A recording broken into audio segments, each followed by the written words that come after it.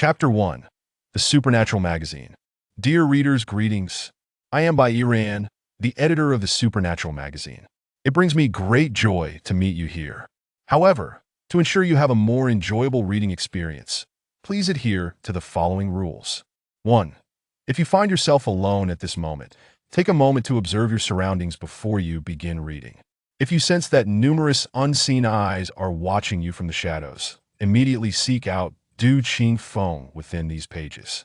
He is our magazine's versatile genius, well-versed in tarot, and will surely safeguard you through the night. 2. Throughout your reading, always bear in mind that words possess a soul. Should a spirit take advantage of your current awareness and manifest nearby, hiding within your abode, promptly reach out to the night vision expert, Shi Yanxi. Her eyesight in darkness is magnitude superior to yours and is likely to help you locate them. 3. If, as you read, you discover that your internet has run out, or you find yourself in a dire situation, remain calm. Maintain a positive mindset and persist in following our updates. Our affluent benefactor, Super Brother, will bestow upon you endless wealth. 4. Should you find that some of the supernatural tales within these pages bear an uncanny resemblance to your own experiences and wish to share them with the world, please submit your stories to our new media goddess, Wan Shi. However, I advise against emailing her directly, as that peculiar email often replies with bizarre messages in the dead of night. It would be best for you to visit our magazine office in person to find her. Now, please draw your curtains tightly and wrap yourself snugly in your blankets, as I guide you on a tour of our Supernatural magazine. Have you ever encountered a ghost? I refer to a true presence before your very eyes, not a mere illusion born of overwhelming fear, but something you can clearly see when your consciousness is fully awake. I have encountered such entities. They are not as terrifying as depicted in films, nor do they present themselves with grotesque visages, dripping in blood. Instead, they quietly linger in a corner, smiling as they observe you. And at that moment, no matter how you attempt to hide, you cannot escape their gaze. My name is by Iran, an editor at a supernatural magazine in the northern part of the city. At the age of 6, I acquired the unsettling ability to see ghosts, what folklore refers to as the yin-yang eye. This peculiar gift tormented my childhood to such an extent that I nearly chose to end my life. Can you fathom such anguish? The despair of a headless corpse suddenly appearing on the bus, slowly advancing toward you, waking in the dead of night, only to find a grinning old man perched on your ceiling, the sharp laughter echoing from all directions in the flickering restroom lights at school. Even now, at times, when I close my eyes, these images replay like a film in my mind, each frame jolting my nerves, as if reminding me in an extreme manner, you shall never lead a normal life. The onset of this eerie condition can be pinpointed to the 3rd day after my grandfather's death, when I encountered her in the cluttered storage room where I often played a shadow that would haunt me for a lifetime. At that time, I was, as usual, toying with dusty toys in the storage room.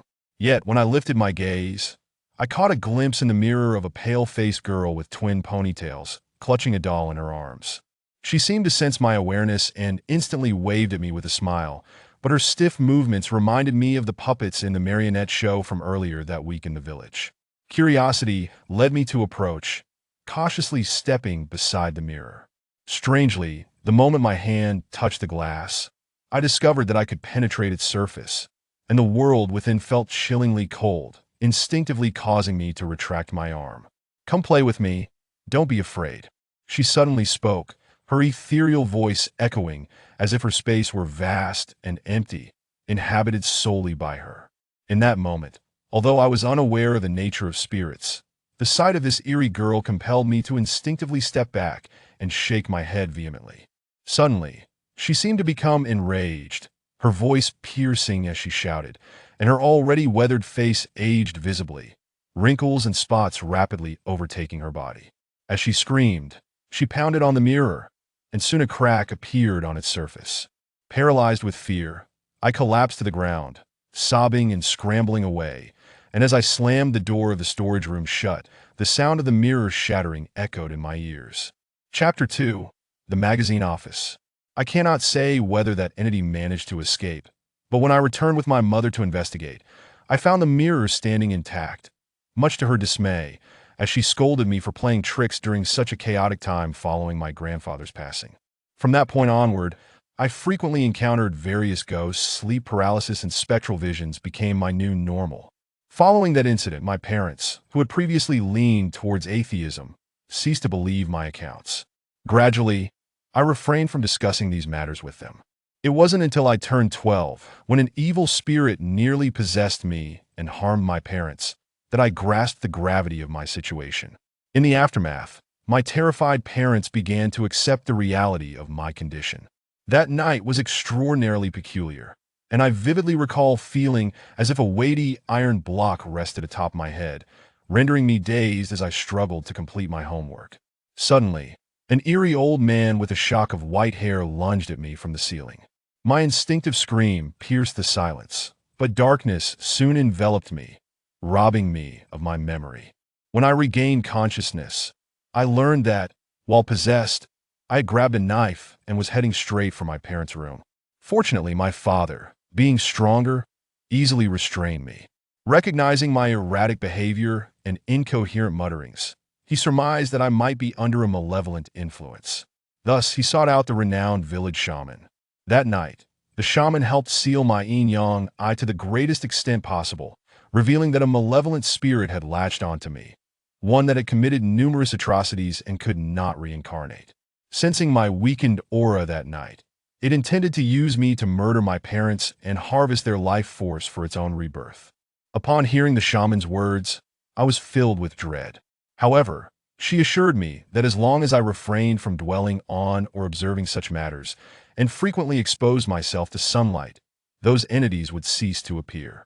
She entrusted me with a protective talisman, instructing me to carry it at all times. Thus, from that moment on, I seldom encountered such entities again. However, news of my ability to see ghosts quickly spread throughout the village. Former playmates, upon learning of my condition, distanced themselves from me, even spitting or throwing paper balls in my direction, as I entered a new nightmare known as school bullying due to my unique nature. Fortunately, I maintained a sense of optimism and endured through middle school. In high school, I escaped the dark village and entered university, hoping for a fresh start. Everything progressed smoothly. The joyful life at university gradually alleviated the inferiority complex stemming from my condition, and I formed two close friendships. One with my wealthy roommate, He Chao, and the other with the versatile scholar, Du Qing Feng, who pursued degrees in both management and law. Yet, the enigma surrounding my condition remained unresolved. Why had I been bestowed with the yin-yang eye? What had caused my condition to deteriorate overnight? And why was my grandfather's reputation so poor in the village, leading to malicious whispers during his funeral, with some wishing for his death? These secrets I wished to bury deep within my heart, avoiding any exploration of their origins, knowing that uncovering them might reveal even more horrifying truths. Yet, reality compelled me to confront them once more. On a fateful night of my 20th year, while in the dormitory, I once again beheld those entities, and despite my desperate attempts to keep my eyes shut, I could still sense that familiar, bone-chilling presence. Chapter 3. The Yin-Yang Pact, Part 1. That evening, while making a phone call to my parents, I received the news of Grandma Shaman's passing. She had departed from this world over 3 months ago. On that very night, I distinctly beheld a woman clad in red, her head draped in a crimson veil, standing at the foot of my bed. She tilted her head, gazing intently at me, and through the veil, I glimpsed a face marred by numerous deep gashes, a visage utterly shattered. I dared not breathe heavily or utter a word, trembling violently beneath the covers, biting my lip and tightly shutting my eyes. Yet, over the past few days, I had begun to catch fleeting glimpses of spectral figures, but tonight, the vision was alarmingly clear. I understood that the seal placed by Grandma Shaman had likely been entirely lifted. In my dream that night, I encountered Grandma Shaman, whom I had not seen in ages. Her gentle smile, which always radiated warmth, instilled an inexplicable sense of reassurance, despite the years that had passed and the mere fleeting encounter from my childhood. I recognized her immediately. Surrounding us was the old locust tree, beneath which I had loved to cool off as a child, and the evening breeze, accompanied by the setting sun, caressed my face, bringing me comfort and ease. "Grandma," I called out to her, just as I had when I was little. She smiled warmly, leaning on her cane, and nodded at me. "My dear, my time is short, so I shall be brief. Have you been able to see those foul entities again recently?" Grandma's demeanor was calm, albeit tinged with concern. I pondered the events of the past few days and nodded eagerly. Grandma regarded me with a sigh and continued, "Alas, after my departure, the spiritual energy of the talisman will gradually dissipate over time. Now, it has only about 30% efficacy left. It can barely suppress your yin-yang vision. If this continues, I fear you may revert to your former self." Upon hearing this, I felt as though I had been struck by a bolt from the blue. Revert to my former self? No, I do not wish to return to that. Grandma seemed to sense my fear, stepping closer to gently stroke my head. "Do not be afraid. I have come today to assist you." With that, she retrieved a black and white stone from her sleeve and handed it to me. I accepted the stone with curiosity, examining it closely. What treasure could this be? It appeared no different from an ordinary rock. "This is the Yin-Yang Pact, a talisman I have never used before. The Yin energy surrounding you is too potent. It is said to be a rare stone from the precipices where Yin and Yang converge. My former master once told me that this stone possesses incredibly powerful effects. It can transform Yin into Yang and absorb Yin energy. However, it is greedy by nature and exceedingly dangerous. Once activated, if it does not consume enough Yin energy, it will retaliate against your Yang energy." I widened my eyes, staring at the stone in my hand. Listening to Grandma's description, I realized that this seemingly ordinary pebble might be my last lifeline to escape the nightmares that plagued me. "Rest assured, your two friends will assist you. Tomorrow morning, remember to gather incense, ash, wine, and vinegar. Soak this stone for 2 hours. Now, I have fulfilled your grandfather's request, and I must be on my way. The path ahead will be yours alone to navigate." As she spoke, a gentle breeze swept through, and Grandma's smiling figure gradually faded, ultimately vanishing from sight. "Grandma, wait." Chapter 4. The Yin-Yang Pact, Part 2. Just as I was about to inquire further, I felt my consciousness grow hazy, and the surroundings began to dissolve. In an instant, I awoke from the dream. Still tightly clutching the Yin-Yang Pact that Grandma had given me, I sat up in a daze, repeatedly recalling the vividly realistic dream. Looking at the Yin-Yang Pact in my hand, I felt a surge of emotion. I could hardly believe that even after her departure, Grandma Shaman still cared about my situation, ensuring that I received the talisman through a dream. However, according to her description, this treasure seemed to have a retaliatory effect. This meant that if I activated it to suppress the Yin energy within me, I would be engulfed in darkness. This thought. A chill coursed through me. Wait, Grandma Shaman said my two friends would help me? What could that mean? I furrowed my brow, pondering this, but before I could arrive at an answer, my phone rang. The caller ID displayed my wealthy roommate. He shouted. I answered the call, puzzled, as I had not seen him for nearly a month, especially during this busy graduation season. "Hello, Chow. What is up?" "Hey, Shaoran, come to our usual restaurant. I need to discuss something important with you." His languorous tone came through the phone. I felt a bit impatient, wanting to have breakfast first. However, his urgent tone piqued my curiosity. Before I could refuse, he hung up. My mind still foggy, I decided to set aside thoughts of last night's dream. Placing the Yin-Yang Pact in my pocket and hurriedly making my way to the restaurant he mentioned. Upon entering, I spotted He Chao lounging with his legs crossed, deep in thought, savoring a latte with his eyes closed. Inhaling the aroma of the coffee. Seeing him like this, I couldn't help but approach and tease. "Oh, what is up, Mr. He? You seem to be in a good mood today." Strangely, He Chao did not respond to my banter. His usual jovial demeanor had vanished. After gesturing for me to sit, he pulled out a stack of papers from his bag and handed them to me. "Iran, take a look at this. What do you think?" he said solemnly as he set down his cup. His serious demeanor surprised me. I took the stack of papers and began to examine them page by page. To my astonishment, this guy was actually planning to start a magazine? I stared at him in disbelief. "Hold on, don't rush. Let me explain." For the next half hour, He Chao elaborated on his aspiration to establish this magazine. As it turned out, nearing graduation, He Chao had faced disciplinary actions during his university years and had failed several courses, leading to rejection from numerous reputable companies. Consequently, he had not found a desirable job after half a semester. Although his parents had leveraged connections to secure him a high-paying job, it did not align with his interests. In a fit of frustration, he had a fierce argument with his family, storming out to pursue entrepreneurship on his own. Iran, you graduated from the literature department and studied layout design. Plus, you have a bit of a supernatural aura about you. So, I thought of a fantastic idea to launch a unique paranormal magazine. We can explore local ghost stories and turn them into articles for the magazine. If we bring in Du Qingfeng, we rebound to succeed. Chapter 5. The Yin-Yang Pact, Part 3. As He Chao spoke, he pulled out the partnership agreement signed by Du Qingfeng. I was somewhat familiar with Du Qingfeng. During our university days, the three of us often played cards and drank together. He Qingfeng was a top student from the School of Economics and Management, a capable leader in the student council. Excelling in both skills and connections, I couldn't help but admire how He Chao had persuaded him to join this venture. So, what do you think, Iran? Are you considering joining us? At this point, I finally believed that he was serious about this endeavor. However, abandoning my status as a fresh graduate to embark on a startup felt overly risky, especially since I had already signed a job offer and was due to report in a few days.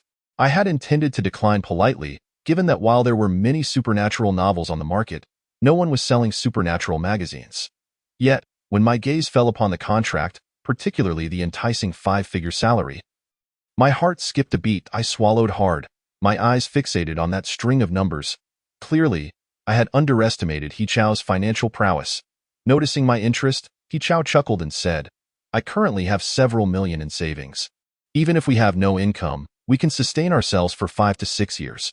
How about it? My offer is more generous than your Fortune 500 company, right?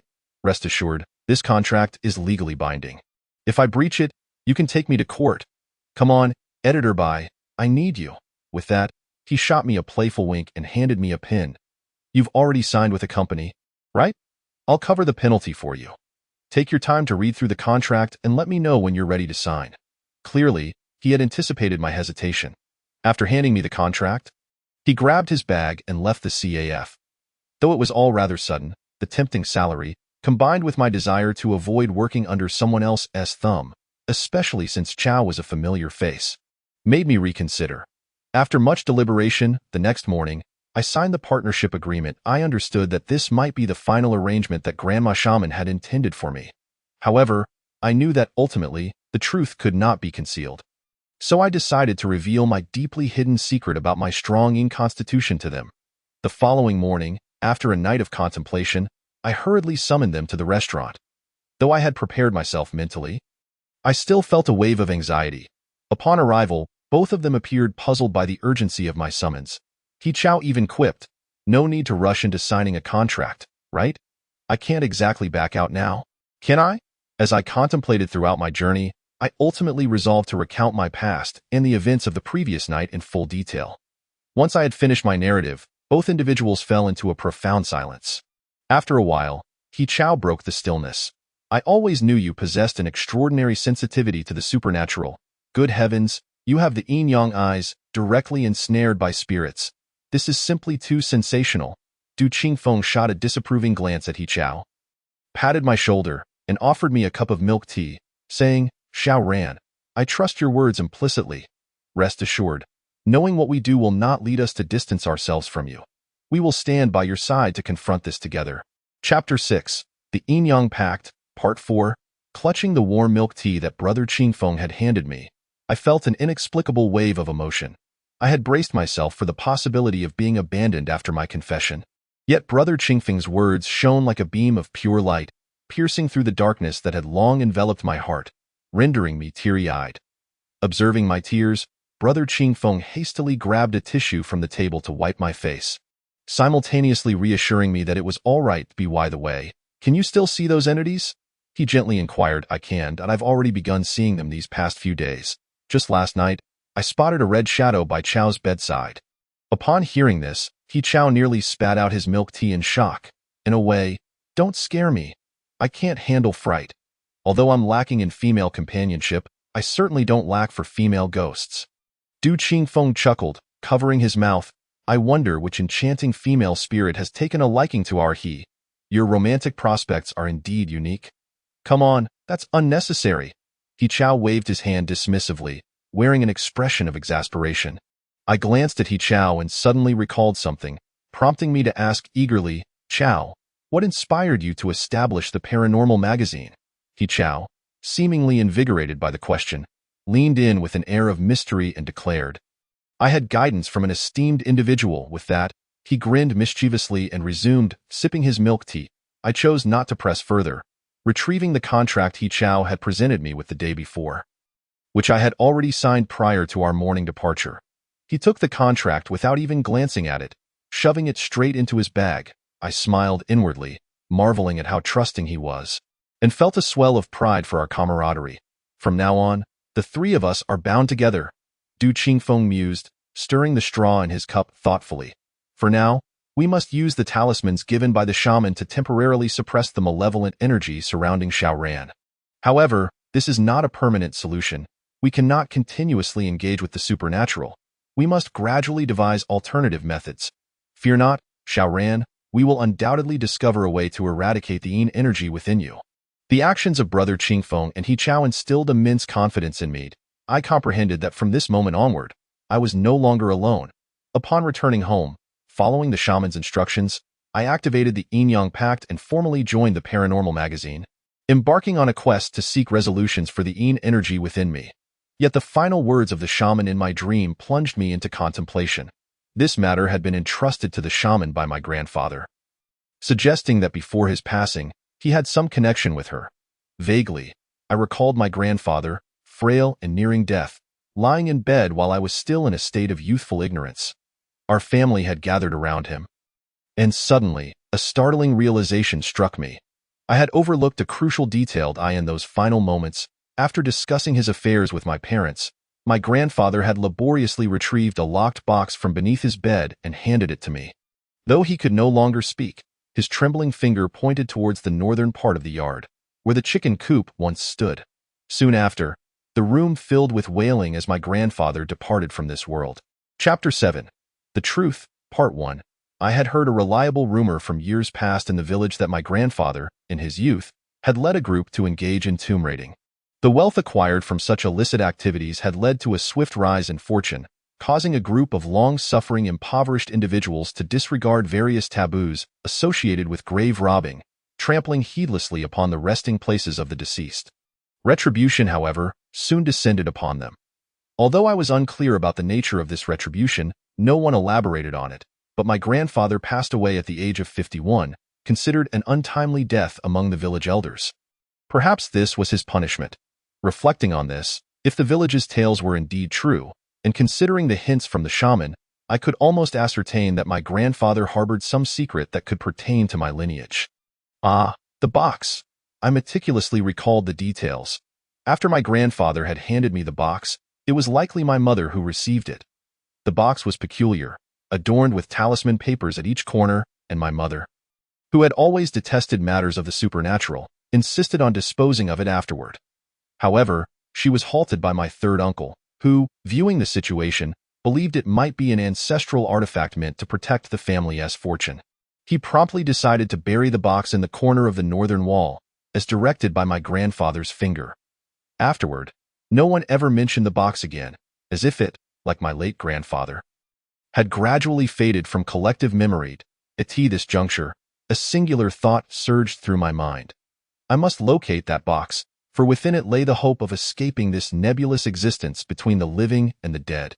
During high school, I had moved with my parents from the countryside to the county town, leaving behind the old family home, which had remained vacant ever since. After much contemplation, I resolved to return to the old residence over the weekend. I could not be certain whether the box still existed, but the survival of my grandfather and my unusual constitution seemed intertwined, pulling me back to that old house like an invisible thread. I shared my decision with Du Qingfeng and He Chao, both of whom readily agreed to accompany me. Thus, the following day, we boarded the earliest bus heading to my long-absent hometown, Yongning Village. Upon our arrival, a long-forgotten, rich rural aroma enveloped me, evoking a flood of childhood memories. I was taken aback by the considerable changes that had transpired during my years away. The muddy dirt paths beside the village had transformed into smooth, paved roads, and the once lush trees lining the village had been felled. The landscape now bore an inexplicable sense of emptiness compared to the village I once knew. He Chao grimaced at the cow dung pit at Uncle Wang's house, exclaiming, Goodness, it stinks. This dung pit is revolting. Du Qingfeng playfully tapped his head, teasing, "You're disgusted now. That corn you ate this morning might very well have been nourished by that dung." "Ugh, don't say that." "It's truly repulsive," He Chao retorted, nearly gagging as he covered his nose and followed us into the village. As we stepped into the village, a myriad of familiar yet strange faces momentarily left me in a daze. Some of the friends I had played with in my youth had remained, living lives dictated by the rhythms of dawn and dusk. Chapter 8. The Truth, Part 2. They took up their hoes, continuing the age-old routine of working from sunrise to sunset. Observing my city-bred appearance, the disdain they once harbored for me due to my yin-yang eyes had been replaced by unmistakable envy and longing. After exchanging brief greetings with them, we made our way to the house where I had spent much of my childhood, the old residence filled with my youthful memories, my grandfather's home. Due to prolonged neglect, the house now presented a scene of utter disrepair. The lock on the door had rusted to the point of crumbling like parchment. The once vibrant garden, flourishing with a medley of fruits and vegetables during my grandfather's time, had vanished, replaced by an overgrowth of unfamiliar weeds. The remnants of the walls lay in disarray, and the desolation spoke of the years that had passed without visitors. Fortunately, Du Qingfeng had anticipated such a state of affairs. Having borrowed a sickle while conversing with a local, he began to clear a path through the weeds, and we struggled to reach the front of the house. Xiao ran. "Where was that thing buried? Do you remember?" Du Qingfeng asked, coughing as he waved away the mosquitoes. His gaze fixed on me. "I recall it being buried in the northern corner of the garden, but after all this time, I am unsure if it still exists." Upon hearing that it was buried in the garden, He Chao's expression turned dismal. "What? That garden is overrun with weeds. How are we supposed to get in? And what if there are venomous snakes? I'm terrified of snakes." I glanced at the garden. Indeed, the weeds had grown nearly as tall as a person. Casting a look at Du Qingfeng, I noticed his face also reflected hesitation after He Chao mentioned snakes. After a moment, he looked back at the garden and said, "The grass is indeed tall, but given how dry this place is, it shouldn't harbor snakes. Here is the plan. Chao, you wait at the garden entrance while we scout a safe path. Once we confirm it's clear, you can join us." Xiao ran. "I'll lead the way. Let us see if we can get in." Having spoken, Qingfeng Gu brandished his sickle and forged ahead from the entrance of the garden, with me closely trailing behind. He Chao stood guard at the gate, and before long, under Qingfeng Ji's guidance, we arrived at the corner of the northern wall of the garden. "Is this the place?" Xiao ran. Qingfeng Gu wiped the sweat from his brow and inquired, "It should be here.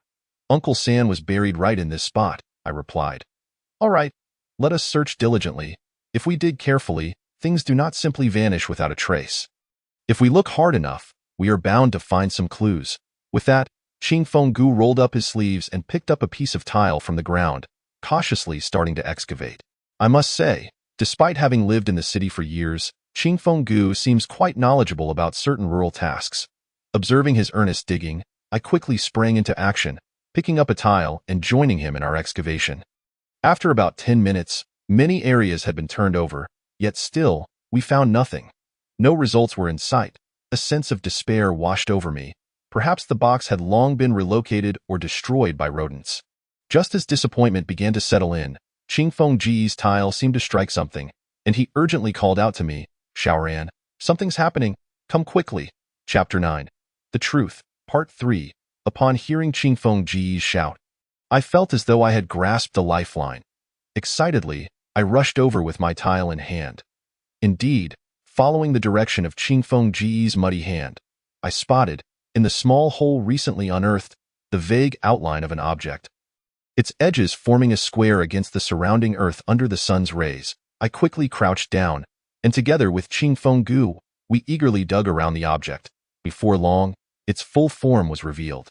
Qingfeng Gu applied force with the tile, lifting it as one might unearth a potato, completely separating it from the soil that had cradled it for so many years. Upon closer inspection, I realized it was indeed the box that Uncle San had buried. The talisman papers affixed to its corners had long since rotted and yellowed, but faint traces of their former presence remained visible. Strangely, the box, made of wood, showed no signs of mold, decay, or gnawing by animals despite its years of burial. Even the lock bore no signs of rust. as if it had only just been interred. Aside from the surface being coated in dirt, it was entirely indistinguishable from an object recently buried. Qingfeng Guo and I exchanged astonished glances at this eerily pristine box, momentarily at a loss for words. After a while, I picked it up and shook it, sensing a soft rustling within, akin to a stack of papers. Truth be told, the first thought that crossed my mind was, could it be that my grandfather left me money? Given the sound, it must be a considerable stack of bills.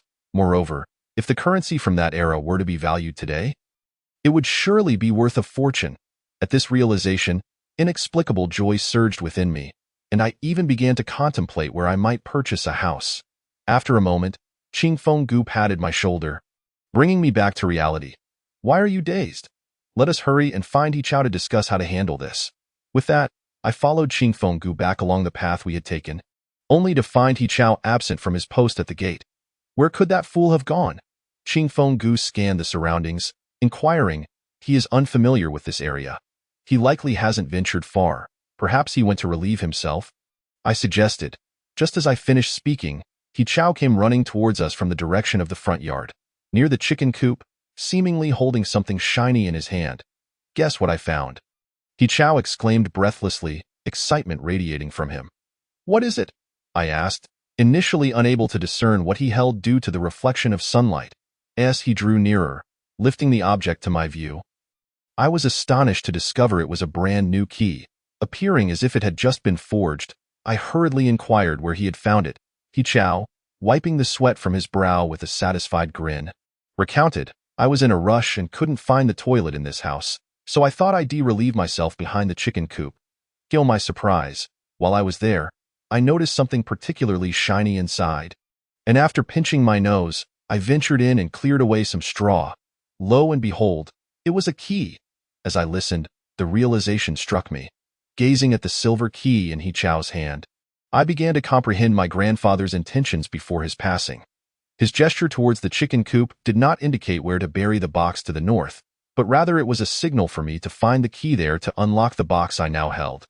Du Qingfeng seemed to grasp this as well. Shaking his head with a sigh, I reached for the key from He Chao's hand, eager to open the box and unveil its contents, but Qingfeng Gu intervened. My confusion grew as I looked at him quizzically. He leisurely lowered my hand holding the key and, with a cryptic tone, advised, Xiaoran, wait a moment. You mentioned that your grandfather indicated this object to you when you were still young and uncomprehending. At that time, you had yet to unlock your spiritual sight and reveal your supernatural disposition, correct? I pondered briefly, then nodded in agreement, uncertainty clouding my mind.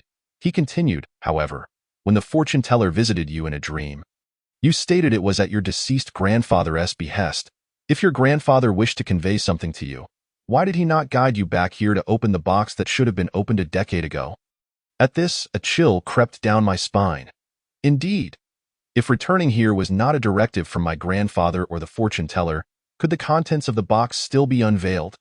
I hesitated, yet an instinctual feeling tugged at me, as though the box contained secrets regarding my origins. If I did not open it, the mystery would remain forever unsolved. Chapter 10. The Truth, Part 4. Seeing my turmoil, He Chao, standing idly by, spoke up, come now, your grandfather left you this item. It surely cannot bring you harm. If you wish to know, just open it. With all of us here, it's unlikely to contain a man-eating demon. Qingfeng Gu glanced between He Chao and me, his expression solemn as he nodded in agreement. Indeed, let us take a look. Otherwise, Xiaoran will ponder this matter for the rest of his life. Perhaps there truly is something within that could aid him. After a moment's reflection, I slowly aligned the key with the lock, gently twisting it. With a satisfying click, the lock sprang open effortlessly. I removed the lock, and the three of us gathered closely, anticipation building as I prepared to unveil the box. As I opened it, a pungent odor of camphor wafted into our nostrils, causing all three of us to cough involuntarily. Goodness, it truly is toxic, He Chao remarked, waving his hand before his face to disperse the smell. Once the scent had dissipated, we peered inside to see what lay within there. Resting quietly in the box was a book from a distance. Despite its yellowed pages, the text remained legible, seemingly preserved by the camphor's effects. I carefully extracted the book from the box. Rather than a conventional book, It resembled a diary penned by someone from that era. It appeared to contain fewer than 10 pages, with only a few lines written on each. We cautiously turned the pages, mindful not to exert too much pressure lest we tear the aging paper. Some words had become illegible, yet through careful reading, I gradually discerned that these were records of my grandfather's tomb raiding days. Chronicling his daily endeavors: grain rain, Western Cemetery of Shurja Village, 1 gold bracelet, 2 silver rings, several bronze items, sold for 100 coins. June 7, Shanghai Family Mountain, 20 copper coins, 2 silver bowls, sold for 60 coins. We flipped through the pages, noting that the dates were almost consistently a day or two apart. It seemed to confirm what the villagers had said. My grandfather and his companions were indeed consumed by the lure of grave robbing. Undeterred by stormy weather in their pursuit of ill-gotten gains, however, when we reached about the 7th or 8th page, the narrative took a disconcerting turn. The previously consecutive dates suddenly halted for several days.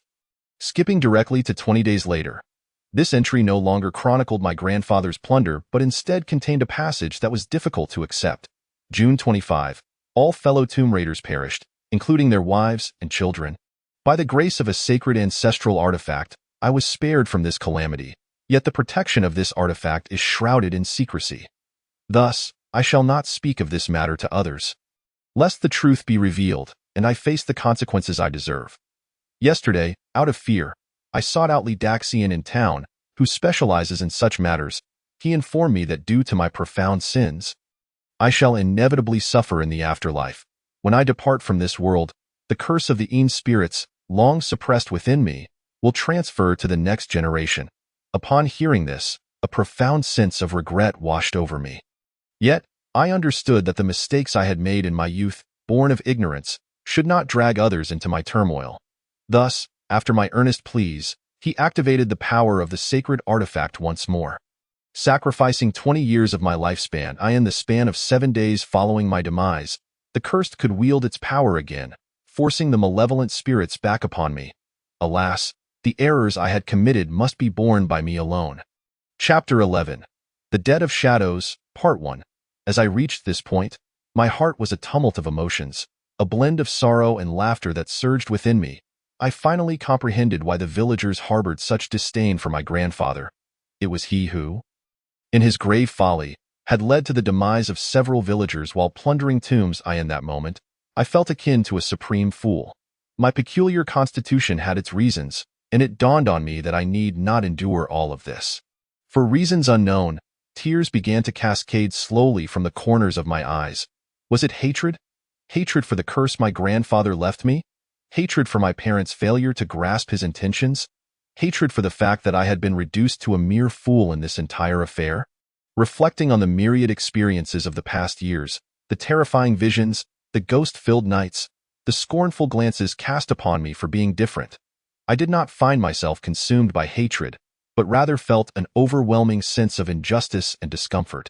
Du Qingfeng and He Chao stood silently behind me, saying nothing, yet their hands remained steadfast on my shoulders.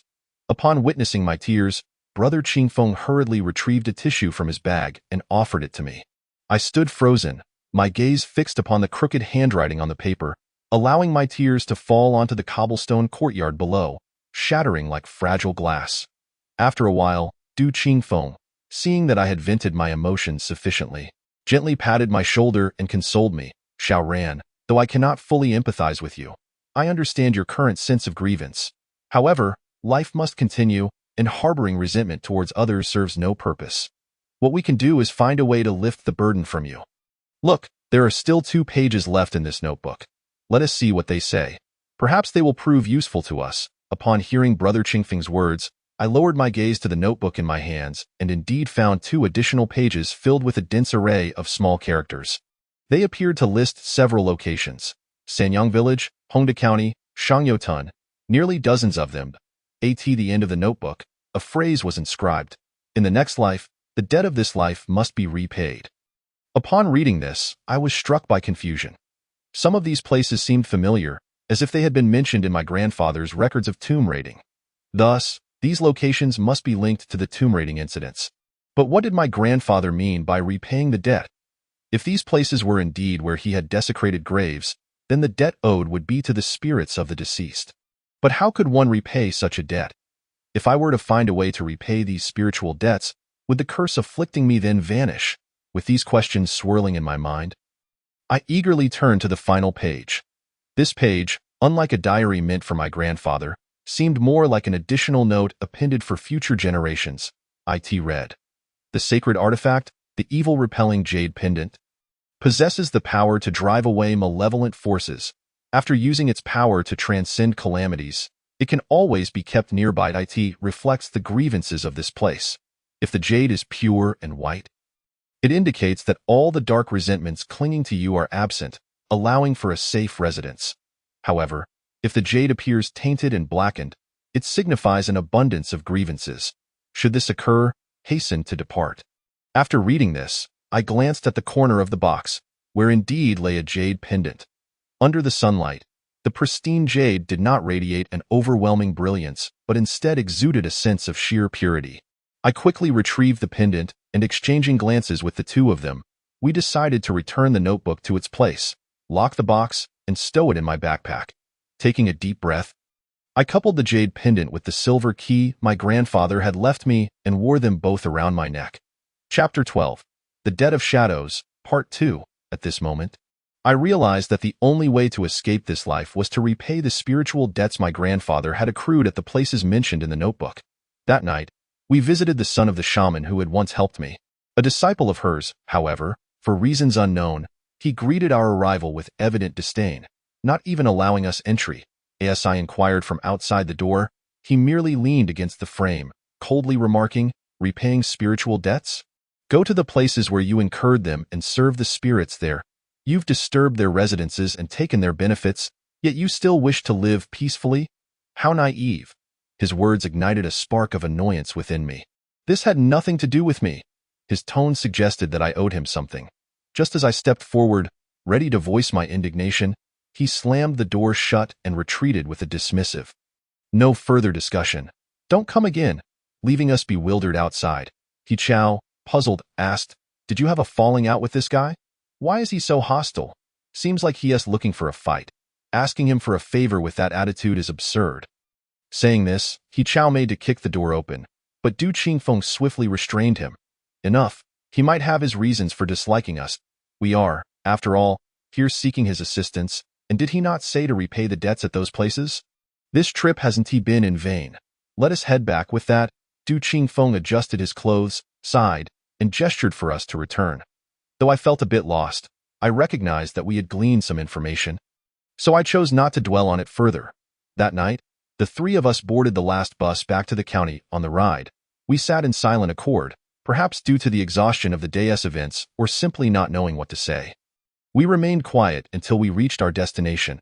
Upon disembarking, He Chow suggested that since it was getting late and the bus station was quite a distance from our school, we should stay at the magazine office he rented.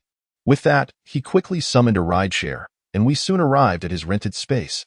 To my astonishment, this was no ordinary magazine office. It was a veritable paradise, surpassing even hotel accommodations. It featured a large office, an expansive kitchen, a luxurious living room with leather sofas, and 4 private rooms. Stepping inside, I could hardly believe my eyes. Each room not only boasted an ensuite bathroom and 24-hour hot water, but also included a sofa, air conditioning, and a television. This was no mere company. It was a slice of heaven. All right, don't be so surprised.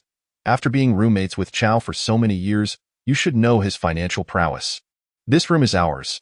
Initially, we planned for each of us to have our own room, but after hearing your concerns, I thought it best to have you share with Chow, so he added a bed to your room.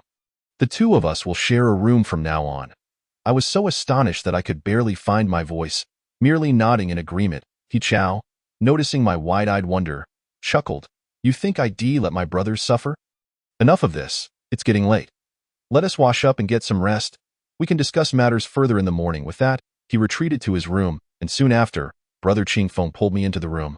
After a quick wash, we lay down to rest. That night, I fell into a deep sleep without a single dream, resting soundly until the break of dawn. Chapter 13. The Strange Tales of Sanyang Village, The Steamed Cat, Part 1. Awakening to the gentle morning light. I rubbed my sleepy eyes and sat up in bed, stretching my limbs. Noticing that Brother Qingfeng was already up and absent from the room, I curiously stepped outside and found him at the office desk, diligently writing. Approaching him, I yawned and lazily asked, "Brother Qingfeng, what are you up to this early in the morning?" Peering closer, I realized he was transcribing the information from the notebook my grandfather had left behind and had even begun to analyze its contents. Upon awakening, he gestured for me to take a seat and presented the notes he had meticulously transcribed. "Xiao Ran," he said, "look here. I have carefully reviewed every piece of information left by your grandfather from beginning to end. Some places mentioned in the earlier pages do not appear on the penultimate page. After synthesizing all the information, I have compiled a list of these 28 locations. I am unsure how the sizes and ranks of burial sites are determined. So I ranked these 28 places based on the number of tombs your grandfather excavated and the value of the artifacts recovered. Please take a look with that." He handed me the neatly summarized paper, and I received it with a heart full of gratitude. Qingfeng Gu has always shown more concern for our affairs than we do ourselves. This was true during our university days and remains unchanged to this day. I noticed that Sanyang Village was the first site of your grandfather's tomb rating, with the lowest number of excavations and the least valuable loot. Therefore, I suggest we first investigate the veracity of Sanyang Village. "All right, thank you." Qingfeng Gu Du Qingfeng smiled at me, ruffled my hair, and said, "What is there to thank for? Between us, expressing gratitude feels distant. Now, go wake up Chower. Breakfast is nearly cold. After we finish, we shall carry our equipment and set off." His words left me somewhat puzzled. Equipment? At present, I only possess the jade pendant left by my grandfather and the Yinyang contract given to me by Grandma Shan. Did these two items require carrying? Noticing my confusion, Du Qingfeng, with a teasing tone, remarked, "Hey, this is a company. Let us not forget we are running a paranormal magazine. We have work to do. Remember to bring the camera and all that gear." "Bye bien." He then proceeded to knock on He Chao's door to wake him up. After having breakfast together, we returned to the dormitory to pack some daily necessities, as we intended to stay a few days for this trip and needed to plan accordingly. Just as I was checking train tickets to the county where we were headed, He Chao looked at me with disdain and said, Why take the train? Your Chaogu has already prepared a car. Last time I went to your village, I couldn't drive because my car was borrowed by a friend and left out of town. Hurry up and pack. I'm waiting for you downstairs," he finished with a mischievous grin. Flaunting the car keys in front of me, I was truly speechless. Is this what a wealthy lifestyle looks like? To be honest, I would prefer to be a servant in their household rather than an editor at his magazine. After packing, I descended with my backpack, and Qingfeng Gu honked the horn, signaling me to hurry into the car. I rushed over, opened the door, and a familiar odor hit me. There lay He Chao, leisurely reclining in the back seat. Indulging in durian point, one could only imagine his love for this fruit. During our 4 years at university, I believed he had purchased enough durians to sustain an entire durian factory. Holding my nose in disgust, I urged Qingfeng Gu to roll down the window. Once everyone had gathered, we set off. "Chower, I beg you, please stop eating. It's nauseating," he ran. "It's been 4 years, and you still can't accept the smell of durian? It's delicious. Here, have a taste." "Enough, Chower. Xiaobai doesn't share your peculiar taste. If you let him smell it, he might vomit breakfast all over your car." Thus, our banter carried on, and before we knew it, several hours had passed, and we finally reached our destination. Sanyang Village, Chapter 14. Sanyang Village, The Mystery of the Steamed Cat, Part 2. Since we had no acquaintances or relatives in this area, we promptly decided to lodge at a hotel in the nearest small county to Sanyang Village. Upon opening the hotel's door, I couldn't help but marvel at the progress of the times. It was astonishing that even the inns in small counties were well equipped and rivaled those in the cities.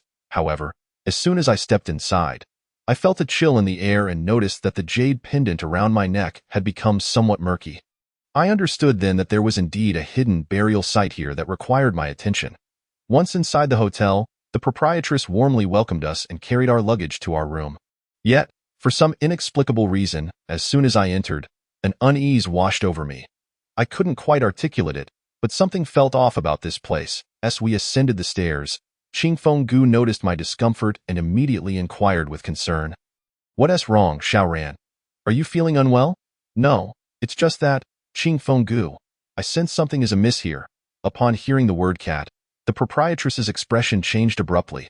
She gestured for silence and whispered in my ear, Sure, do not mention it. Be careful lest they hear and come for you. Her words frightened me considerably. I recalled how the older generation warned against mentioning ghosts or similar entities, but why should one avoid speaking of cats? I found it perplexing but chose not to press the matter. Perhaps it was simply the proprietress's family superstition. After a quick meal, dusk fell, and after tidying up our belongings and taking a shower, it was completely dark. We decided to retire for the night and visit Sanyang village in the morning. There were only 2 rooms left in the inn, and He Chao was known for his loud snoring. Qingfeng Gu and I shared a bed while he occupied the other room. Night descended. We engaged in light conversation before drifting off to sleep. However, at the stroke of midnight, I was abruptly awakened by a piercing scream. Although the sound was not particularly loud, it seemed to emanate from a great distance. Being naturally attuned to supernatural phenomena, I was particularly sensitive to such noises, and fear gripped me as I sat up, beads of sweat forming on my forehead. The noise persisted, and instinctively, I covered my ears, anxiously gazing out the window. Chapter 15.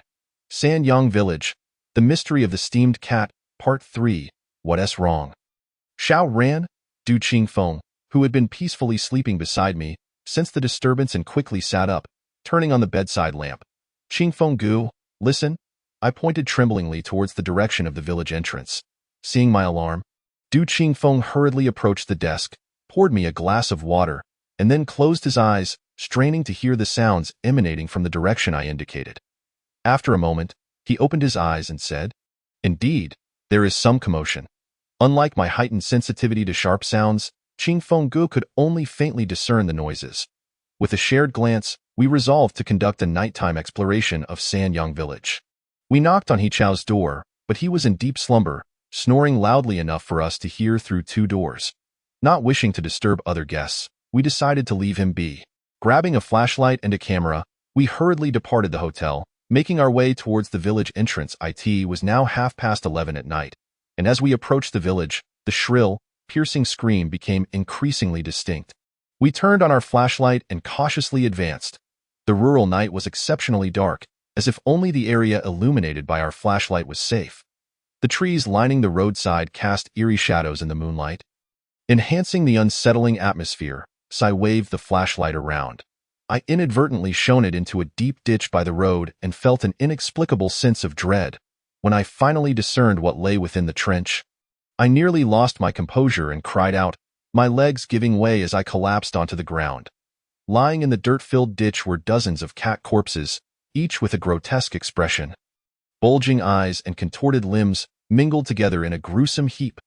Some were even skinned, presenting a horrific sight, with countless writhing maggots crawling over them. Faced with this ghastly scene, Qingfeng Gu suppressed his fear and helped me to my feet. Upon looking again, we both felt nauseated. At that moment, my yin-yang contract began to emit a faint glow, eagerly absorbing the potent negative energy in the vicinity, while the jade pendant grew ever murkier. This is too uncanny, Xiao Ran. Perhaps we should. It seems there truly are secrets buried here. Alas, we have come this far. We must investigate further. Do not worry, Qingfeng Gu. I can handle this. I forced myself to stand up, and with the support of Qingfeng, we made our way towards the village. Soon, we located the source of the piercing sound, which emanated from a household situated close to the village entrance. It was already midnight, and as per the usual custom in the countryside, all doors were tightly shut, and darkness enveloped the surroundings. Yet, the entrance of this particular home was crowded with villagers, brightly lit, their voices a cacophony of speculation. From their expressions, it was evident that something significant had transpired within that household. Curiosity piqued, I tugged at Qingfeng's arm and approached the scene. The villager, appearing to be in his 50s, noticed us and admonished us in a scolding tone. "Young man, were you awoken by the noise from the inn? I advise you to return and sleep. Do not crowd here. This is not a spectacle." In response, Qingfeng quickly asked, "Sir, what is happening inside?" Chapter 16. Sanyang Village, The Cat Steaming Incident, Part 4. The man regarded us with a sneer and disdainfully remarked, "Outsiders, I presume? Can't you tell? They're steaming a cat." Upon hearing this, we exchanged puzzled glances, bewildered as we inquired, "Steaming a cat? What does that mean?" The elder, evidently growing impatient, refused to elaborate further and turned away from us. It was only then that we gradually grasped the situation, and an involuntary chill of dread coursed through me as I began to comprehend the unfolding events through the murmurs of the villagers. It turned out that the daughter-in-law of this household had lost a gold necklace, which had been kept in the drawer, and immediately suspected her mother-in-law, with whom she had a tumultuous relationship. However, the mother-in-law was equally unyielding, denying any wrongdoing and berating her daughter-in-law, labeling her a harbinger of misfortune and an unfilial daughter. The argument escalated, with each party stubbornly holding their ground, in a fit of anger. The mother-in-law proposed the archaic practice of steaming a cat to prove her innocence, asserting that if she emerged unscathed, her daughter-in-law should leave the household. Once I grasped the entirety of the situation, my gaze involuntarily drifted towards the house. I noticed wisps of white smoke beginning to rise from the chimney. The door to the house stood wide open, revealing the heated scene within, the two women embroiled in a fierce argument, while the father-in-law attempted to mediate, and a large cauldron caught my eye, drawing my attention. The cauldron was propped up at each corner with two red bricks, purportedly to suppress the malevolent energies within. As more firewood was incessantly fed into the furnace, the temperature inside the cauldron escalated rapidly. The cat, trapped within, cried out in desperation, its cries reminiscent of a child's wails, heart-wrenching and agonizing, and no matter how it struggled, it could not escape this infernal prison. Sounds of its torment echoed within the room, yet the three individuals remained unmoved, as if passively awaiting a predetermined outcome. The daughter-in-law relentlessly stoked the flames, her eyes fixed with malice upon the mother-in-law, who sat nearby, equally filled with fury. In the moonlight, thick smoke billowed from the chimney, and the piercing cries gradually waned, creating an exceptionally horrific and surreal scene. I could no longer bear to witness the atrocity. A wave of nausea surged within me, my stomach churning violently.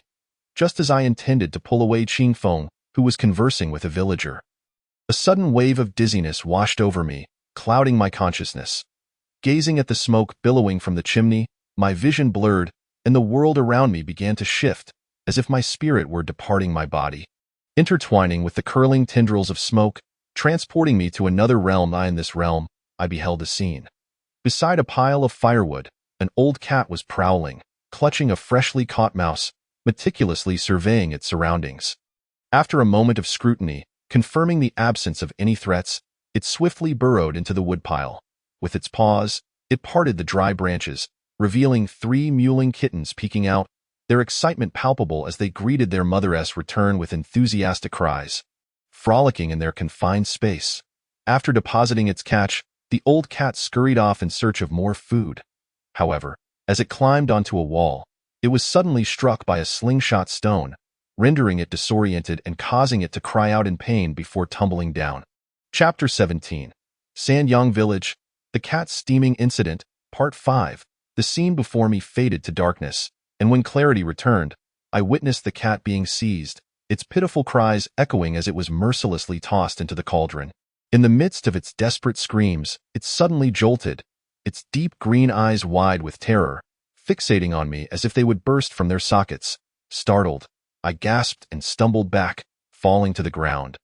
At that moment, I found myself once again at the entrance of the household, where the cat steaming ritual persisted. Ching Feng, noticing my fall, rushed to assist me, concern etched upon his face. "What happened, Xiaoran? Are you all right?" Regaining my composure, I urgently grasped Ching Feng's arm, hastily retreating from the throng, and we dashed back to the inn. Inside my room, I sat down, still trembling, and quickly wiped the sweat from my forehead with a towel. I was equally perplexed. Why would this family resort to such a cruel method to harm an innocent cat over a lost item? Sensing my confusion, Ching Feng recounted what he had learned from the villagers about the cat steaming sorcery. He explained that this was an ancient malevolent practice passed down through generations. In the 1980s, rural families were often impoverished to the extent that children had to plead for days to receive a mere egg in exchange for a notebook for school. It was said that poverty erodes moral boundaries, and many were driven to thievery to survive. During festive seasons, thieves were rampant, some brazenly stealing chickens from right under the owner's noses. The meager supplies stored away for the new year were often looted overnight if left unattended. Back then, technology was not as advanced and rural areas lacked surveillance cameras. Thus, lost items, unless witnessed being taken, often vanished without a trace. In response, a belief emerged in the community. To recover stolen goods, one could capture a cat at midnight and steam it. During the process, the thief would suffer from rashes and eventually decay. If the thief did not return the stolen items before midnight, they would meet a fate akin to that of the cat, scalded to death, while the one who performed the act would receive a reward equivalent to the value of the stolen goods. After hearing Qingfeng's account, I fell into deep contemplation. It was unfathomable that such a ludicrous and cruel practice persisted into modern times. The victim of theft was innocent, but what wrong had the cat committed? No wonder the village was littered with dead cats, alongside a persistent rat infestation. Truly terrifying. That night, sleep eluded me as I documented the bizarre events that had transpired. Qingfeng secretly took a few photographs, and we resolved to publish them in a magazine. Yet, as I reflected on the entire ordeal, a thought struck me. During the steaming process, I had glimpsed a scene in the thick smoke. It is often said that cats are gentle and affectionate creatures. However, they are associated with the dark, particularly black cats, which are believed to possess the ability to see things beyond human perception and can communicate with the spirit world. Why had this cat chosen to reveal that vision to me? Suddenly, it dawned on me. Beside the pile of firewood, there were her kittens. The reason the cat had allowed me to witness its plight was twofold. It recognized my affinity for the supernatural and understood that I was not from this village, thus unlikely to partake in the slaughter of cats. Chapter 18. Sanyang Village, the cat steaming incident, Part 6, therefore. I was perhaps the only one capable of saving its offspring. It knew that on my own, I could not alter the village's cruel customs, but it hoped I could spare its children from a similar fate of being scalded to death. With this thought in mind, I quickly urged Qingfeng to join me, grabbing my bag in preparation to seek out the firewood pile from my vision, to rectify the old cat's final regret. Upon learning of my intent, Qingfeng pondered for a moment, then gathered a few leftover sausages from earlier in the day and donned a pair of gloves before accompanying me back to the village to search. After much contemplation of the vision, we wandered through the village for a considerable time until we finally discovered the firewood pile where the old cat had concealed her kittens. Cautiously mimicking the old cat's movements, I began to part the wood, and sure enough, two feeble little creatures peeked out. Weakly mewing, it was evident that they had been without food for days and were nearly lifeless. Qingfeng quickly produced the sausages and offered them to the kittens. Upon catching the enticing scent, they immediately approached and devoured the food with eagerness. Observing their carefree demeanor while they ate lifted my spirits somewhat. Wait, I remember there were 3 kittens in the vision. I recalled, curiously parting the nearby wood to discover the lifeless form of the 3rd kitten, already stiff, having succumbed to starvation. Qingfeng sighed as he looked at it. Alas, this village has wrought its own misfortunes. We must take them away. Otherwise, they will inevitably fall victim to the villagers' cruelty. With that, he donned the gloves and prepared to rescue the surviving 2 kittens, who offered no resistance as he gently placed them into his bag. By now, it was early morning, a faint light appearing on the horizon. Aware that we should not linger in this place, we hurriedly left Sanyang Village and returned to the Inn. This moment, I observed that the jade pendant around my neck had regained its initial brilliance, indicating that the debts of the past had nearly been settled. A long sigh of relief escaped my lips as I gazed upon the 2 little tabby cats sleeping on the ground. Unexpectedly finding a sense of solace, He Chao was a person who relished sleep. Every morning he required us to rouse him, else he would slumber until noon. However, this morning, we chose not to awaken him, deciding instead to teach him a lesson about the consequences of oversleeping. When he finally stirred, it was already midday. Rubbing his eyes, he looked at us and then reproached us for not waking him, his tone severe as if we had committed a grievous error. We merely chuckled, disregarding his admonishment, knowing he needed to take responsibility and learn to rise early. After tidying up, we prepared to depart from this chilly place, where the atmosphere felt oppressive and weighed heavily on our spirits. With the cats in tow, we silently exited the room. He Chao, upon witnessing our departure, said nothing but silently followed us. Upon returning to the magazine office, we felt thoroughly exhausted. The experiences of the past few days had drained our spirits. Yet, when we beheld those 2 cats, our mood lightened. They were our companions, providing us with comfort. Later, we learned that the old woman had succumbed to a sudden heart attack just a few days later. I wondered whether it was related to the cat steaming sorcery. Did she truly pilfer her daughter-in-law's belongings? I couldn't help but think that in the dead of night, that group of people might also shudder at the sound of a cat's meow. Sometimes, the dark and cruel nature of humanity can be far more terrifying than that of animals. Chapter 19. The third stall in the restroom, Part 1. Since returning from Sanyang village, I had been restless, my mind fraught with unease. Just like every time I encountered such sinister events, I found myself plagued by strange and eerie dreams in the nights that followed. In my dreams, I once again arrived at the foreboding entrance of Sanyang village, where the sinister shadows of the trees danced eerily in the breeze. Suddenly, sounds emanated from the deep ditches on either side, and in an instant, the skinned cats sprang forth as if bewitched, leaping onto the nearby trees. Their deep green eyes, filled with countless grievances, fixated upon me, and then, revealing their ghastly visages, they lunged at me en masse. In that moment, I experienced an agony and torment unlike any I had known before, accompanied by a despairing terror that jolted me from the nightmare, my sweat saturating the pillow and permeating my entire being. Due to my restless nights and the haunting aftermath of the cat steaming incident, I found myself unusually frail. Perhaps thanks to the protection of the yin-yang contract, I had not encountered any ghosts in reality. Yet the fear that spiraled within my consciousness lingered stubbornly. Qing Feng seemed to notice my distress. After inquiring about the cause, he suggested we set aside our layout editing work and take a day to rest. I must say, Du Qingfeng's perceptiveness is truly remarkable. He always manages to glean the essence of matters from the smallest details, a skill that serves him well throughout his student council tenure. He Chao, however, seemed unfazed by it all. In my opinion, he was merely using the guise of entrepreneurship to evade the arrangements his family had made for him, claiming he was diligently establishing the magazine, while in reality, he would sleep in until the sun was high in the sky. Consequently, most of the magazine's affairs fell under Du Qingfeng's meticulous management, with He Chao complying without question. Each time I observed his behavior, I would suggest to Qingfeng that we recruit a few more individuals, as our manpower was severely lacking and the efficiency of magazine publication was alarmingly low.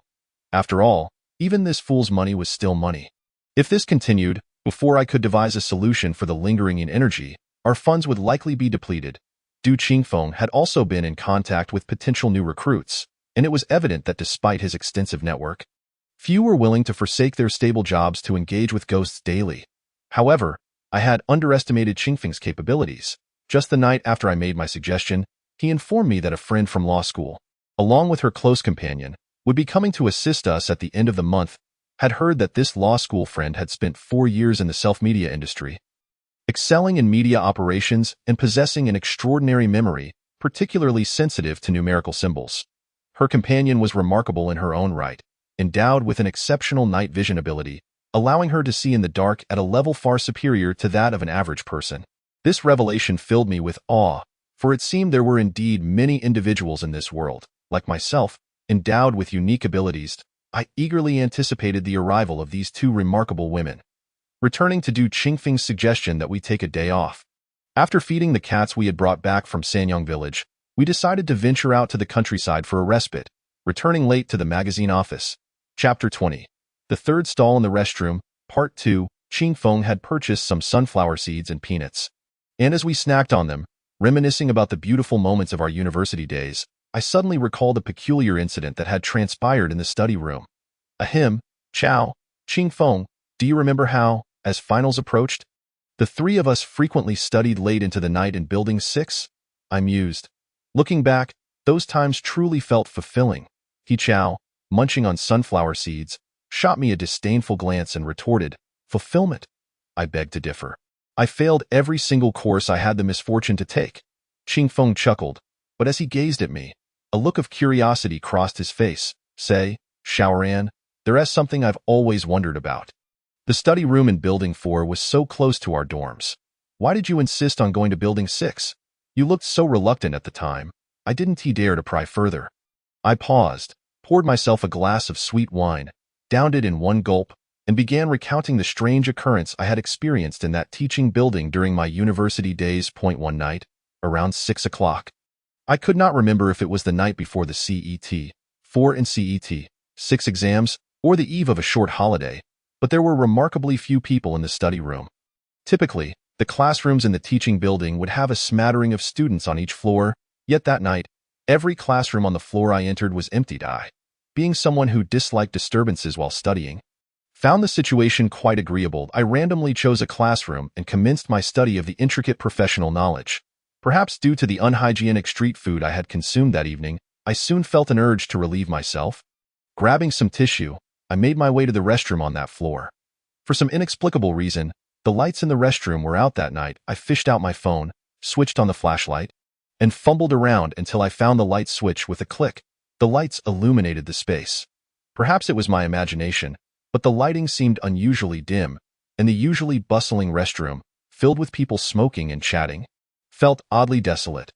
The restroom had a total of 4 stalls, but the first stall was occupied by a mop. I pulled open the second stall, only to find it rather filthy, which made me feel nauseous. Overcome by a wave of revulsion, I grasped the handle of the third stall. To my surprise, it would not budge. Was there someone inside? I hadn't expected anyone else to be studying late on such a night. I thought little of it and opened the fourth stall, which was relatively clean, and stepped inside to attend to my business. While squatting, I noticed a pair of feet clad in red sneakers through the gap beneath the stall. The feet were quite large, and I estimated they must be at least a size 45. Given that I am 179 centimeters tall with size 42 shoes, those feet seemed disproportionately larger, leading me to wonder if the person was exceptionally tall. I dismissed the thought and continued scrolling through short videos on my phone. However, as I did, a nagging feeling began to arise. Something about the situation felt off. Chapter 21. The third stall in the restroom, Part 3, gradually. I sensed that something was amiss. I typically take a considerable amount of time when using the restroom, and it was evident that this individual had arrived long before me and was still not finished. While this alone did not send chills down my spine, after all, some people can take half an hour or even an hour due to constipation. The truly unsettling aspect was the fact that those feet remained completely still, as if glued to the floor. Realizing this, I immediately stood up, hastily wiped myself, and exited the restroom in a rush. However, upon stepping outside, a sudden wave of regret washed over me, tinged with a hint of absurdity. I couldn't help but ponder whether that individual might have been engaged in some clandestine activity in the restroom, perhaps overly engrossed, or perhaps they simply possessed remarkable perseverance. After all, they had only squatted there for a mere 5 minutes. Moreover, I hadn't been fixated on them the entire time. Perhaps they had moved and I simply hadn't noticed. As this thought crossed my mind, I couldn't resist the urge to slap myself. With exams looming next week, how could I afford to waste time on such trivial matters? I shook my head in disbelief and made my way towards the study room. Subsequently, I immersed myself in 2 hours of intense study. The intricate professional knowledge, coupled with the extreme silence of the environment, left my mind spinning from sheer concentration. Rubbing my bloodshot eyes, I glanced at the water cup on the corner of my desk and realized I was quite thirsty. Thus, I picked up the cup and walked towards the water heater on this floor of the teaching building. Given that the water heaters were situated right next to the restroom, I found myself inexplicably recalling the earlier incident. Out of curiosity, I cast a fleeting glance at the dimly lit restroom, only to notice that the light, which I had just turned on, had now extinguished, driven by a mix of curiosity and apprehension. I placed my cup atop the water heater and slowly ventured inside. This time, however, I did not enter the restroom itself. Instead, I crouched by the sink outside, a position that afforded me a clear view of the third and fourth stalls within the restroom. To be honest, I wasn't particularly frightened at that moment. In fact, just a second before crouching down, I had been questioning my own sanity, wondering if I had lost my mind to engage in such foolish behavior. Yet, as my gaze fell upon the third stall, I was struck with such shock that I nearly collapsed to the ground, instinctively covering my mouth with both hands. Through the gap in the stall, I once again beheld those familiar feet. They were clad in large red sneakers. However, what sent chills down my spine was the realization that those feet were not crouched beside the toilet seat. Rather, they were suspended about an inch above the ground. The toes of those shoes seemed to be glaring directly into my eyes, and for reasons unknown, I felt as if that footwear was fixating on me with an intensely menacing gaze. Terrified, I stumbled backward, hastily retrieving my phone, which I had inadvertently dropped in my fright, and fled the restroom, racing toward the study room. Once settled back at my desk, I gasped for breath, replaying the bizarre events in my mind. Why was that person floating above the ground? No, it couldn't have been a mere hallucination. Had they always been there? Was it a ghost? Had I just shared a restroom with a spirit? Strangely, as I passed the restroom, it felt as if some unseen force had compelled me to witness that scene. My ability to see spirits had long been sealed by a soothsayer grandmother, so it was illogical for me to perceive any apparitions. The more I pondered, the more terrified I became, yearning to escape this haunted place. In my haste, I shoved my books haphazardly into my bag and zipped it closed. However, as I turned to glance at my phone, now locked on the table, I was horrified to see the reflection of those red sneakers staring back at me. I gasped in alarm, looking up toward the beams of the ceiling, but there was nothing amiss. When I returned my gaze to the phone, a swirling vortex materialized on the screen, slowly drawing me in. The next moment I opened my eyes, I found myself engulfed in an endless expanse of darkness.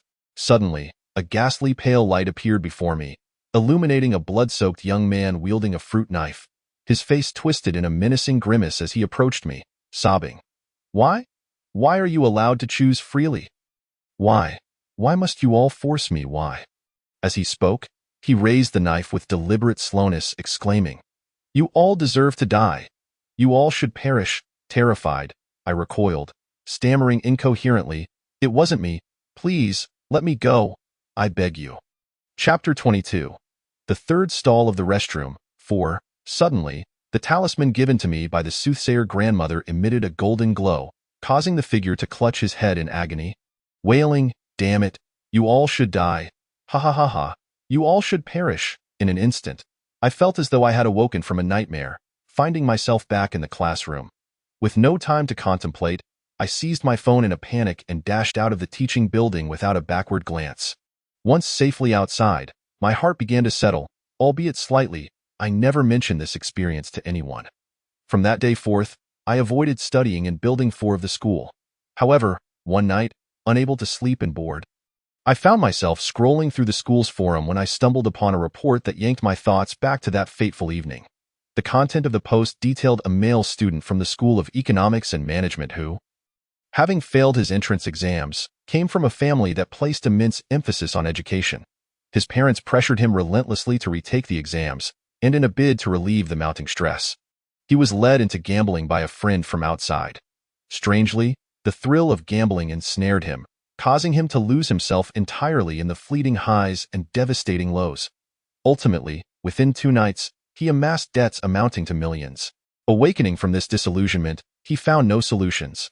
Creditors relentlessly pursued him, even coming to the school, as his classmates and teachers distanced themselves from him. His parents continued to apply pressure, and after enduring ridicule from his girlfriend, he found himself utterly cornered, ultimately choosing to take his own life in a restroom stall of Building 4. It was said that when discovered, he was slumped against the restroom wall, his blood staining his shoes and turning the entire restroom crimson. The next day, when the cleaning lady arrived, she fainted on the spot upon witnessing the scene. Following the incident, the school promptly sealed the area and suppressed all information.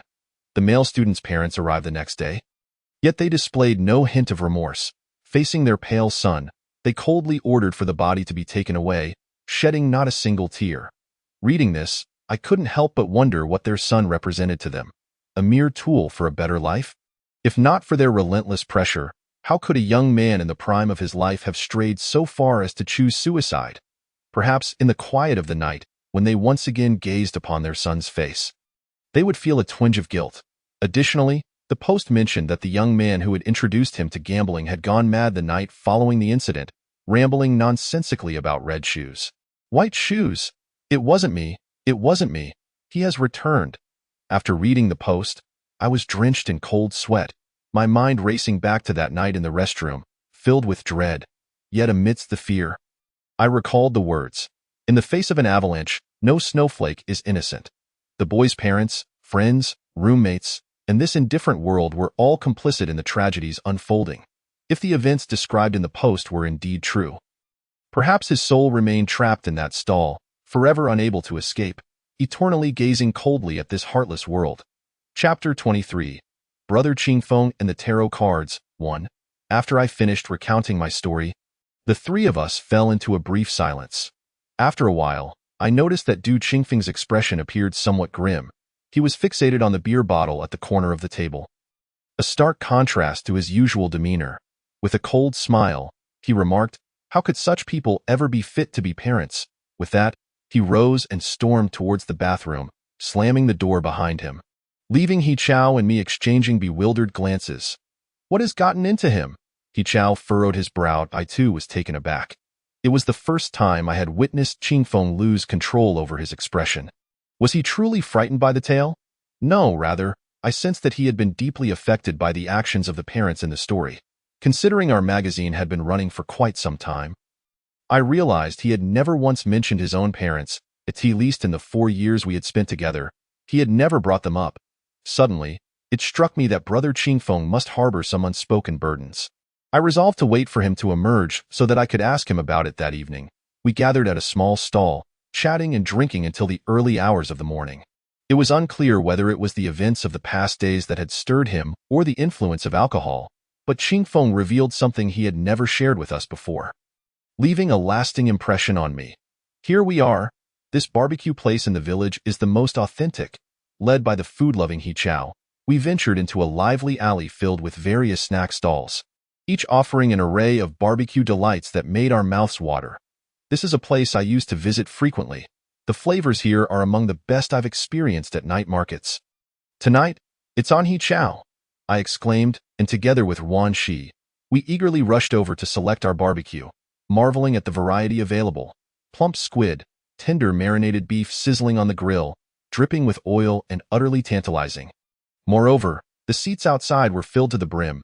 We managed to find a spot tucked away in a corner and settled down. "Just a few vegetables for me, please, and when grilling, ask them to use less oil and salt." "Ah, Cece, in such a delightful barbecue stall, why hold back on your diet?" "Shaoran, indulge a little. You haven't eaten properly these past few days." Qingfeng, look at that pork belly. It must be delicious, soon." We chattered away, placing our orders, and He Chao waved his hand to summon 2 cases of alcohol. "Let us finish it tonight." "I don't drink. Just bring me a bottle of water." Shurian C is truly disciplined, only eating vegetables at the barbecue, and even then, with minimal oil and salt, avoiding dipping sauces, and she drinks only mineral water. Her usual diet is quite bland. No wonder she appears so slender. It seems she also adheres to a morning running routine. So seeing her up early that morning was no coincidence. It was merely one of her disciplined days. "Oh, Yancy, we've all come out to enjoy ourselves. Why not let loose just this once?" Subsequently, Qingfeng whispered something in her ear, and only then did she agree to join us for a drink. The bustling night market was alive with the essence of human existence, populated by weary office workers, students out for a midnight snack, and young couples strolling about for a date. Here, far removed from the struggles of the workplace, one's heart could gradually find solace amidst the night market-esque clamor. Chapter 24. Qingfeng and the Tarot Cards, Part 2. Before long, our barbecue dishes began to arrive, each brushed with tantalizing sauce, making mouths water. After all, we were a group that had shared life and death experiences together. While devouring a skewer of lamb ribs, Wanchi remarked, "I hope things don't get this intense again. It feels like we're in a live-action murder mystery." He Chao poured the drinks, looking at everyone as he said, "But only through real experiences can we write something truly authentic. Look, Wanchi's public account has already gained a lot of followers and comments. The earnings had reached 4 digits. Our venture had finally made tangible progress.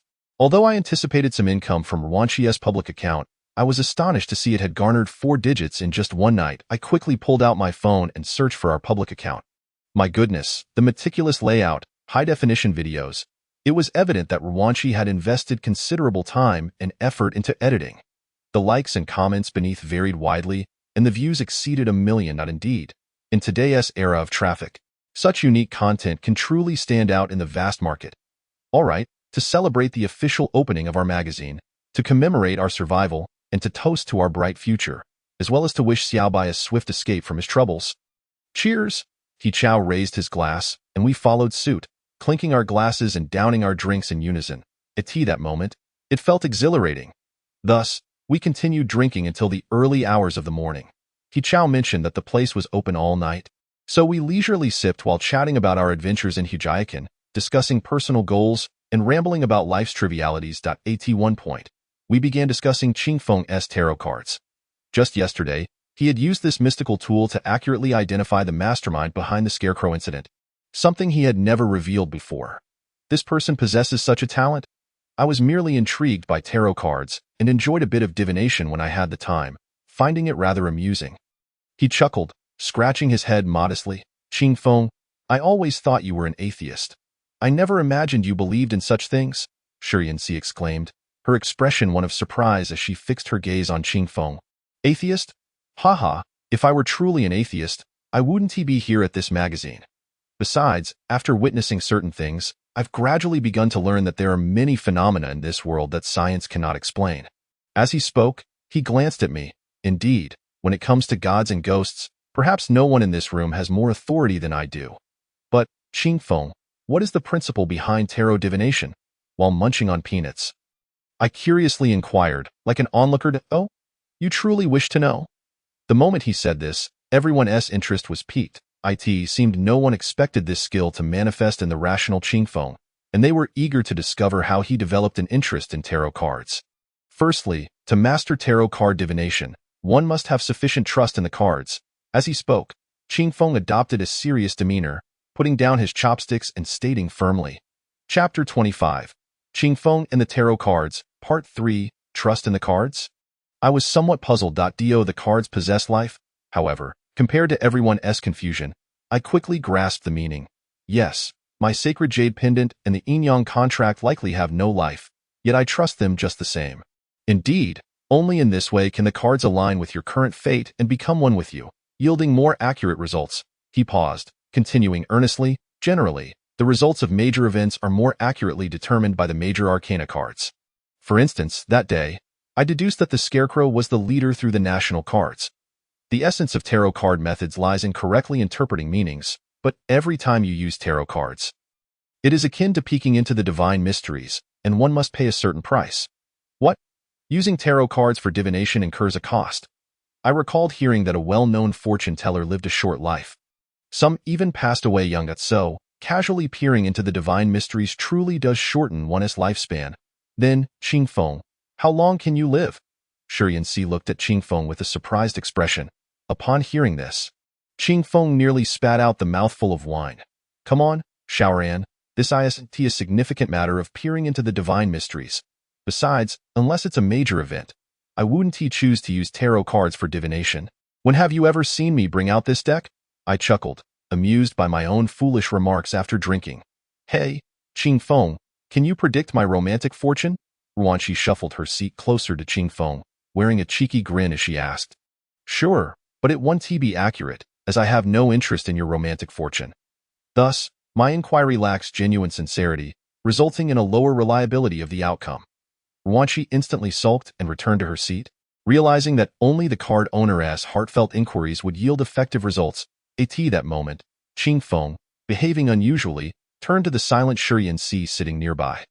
Perhaps due to our inebriation, he proposed to help Sister Yanxi divine her romantic fortune. Unexpectedly, Shi Yanxi stormed off, leaving behind a remark.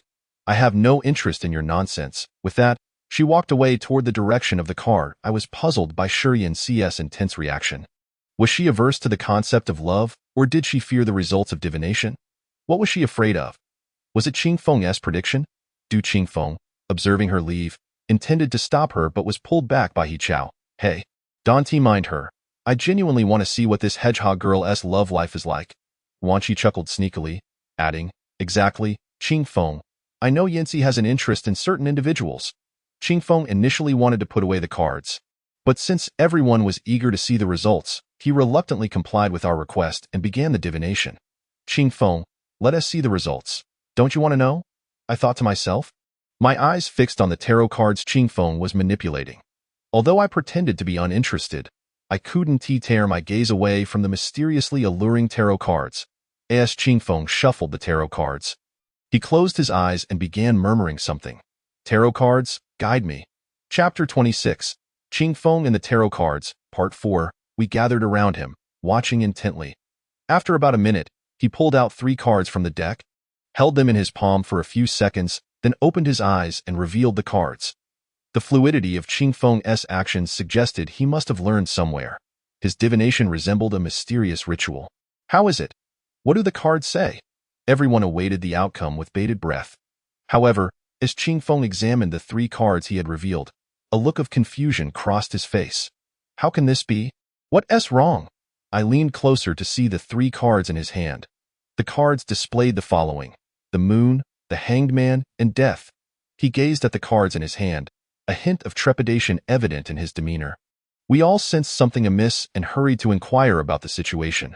Brother Qingfeng furrowed his brow tightly, his hands trembling ever so slightly, as he spoke to us with an air of apprehension. The moon in the tarot signifies an ominous call. This card reveals glimpses into Yin Si's past fate, while the hanged man, to some extent, foretells hypocrisy. This card speaks to the present. Huh. Are you implying that this hedgehog girl is hypocritical? He Chao queried. A hint of skepticism in his tone. Impossible. Cici is merely a bit aloof in her demeanor. She cannot possibly be hypocritical. Qingfeng, could your divination be flawed? Brother Qingfeng took a moment to compose himself.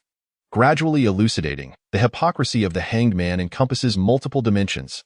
My inquiry to the tarot concerned the environment Yin Si currently inhabits, not her intrinsic value. The most favorable interpretation of this card suggests she may be facing a disingenuous romance. Or perhaps it indicates she is ensnared in a world rife with deceit. It sounded rather convoluted, yet as her confidant, Ruanxi remarked that since meeting Yin Si, they had not engaged in discussions about romantic matters, which was rather peculiar. Eager to delve deeper, I promptly inquired about the 3rd card, as it was the one that left me utterly astonished. Brother Qingfeng paused, casting a bewildered glance at the card in his hand. The death card symbolizes the end of all things. This is the first time it has appeared in my divinations after such a long time. He took a hearty swig of alcohol, as if steeling himself, and uttered words that left us all in shock. In light of these 3 cards, I believe the tarot wishes to convey to me. Convey what? Ruanxi, sensing the gravity of the situation, cautiously asked Brother Qingfeng. Yin Si's past and present are marred by certain dark tribulations, and she may not have long to live. This revelation. The room fell silent, the shock palpable. Sister Yin Si is merely a year older than I. In the prime of her youth, how could she possibly face such a fate? Qingfeng, have you had too much to drink to utter such words?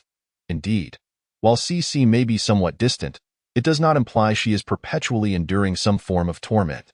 Ruanxi and He Chao were unwilling to accept this outcome, and I too found it hard to believe. After all, a living person standing before us could not possibly be sentenced to death so easily. Brother Qingfeng hastily gathered the scattered cards on the table, indicating that his divination might have been erroneous. After all, it was not beyond the realm of possibility. It seemed he had realized he had spoken words that should not have been uttered. To be honest, if I were to consult a fortune teller and be told that my demise was imminent, I would consider it no different than a curse upon my life. I drew a sharp breath, recalling the fear etched on Brother Qingfeng's face upon seeing the cards, which remained hauntingly vivid in my mind. Was it mere coincidence? Yet, Brother Qingfeng had indeed vanquished the ghastly scarecrow through tarot. Why then did all 3 of the most sinister cards point towards Yin Si?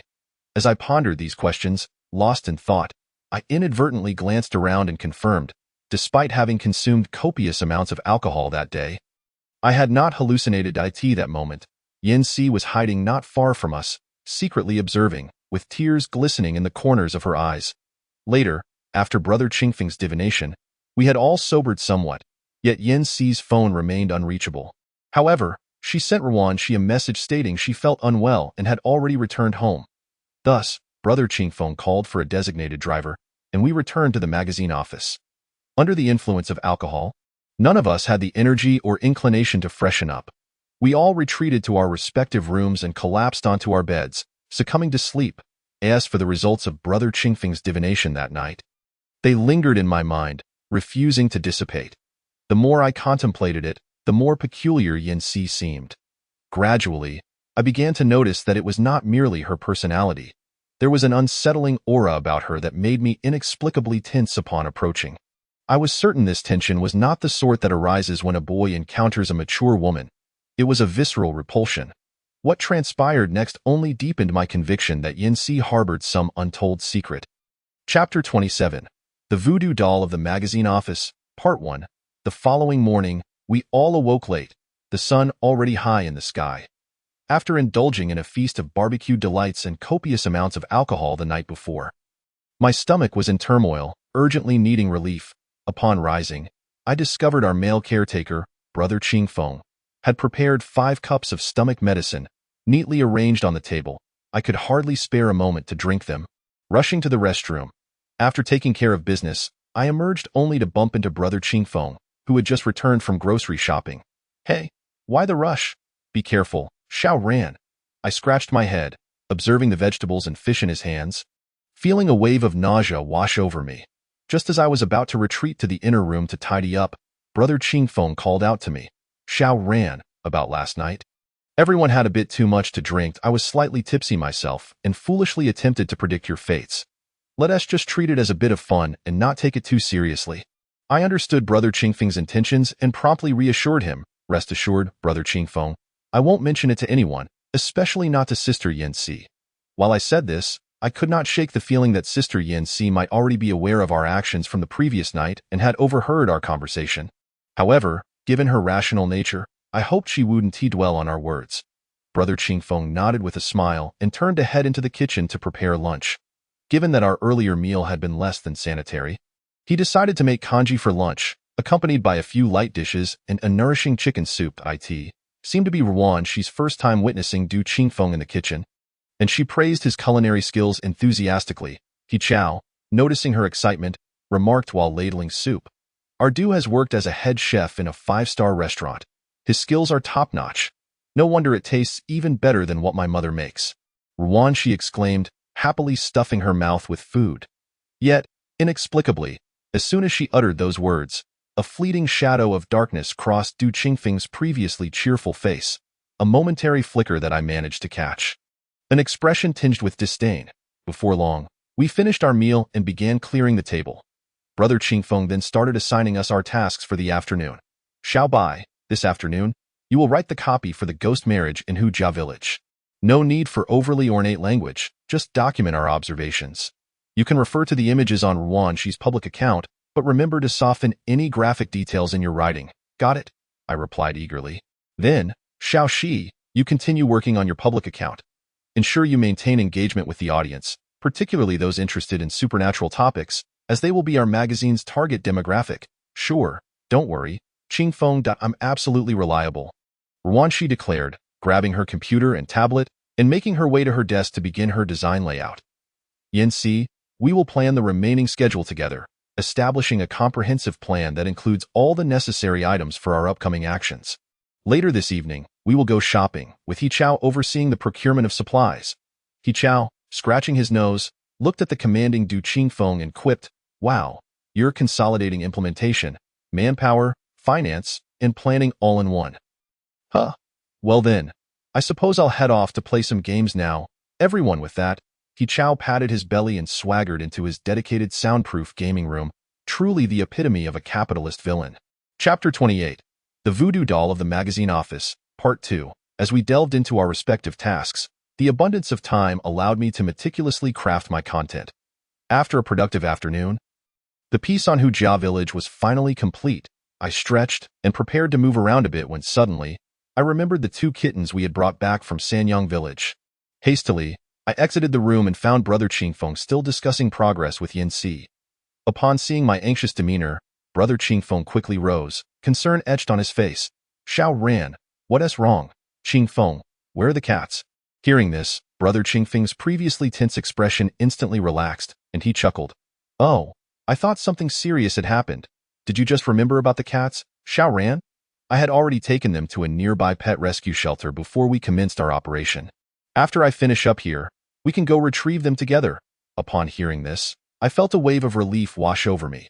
It seemed Brother Qingfeng had anticipated that our undertaking might take longer than expected and had taken the initiative to place the little ones in good hands. After he spoke, I nodded in satisfaction. After dinner, we went to retrieve them from the shelter. Upon returning to the magazine office, the kittens, likely overwhelmed by meeting Yuan Shi and Yin Si for the first time. Hid beneath the table, reluctant to emerge, it appeared they were quite fearful of strangers.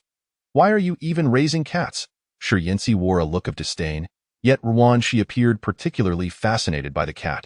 Upon hearing that there was a cat to pet, she hurried downstairs to the convenience store to buy some ham sausage. After a prolonged period of coaxing beneath the table, the two cats finally emerged. However, I couldn't help but notice that the little yellow cat was fixated on Sure Yancy's backpack, perched on the shelf. Even after finishing the ham sausage, its gaze remained steadfastly locked onto that bag, giving me the impression of a hunter intently observing its prey, patiently awaiting the opportune moment to strike. It seemed that Sure Yancy had also sensed this, as after the cat emerged, she casually took the bag back to the bedroom, warning us not to let the cat inside, lest we face the consequences. "Hey, this hedgehog girl can't even tolerate a cat." He Chow shot her a glance, but chose not to say anything further. I, too, did not dwell on it and carried the cat back to the room shared with Qingfeng Gui. Soon, night fell, but these two little cats seemed exceedingly alert, sending a chill down my spine. I had heard that cats serve as messengers between realms, able to see spirits and otherworldly entities. Surely this magazine office wouldn't start experiencing hauntings. The moment that thought crossed my mind, fear crept in. Qingfeng Gui had already fallen asleep, yet I lay there, half awake, struggling to drift into slumber. Just as I began to feel a hint of drowsiness, I suddenly noticed something moving swiftly at the doorway. Panic gripped me, but the first thought that leapt to my mind was whether the magazine office had a mouse problem. At that moment, the two cats sprang into action, incessantly meowing at the mysterious entity, their cries rousing Qingfeng Gui from his slumber. He quickly woke up and turned on the light. The creature seemed to have detected our presence and immediately darted through the crack of the door. However, the sudden illumination appeared to paralyze it, freezing it in place. As the light flooded the room, both cats pounced, instinctively seizing it. When Qingfeng Gui and I finally discerned what it was, we were both taken aback. It was not a mouse or any living creature, but rather a voodoo doll covered in graffiti. Chapter 29. The Voodoo Doll of the Magazine Office, Part 3. Qingfeng Gui and I stood there, bewildered, staring at the peculiar doll lying on the floor. Although we were unaware of its origins, we both knew with certainty that this object could not possibly belong to either of us. Seeing this, Qingfeng Gui attempted to approach and pick up the doll to investigate further, but I quickly stopped him. "Don't touch it, Qingfeng Gui. Such dolls are often cursed and extremely dangerous. We must not disturb it." I exclaimed loudly as I sat up. "Why?" outburst startled Qingfeng Gui, causing him to instinctively retract his outstretched hand.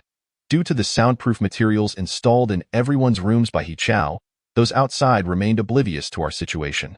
Du Qingfeng also realized that our voices might have been a tad too loud, so he lowered his tone and whispered, "So what do? We can't just leave it lying there." A clever idea struck me. I retrieved the Yin-Yang talisman from the cabinet. If this voodoo doll was steeped in negative energy, the talisman would absorb its malevolence. Yet, oddly enough, when I brought the talisman near the doll, it showed no reaction whatsoever. The talisman exhibited no signs of absorbing any negative energy. Could it be that this was merely an ordinary doll? That didn't quite add up. Why would the doll move and inexplicably appear in our room? After much contemplation, I decided to use a pair of tongs to toss it out the window. After pulling the little cats away, I used a badminton racket from the room to grasp the doll and threw it far out the window. Strangely, after the doll was discarded, the little cats seemed to calm down considerably, curling up beside me and dozing off. Though the adage "out of sight, out of mind" held true, and the doll wasn't particularly unattractive, its sudden presence in the room left me feeling uneasy. I tossed and turned all night, unable to find sleep. The following morning, I awoke feeling groggy. Caught between dreams and reality, I received a call from my grandmother back home. Upon seeing her familiar number on my phone, I realized I hadn't spoken to her in quite some time. Typically, I would call her every couple of days while at school, sharing stories about my life and my health, things I preferred not to discuss with my parents since they often urged me to reflect on my own actions. However, my grandmother was different. Regardless of whether the situation was my fault, she always stood by my side, speaking on my behalf and unconditionally supporting me. It is often said that grandparents and grandchildren share a special bond. While I understood that my parents acted out of love, when one is making mistakes and seeks comfort, It's difficult to digest those grand truths. Noticing that Qing Fenggu was still asleep beside me, I quietly made my way to the bathroom to answer the call. "Hello, Grandma. You're up early?" I yawned while greeting her. From the other end of the line, her familiar, caring voice inquired about my work, meals, and whether I was warm enough in the cold weather. I answered her questions in a daze until I suddenly remembered last night's incident and recounted it to her. Upon hearing my tale, my grandmother hurriedly shared the legend of the voodoo doll. "That thing is most likely not an ordinary doll. It could be something sinister." "What? Grandma, you have knowledge about this?" Chapter 30. The Voodoo Doll of the Magazine Office, Part 4. She chuckled softly and recounted an experience from her youth. "Back when I was in my 20s, there was a trend in the village of making cursed dolls. If someone harbored intense hatred towards another, they would create a doll, stabbing it with silver needles. It was said that the more needles inserted, the faster the person would meet their demise. In essence, the existence of such dolls is a manifestation of immense resentment. Not all voodoo dolls are the same, though. Some dolls, nurtured by their owners' talismans and blood, develop a semblance of humanity and form an invisible bond with their master. They obey their master's commands to spy on individuals, and once the voodoo doll's eyes are opened, the owner can see the world through its perspective, making the doll a secondary set of eyes monitoring the target's every move. Upon hearing this, a chill ran down my spine. In recent days, I had been oblivious. Was someone secretly using a voodoo doll to surveil my actions? Who could possibly be doing this? Furthermore, my grandmother informed me that nurturing a voodoo doll comes at a great cost, requiring daily offerings of blood and vitality. If the sustenance were to cease, the doll would perish instantly, returning misfortune to its master. Eliminating a voodoo doll is quite simple. One merely needs to apply ash to their forehead before bedtime, drink some alcohol, and ingest vinegar. This would create a barrier against it. If the doll were to gaze directly at you, its already fragile soul would be obliterated by this boundary. Subsequently, my grandmother explained how to break the curse of the voodoo doll, cautioning me not to let it realize my intentions. I must make it believe that my room was secure and that I was fast asleep, allowing it to gaze at me. Otherwise, if it sensed danger, it would flee, and capturing it again would become exceedingly difficult. After hearing my grandmother's advice, I felt significantly reassured, surprised that she possessed such knowledge. Immediately, I ventured to a nearby supermarket to gather the items she had mentioned. After breakfast, I dragged an unsuspecting Qing Fenggu to a temple situated some distance from the city to seek incense ash. "Looks like you found a way to deal with that ghostly entity," Qing Fenggu remarked, his eyes bright with curiosity as he observed me holding the ash. I returned his gaze with a relaxed smile and nodded in affirmation. Upon our return to the magazine office, I found myself somewhat distracted throughout the morning. After hastily completing my tasks, I opted against lunch, instead using my lack of sleep as an excuse to surreptitiously apply the ash. Drink some vinegar and alcohol, and feign slumber. I was certain the doll would return, so I kept my eyes half open, allowing a narrow slit to observe the subtle changes in the ambient light. Suddenly, a small black began to inch its way from the doorway into the room. Moving cautiously and stopping intermittently, I knew it had come back. The little creature was rather cunning. I was eager to see how I would handle it. Once it confirmed I was asleep, it found a dark corner to hide in, climbing onto the bookshelf. However, in the very next moment when it gazed directly at me, a shrill cry pierced my ears, similar to the sound a mouse makes when caught in a trap. The noise was not loud but was sharply piercing. I knew the prey had taken the bait. As the sound faded, I slowly opened my eyes. The room was eerily silent, devoid of any sound. A puddle of black liquid lay on the bookshelf, dirty and splattered onto a nearby book titled The 9 Personality Types. I stretched lazily, feeling no fear whatsoever, but rather a sense of accomplishment swelling within me. I pushed open the door to find Qing Fenggu tidying up the dishes. He furrowed his brow at me for a moment, then quickly relaxed, smiling as he raised an eyebrow. "Did you resolve it that quickly?" There was no helping it. It was even more impatient than I was. I shrugged and replied. Immediately, 2 little kittens rushed towards me, eagerly rubbing against my pant legs. "Those 2 are just like you. They can't stand to be away from you for even a moment." I crouched down, smiling, and stroked their heads. Such adorable cats, Yanxi Jia. How could you not adore them? Chapter 31. Hell, Lego, Part 1. Everyone seemed to have lost their spirits, particularly Yanxi Jia, who had confined herself to her room for days during meals, She merely moved her chopsticks a few times before hastily leaving the table, causing concern among us. If this continued, her health would inevitably deteriorate. Yet, she insisted she had come to terms with it, and we felt it unwise to press further. After all, though the scar no longer pained her, it remained etched in her heart, difficult to release. "Old Do you think this hedgehog girl will starve?" He Chao remarked, furrowing his brow as he observed the increasingly gaunt Shi Yinsi. Yinsi is trapped by her own demons.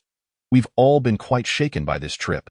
For now, we should stay indoors at the magazine office to avoid unnecessary exposure, Qing Fenggu suggested, glancing at Yinsi Jia's tightly shut door. However, there was hardly any food at the magazine office. "We couldn't possibly rely on takeout for every meal," Wanchi said, fiddling with the camera in her hands. "How about this? Let us consider it a change of pace this afternoon. We can all head to a nearby chain department store to shop for some essentials, buy some ingredients, and perhaps some snacks, and spend the week editing articles at the magazine office." With that, Qing Fenggu tidied up the remnants of our meal and turned towards Shi Yinsi's door. Knocking gently, "Yinsi, we've been at the magazine office for 2 days now. The weather is quite pleasant today. Everyone wants to go out for a walk and visit the supermarket. I've heard there's a sale at the nearby mall. Would you like to join us?" After a moment, Shi Yinsi's voice drifted from inside. "No, Qing Feng, you all go ahead. I have a headache today and am not in the mood." Qing Fenggu hesitated for a moment but decided to push the door open slowly. The two remained inside, whispering for quite a while. It seemed Qing Fenggu was trying to console Shi Yinsi. After about half an hour, they emerged together. "Everyone, let's tidy up and dress nicely. We're heading out to the supermarket soon." Yinsi Jie glanced at the nearby Du Qingfeng and then at the others, her furrowed brows gradually relaxing. Thus, after everyone had prepared themselves, we set out in the car to the largest department store in the city center. Upon arriving in the bustling area, having been enveloped in a serene atmosphere for the past few days, I found myself momentarily disoriented by the city's clamor, as if I had switched to a different mode of life. The vibrant world was lively and fulfilling, yet fraught with various dangers. "We're here. This is the place. I noticed the big supermarket was having a sale a couple of days ago. Let us go." "Whatever you want, He Laoban will treat." In truth, He Chao had already embraced the role of the team's ATM, so without needing Du Qingfeng's urging, he readily produced his gold card. After all, he was a man of considerable means, capable of casually purchasing a premium ginseng essence. Such trivial items hardly seemed worth his concern. Perhaps due to the ongoing sales, the entrance was swarming with people, each carrying bags of all sizes as they exited the supermarket. Their excited expressions suggested they were acquiring these items for free. "I heard that if you spend over 189 yuan inside, you can enter a lucky draw for a grand prize, a vacation resort trip." Upon hearing vacation resort, the crowd's enthusiasm erupted, heads shaking in unison. "Let us not. I can't handle such fortune." Qing Fenggu chuckled as he led us into the supermarket. As soon as we entered, we were greeted by an array of dazzling products lined up neatly on the shelves, illuminated by the bright lights, as if we had stepped into a new world. Various discount tags adorn the items, and I must say, shopping truly serves as an excellent stress reliever, especially when someone else is footing the bill. "Qing Fenggu, look," I exclaimed, my eyes fixed on a discounted display. "These chips I've wanted to buy for ages were too expensive, but now they're so cheap." I was both surprised and delighted, cheering as I tossed a large bundle into the shopping cart. "Over here too. The drinks are on sale." Ruanchi darted around the shelves like a kite freed from its string, quickly filling her cart with snacks, dried fruits, spicy strips, her eyes gleaming with excitement, confirming her identity as a true foodie. In contrast to Ruanchi's enthusiasm, Shi Yinsi was more reserved. She meticulously scrutinized the ingredient lists of each item she picked up, having heard from Qing Fenggu that she was particularly disciplined regarding her diet, especially avoiding sugary and oily concoctions. Qing Fenggu, like a devoted caretaker, wandered through the produce, fruit, and dairy sections, selecting items with great care. He, too, checked the nutritional labels on milk, bread, and oatmeal. Though it was uncertain who would eventually be fortunate enough to become Mrs. Du, I was confident that Qing Fenggu would attend to her every need, ensuring she suffered no harm in any regard. As for He Chao, I didn't need to think twice. He was the epitome of a lofty figure, disdainfully regarding the inexpensive goods. Yet, he soon found himself captivated at the wine section, inspecting the bottles with keen interest, I had heard that He Chao's family owned a cellar specifically for storing red wine, filled with selections from various countries and eras. When important guests visited, he would retrieve a bottle, serve it in elegant glasses, and pair it with a fine steak. Just imagining that affluent lifestyle exuded an air of grandeur. After a lengthy shopping spree, time slipped by unnoticed, and before we knew it, it was 3 in the afternoon. We returned, laden with carefully selected items, ready to check out and participate in the lucky draw. True to form, He Laoban demonstrated a bit of luck, winning a kettle with a casual draw. After such a long excursion and having purchased so much that our trunk was nearly bursting, we decided not to settle for a simple meal at a hot pot restaurant. Everyone chatted and laughed, feeling quite relaxed, until the clock struck 5. Noticing that Yancy Jia seemed to be in better spirits, Ruanqi suggested we explore a night market nearby, known for its antique stalls and quirky little shops. I had heard that many people frequented these streets after dinner, hoping to discover unique trinkets, and those fortunate enough might even stumble upon long-lost rare books. Upon hearing this, everyone's interest piqued, and Qingfeng Gu drove us to the quaint street. Just as Ruanqi had described, it felt like a treasure trove of eclectic offerings, albeit with some items appearing quite old, like CDs from the 80s, vintage radios, and an assortment of small antiques. Chapter 33. Hell, Lego, Part 2. However, such places are often a mix of genuine treasures and mere trinkets. So many visitors approach them with a playful spirit, not truly expecting to find anything of value. As we meandered leisurely, Yancy Jia's attention was caught by a small Lego set labeled TGOH. She crouched down to examine it closely. This little gadget, though labeled as Lego, was more akin to a puzzle that required twisting and assembling blocks to create various animal forms. Though small, it comprised over 100 intricate pieces, its complexity rivaling that of a 6-sided Rubik's Cube. Completing any one of the animal forms would certainly prove a challenge, and it was evident that this cerebral toy piqued Yancy Jia's interest, prompting her to decisively add it to her collection. For reasons unknown, I felt an inexplicable pull towards it. Upon casting my gaze in its direction, it seemed to emanate an invisible vortex, drawing me in with an irresistible allure to explore further. As it happened, Yancy Jia stumbled upon the TGOH nestled at the bottom of a cluttered stall. Truthfully, its concealment amid the chaos made it hard to notice. Perhaps its unique appearance stood out amidst the jumble of items. Before long, Yancy Jia had it in her possession, eagerly beginning to tinker with it. Accompanying it was an aged, slightly yellowed instruction booklet, which, though labeled as such, merely served as a visual guide to assemble the TGOH into various forms. Isn't this just Lego? Why such astonishment? This is a child's toy. Who would have thought our aloof Yancy Jia would find it intriguing?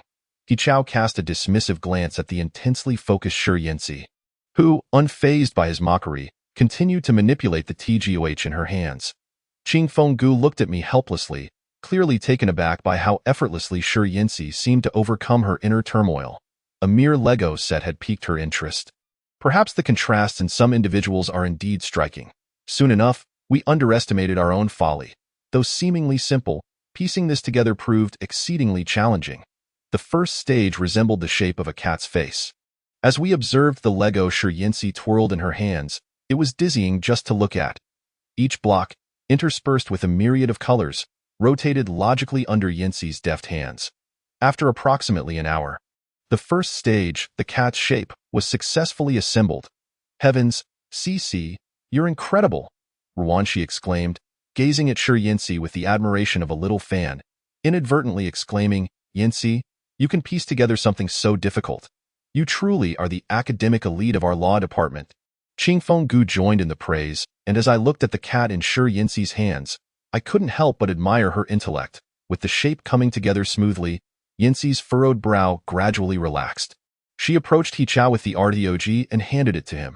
Simple, why don't you tackle the second stage? Admittedly, at that moment, seeing Shi Yancy's provocative demeanor was somewhat endearing. Naturally, our Chao Gu was undeterred. Pfft, how difficult can a child's toy be?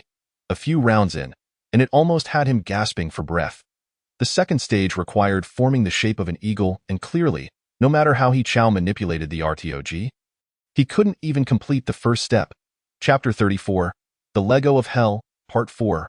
We stood by, mere spectators, watching as Shi Yancy rolled her eyes and disdainfully snatched the RTOG from his hands. Commencing her work, unable to contain our laughter, we turned our attention to He Chao, who seemed to sense the embarrassment creeping in. Clearing his throat, he feigned indifference and remarked, "I don't wish to delve too deeply into this. Otherwise, with my intellect," Qingfeng Gu, sensing he was about to boast again, interjected sarcastically, "Indeed, who doesn't know about our Chao Ji's intellect? After all, he's the one who could fail 9 courses in a single semester. Du Qingfeng, I'll make you regret that." And so, we playfully bickered while exploring the night market. By now, dusk had settled, and the streets were aglow with shimmering lights, suffused with the essence of urban nightlife. With raucous music emanating from a nearby plaza, after a long afternoon, we were all rather fatigued. The long-awaited sense of relaxation allowed us to momentarily forget the dread that Zhou Xiang had instilled in us. After grabbing some late-night snacks, we drove back to the magazine office. Throughout the journey, Shi Yinsi remained engrossed in her TGOH, fervently eager to complete the next stage. Just as I was about to say something, Qingfeng chuckled and stopped me, whispering, "That's just how she is. Back in college, she once pulled several all-nighters to finish a competition. You have no idea. When Yinsi is determined to accomplish something, nothing can deter her. Moreover, if piecing together the RTOG helps her forget her earlier fears, it may not be such a bad thing." I nodded in agreement, realizing that there truly are many individuals in this world who strive diligently to shine, willing to exert themselves for their aspirations. A girl like Shi Yinsi is indeed a paragon of ambition. Before long, Qingfeng Gu utilized the ingredients he had procured that afternoon to prepare an extravagant feast for us. Once we finished dining, curiosity compelled me to inquire about Shi Yinsi's progress with the RTOG. "I'm almost done with the second stage, but I'm puzzled about how the wings are supposed to rotate," she replied, still clutching the RTOG. Strangely, while the dimness of the previous night had obscured it, now, under the warm glow of the lights, I could faintly discern that the RTOG appeared to have a thin, almost transparent layer affixed to its surface. Yet, I was certain this was not a film belonging to a new item, for the RTOG seemed ancient, far from a modern object. Furthermore, this membrane flickered in and out of visibility, and upon closer inspection, I noticed tiny black dots slowly shifting upon it. Rubbing my eyes, those dots seemed to vanish, perhaps a mere illusion caused by my exhaustion from the afternoon. Nevertheless, I felt an unsettling aura surrounding the RTOG, while Shi Yinsi seemed utterly captivated by it. After our conversation concluded, everyone retreated to their rooms for sleep, yet she remained absorbed in her task. Finally, through her relentless efforts, the second stage was completed, and an eagle's shape emerged, strikingly lifelike, as if a real eagle had materialized before us. "You must admit, this looks astonishing," Qingfeng Gu remarked, his eyes fixated on the eagle. "Indeed, I share the same sentiment." Chapter 35. The Lego of Hell, Part 5. Shi Yinsi's tone brimmed with a sense of accomplishment, and we all, eager to elevate her elation, showered her with effusive praise, to the extent that her smile widened. "Tonight, I'll strive to complete the first part of the third stage. It's already quite late. Let us tackle it tomorrow. Yinsi, don't get too carried away." Qingfeng Gu laughed gently, signaling for everyone to hurry and wash up before bed. With that, he made his way to the bathroom. Observing Shi Yinsi's obsession, Ruan Shi waved her hand dismissively, though she was not surprised. As Yinsi's close friend, she had likely grown accustomed to witnessing her best friend burning the midnight oil for her passions. I thought little of it. Taking a hot shower and then climbing into bed, however, that night, I experienced a peculiar dream. I found myself surrounded by numerous naked figures, clawing their way up a sheer cliff, their faces twisted in agony as they desperately sought to escape the unfathomable abyss below. I, too, was among them, struggling to ascend. Just as I neared the exit and reached the summit, countless hands reached out from below, dragging me into the depths. I screamed in helplessness, terror gripping me, and woke up with a start. The nightmare jolted me awake. Instinctively, I reached for the protective talisman by my pillow, my hand pressed against my chest, relieved that it was merely a dream. Yet, the vividness and strangeness of the dream left me unsettled, and I could hardly fathom what further horrors might unfold at that moment. Dawn was breaking. Checking my phone, I saw it was 6:10 a.m. and I headed to the restroom, intending to wipe the sweat from my forehead with a towel. But upon lifting my gaze, I I was taken aback to find a figure sitting in the dim light of the living room. Shi Yinsi, still engrossed in her Lego. Shocked, I approached her, noting the dark circles under her eyes, and asked in disbelief, "Yinsi, you didn't sleep at all last night while working on this, did you?" My unexpected presence seemed to startle her. She looked up, nodded, and then smiled at me. "Yinwazi, look, I'm about to finish the third stage." She held up the Lego, revealing a dragonfly that was nearly complete, missing only a single wing, appearing so lifelike that it seemed to pulse with vitality. I couldn't help but feel astonished. She had stayed up all night just to complete a Lego? Her enthusiasm appeared to border on obsession. Sensing my surprise, Shi Yinsi chuckled lightly. "This is genuinely addictive. Once you solve one stage, you can't help but want to tackle the next. It's quite the challenge." Gazing at the TGOH in her hands, I was startled to notice that the previously faint membrane seemed to have thickened, and the tiny black dots had become more pronounced than what I had seen the night before. Alarmed, I swiftly inquired, "Yinsi, have you noticed all those black dots on the Lego?" At this, Shi Yinsi immediately began inspecting the TGOH from every angle. After a thorough examination, she furrowed her brow and replied, "Not at all. I've been turning it over for ages and haven't spotted any black, don't worry. While it may be a bit old, it's still clean." She dismissed my concerns, continuing to play with the TGOH. And I shook my head, thinking to myself, this girl is certainly something else. Chapter 36. The Lego of Hell, Part 6. After returning to my room, I intended to catch a few more hours of sleep. But no matter how I tried to close my eyes, slumber eluded me. Indeed, the allure of a sweet, comforting sleep is no less enticing than any overly suspicious BOY that moment. My mind was filled with images of the Lego dragonfly and the terrifying faces from last night. I resolved to keep my eyes open and began scrolling through my phone. Shortly after, Qingfeng Gu woke up. I recounted to him how Shi Yinsi had spent the entire night working on the TGOH and how I had experienced a nightmare. Upon hearing my description, Qingfeng Gu gradually began to sense that something about this situation felt amiss. I was certain I hadn't been imagining things. I truly had seen numerous black dots moving in and out of visibility on the TGOH, obscured by a thin membrane, making them hard to detect. If they indeed existed, then with Shi Yinsi's keen eyesight, there was no way she wouldn't have noticed them. Qingfeng Gu was equally perplexed. Yet he urged me not to overthink it. Perhaps Sister Yinsi required some distraction to fully immerse herself in this endeavor. Soon, after breakfast, the Lego dragonfly crafted by Yinsi was completed. I'm not joking when I say it appeared remarkably lifelike. Li Yuan observed that it truly resembled a dragonfly that had alighted upon the bookshelf. Only the final challenge remained, a majestic owl. While sipping her milk, Sister Yinsi cheerfully exclaimed, "Cici, you should take a nap and not exhaust yourself over this." Ruanqi inquired with concern. That moment, my attention had shifted away from the progress of TGOH. Rather, Yinsi's evident obsession made me suspect that something was amiss with TGOH. Though Sister Yinsi seemed eager to finish it, we realized, upon gazing at the intricate design of the final challenge in the booklet, that it would be nearly impossible to complete without a night dedicated to it. Consequently, Qingfeng Gu confiscated Yinsi's TGOH and placed it in our room, promising to return it after a good night's sleep. Unable to resist Qingfeng Gu's authority, Sister Yinsi reluctantly yielded to slumber, yet it was clear she was reluctant to part with her Lego. Before departing, she cast a lingering gaze at the TGOH in Qingfeng Gu's hands. Having not rested well that morning, I resolved to catch up on sleep at noon.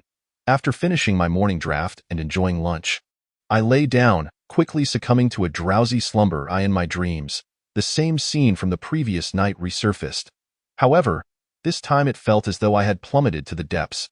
The surrounding environment was dark and cacophonous, akin to being placed in a cavernous space within a large, open-mouthed bottle. On the smooth walls of the bottle, a group of naked individuals struggled to ascend. The moment I sat up, time seemed to freeze. The next instant, they all turned in unison, revealing their grotesque faces and laughing uproariously. Their laughter resonated with primal liberation, reminiscent of a demon freed after millennia of confinement. Awakening once more from this nightmare, I noticed the dragonfly had been placed by Qingfeng Gu on the table in our room, now facing me, its dark spots becoming increasingly animated. Shortly after I awoke, Sister Yinsi emerged from her room, and Qingfeng Gu, fulfilling his promise, returned the TGOH to her. Upon receiving her Lego, Yinsi immediately resumed her enthusiastic play. Chapter 37. The Hellish Lego, Part 7. She mentioned that even in her dreams, she was searching for a way to complete the final challenge. He Chao shook his head at her demeanor, declaring, "This hedgehog girl is undoubtedly possessed." I recounted my earlier dream to Qing Fenggu.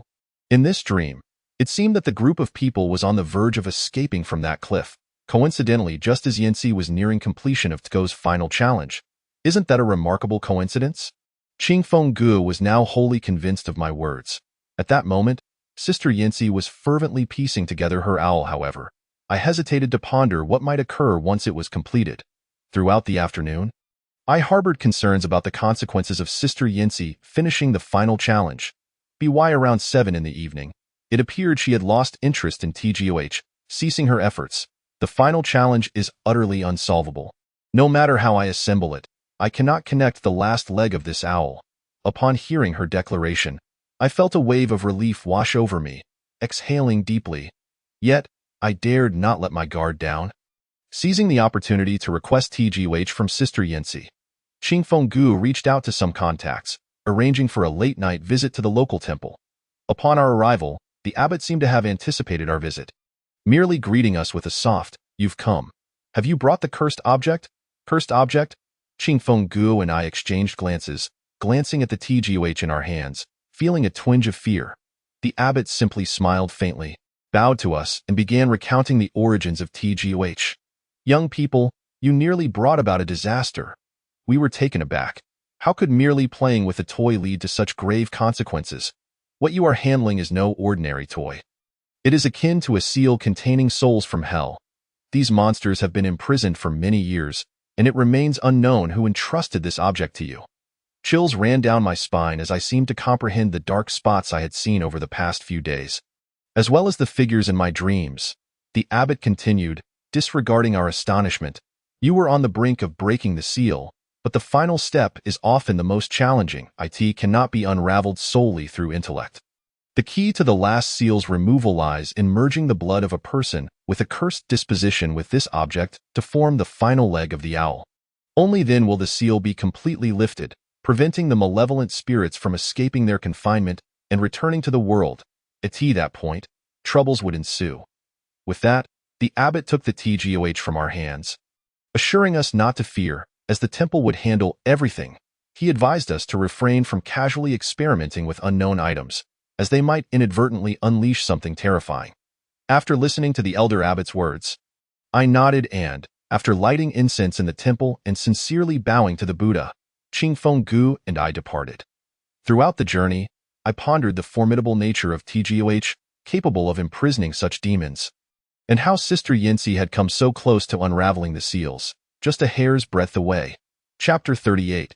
The Hellish Lego, Part 8. Upon reflection, it did not seem so strange. We had overlooked the novelty of Tgo's name, which held profound significance. Qing Fenggu, while driving, rolled down the window beside him. "What's wrong? Is there something peculiar about the name?" "Not exactly peculiar, but consider this. TGOH conveniently stands for the gate of hell. Translated, it signifies the entrance to hell. In truth, the name had already warned us long ago. We merely dismissed it as a mere intellectual toy. Indeed, the gate of hell. How had we not realized it before? When contemplating those terrifying demons, I was drenched in cold sweat. Finally, we returned to our lodging, sharing our recent experiences at the temple with everyone. A collective sense of dread washed over us, particularly for Sister Yancy, who, only now grasping the gravity of her actions, proposed a visit to the temple to sincerely pray for forgiveness. Reluctantly, to prevent Sister Yancy from further self-reproach, we decided to accompany her, hoping to also pray for our magazine to regain its footing. Upon entering the temple, the abbot appeared surprised to see us return, yet he said nothing, merely greeting us with a bow before heading to the Buddha Hall. Shortly thereafter, Sister Yancy proceeded to the Buddha Hall to light incense. For reasons unknown, I sensed a deep devotion in Sister Yancy, as if she were earnestly praying for something. Subsequently, He Chao meandered over in a lackadaisical manner, feigning reverence. To be honest, if I were Buddha and witnessed his nonchalant demeanor, I would deliberately ignore him while bestowing blessings upon others. "He Chao, could you not be a bit more sincere?" "Ah, I have nothing left to ask for. Wealth? I possess it. Romantic fortunes? That seems inappropriate. Safety? I don't provoke anything. Qing Feng Gu shot him a glare, and we prepared to leave the temple. Just as we were about to depart, a monk's peculiar gaze caught my attention. Qing Feng Gu, do you see that monk? He seems a bit off. I whispered to Qing Feng Gu, who glanced up to see the young monk seemingly aware of my scrutiny, hastily lowering his head and continuing on. Qing Feng Gu quickly approached, blocking the monk's path. This monk? It's a pleasure to meet you. May I inquire if you've noticed anything?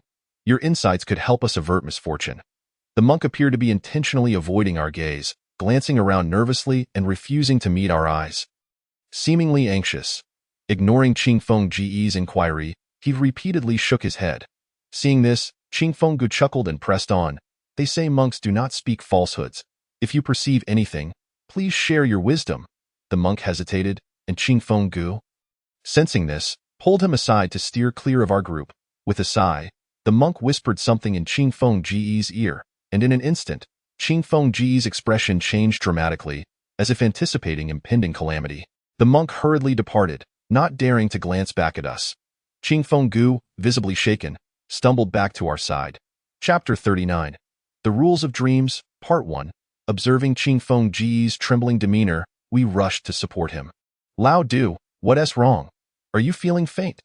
Qing Feng Gu paid no heed to He Chao, glancing back at the hurriedly departing little monk.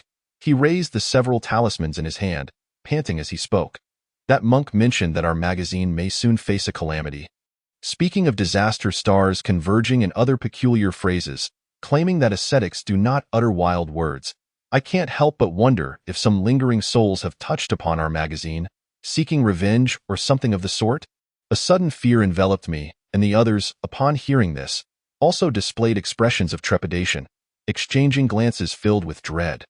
Come now, don't frighten yourselves, Xiao Bai interjected. Haven't we settled all debts from the past? What reason would they have to seek us out? It was unclear whether Wan Shi aimed to comfort us or to convince herself, but at that moment, everyone's gaze fixated on the peculiar talismans in Qing Feng Gu's hands. These talismans were taught to me by that monk. He instructed that to evade this impending calamity, we must place the talismans beneath our pillows before sleeping tonight. When we drift off, our souls will be drawn into the same dream, serving as a form of protection. While our souls are ensnared in the dream, we shall be shielded from the catastrophe until it passes, at which point we will awaken. Qing Feng Gu appeared to be only half convinced, yet after all that had transpired, we lacked the strength to discern the truth of the matter. Besides, we were in a temple. Surely the Buddha would not wish us harm. Could such a miraculous phenomenon truly exist, binding our dreams together? This notion piqued my curiosity. If such a phenomenon were indeed real, would we not all dream together every night? It would mean I would have company during those bizarre dreams. The thought brought me unexpected joy. Upon hearing my musings, Qing Feng Gu hastily clarified.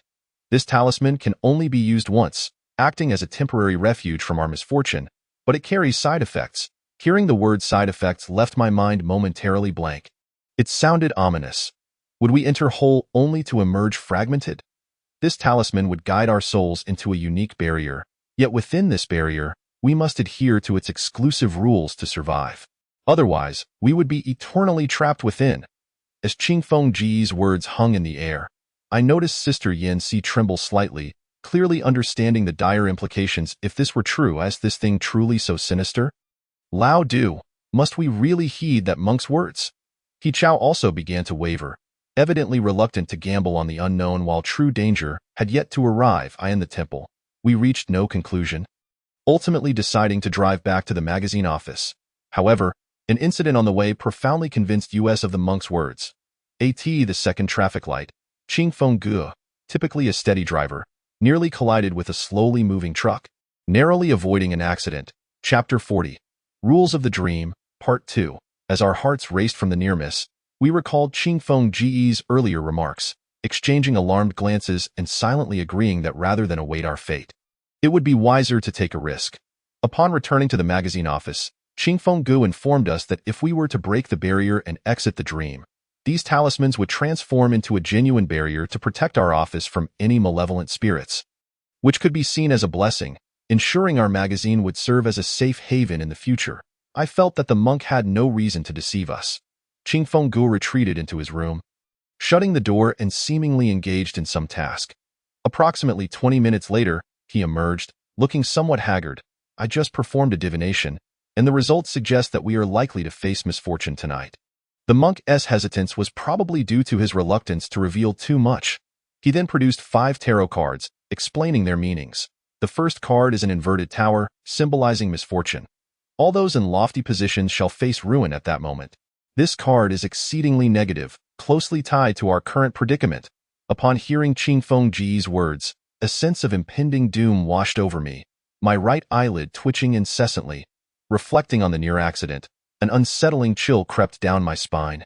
He proceeded to elucidate the meanings of the next 4 cards, the 9 of Swords, 3 of Pentacles, and 2 others I could not recall, all pointing towards our demise tonight. It seemed imperative that we enact this ritual. Yanxi stared at the slightly yellowed talismans on the table, sighing, "Everyone, let us wash up and retire early tonight." While we cannot ascertain the truth of the monk's words, it is better to believe than to disbelieve. Prepare yourselves and do not fear. If we truly enter the dream, we will face it together. Qingfeng Gu encouraged us, and looking at one another, we found newfound confidence. It was indeed a fascinating prospect. If we all shared the same dream, it would be an unprecedented experience. Thus, we exchanged little conversation, hastily completing our nightly routines. Qingfeng Gu poured each of us a glass of milk, and after drinking, we lay down to sleep, extinguishing the lights. The night was profoundly quiet. Even the 2 small cats were peacefully curled up on their mat, fast asleep. Just before slumber claimed me, I seemed to hear the gentle patter of rain outside. The sound mingling with the whispers of the wind, quickly lulling me into dreamland. To be honest, it was truly remarkable. Entering this dream felt akin to instantaneous teleportation. Just moments ago, I was enveloped in the sound of rain. Yet in an instant it ceased, as if I had traversed into another realm. In the dream, familiar tables, chairs, and sofa arrangements surrounded me, and it dawned on me that this dreamscape mirrored our magazine office. Were we to engage in a bizarre storytelling game within our own domain? Turning around, I discovered someone seated on the sofa, legs crossed, seemingly the boss, He Chao, who had arrived at the barrier before me. Chapter 41. Rules of the Dream, Part 3. Chao Gu. I hurried forward. Upon seeing me, He Chao quickly stood, pouting as he remarked, "Why are you all so slow? I've been waiting for ages, goodness. This fellow's knack for dozing off remains as unwavering as ever. I've been having some insomnia lately, hence my tardiness. Are the others still not here?" I cast a puzzled glance around, realizing that only He Chao and I occupied the magazine office, while He Chao gestured for me to observe a sheet of paper adorned with a red pattern on the table. I rushed over, picking up the paper, its text scrawled in a crooked manner, as if someone had painstakingly crafted it with a matchstick. I couldn't help but marvel at the absurdity. In this day and age, who still writes with a wooden stick dipped in ink? Yet, reflecting on the dream's context, it seemed less peculiar. As I scrutinized the paper, 2 survival rules came into view. First, the doors of the magazine office are closed. Thus your movement is confined within the premises. Once everyone has gathered, the bizarre storytelling will officially commence. Second, the time here is synchronized with reality, so if you survive this night, you shall awaken normally the following day. I flipped the paper over, discovering that the so-called rules of the storytelling game consisted solely of these 2 stipulations. He Chao chuckled, gazing out the window. It seems that with each person who enters, an additional rule materializes. When I arrived, there was only the first rule. "Oh, I see," I replied. If this logic held, with 5 of us present, we would only need to adhere to 5 rules to survive the night, which sounded manageable. Suddenly, noises emanated from Ruan Shi and Shi Yanxi's room. He Chao and I exchanged wary glances as the door creaked open, and Ruan Shi cautiously stepped out upon spotting us. Her eyes widened in surprise. "My goodness, I can't believe I've actually encountered you here. This dream is astonishing." She approached and playfully punched my shoulder. Oddly, I felt a distinct pang of pain, prompting me to question whether this was genuinely a dream or merely a parallel world-s version of our magazine office. Shortly thereafter, Qingfeng Gu emerged from the kitchen, his expression mirroring our astonishment before he smiled and said, It seems that monk spoke the truth. We have indeed entered a barrier, and we are all sharing the same space. At this moment, I eagerly pulled Qingfeng and Ruanqi to the front of the paper. And indeed, 2 new rules had been updated. Third rule: no food is permitted within the magazine office. If you feel thirsty, you may drink some water. Fourth rule: before 3 o'clock in the morning, everyone must remain in the living room of the magazine office. You may use the restroom, but only one person at a time is allowed. Furthermore, regardless of what transpires outside or within the room, you must remain composed and seated on the sofa in the living room. No food allowed. After all this effort to enjoy a meal in the dream without gaining weight, I cannot take advantage of this opportunity. Ruanqi pouted. I glanced at my watch. It was currently 11:00 p.m., which meant we had 4 hours until the rule stipulated 3 o'clock. This indicated that we would have to stay in the living room for those 4 hours. To be honest, even without this rule, we would have chosen to remain together, as none of us felt tired in the dream, and no one would retreat to their bedrooms to sleep. Chapter 42. Rules of the Dream, Part 4. Everyone, please pay attention. We cannot eat anything related to our current situation, so let us ensure that we do not touch the fruits and peanuts on the table. Let's supervise each other. Qingfeng emphasized once more, concerned that we might forget the rules. After all, it is just this one night.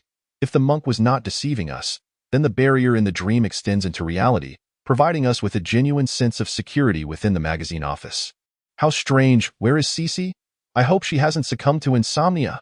Ruanqi looked around, eagerly anticipating Shiyan's entrance from any door, eager to commence the ghost story game.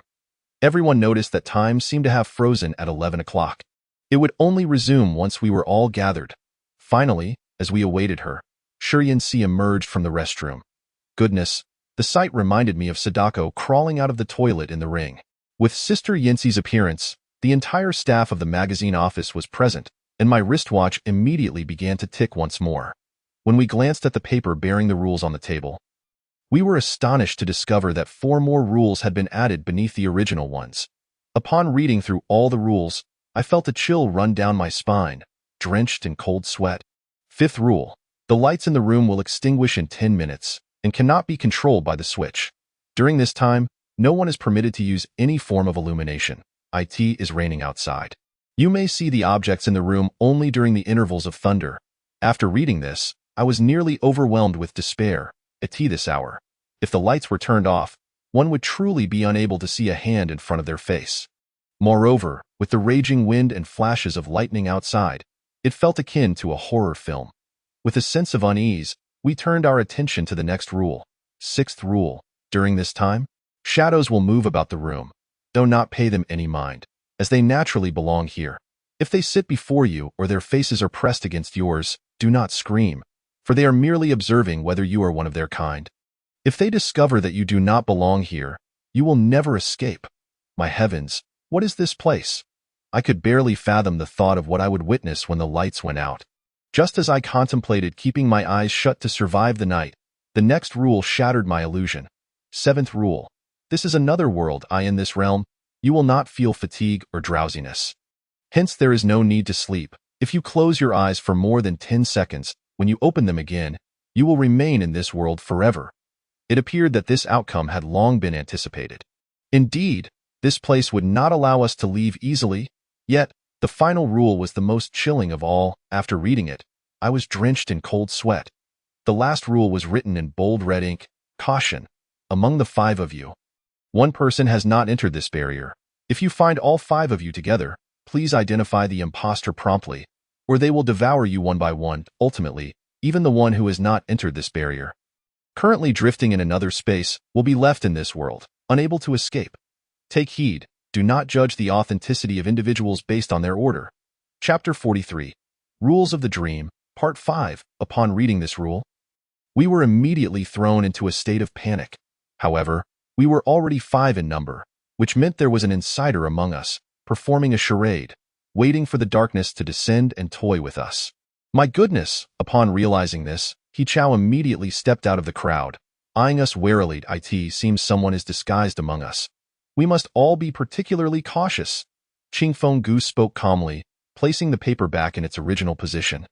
The rain continued to fall outside, and with less than 5 minutes remaining until the lights in the living room extinguished, We utilized the dwindling time to observe one another as closely as possible.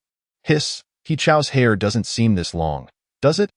Qingfeng Ji's eyes also appear somewhat off. I began to feel paranoid, attempting to discern any clues from everyone's appearances, but the more I scrutinized, the more it seemed that everyone appeared somewhat amiss. In silence, we approached the table in the living room and sat down, each of us peering at one another while awaiting the arrival of darkness. Regardless of who the imposter may be, if we all continue to converse without faltering, they will have no opportunity to strike. Ruanqi fixed her gaze on the impending extinguishing chandelier. In truth, considering we are 4 against 1, it does seem that our odds are in our favor.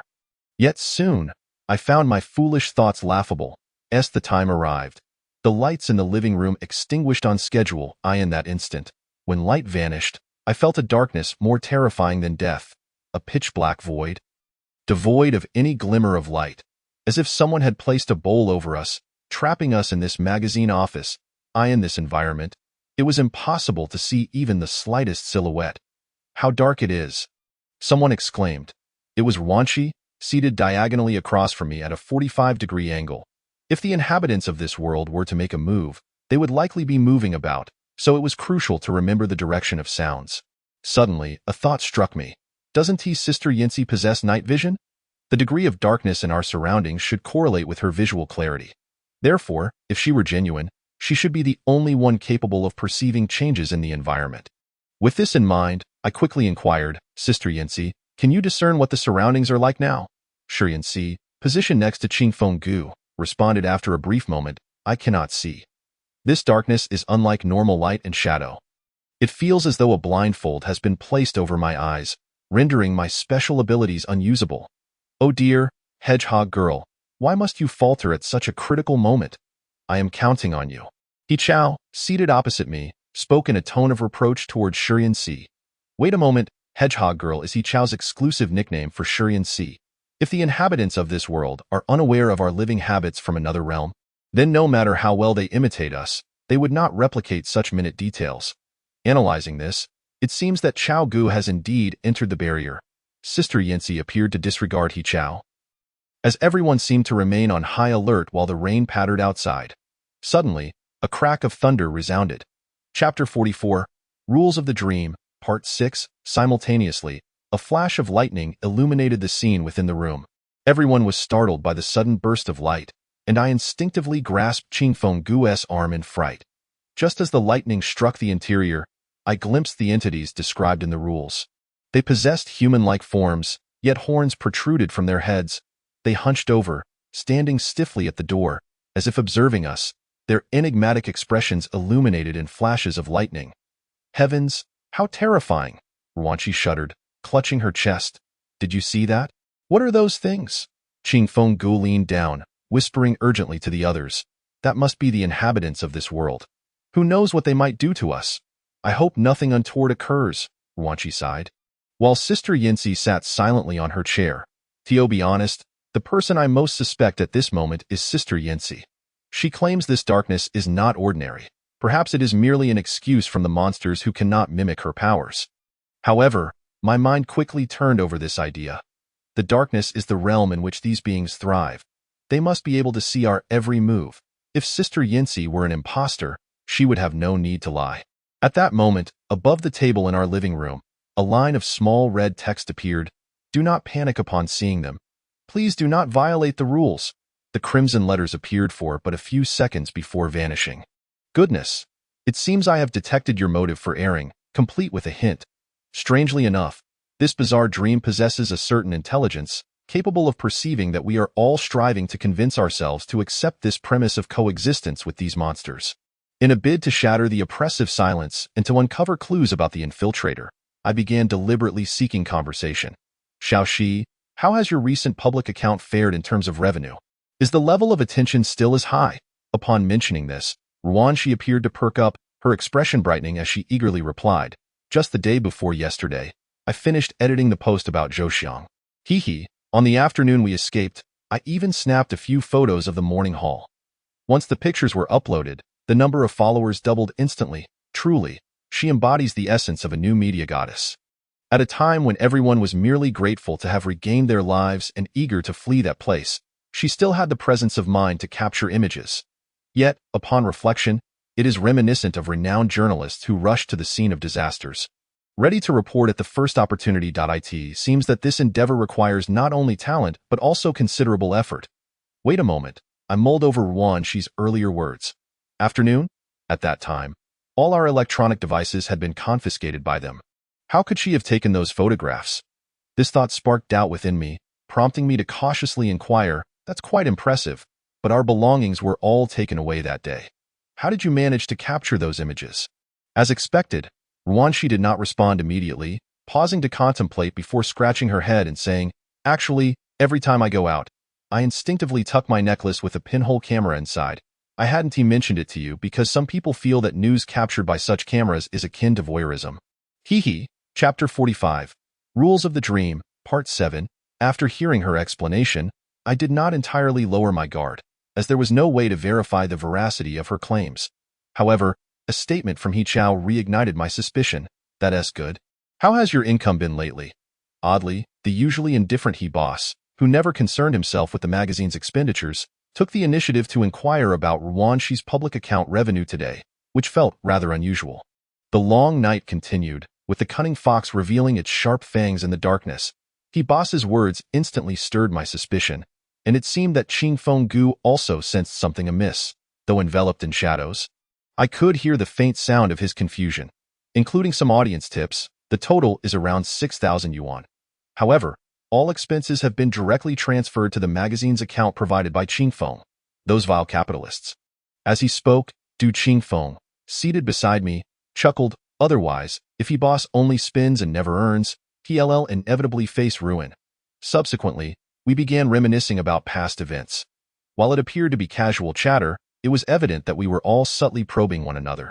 The details that might ordinarily go unnoticed in our conversations were now amplified.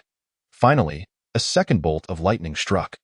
Although we had received a warning beforehand, the actual event still left us feeling apprehensive. This time, we all clearly saw that the group of strange beings had moved a step closer, now nearly at the sofa's position, and their formation was noticeably more scattered. Before we could recover from the fear instilled by the thunder, a line of clear text appeared above the living room table. Upon closer inspection, it revealed a brand new rule. From this moment forth, a new rule will emerge every hour. Please commit them to memory. A new rule has been added. At the top of each hour, you must leave your seat for 15 minutes and refrain from sitting in any available position, for the inhabitants of this world require a respite during this time. Upon reading this rule, I glanced at the clock in the flash of lightning. It was 11:58. We hastily rose from our seats, carefully navigating the darkness as we departed. To be honest, I dared not even breathe, moving a few centimeters at a time, fearful of colliding with those creatures. What the hell? I refuse to sit here. I'll just sleep on the floor, Ruan-Shi exclaimed. But Yancy quickly reminded her, what are you talking about? Have you forgotten the rule? You can't close your eyes for more than 10 seconds. None of us helped one another, as it was clear that mutual trust had eroded. We were all acutely aware that any individual held a 14% chance of being lethal. Thus, prior to the lights going out, I had discreetly tucked a pin into my pocket for emergencies. Suddenly, I sensed something shifting in the air, slowly advancing toward my direction. Qing Feng Gu, I think something's coming. Xiao ran. Don't be afraid. Stay calm. Just stand still.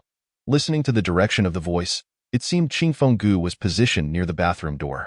We all groped our way to a location to take refuge, finding solace in our separation, which reduced our collective target size. Everything unfolded too suddenly. Ruan-Shi's piercing scream echoed from about 5 meters in front of me. A sound so sharp that it pierced the air, accompanied by the unmistakable sound of a knife being withdrawn from flesh. What happened? He Chao shouted in terror from within the darkness, and panic ensued among us. As it was evident that Ruan-Shi had met a grim fate, I clamped my mouth shut, tears streaming involuntarily from my eyes. Ruan-Shi, is she really gone? As this horrifying thought surged through my mind, I lost all sense of reason. If that were the case, wouldn't I be the next to fall? Everyone, don't panic. The rules of this game state that as long as there is one survivor until the end, we can all escape this barrier. It appeared Yancy was also shaken, Yet she feigned calmness as she called out, "What? Is that rule even written down?" Qing Fenggu, his voice tinged with a hint of tears and hoarseness, exclaimed. At the moment the thunder struck, my night vision capabilities kicked and I saw that the paper on the table now bore an additional rule. As long as we have one survivor by 7 o'clock tomorrow morning, we shall all survive. Xiaoxi is merely in a temporary state of unconsciousness, not truly dead. Yancy cautiously made her way toward us, stating, "If what Yancy says is true, that means as long as we don't all perish, we are victors in this game. Has someone taken advantage of the recent commotion to strike?" My mind raced. First, Qing Fenggu was beside me, so he was likely not the one to act. Yancy, I couldn't rule her out, as she might be using this ploy to keep us on edge. He Chao, right? He was closest to the scene of the incident. His suspicion is the highest. Yancy, come here quickly. Perhaps Qing Fenggu had begun to harbor doubts about he boss too, as he hastily assisted Yancy in the darkness, pulling her toward us. Meanwhile, He Chao continued to fumble in the dark, attempting to find his way toward us, but at that moment, he merely seemed like an actor playing a part. I instinctively recoiled, and Qing Fenggu reassured me, "Don't be afraid. We're all here. It won't dare." Hearing Qing Fenggu's words, I felt a slight sense of security, my palm clammy with sweat gripping the pin. So what now? Do we identify the culprit and eliminate them? Suddenly, a thought struck me. If, as Yancy suggested, the murderer could eliminate everyone and survive till dawn, wouldn't that be a success? But who would execute such a plan? Any act of violence would be attributed to one of us, while the true perpetrator would propagate this ideology, employing others to do the deed. This dream is utterly perplexing, resembling a real-life version of werewolf. One wonders who devised such a scheme, creating a barrier in this manner. It's almost like a horrific parallel world in another dimension. Yet, at present, I could sense the approaching footsteps of He Chao, and fear gripped my heart. As a thunderclap resonated through the air, I beheld Ruan Xi's lifeless body sprawled in a pool of blood, her eyes wide open, sending a chill down my spine. At that moment, He Chao was merely 2 meters away from us, hastening toward us during the intervals of thunder, while behind him, a multitude of footed creatures continued to wander. Chapter 47. Rules of the Dream, Part 9. Damn it. That scared the life out of me. I thought Ruan Xi was truly gone. Thus, the 4 of us huddled in a corner, maintaining a cautious distance from one another. The night dragged on interminably. It felt as if 2 years had passed in just 2 hours. During this hour, we refrained from excessive conversation. Perhaps witnessing Ruan Xi's corpse had instilled a deep-seated fear in us. Finally, we endured to the stroke of midnight, when yet another new rule appeared on the ominous paper. The infiltrator can only kill every hour and a half. In the final 2 hours, the infiltrator may command all creatures within the room. Please ensure to identify and eliminate the infiltrator before 5 o'clock. Oh my goodness. If the undercover truly mobilizes all the creatures within the room to launch a simultaneous attack against us, it would be tantamount to sealing our doom. Thus, the true conclusion of this game lies before the stroke of 5 in the morning. Alas, there is no need for the undercover to feign innocence. Is this merely a performance? How amusing. He Chao seemed to be somewhat embarrassed and angered, shouting out of nowhere, "Humph, are you talking about yourself?" Qing Feng murmured softly. However, in this environment, even the faintest sound of a pin dropping could be heard clearly, let alone the words spoken by a person, which He Chao quickly picked up on. "What do you mean, Lao Du? Do you suspect me?" At this moment, Yancy, standing nearby, impatiently remarked, "You were the closest to the creek at that time, making you the prime suspect. Regardless of your innocence, it would be wise for you to keep a low profile."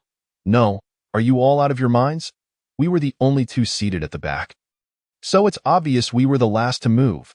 He Chao continued to defend himself, but it was evident that none of those present were inclined to believe him. Fine, if you insist on treating me this way, I'll just go to the restroom. Is that acceptable? I'll distance myself from you all. Is that all right?" Seeing He Chao attempt to leave, neither Qing Feng nor Yancy made any effort to retain him. However, I pondered that, based solely on a position, issuing a kill order against Chao Gu seemed rather unjust. To be honest, it reminded me of the joyous days spent at university with Chao Gu, his loyalty and generosity, and I felt a pang of compassion. "Chao, don't go over there alone. It's quite dangerous. You should stay with the group." I grasped He Chao, who was about to storm out in indignation. But in the enveloping darkness, it seemed I had inadvertently tugged at his ear, causing him to cry out in pain. I say, Xiaoran, could you be a tad gentler in your attempts to retain me? Are you pulling my ear? I scratched my head and chuckled. My sincere apologies, Chao Ge. I truly couldn't tc. With He Chao remaining, Yin Si and Du Qingfeng fell silent, merely advising everyone to maintain a certain distance and not to crowd too closely. The thunder was unpredictable and random, so if the undercover intended to strike, they would need to time their move carefully. Otherwise, they might act during a thunderous moment, allowing us to witness the perpetrator firsthand. Upon hearing Yin Si's reasoning, I realized the truth in her words. Yet, I surmised that the murderer must also be aware of this logic, for when Ruanxi collapsed last time, it was right after a clap of thunder. The murderer must have been confident of the improbability of two simultaneous thunderclaps, thus choosing that precise moment to act.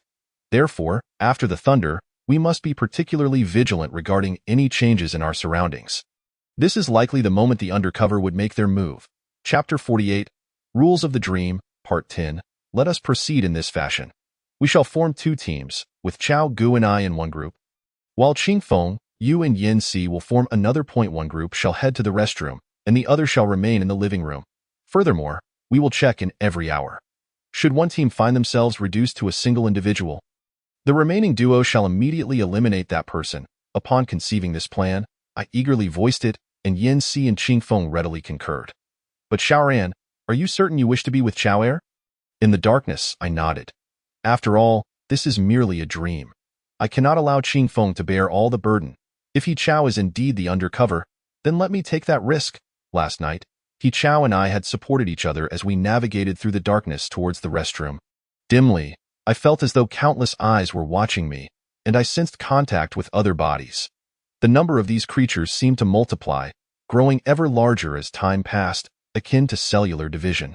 At last, through our stumbling exploration, we entered the restroom and closed the door. I in the dark, I was aware that there were still other entities concealed within.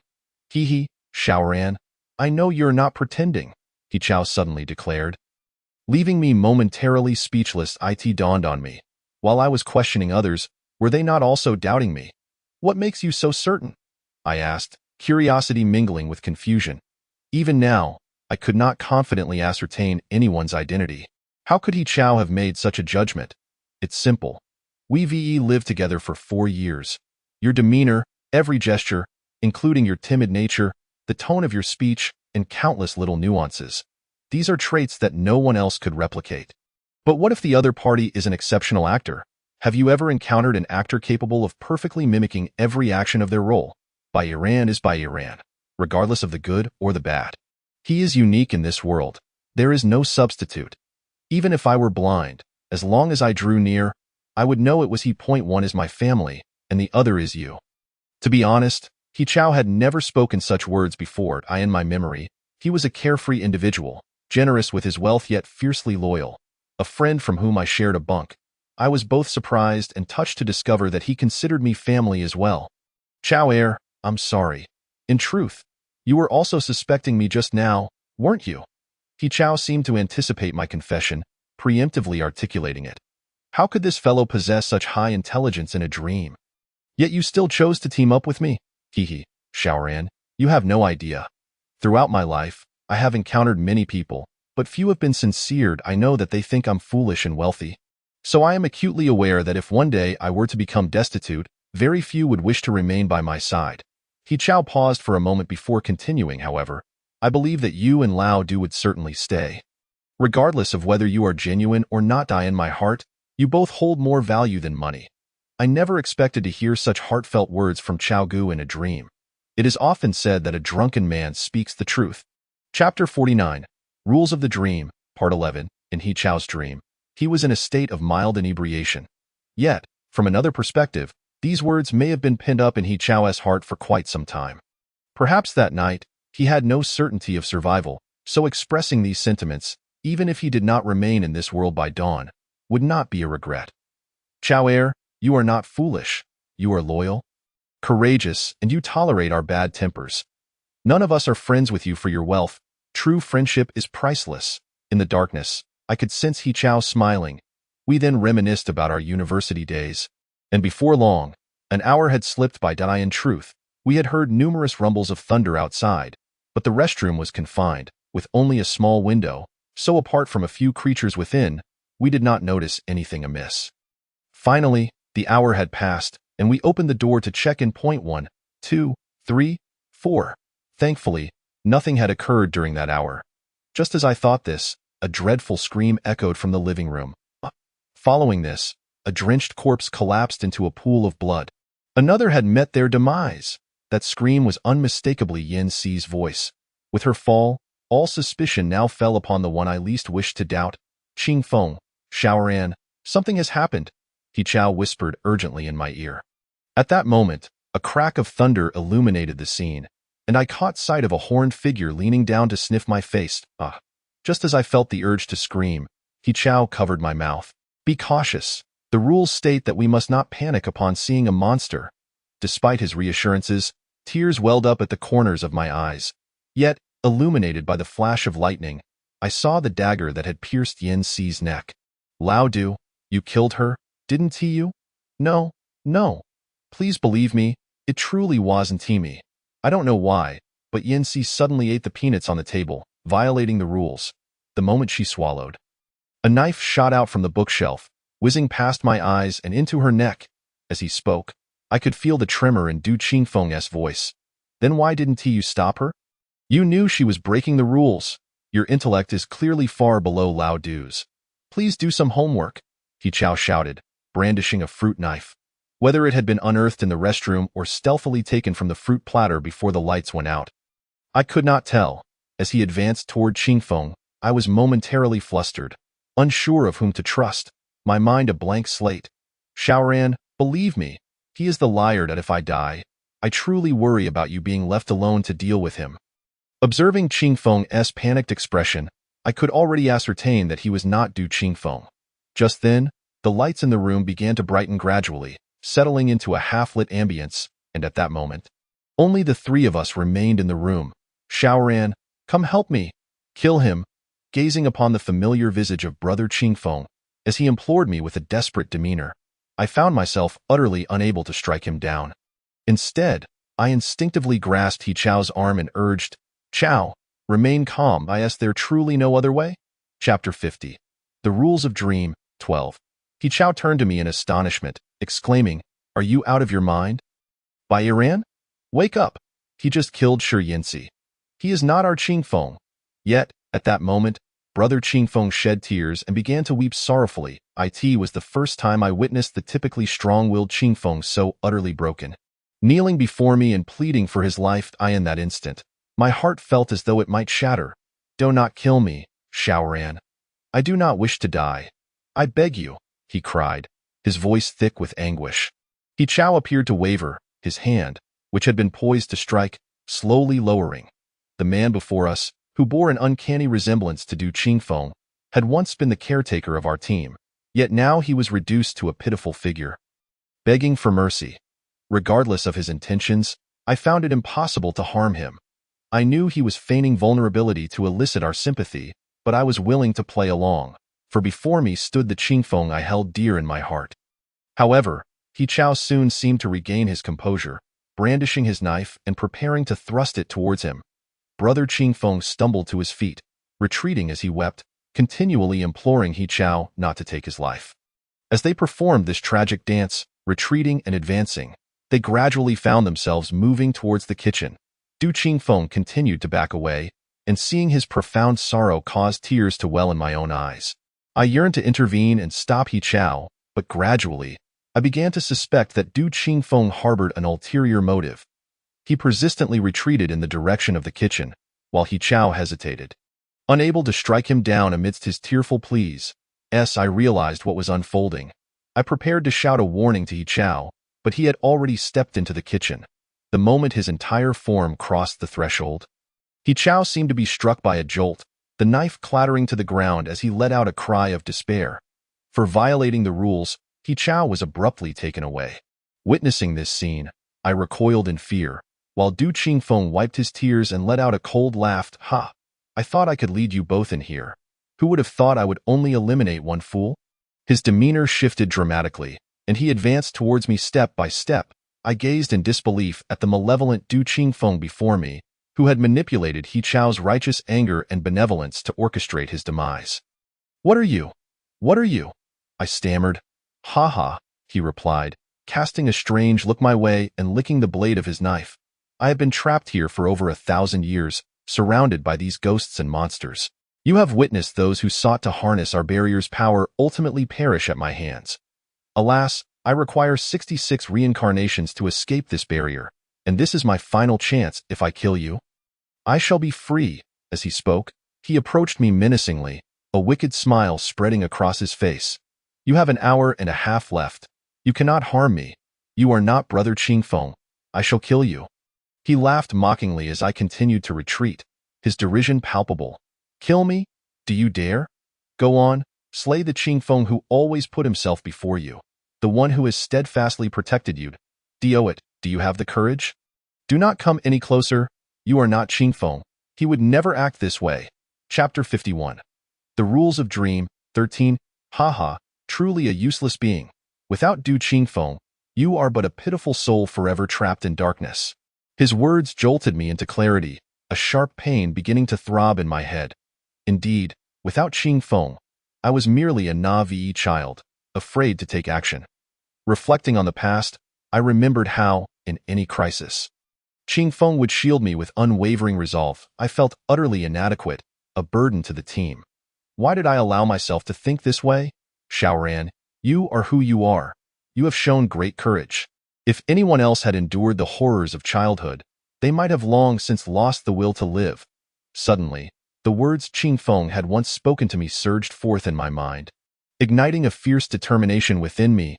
Yes, he had always protected me, but now he awaited my salvation in another realm. At this moment, all hope rested upon my shoulders. I must summon the strength to vanquish this demon before me to free everyone. Resolutely, I rummaged through my pocket and found the pin I had stowed away. With newfound courage, I discreetly unscrewed the cap, shouted as I charged forward, and plunged it towards his neck.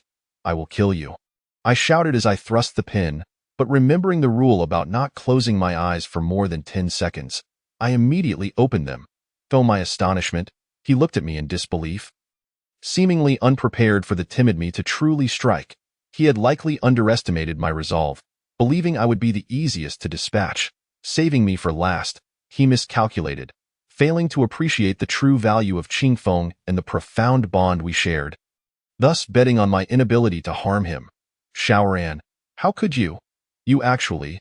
Blood gushed from the wound where the pin had pierced a vein, and he collapsed to the ground, clutching his injury in unbearable agony, his expression shifting back to one of desperate pleading. "You are not my Qingfeng. The real Qingfeng awaits my rescue, and I will protect him. I refuse to be a burden to the team. Someone like you will never understand our bond." Haha, bond. What is that?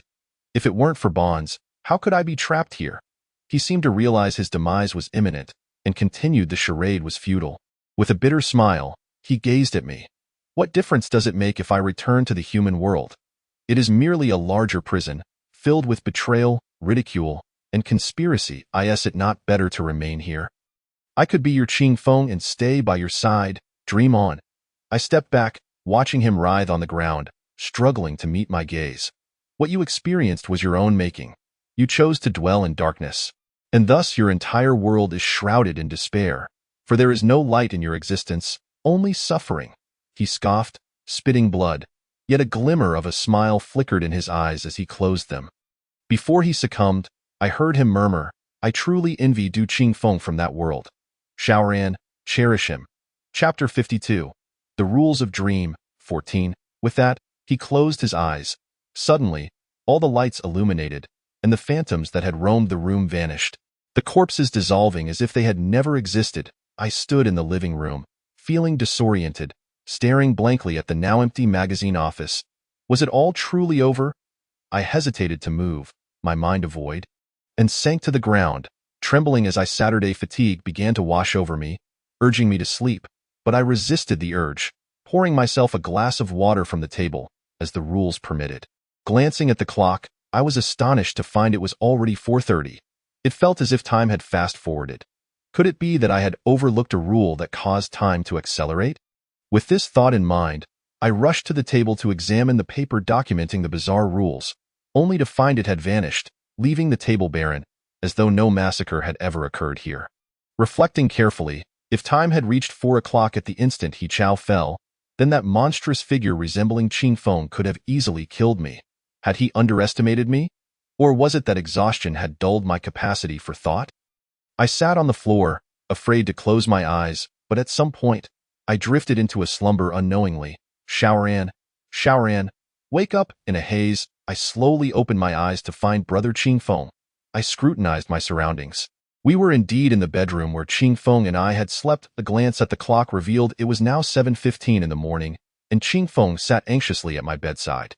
Upon seeing me awake, he joyfully embraced me. Shaoran, thank goodness, you are safe. I was so worried. After confirming we had emerged from the barrier, I hugged him tightly, tears of joy streaming down my face. As I stepped out of the room, I realized everyone had awakened around 7 o'clock, once again embracing the warmth of the sun. I felt an overwhelming sense of beauty enveloping me. That night had been incredibly long. Old Du, you truly scared me. I thought you had entered that dream. Do you have any idea how twisted you were in there? He Chao, while speaking, kicked Du Qing Feng lightly. I am as bewildered as you are. After I fell asleep, I found myself in a place resembling a library, an empty expanse where I was the sole occupant. Yet, the library was replete with a considerable collection of books, and the only rule posted on the table was to read quietly and await the salvation of your friends. I surmised that I might be a glitch in this game. Qing Feng scratched his head and chuckled. By the way, Xiaobai, how did you manage to defeat the final boss? I glanced at Qing Feng, a subtle smile of satisfaction gracing my lips. It was through intellect? Of course. Don't underestimate me. Just you? Ruanxi retorted playfully, her tone tinged with disbelief. In the coming days, everyone will be living under the shadow of Du Qingfeng's terror. Hey, I merely took a nap. How did I become an eternal sinner? It was you who stabbed me so ruthlessly. After this incident, the dream lingered in everyone's minds, so vivid and real. Perhaps in a parallel universe, different versions of ourselves exist, living with distinct emotions and roles. Yet, we chose not to pursue the matter further. That night, had we not entered that barrier, would misfortune have befallen us? Nevertheless, following that evening, a golden barrier emerged in the magazine office, visible only to my eyes, providing us with a semblance of security. Later, we visited the temple to offer incense, yet curiously, we never saw that little monk again. The abbot could not recall ever having such a monk in his temple. For this, we did not inquire further. After all, some phenomena defy scientific explanation. Fate is indeed a remarkable twist of destiny. Chapter 53. Fans having experienced that incredibly realistic dream, I found myself approaching Qing Feng with a newfound caution. Reflecting on his frenzied demeanor and the words he had spoken that night sent chills down my spine. When I recalled the moment I raised my pen to stab at his carotid artery, I felt an overwhelming wave of guilt, knowing it wasn't truly him. Yet I couldn't help but chastise myself for my callousness. On our way back from the temple, despite having slept a full night, fatigue still weighed heavily upon us. After lunch at a roadside stall, we returned to the magazine office and began discussing the dream from the previous night. I was killed by the rules. Not by the hand of the Qing Feng in the dream, Ruanxi said, her mouth full of takoyaki. In fact, you could say Qing Feng indirectly caused my demise. Before the game began, he handed me a candy, claiming it was something he brought from the outside world to ease my fears. During the thunderstorm, I was particularly frightened and ate one. I never doubted Qing Feng then. Suddenly, a knife flew from above and pierced my neck. In that instant, I felt intense pain, and the next second, I found myself in a desolate wasteland that seemed endless. I thought I was dead, never imagining I would awaken.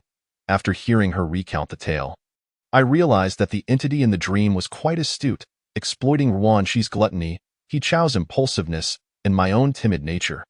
However, it underestimated my feelings for the real Qing Feng. Why was I so malevolent in the dream? You're not exactly a saint in reality either, He Chao retorted dismissively at Du Qing Feng. That entity was clever enough to use your likeness as a mole. It's clear it put in a considerable amount of effort.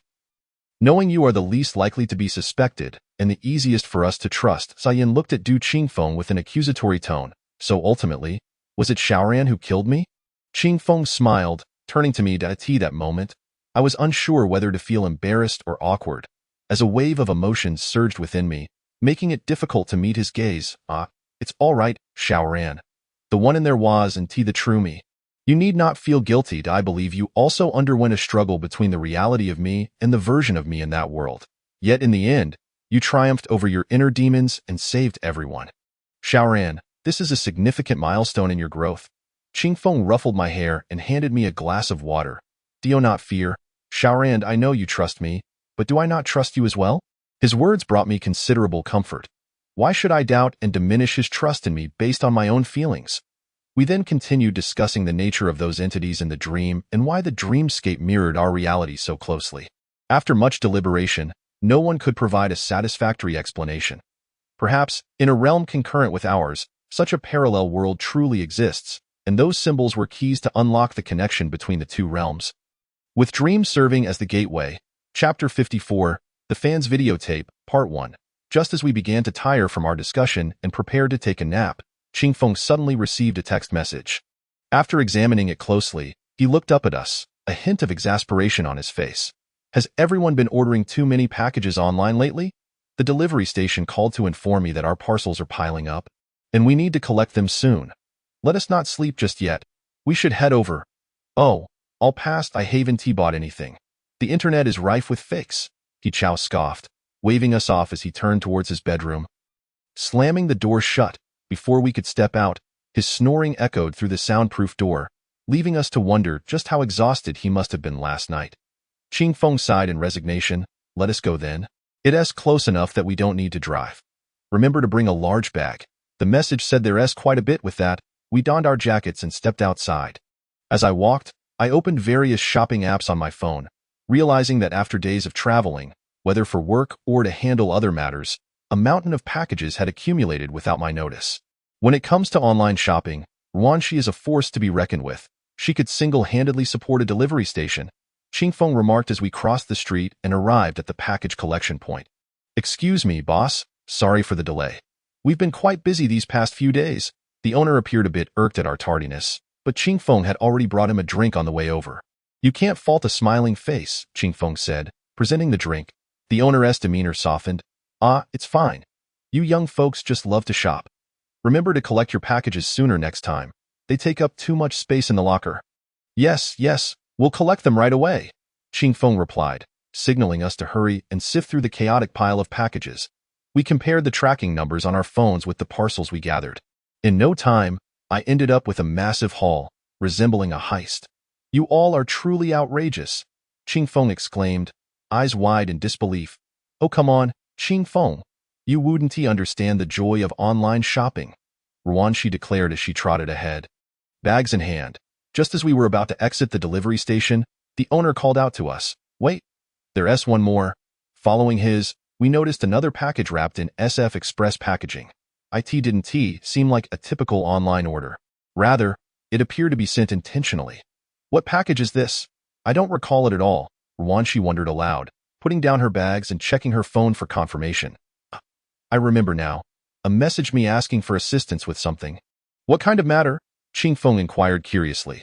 This person is a loyal fan of our website. They tipped me generously on every post. They mentioned encountering some issues and hoped we could help, offering us 8,000 yuan as a fee. I felt I couldn't refuse, so I agreed. Goodness. None of us are particularly mature yet, and Ruanxi has already taken on private work. All eyes turned to the tightly wrapped package, pondering whether it contained something sinister. Chapter 55.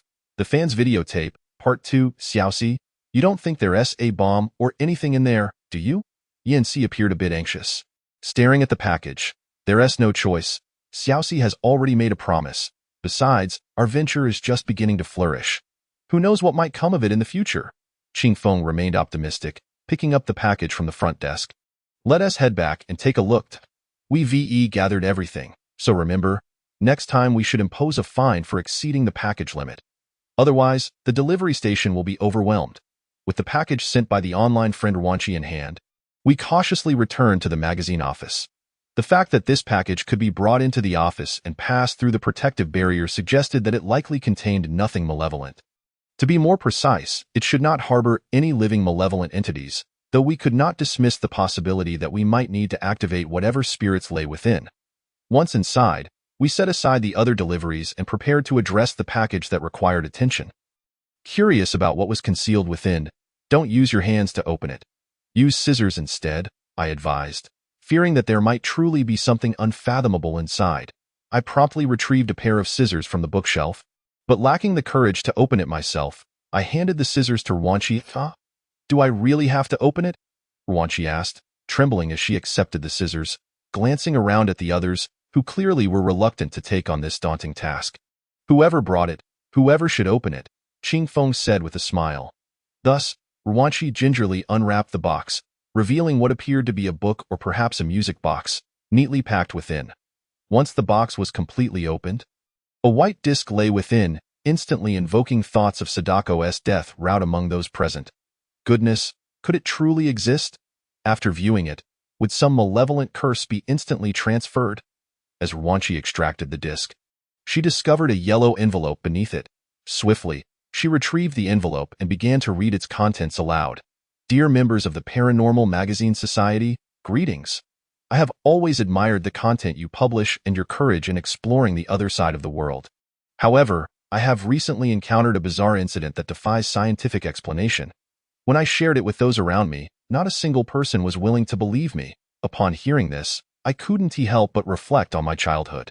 Before the appearance of my grandmother, the shaman, I too found myself in a similar situation, sharing my experiences with anyone who would listen, yet met with disbelief. It was understandable after all. In today's society, such matters are indeed hard to accept at face value. With a sense of confusion, we continued reading the letter. I feel that my husband is not truly my husband. I cannot explain this feeling.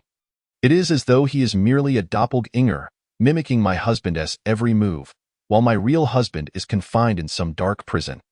Even if this impostor resembles him perfectly, down to the minutest detail, I remain certain that he is nothing but a deceiver clad in my husband's guise. At this point, my thoughts were instantly drawn back to the individual who bore an uncanny resemblance to Qingfeng last night. However, to be honest, in terms of demeanor and subtle details, that entity diverged significantly from Qingfeng. What this fan referred to must be something akin to a simulacrum. Truth be told, I am not someone with psychological issues. I have no reason to deceive you. Yet, due to my longing for my husband, on the night he was replaced, I screamed in madness, leading my family to believe I was suffering from some mental ailment. After consulting a doctor, I was diagnosed with an obscure condition, one that causes the afflicted to hallucinate that those around them have been replaced by others. Following this diagnosis, the doctor prescribed me some neurological medication, and each night, my husband's replacement would gently sit by my bedside as I consumed those strange pills. As they dissolved within me, I felt my consciousness gradually fading. Having followed your work closely, I realized that seeking help from the outside world was futile, so I entrusted my final hope to you, completing this letter with my last vestiges of clarity. This disc contains the surveillance footage from the night I began to suspect my husband. I implore you, I know my husband may have met with misfortune, but I still hope you can unveil the truth to the world. The letter bore only the character Hua as a signature. After reading the entire letter, the room fell into a profound silence, with Qingfeng pursing his lips, seemingly deep in thought. Do you think there truly exist beings that can imitate others?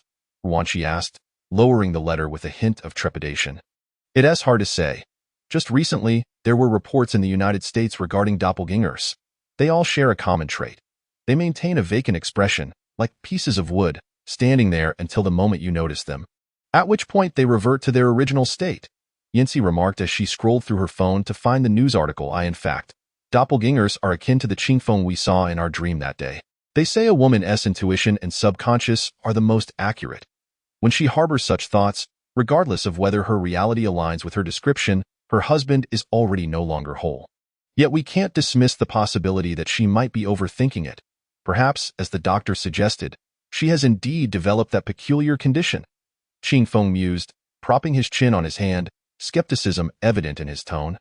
Regardless, we still have that footage. Why don't we take a look? After all, the magazine office is protected by a barrier. So we should be safe, Qingfeng said. Switching on the DVD player, I cautiously extracted the disc, and as it was ingested, the content began to play slowly.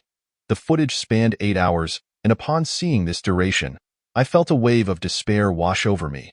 Watching it in its entirety would be an exercise in patience. Upon noting the length, Rwanshi also expressed her discomfort. How about I edit a condensed version? This is far too long. Unfortunately, if we wish to uncover the truth, we must patiently watch from the beginning. Yancy replied coolly, her gaze fixed on the screen. Thus, the footage unfolded before us. After about 2 minutes, the lights illuminated the darkened room, revealing a man and a woman, presumably the fan and her husband, returning home from work, as indicated by the timestamp of approximately 6:30. The content continued to play, depicting the mundane routine of the couple post-work, capturing moments of cooking, dining, washing dishes, and feeding their dog. They appear to be recently married, both noticeably young and without children. Having not rested well the previous night, I found myself drifting into slumber, lulled by the monotonous video chronicling their everyday lives, devoid of any captivating intrigue, reminiscent of the online classes from my university days. Just before succumbing to sleep, I could hear Wanchi snoring. Clearly, someone was even less able to endure the tedium than I in a half-dream state. I heard Qingfeng call out, "You too, don't sleep." Look, this is the moment when the woman begins to lose her mind. I immediately rubbed my bleary eyes and focused on the retreating footage. What? Rwanshi murmured, awakening, as we all fixed our gazes on the screen, only to see the husband emerging from the bathroom, at which point the wife recoiled in horror. Shrieking, "Get away! Who are you? Get out of our home! Where's my husband? Where's my husband?" To be honest, this scene felt excessively dramatic. The figure on the screen bore no discernible difference from the one just captured. I could not fathom how the woman determined that the person emerging from the bathroom was not her husband. If it were anyone else, they would surely deem her insane, for there seemed to be no reason for suspicion. They were, in every way, identical. Yet, what could have driven this woman to such madness? There was no need for her to act in front of her husband, especially in their private space. Qingfeng Gu could not comprehend why she would behave in such a manner. However, her piercing screams instantly banished our drowsiness. In the video, her husband anxiously inquired about her well-being. Yet the woman appeared possessed, utterly disregarding his questions, retreating in terror, and seizing a fruit knife from the table. The husband, seemingly startled by this sudden turn of events, halted his advance upon witnessing his wife brandish the knife, urging her to calm down as he made for the door. Meanwhile, the wife vociferously demanded to know where her husband had gone, accusing him of hiding. Subsequently, it seemed her husband called for help, and the doctor, drawn by the commotion, arrived to escort the distraught woman, who was frantically searching for something within the house.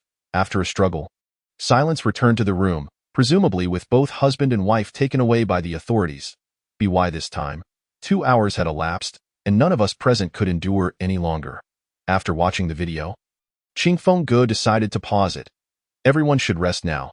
We were all quite exhausted last night. After our nap, we can further analyze this footage. At this point, I sensed that Qingfeng Gu had largely concluded that the woman resembled a person on the brink of madness, seeking an organization that would validate her claims and beliefs. Once everyone returned to their respective rooms, I tentatively approached Du Qingfeng. "Qingfeng Gu, do you also believe that this woman has lost her mind?" He replied, "Though I am reluctant to think so, the signs indicate that she is indeed disturbed, attempting to rationalize her actions. To invest our time in this for 8 hours seems rather futile." After hearing Qingfeng Ge's perspective, I hesitated, ultimately voicing my true feelings. "Qingfeng Gu, I sense that her turmoil is not baseless." When the video showed the man emerging from the restroom, I distinctly felt a wave of malevolence wash over me, as if it were cloaked in a thin veil, concealed from my perception. Qingfeng Gu looked at me, astonished, and quietly asked, "Xiaoran, did you truly experience this sensation?" I nodded firmly. The feeling was subtle yet fleeting, as if a nefarious force had temporarily pierced the veil of reality, only to retract in an instant. Qingfeng Gu lowered his head, pondering for a moment before stating, "Initially, I intended to have Rwanshi return the money. For if that woman truly is mentally ill, any transaction would be deemed illegal and void. Her guardians would subsequently have the right to reclaim it. Therefore, our profit from this transaction would not be entirely respectable. However, Since you have this sensation, let us continue watching the tape after our nap, in hopes of uncovering some clues. With that, Qingfeng Gu lay down and closed his eyes, and the fatigue of the previous night soon claimed me. Lulling me into slumber, in my dreams, I beheld the man, who now appeared far from the vibrant figure in the video. His face contorted in agony, he screamed desperately while banging on a door. The surrounding darkness, accompanied by the sound of his long nails scraping against the walls, exuded an aura of despair and helplessness. He pleaded for release, yet no one answered in this solitary underground prison. His body began to decay, ultimately vanishing without a trace. Strangely, I did not perceive this as a nightmare. There were no frightening scenes, merely a record of a condemned soul awaiting the arrival of death. As this realization dawned upon me, I felt a disquieting sense of unease. Why did I feel this way? It was as if someone in the dream was deliberately conveying to me that this was the reality of the situation. As darkness dissipated, I awoke to find Qingfeng Gu still asleep beside me. Indeed, only 20 minutes had passed since we had succumbed to our midday slumber. This brief respite seemed to carry a message from the dream, hinting at a grim truth. Could it be that her real husband was imprisoned in such a cellar? Did his disappearance signify his death? Burdened with these questions, I resolved to watch the surveillance footage alone, hoping to uncover some elusive clues. Thus, I made my way to the living room, donned my wireless headphones, and began scrutinizing the video from 10 minutes prior to the moment his wife lost her composure. Chapter 57. The Fan's Videotape, Part 4. As I observed the husband emerging from the restroom, that same unsettling feeling resurfaced. That moment, I noticed a detail that compelled me to slow the playback to its lowest speed. In that fleeting 2 seconds, the camera captured the husband's vacant expression, which lasted only a brief moment from the time he exited the restroom. His gaze was blank, his mouth slightly agape, and his neck extended forward like that of a turtle, rendering him akin to a lifeless zombie. This sight startled me profoundly, sending chills down my spine.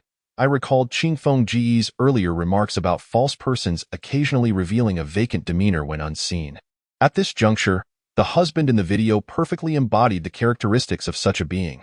I could conjure no rational explanation for his peculiar behavior during those fleeting seconds. Just then, I heard a sound at the door. Yin Sijia emerged from within. I quickly beckoned her to join me and shared my discovery.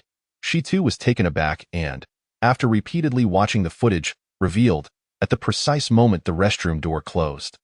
I glimpsed a hand seemingly dragging something inside, moving with remarkable speed, unnoticed in the pitch-black surroundings. I had heard that Yin Sijia's vision in darkness surpassed even that of high-powered cameras. Yet I had not anticipated her ability to discern the details within the shadows of the video. Such an extraordinary talent was truly rare. Wazi, when I say stop, you must immediately pause the video. I watched Yin Sijia's serious expression and quickly nodded, grasping the remote control.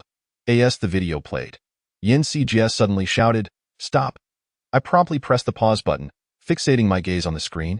It was at the moment the man exited the restroom and the door began to close. I scrutinized the darkness, sensing an indistinct silhouette that seemed to taint the shadows. Rather than being merely a figure, it felt as though something had emerged from the darkness, contributing an eerie quality to the scene. This must be it. The man's true husband was likely taken away right here. Yin Sijia swallowed hard, gazing at me with a hint of astonishment. It appears that the woman's claims hold some truth. Yet, how did she determine her husband was not genuine, lacking the perceptive abilities that you and I possess? Yin Sijia shook her head with a sigh, responding, "Perhaps it is the silent understanding developed through daily companionship.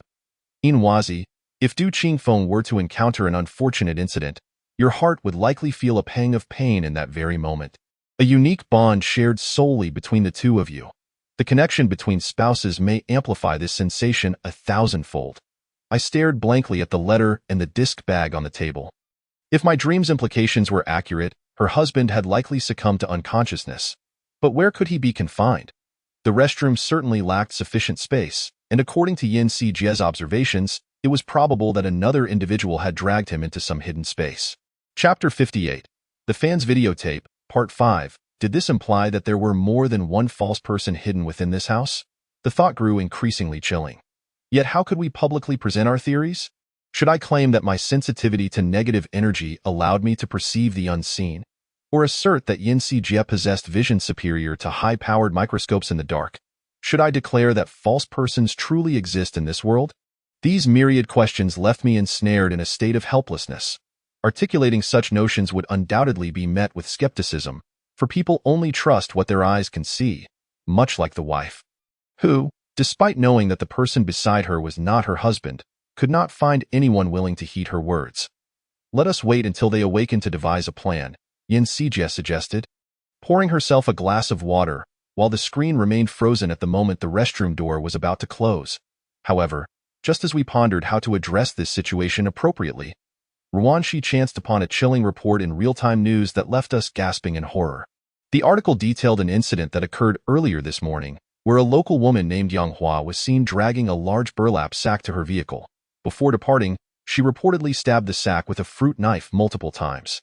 The vehicle then drove out to the edge of a cliff in the suburbs, where the woman extracted the sack and laughed maniacally for an extended period. Ultimately, when the police arrived, she threw the corpse over the cliff with a deranged laugh before jumping to her own demise. The site of this macabre event was, coincidentally, the very location from which Ruanxi had sent a package. It appears that the woman could no longer endure her torment and chose to slay her husband, who had been masquerading as her partner. The arrival of the package took time, and coupled with our delayed receipt of it, his hope for life may have been extinguished long before, leading to a tragic double demise.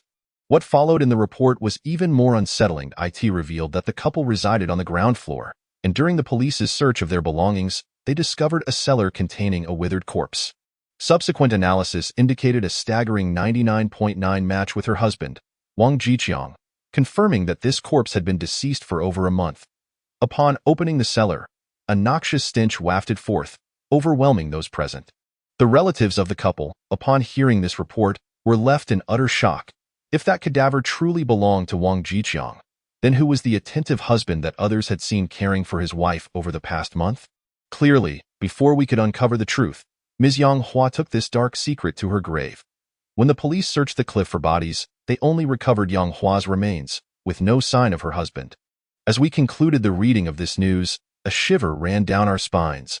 The world is rife with inexplicable mysteries, and often the truths that people cling to possess a darker side. Just as this tale suggests, perhaps it was not the wife who was insane, but rather she had remained lucid all along, with no one willing to believe her. It is not that people lack the desire to seek the truth. Rather, most are too fearful to confront the harrowing reality that lies before them. Chapter 59. A strange night fishing adventure. Following the incidents surrounding the disc, Ruanxi contemplated disabling the fan chat feature, but was dissuaded by Qingfeng. I find it rather interesting. At least our magazine's existence serves a genuine purpose. If we can genuinely help people resolve their issues, it counts as a good deed, he remarked, and if we can earn a bit more money in the process, all the better. I chuckled, perusing an article that Ruanxi had tirelessly edited overnight. Astonishingly, it had garnered over 100,000 views, truly deserving of her title as the goddess of new media. She possesses a unique knack for captivating audiences and generating traffic.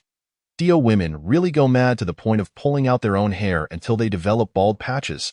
I don't recall her being that insane in the video. He Chao queried, casting a glance at my phone. What do you know?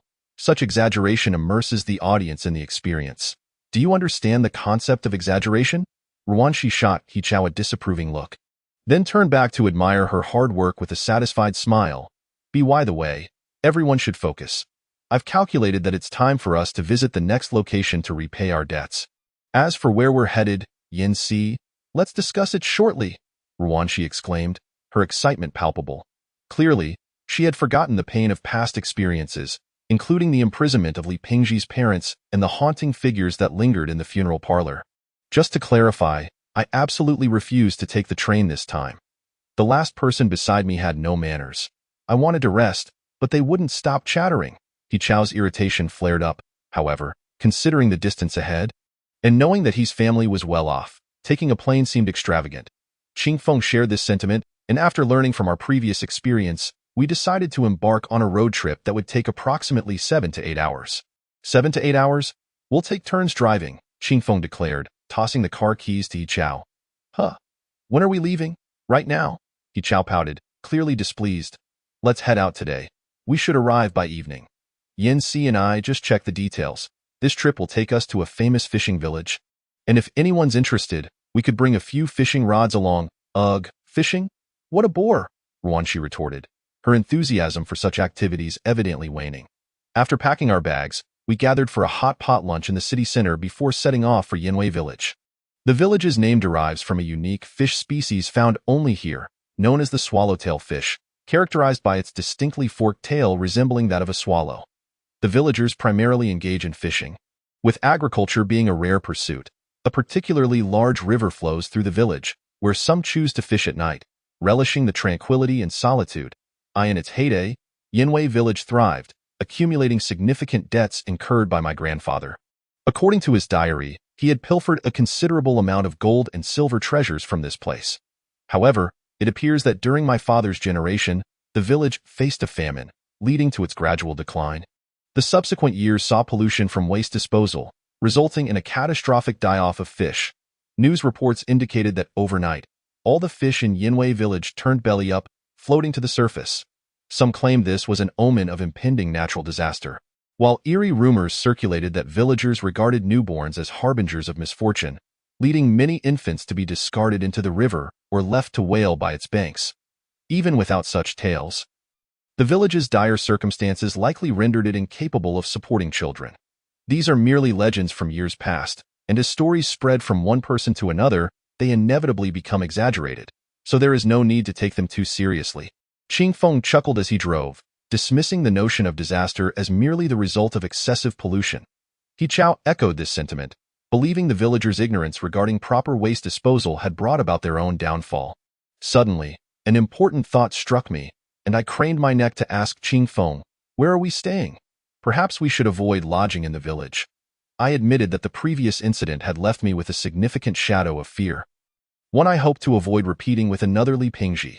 Everyone seemed equally concerned, their gazes fixed on Qing Feng. "Don't worry. This time we won't stay in the village. We'll head directly to a hotel in the county, and from there, it's only a short drive to the village." Qing Feng reassured us, prompting a collective sigh of relief. The long journey led to a lull in conversation, and soon we found ourselves drowsily drifting into slumber. At some point during a driver switch, Qing Feng roused He Chao, who was clearly still lost in dreams. "Chao, it's your turn to drive," Qing Feng called out. "Duan Qing Feng, could you be any gentler?" He Chao grumbled as he reluctantly took the keys and moved to the driver's seat. I would have liked to help share the burden, but alas, I lack the ability to drive, having never obtained a license. Don't ask me why. I simply have no inclination towards vehicles, nor any desire to take the wheel. Finally, after a protracted journey, we arrived at the once thriving fishing hamlet of Yinwei Village. The village's topography struck me as peculiar. From the road, it felt as if a bomb had detonated, resembling a basin in some respects.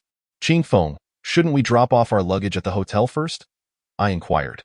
Qing Feng chuckled as he exited the vehicle. "Have you seen the time? It's already late." Indeed, we had departed at around 2 in the afternoon, and it was now nearing 8 or 9. The area surrounding the village was shrouded in darkness, but the riverside bustled with life. A small group of 7 or 8 individuals had gathered, illuminating the night with small lanterns while engaged in night fishing. "Let's grab a bite to eat nearby first. By the time we finish, the fishermen will have left, and we can relish the unique tranquility of night fishing. I am genuinely eager to experience it." Having spoken, we ventured to the outskirts of the village, where we indulged in some wontons at a small eatery in the county town. After engaging in conversation with the locals about their customs and traditions, it was nearly 10 o'clock in the evening when we drove back to Yinwei Village. That moment, the riverbank was enveloped in silence, with the moonlight gently cascading upon the surface of the water. The breeze softly rustled the willows lining the shore, truly reflecting what Qing Feng Gu had said. The nights here possess a tranquil beauty that can calm the heart merely by gazing upon it. Chapter 60. A Strange Encounter While Night Fishing, Part 2. "Come on, Shaoran. Take down the fishing rod that I specifically bought fresh shrimp for bait," I inquired earlier, "and after we catch the fish, we can sell them at the morning market. Who knows, we might even gather some additional news through this." "What? You want me to accompany you to sell fish? Old Du, must you exaggerate so?" He Chao evidently would never join us, and Qing Feng Gu seemed to have no expectation of him coming along either. Besides, the morning market opened so early. Master, he probably hasn't even finished half his dreams yet. Hey, who said we were taking you along? Ruanshi playfully remarked, holding the fishing rod and a camera. When we sell the fish and earn some money, we want to share a single bite with you.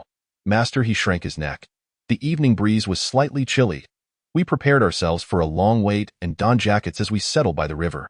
Having little experience in fishing, I watched as Qingfeng Gu expertly rigged our bait and signaled us when a fish was hooked. I seemed somewhat oblivious to the common knowledge that, considering the hour, if we were asleep, the fish should also be asleep, making it improbable to catch anything. Let us have a contest. Whoever catches the most fish tonight wins a prize of 1,000 yuan. Upon hearing about the prize, I instantly became enthusiastic. Dear fish, do come up obediently. Thus, we arranged ourselves in a line, quietly awaiting our fortune. Minutes passed, yet strangely, despite the vastness of the river, none of us had caught a single fish after an entire hour. Gradually, everyone's patience began to wane. This is rather ridiculous, isn't it? Qingfeng, could it be that we're using the wrong bait? Du Qingfeng also appeared puzzled. It shouldn't be. This bait is favored by a variety of fish. Even if one species doesn't fancy shrimp, surely not all the fish in this entire river would turn their noses up at it. At that moment, a rather absurd thought crossed my mind. What if this river is entirely devoid of fish? A dead river? I quickly voiced this notion to the group, and they momentarily paused before bursting into laughter. In such a vast river, the idea of there being no fish was preposterous. Super Brother quipped. So it's our lack of skill, and we're blaming the fish for being scarce. What a thought! Just as we contemplated continuing our vigil, a local fisherman appeared behind us, carrying a fish basket. He seemed surprised to see us and, in a reproachful tone, questioned, "Why are you still out here so late?" Qingfeng Gu turned to glance at him, confirmed he was a local, and replied with a smile, "Sir, we want to fish tonight for fresher catches to sell tomorrow." However, the man's expression remained stern, which displeased us. We had inquired before arriving that this stretch of Lotus Pond belonged to no one. Even if he disapproved of our fishing here, he had no authority to shoo us away. Outsiders, are you? You little brats, hurry back where you belong. Evidently, Sister Yin-Si was unimpressed and retorted, "What's wrong with being an outsider? Is there a written rule forbidding outsiders from fishing here at this hour?" The man, caught between anger and resignation, opened his mouth to retort but, noticing our defiance, simply sighed and left, warning us, "You won't catch any fish tonight. I hope you little ones can return safely." Hey, what does that old man mean? Not only does he stop us from fishing, but he also tries to scare us. The Ruanshi expressed this. I could sense her unease. The surrounding darkness, coupled with the old man's ominous words, had instilled a hint of fear within her. However, our lack of catches for so long was indeed peculiar. Qingfeng Gu furrowed his brow, gazing at the still water. They don't want us to fish, yet we shall persist. The tourism industry's unfair treatment of outsiders truly needs reform. Super Brother's temper flared again. Moments ago, he had considered reeling in his line, yet now, as if to counter the old man, he cast his line once more. Half an hour passed, yet still, we had caught nothing. The air grew colder, prompting everyone to reconsider their resolve. Perhaps we should head back. It's getting late, and I fear I might doze off while fishing. It's possible our bait simply doesn't suit the local fish. Accustomed as they are to a simpler fare, Ruanshi yawned, slowly standing and stretching. Upon hearing this, we all prepared to reel in our rods. After all, we were novices at fishing, and perhaps some skill was indeed required. Just as I was about to pull in my rod, suddenly, the indicator on the line began to twitch, signaling the very sign Qingfeng Gu had mentioned. A fish was biting. Qingfeng Gu, I began to exclaim in excitement, but he silenced me with a gesture. Shoo, we mustn't make a sound, or the fish will be startled away. Those who had previously shown little interest now crowded around, eager to witness the rising indicator. Now, pull up, Xiao Ran. With Qingfeng Gu's encouragement, I tugged on the rod. Oddly, it felt as though something heavy was tethered below, resisting my attempts to pull it from the water. A big fish. Seeing my struggle, Yin-Si motioned for us to join in. Everyone grasped the rod and collectively pulled upwards. No wonder we hadn't caught anything all night. It was waiting right here. Everyone believed we had hooked a large fish. Yet beneath the surface, the creature seemed to be wrestling with us, refusing to yield. be why the looks of it. This fish must weigh over 20 pounds, Qingfeng Gu declared. Everyone, let us not let it break free. With that, we all exerted our strength once more. Strangely, this time, the sensation felt entirely different. The creature below seemed to relinquish its struggle, almost as if it were pulling in our direction. What was happening? As we exchanged puzzled glances, the fish suddenly broke the surface. Before we could catch a clear glimpse of it, it began to climb up our fishing rod, creating large splashes around it, accompanied by a piercing shriek. We soon discerned its form, a creature with a blue hue and a single green eye, resembling an infant, yet it was remarkably gripping our fishing rod and crawling towards us like a human. My goodness, what on earth is this? In that moment, we abandoned everything. Our rods, even the bucket, rushing back to our vehicle in a panic, not daring to look back. We drove straight to a hotel in the county town. And throughout the journey, the shrill sound echoed in our ears, as if that creature lingered within our car, haunting us. Chapter 61. A Strange Encounter While Night Fishing, Part 3. Upon returning to the hotel, we remained shaken, grappling with the reality of what we had encountered. If that thing was a fish, I would vehemently contest it. Could it be that the legends of river demons truly held some truth? What on earth was that creature? How could we have pulled it from the depths? Super Brother gasped for breath, and we exchanged glances, recalling the old man's earlier warning, a chill running down our spines. When the hotel owner delivered toiletries to us, upon hearing that we had fished by the river, he was so astonished he could barely speak. You went fishing there tonight? That is the village's child sacrifice festival. Child sacrifice festival? At this unfamiliar mention of a holiday, we were momentarily stunned. It was said that decades ago, due to poverty, many children were abandoned by the river in that village. Back then, the river was so polluted that some infants' bodies became swollen and discolored, resembling water-soaked corpses. The lingering resentment of these abandoned children had persisted through generations, ensuring that each year, someone would tragically fall into the river and drown. As the owner spoke, he gestured for us to sit. We listened uneasily as he continued. The elders say that those who drown cannot reincarnate, and thus they wait silently for the right moment to claim a substitute for their souls. This revelation. I felt the hair on my neck stand on end. Was that figure we encountered truly selecting me as its substitute? You should not have come here today. The riverbank has long been deserted. As darkness fell, every household tightly locked their doors. At this point, we exchanged puzzled glances with the proprietor, and I sensed something amiss. But, boss, when we arrived around 9, we still saw people night fishing here. The owner, taken aback by my observation, shook his head vigorously and gestured dismissively, stating, "Impossible, impossible. Today marks the village's day of offering to the infants. No one would venture out to fish at night." We were rendered speechless. If what the owner claimed was true, that everyone was holed up in their homes to avoid trouble, then what did we make of the lively scene we witnessed at 9? Doubtful. Du Qingfeng accompanied the proprietor to inspect the access point to the river. The surveillance camera, positioned along the necessary path less than 200 meters from the riverbank, was purportedly installed to monitor illegal discharges into the water. This surveillance fell under the management of the owner's hotel. We had traversed this path before since it was the only route to the river. However, from 5 in the evening until our arrival, the camera footage revealed no signs of any individuals. How bizarre! Panic gripped me as I approached the riverbank, and I glanced at the jade pendant hanging from my waist. Its white hue indicated that there was no debt to be repaid in this river. Suddenly, it dawned on me that I had overlooked a crucial detail. The jade pendant could only sense the lingering negative energy that required restitution, and these infants had perished many years ago. Such debts could hardly be repaid. On the day of offering to the infants, aside from returning home early, is there anything else people must do? Qingfeng asked the owner, suppressing his unease and surprise. The tightly locked doors are merely a means to evade the infants' vengeance on this day. Regardless of any past occurrences of abandoned infants in their homes, villagers must present candles by the river, offer tributes, and burn them before casting the offerings into the water. Failing to do so would perpetuate the curse, claiming 1 or 2 lives each year. Some infants, unable to endure their existence sustained by these tributes, yearn to reincarnate. Thus, they create illusions for passers-by, compelling them to leap into the river and end their lives. At the mention of suicide, a chill ran down my spine. It turned out that the lively FA the infants crafted for us earlier was designed to distract us from suspicion.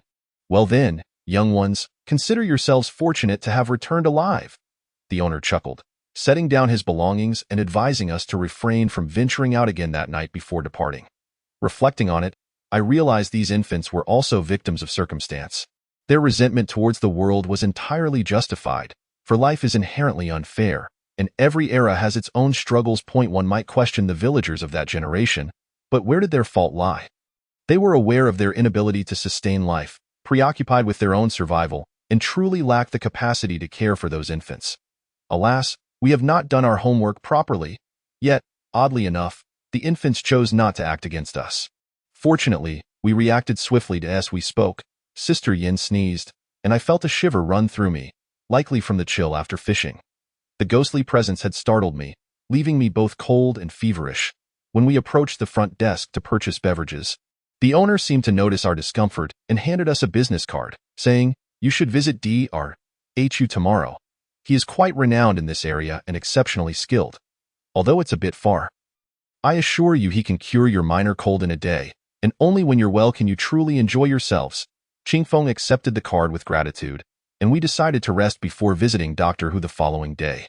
As I gazed at the image of the bespectacled doctor on the card, an inexplicable sense of familiarity washed over me, as if I had encountered him before. Without further thought, I succumbed to a heavy slumber. Chapter 62. The Perfectionist Doctor, Part 1. The next morning, I awoke to find my nose severely congested. It seemed the chill from the previous evening had taken its toll, leaving me feeling cold all over. Upon rising, I noticed Qingfeng had placed a cup of ginger tea by my bedside. The temperature fluctuations here were drastic, and given our insufficient attire during last night's excursion to the river, it was no surprise that we had all caught a chill. "Drink this tea to warm yourself. We'll visit the doctor recommended by the owner shortly," he suggested. I grasped the steaming cup and drained it in one go. The cold had dulled my senses to the pungent taste of ginger, rendering me almost tasteless. When Ruan Shi and the others entered, it became evident that they were in similar straits, save for the indefatigable he, who seemed unaffected by last night's ordeal. It was astonishing. During our university days, even as our entire dorm succumbed to fevers, he remained robust and unfazed, ensconced in his dormitory. "Look at you all.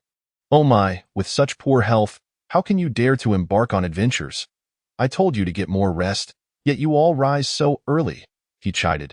"Be quiet." Sister Yin shot a glare at He Chao.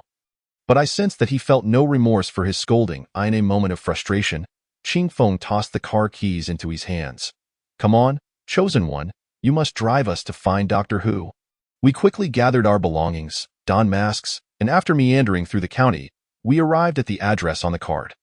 The hospital appeared to be the most reputable in the area, with a continuous stream of patients queuing. From their conversations, I could sense the hospital's remarkable medical prowess. Many peculiar ailments had been treated here. Most notable was Doctor Who, revered for his miraculous healing abilities, drawing patients from far and wide. Even affluent women seeking his expertise for health maintenance. Is he truly that extraordinary? Shi Yin asked, observing the throng. Hedgehog girl, so concerned about his skills. Have you perhaps contracted a dire illness? If you can't speak sensibly, just keep your mouth shut. Shi Yin retorted sharply, her fierce gaze startling he, who instinctively took a step back. Well, considering how busy Dr. is, he probably won't have time for our minor cold. Right? Qingfeng mused, standing on tiptoe to peer at the crowded registration line with a sigh. Just as we were contemplating seeking another hospital, a figure emerged from a small clinic adjacent to the hospital. Calling out through a megaphone, "Is there a Mr. Du Qingfeng here?" Upon hearing his name, Qingfeng immediately raised his hand in response. The young man with the megaphone, likely a physician's assistant or a male nurse, hurried over with a smile, addressing us. "You must be Mr. Du, introduced by Boss Wong, right? Doctor Who is on the second floor. Please come in." We were astonished that, despite the throngs of people ahead of us, we were ushered in so swiftly. As we followed the young man into the hospital, we learned that the hotel owner and Dr. shared a close bond, hence guests referred by him received priority treatment. Realizing our stroke of luck, we felt grateful for such assistance while away from home. It truly affirmed the saying that there are still many good people in this world. For a severe cold like yours, Doctor Who will simply need to steam you with his unique formula made from mugwort leaves. And you should be on the mend by afternoon." We exchanged incredulous glances, having never heard of such a remedy for a cold. It was indeed a unique approach. Finally, after turning a corner in the elevator, we were led into the second examination room. Upon opening the door, we encountered the legendary Doctor Who, whose austere demeanor was accentuated by sharply defined facial features and glasses that perfectly complemented his face. Giving him the appearance of a high IQ agent in person, he was far more striking than his image on the card, causing Ruan Shi to unconsciously swoon. "Xiao Shi, rein it in. He is over 30 and has a daughter." Qing Feng nudged the infatuated Ruan Shi with his elbow, whispering, "What of being over 30? A handsome man is handsome at any age." Upon noticing our entrance, Doctor Who had been engrossed in his paperwork, promptly set it aside and rose, a hint of a smile breaking through his otherwise cold visage as he welcomed us in. "You must be the guests introduced by Boss Wang. You must be Mr. Du, with whom I spoke on the phone this morning." Qing Feng quickly shook his hand, nodding in acknowledgement. Strangely enough, Doctor Who had been holding on to Qing Feng's hand for a full half-minute. It seemed to me that he was intently gazing at Qing Feng's hand. Could it be that this man was attempting to diagnose through palmistry? That would indeed be rather mystical. Qing Feng appeared to sense the awkwardness, his expression betraying a hint of embarrassment as he slowly extricated his slender fingers from the doctor's grasp. One by one the doctor, realizing his own impropriety, offered an awkward smile, repeatedly apologizing. After so many years of administering injections, I must admit that this young man's long and pristine fingers are truly exquisite. With a smile, the doctor turned away, yet in that fleeting moment of 0.01 seconds, I caught a glimpse of a peculiar smile that he could not conceal. "I intend to treat you using the method of burning moxa, as it is my unique remedy. Therefore, the moxa is not at the hospital but rather kept in my home. I hope you will come to my residence for a brief visit." He then instructed his assistant to transport us in a sort of utility vehicle to the doctor's home. Dr. Whose abode was a standalone villa, its exterior not overly opulent, yet the interior was filled with an array of medical apparatus, and shelves crammed with medical tomes dominated an entire room. Stepping into that space felt akin to entering a library. Wow! I had heard of Doctor Who's mastery in medicine, but I never anticipated the sheer volume of medical materials in his home. We marveled, sharing our astonishment with the assistant nearby. Doctor Who's obsession with medicine was evident. He had once spent 3 sleepless nights concocting a potion that ultimately cured a local epidemic of a disease called Maji. Maji? We exchanged glances, for it was a term we had never encountered. "You haven't heard of it, have you?" Because once the disease began to spread, Doctor Who successfully contained it, preventing any chance of further outbreak. Listening to the assistant proudly recounting Doctor Who's remarkable past, we could not help but feel a deep admiration for him. This was the essence of a true healer. After wandering through the villa for a while, I began to harbor some doubts.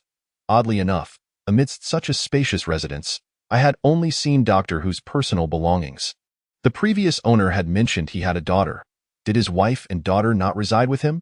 Upon mentioning this, the assistant's face clouded with a trace of sorrow as he sighed. His wife tragically passed away many years ago during a trip abroad, and his daughter, who is still in middle school, mysteriously went missing just a few days ago on her way home. Chapter 63, The Perfectionist Doctor, Part 2. Upon hearing the assistant's account, we felt a pang of sympathy for Doctor Who.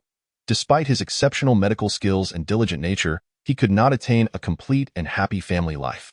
Perhaps it is true what they say. When heaven opens a window for you, it may just close another door. A person's gains and losses might be inherently proportional in the grand scheme of things.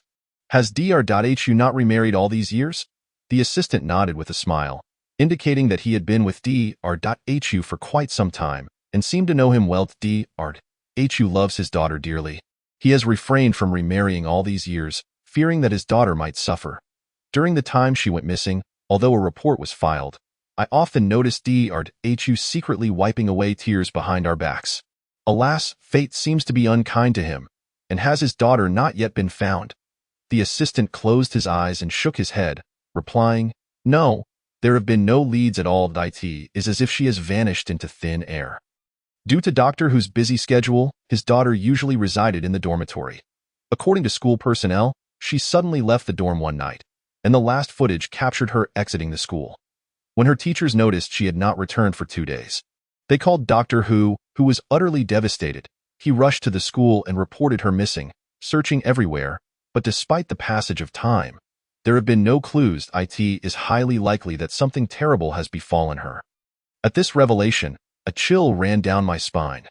This implied that someone must have lured his daughter out that night, yet the police had no leads, indicating that the perpetrator had executed their plan with remarkable cunning, at least a proficient criminal in their own right. In that moment, I noticed the jade pendant at my waist had begun to cloud, confirming my suspicion that his daughter's disappearance was anything but simple. It seemed that some debts from the underworld were beginning to surface. Yet for reasons unknown, my subconscious insisted that his daughter was still alive. The motives behind the abduction eluded me.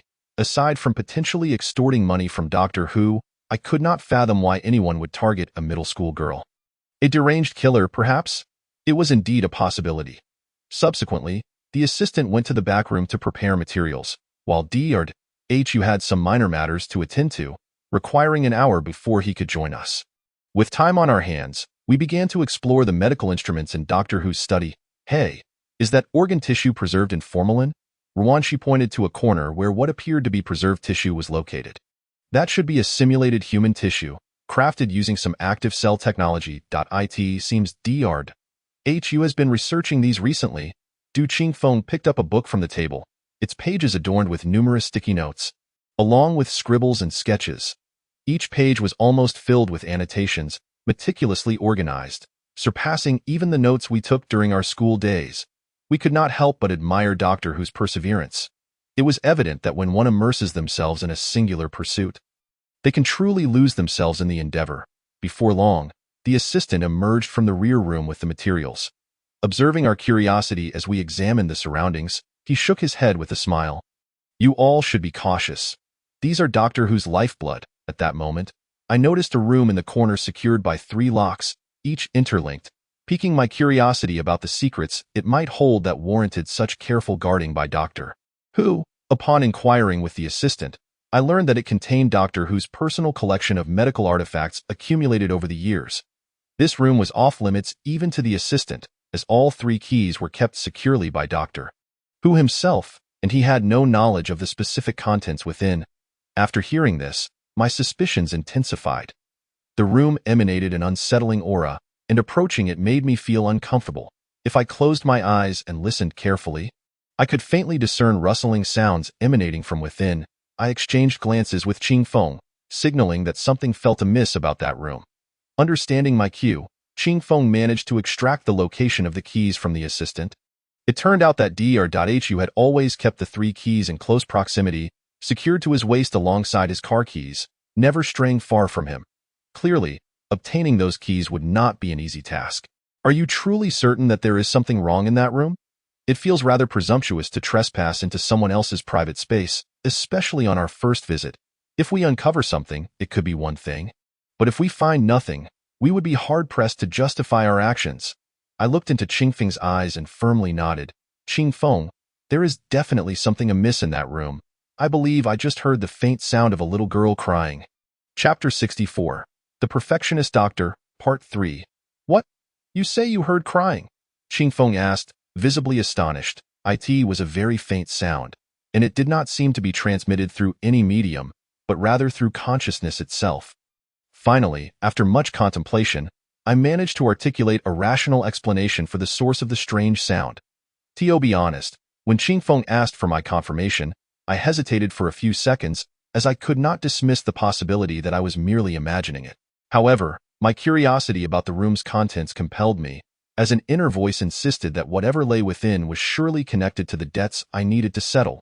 Qingfeng's eyes darted around, and it seemed he was formulating a plan. Before long, Doctor Who arrived home, driving in. Apologies for the wait, everyone. He entered with a medical kit and gestured for the assistant to bring up the materials. Please, have a seat. I rarely share this moxa weaving remedy.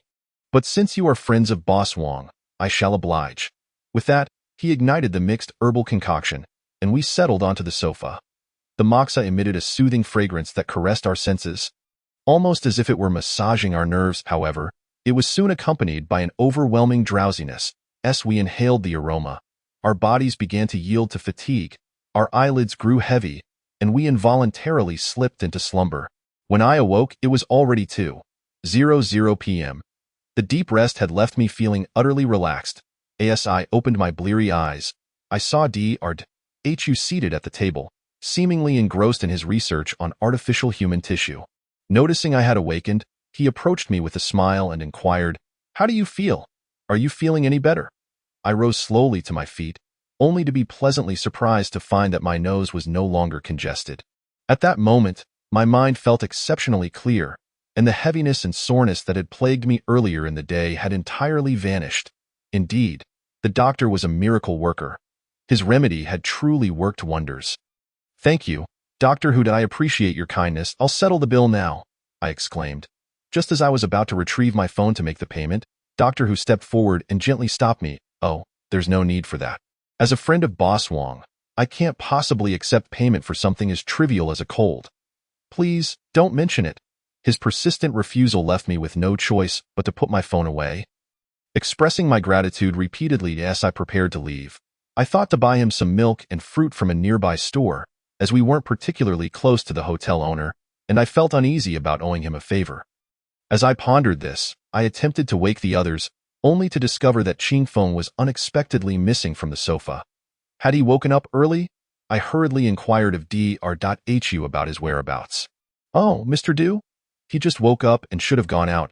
I'm not quite sure where he went," he replied. Confused, I scratched my head. Could it be that Ching Feng had the same idea as me and had already gone downstairs to purchase something? With that thought, I woke everyone else, and it was evident that they too felt a sense of relief. Although Chow had not caught a cold, the mugwort had a strong sleep-inducing quality, and thus our sleep master had joined us in our slumber. "This feels wonderful, Doctor Who. We won't disturb you any longer, if you have time. May we treat you to dinner tonight?" Chow stretched lazily and asked. Dear Hu hesitated before declining. "I'm afraid I have an important surgery this evening and may not have the time. Additionally, the progress on the human tissue project has been rather pressing. Perhaps another day?" After another round of thanks, we departed from Doctor Who's villa. It struck me as peculiar. His standalone villa seemed situated in a remote suburb, somewhat distant from the city. Living here imparted a sense of serene detachment from worldly affairs. However, there was no village nearby, and the nearest convenience store was about 2 kilometers away. Why hadn't Ching Feng driven there? With this thought lingering, I found myself dialing Ching Feng's number, but after a long wait, no one answered. A growing sense of unease washed over me. Ching Feng was known for his punctuality, even when he was busy or unable to take a call. He would always hang up and follow up with a text message to keep us informed of his situation. What on earth was he up to? Where could he have gone? Chow asked. Surveying the area, but besides our car and Doctor Who's, there was no one in sight. Let's head back to the magazine office. Ching Feng might have had an urgent matter to attend to. It's fine. He is a grown man. How could he just disappear? Ruanqi suggested, and we all climbed into the car, reasoning that everyone has their emergencies. We waited at the magazine office for the entire afternoon, but Ching Feng's phone remained unanswered. As dusk began to settle, a foreboding feeling crept over me. Eventually, both Yin Si and I could no longer sit idly by them. My anxiety escalated to the point where I considered calling the police. I couldn't fathom how boss he could be so confident, trusting Du Ching Feng so completely, even spending the entire afternoon playing games without a hint of worry. Yin Si, what should we do? Let's go look for him or call the authorities. I urged, calm down. You know it takes 48 hours for a missing person report to be filed, Yin Si replied. Frowning, I could see the worry and anxiety etched on her face, emotions I had never witnessed in her before. The more I think about this, the more something feels off. We had no idea what transpired before we woke up, and all we know is that the doctor mentioned that Ching Feng had left. Do you think it's possible he is still at that clinic? Yin Si's words sparked a rapid mental whirlwind within me. It wasn't just this afternoon. The entire situation felt bizarre. After all, we weren't closely acquainted with the hotel owner. Our relationship was merely that of a manager to a guest. Why would he be so generous as to introduce us to such a renowned doctor in town? Moreover, Doctor Who seemed incredibly busy yet still managed to personally attend to us. Mere patients with minor ailments, it felt absurd. Was this really the kindness of humanity? Did we somehow strike a chord? I found it hard to believe that such good fortune existed. Just as I was grappling with these questions, my phone rang, startling me. The caller ID displayed none other than Qingfeng's name. Without a moment's hesitation, I answered. But before I could utter a word, I heard Qingfeng's panicked voice on the other end. Xiao Ran. Help me! Before he could finish, the call abruptly ended, and my mind erupted with dread. The worst scenarios I had previously imagined took root in an instant, and in a frenzy, I began calling out Qingfeng's name as the phone disconnected. Qingfeng, where are you? Qingfeng! I shouted into the void, while Yanxi bit her lip, and Chao and Ruanqi sat frozen in shock on the sofa. Call the police. Just as that thought solidified in my mind, I received a text from an unfamiliar number, and Ruanqi, ever attuned to numbers, recognized it as belonging to a disposable phone, opened the message, and two chilling lines appeared. I only want to borrow some things from your friend. Once I'm done, I will naturally release him. Do not call the police, and do not attempt to search for him, or I cannot guarantee your friend's safe return. Panic coursed through me as I read the message. Seeing my face pale with fear, Yanxi shouted, by Iran. Get a grip. Does shouting help? Do you think yelling will bring Qingfeng back? We need to strategize together. Her firm words pulled me back from the brink of madness. Indeed, panicking would not help. We needed to devise a plan to rescue Qingfeng. Could it be that old Du was abducted on his way to buy something? The journey was long, and the doctor's residence was quite isolated. Chao recalled, that is a possibility, but I can't fathom what motive these people would have for kidnapping Qingfeng, I replied. Well, it's not as if Qingfeng is particularly wealthy. We've all only been working for a few months. Why would they target him for money? I wondered aloud, but then a chilling thought struck me. Could it be something more sinister? Qingfeng is quite handsome. Perhaps they have nefarious intentions? The realization sent a wave of panic through me. My palms grew clammy, and tears threatened to spill. Let us not jump to the worst conclusions. Qingfeng is intelligent. He could find a way to escape. Perhaps he's already on his way back, Ruanqi offered, trying to soothe our fears. Yet, it was clear to all of us that whoever had kidnapped Du Qingfeng was likely a highly skilled criminal, capable of using an unregistered disposable phone to contact us without leaving a trace. It was quite possible that we were being monitored. If Qingfeng hoped to escape their clutches, it would not be an easy feat, Yanxi. Do you think there's a connection between this incident and the case of the doctor's missing daughter? I suddenly recalled what Doctor Who's assistant had mentioned earlier that morning about his daughter's disappearance. It felt as though these two cases were intertwined, both characterized by sudden vanishing acts without any clues or warnings. And the most perplexing similarity was the motive behind the crimes, which remained utterly elusive. You mean to suggest that the same group might be responsible for both cases? Yanxi pondered, falling silent for a moment. It's a possibility we cannot dismiss. With these questions weighing heavily on us, we set off to the school where Doctor Who's daughter attended, hoping to uncover more clues. Since it was Thursday, we arrived just as students were finishing their evening classes and blended in with the crowd. At the school's bulletin board, we spotted a missing person notice posted by Dr. Hud. At a glance, it was evident that this was his daughter. The contours of their faces bore a striking resemblance. However, I must admit, while Doctor Who's sharp features might be striking on a man, they appeared somewhat less flattering on a woman, creating an awkward impression. Upon reflection, I sensed that it is improbable for the perpetrator to have abducted Doctor Who's daughter for any ulterior motives. There are certainly more attractive options available from the school, and there appears to be little need to undertake such a significant risk by kidnapping the daughter of a relatively well-known local figure, especially without any financial demands. The content of the missing person notice, akin to most such notices, includes a contact number that corresponds to Doctor Who's business card. From the details provided and the bounty Doctor Who has offered, it is evident how fervently he wishes to locate his daughter, mirroring our current sentiments. Yet, observing Doctor Who's demeanor earlier in the day, he conducted himself with the utmost normalcy, continuing his work and attending to his duties without a trace of anxiety etched upon his face. Although I understand that those in the medical profession often compartmentalize their emotions, I cannot help but wonder if perhaps, in Doctor Who's heart, his academic pursuits hold greater significance than his daughter. As this thought crossed my mind, I was momentarily taken aback, recalling the faint sound of a girl's cries I had heard while passing by that secret room earlier. A terrifying notion surged forth. Could it be that the sound was a desperate plea for help from Doctor Who's daughter? Yet, this theory seems implausible. How could a doctor possibly kidnap his own child? It would be absurd to suggest such a scenario. At that moment, a plan began to form in my mind, and I addressed the group. I just remembered that I left something at Doctor Who's house this afternoon. Shall we pay him another visit? But we didn't take anything with us. Clearly, Chow had not grasped my intention. I hesitated to disclose to him that I had heard cries at the door, fearing that he might act impulsively and inadvertently endanger Qingfeng. It would be prudent to return and inquire further about who had called Qingfeng away at that time. With that thought, I dialed the number listed on the missing person notice, the same as that on Doctor Who's business card. Oddly enough, after several attempts, no one answered. Have you forgotten? Doctor Who mentioned he has an important surgery tonight and likely won't be able to take our calls. Ruan, she interjected, visibly anxious. I pondered for a moment, glancing at Sister Yin Si beside me.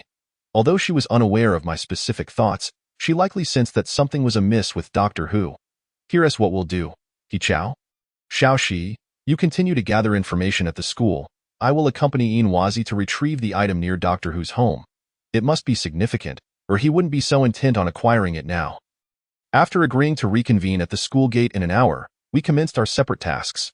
Just as I closed the car door, Yin Si turned back and asked, "You suspect Dr. is involved in Qingfeng's kidnapping, don't you?"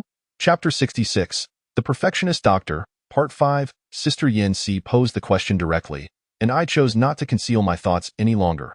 Wazi, while your imagination is indeed vivid, I believe there is a possibility to consider. If Dr. Hu is indeed in surgery, we could sneak into his house and see what secrets that room might hold. Perhaps we could uncover a way to save Qingfeng. With that, Sister Yin Si and I set off for Doctor Who's villa under the cover of night. To avoid drawing attention, we parked the car 2 kilometers away and made our way to his residence on foot. Guided by our navigation, the night felt ominous. From a distance, Doctor Who's home appeared like a foreboding castle, standing starkly alone. Strangely, despite its grandeur, the villa lacked any flowers or greenery at the entrance, creating an oddly stark impression in the shadowy surroundings. Sister Yin Si, how do we get in? The door is locked, and it seems Dr. Hu isn't home, I remarked, observing the house intently. Yin Si circled around the perimeter before stopping at a window, her tone icy as she said, "How much would it cost to repair the villa's window?" With that, she picked up a brick from the ground, motioned for me to step back, and hurled it with force. A sharp crack echoed as the glass did not shatter, but instead developed a slight fissure at the upper corner of the window. I realized that a wealthy individual's residence would not yield easily to intrusion. Wazi, what are you staring at? Hurry and help me. I snapped back to reality, quickly grabbing a brick from the ground and joining in the effort. Truth be told, if Dr. Hu were to return now, we would find ourselves in the midst of a home invasion. After considerable exertion, we still could not budge the window. At that moment, Sister Yin Si, whose eyes were keen, spotted distant lights at a nearby intersection. Startled, she urged me to crouch down in the grass. Strange, if Dr. Hu is in surgery, how could he possibly be returning now? This place should be private. There shouldn't be any visitors at this hour. As we lay in the grass, observing the car's movements, it drew nearer until we recognized it as the same nanny vehicle that Doctor Who's assistant had driven earlier that day. We exchanged glances, and Sister Yin Si boldly approached the vehicle, gesturing for me to remain hidden in the grass. She walked straight up and flagged down the car. The assistant, surprised to see her, stopped and stepped out, asking, "Little sister, what are you doing here? Did you come alone?" It was evident that Sister Yin Si was about to put on a performance, though I felt a twinge of jealousy. I could not help but admire her quick-witted adaptability. Sister Yin Si looked at the assistant, feigning vulnerability as she said, "Brother, I left my lipstick inside when I came for my appointment this morning. Could you let me in to retrieve it?" Noticing the assistant's hesitation, she placed a hand on his shoulder and added, "I beg you." With that, Sister Yin Si unleashed her charm. What man could resist such an appeal? Witnessing her captivating tactic, I finally understood how she had managed to win over Li Jiping. I was astounded to see this icy persona display such allure, leaving me utterly speechless. Remarkably, her beauty worked. The assistant dispelled any doubts and opened the door, allowing Sister Yin Si to enter. Chapter 67, The Perfectionist Doctor, Part 6. Shortly thereafter, around 5 or 6 minutes later, I received a text from Sister Yin Si. "Hurry in. He has gone to get something, I'll distract him." You need to find clues quickly. Although fear gripped me, I knew I had no time to waste for Qingfeng's sake, so I stealthily slipped inside. Overwhelmed with anxiety and unfamiliar with the layout, I found myself at a loss, yet my legs moved instinctively as I frantically hid in the bedroom closet. Through the slats of the closet, I caught sight of Sister Yan-Si leading Doctor Who's assistant out. "Come on, brother. Let us go to the bar and enjoy ourselves tonight." "Sure, little sister. It's on me." They exited the room one after the other. And after a minute or two of silence, I felt a twinge of fear and cautiously peeked out, confirming the coast was clear before emerging from the closet. Feeling guilty for my intrusion, I refrained from turning on the lights, instead relying on my phone's dim glow to navigate. I inadvertently bumped into a glass, shattering it on the floor, nearly sending me into a panic. The only sound was the old clock ticking rhythmically, and my heart raced as I anxiously surveyed my surroundings. At last, I arrived at the door of a room secured with 3 locks. Pressing my ear against the door, I listened intently. There seemed to be no movement inside. Just then, Sister Yan-Si sent another message. "Inwazi, try these 3 locks, 198-20209, which is the doctor's birthday." After reading her message, I examined the locks closely, realizing they were not conventional locks but 3 8-digit combination locks. Following her instructions, I began to test the combinations one by one. As I input the middle lock, I heard a satisfying click. The lock had been released. One of them works. I replied to Sister Yan-Si, but suddenly, an idea struck me, and I quickly sent a message to Ruan Shi. "Xiao Shi, please check the news database for information about Doctor Who's daughter's birthday." After a few minutes of waiting, I grew anxious and contemplated calling Ruan Shi, but I hesitated, choosing instead to wait impatiently. Just then, my phone vibrated with a new message, 201000809. Incredible! Ruan Shi had managed to find who use information in just 3 minutes. Excited, I attempted to unlock the other 2 locks, but to my dismay, neither responded. Disappointment washed over me as I racked my brain for additional clues. I had no idea what lay behind that door, but I knew that opening it was key to finding Qingfeng. "Du Qingfeng, where are you? Please come back." I grasped my head in frustration, desperately thinking, what else do I know about Doctor Who? As I found myself engulfed in despair and uncertainty, a message from Yan-Si arrived. "The birthday I just gave you was based on the lunar calendar. Just now, Ruan Shi sent me a message stating that this is the lunar birthday I deduced from the numbers on his daughter's ID. Give it a try." Chapter 68. The Perfectionist Doctor, Part 7. I hurriedly dialed the series of numbers that Sister Yan-Si had sent me, and indeed, the first lock clicked open. A surge of exhilaration coursed through me, yet as I gazed at the remaining lock, I was utterly devoid of any leads. I could only rummage through the room with a flashlight. To be frank, at that moment, I felt akin to a thief, a frenzied one at that. I struggled to maintain my composure, aware that my negative energy was surging, and ghostly apparitions began to materialize within the room. Appearing hazy and indistinct, grasping my head with both hands, I pounded my forehead in frustration, but these phantoms seemed to regard me as a mere jester, showing no intention of retreat, and my anger reached a boiling point. "Get the hell away from me!" I roared. Truth be told, the moment those words escaped my lips startled even me. The apparitions seemed to sense my threat and wisely dispersed.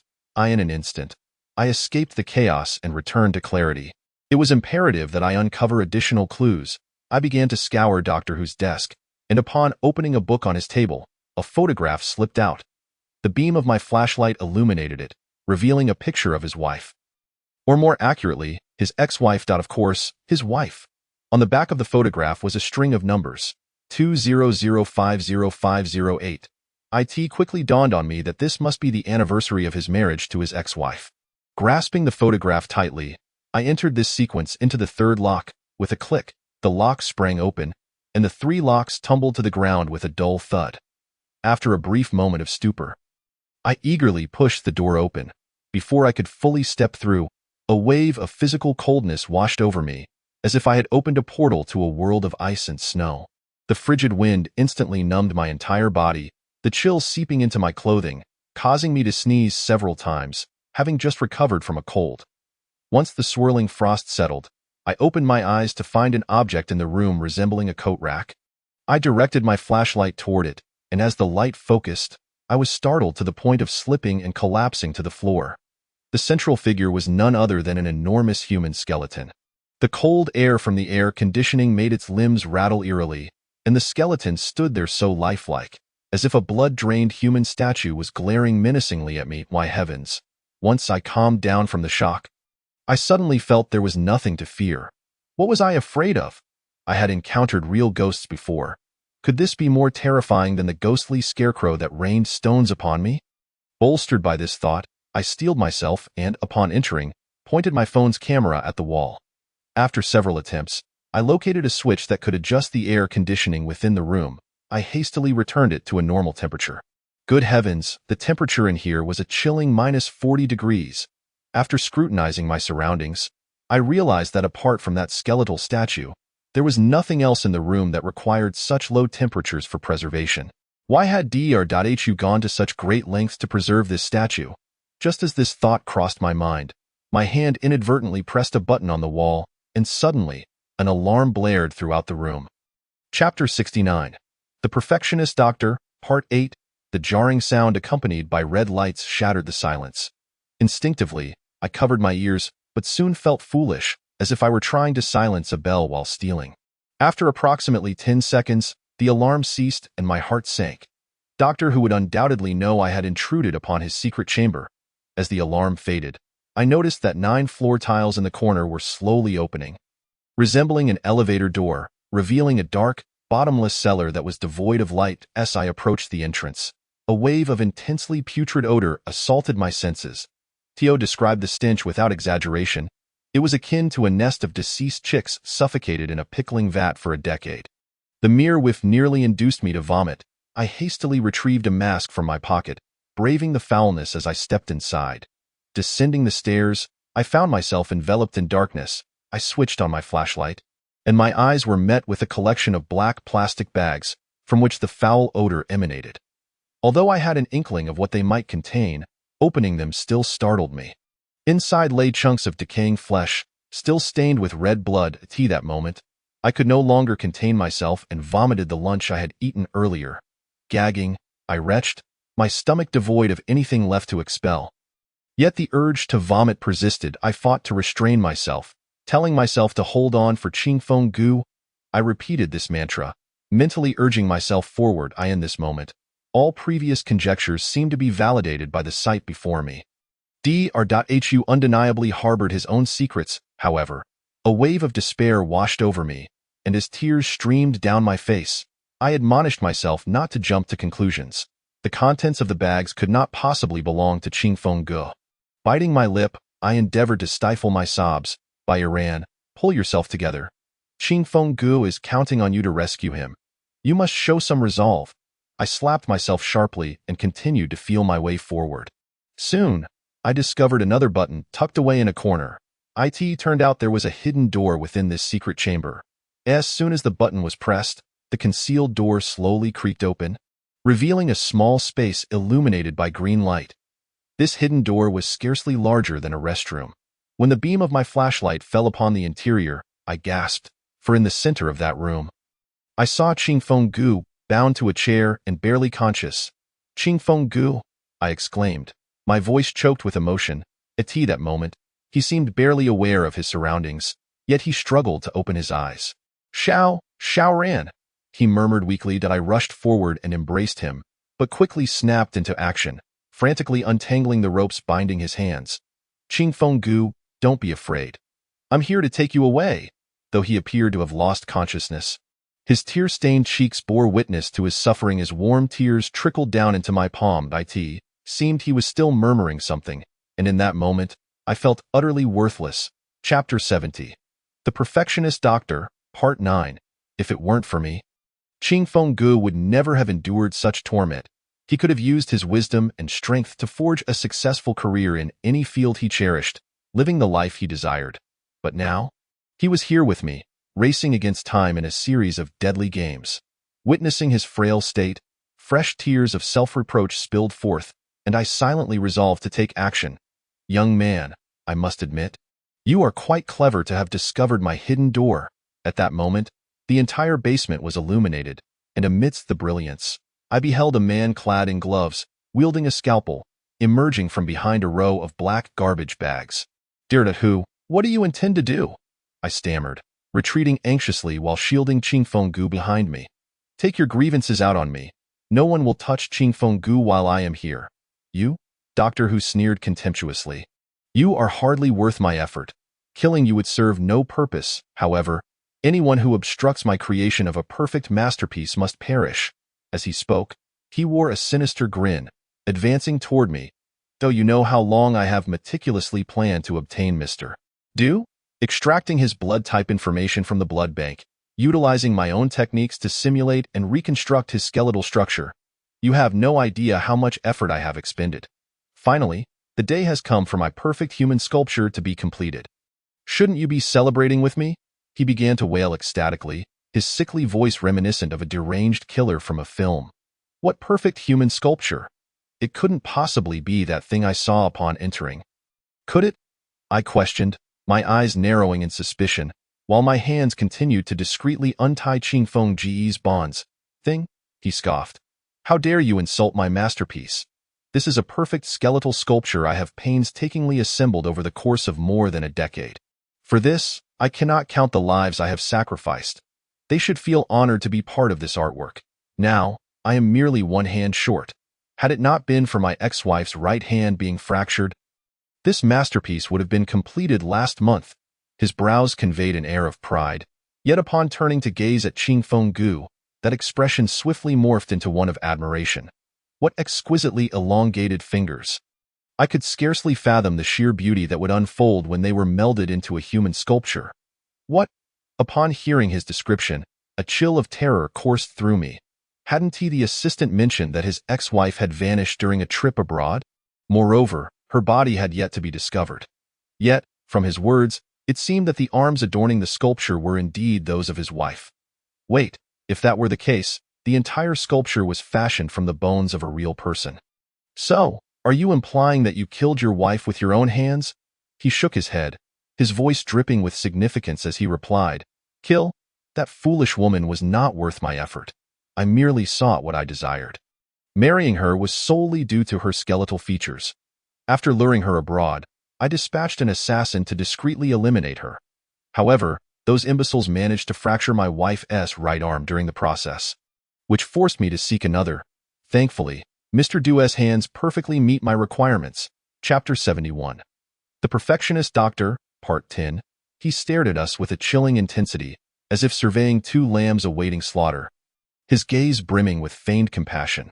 "Are you truly married just to one day kill your wife? You madman. Have you ever considered your wife's feelings?" He scoffed, licking his lips, and said, "Mr. Bai, sometimes death is, in truth, a form of eternal redemption for an individual. I witnessed countless souls departing this world, yet in the fleeting second before death, their hearts are filled with joy and liberation. Furthermore, my marriage to my wife was not solely predicated on her skeletal structure. Through my research, I discovered that her genes, when combined with mine, yield offspring with an 80% probability of possessing an exceptionally perfect skull." Upon hearing this, I seemed to grasp the entirety of the horrifying truth. Until the moment of death, her daughter might never comprehend that she had been slain by the very father who had always cherished her, all for the sake of obtaining a perfect skull. It became apparent that from the very beginning, this pitiful mother-daughter duo had unwittingly entered a malevolent game orchestrated by a demon. "You are utterly deranged. How could you bear to kill your daughter, who loves you so dearly? How do you even qualify as a human being? Mr. Bai, do you know what my first lesson in college was?" he inquired. At that time, the instructor handed each of us a small rabbit to rear as a pet. I took great care of it, bringing fresh vegetables from the cafeteria daily, and gradually, I formed a bond with that creature. However, at the end of the semester, our first examination required us to personally kill our beloved pets and dissect their innards. At that moment, everyone felt an acute sense of reluctance. Yet in the end, to pass the exam and avoid failing the course, we all shut our eyes and, amidst the cries of anguish, ended our pets' lives. He slowly approached, gesturing for us to listen further. "So what is the essence of life? It lies in what they leave behind in this world. The bones of these individuals have coalesced into the most exquisite works of art. They may appear dead, yet in reality, I have bestowed upon them the opportunity for eternal life. At that moment, I had quietly untied all the ropes binding Qingfeng Gu, yet it was evident that he had just been injected with anesthetics and sedatives, rendering him nearly immobile. Meanwhile, Doctor Who had approached us, smiling as he raised the surgical knife. "Mr. Bai, it is now your turn, oh not fear. It will be over swiftly." He lifted the blade, poised to strike at Qingfeng Gu behind me. In a panic, I extended my arm to block him, and the knife pierced my own arm. A searing pain erupted, causing me to cry out, "Ah!" My anguished cry seemed to pique his interest. His eyes sparkled with delight as he reveled in our struggles. Just as he swung the knife towards me again, I believed my life was about to end. Suddenly, the lights in the basement extinguished. Plunging us into darkness, I hurriedly shoved the chair aside and collapsed onto Qingfeng Gu, narrowly evading that fatal blow. Chapter 72. The Perfectionist Doctor, Part 11. The abrupt darkness appeared to extinguish Doctor Who's prior enthusiasm, leaving him somewhat disoriented. In that obscurity, I perceived something emerging from the trash bags. These entities melded with the darkness, swiftly converging upon Doctor Who. Instantly, I felt a force dragging him aside. And at that moment, a ghostly whisper reached my ears. "Take him and flee swiftly. Avenge us." Upon hearing this, I no longer cared to discern the identity of the speaker.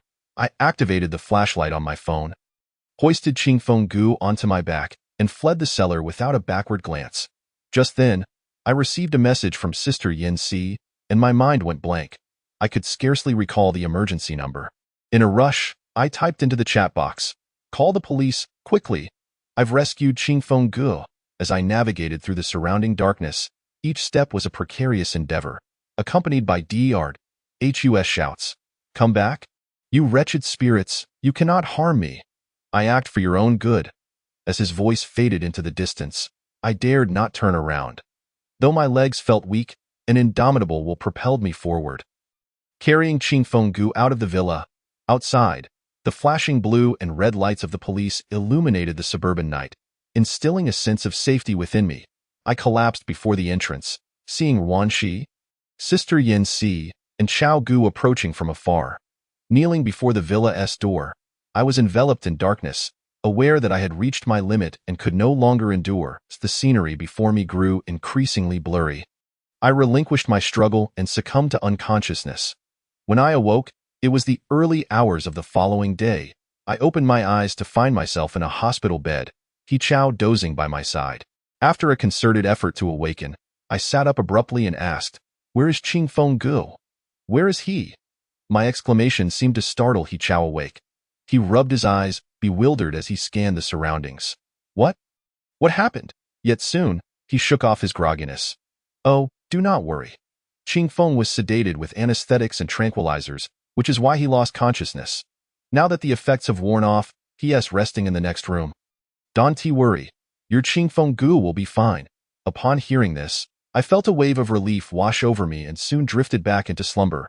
Noticing the dark circles under He Chao's eyes, I realized he must have kept vigil at my bedside throughout the night. The next day, I fully awakened to find Qingfeng Gu sitting beside me, peeling an orange.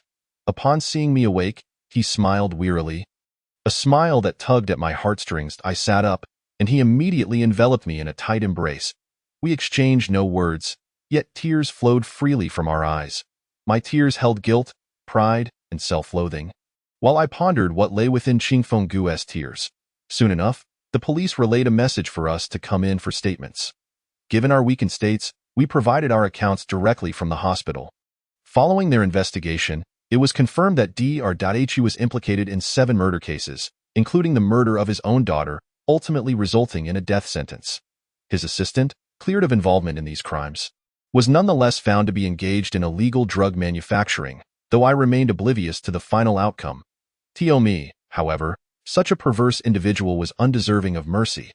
He had harmed countless innocent lives in pursuit of his so-called perfect creation, shattering innumerable families.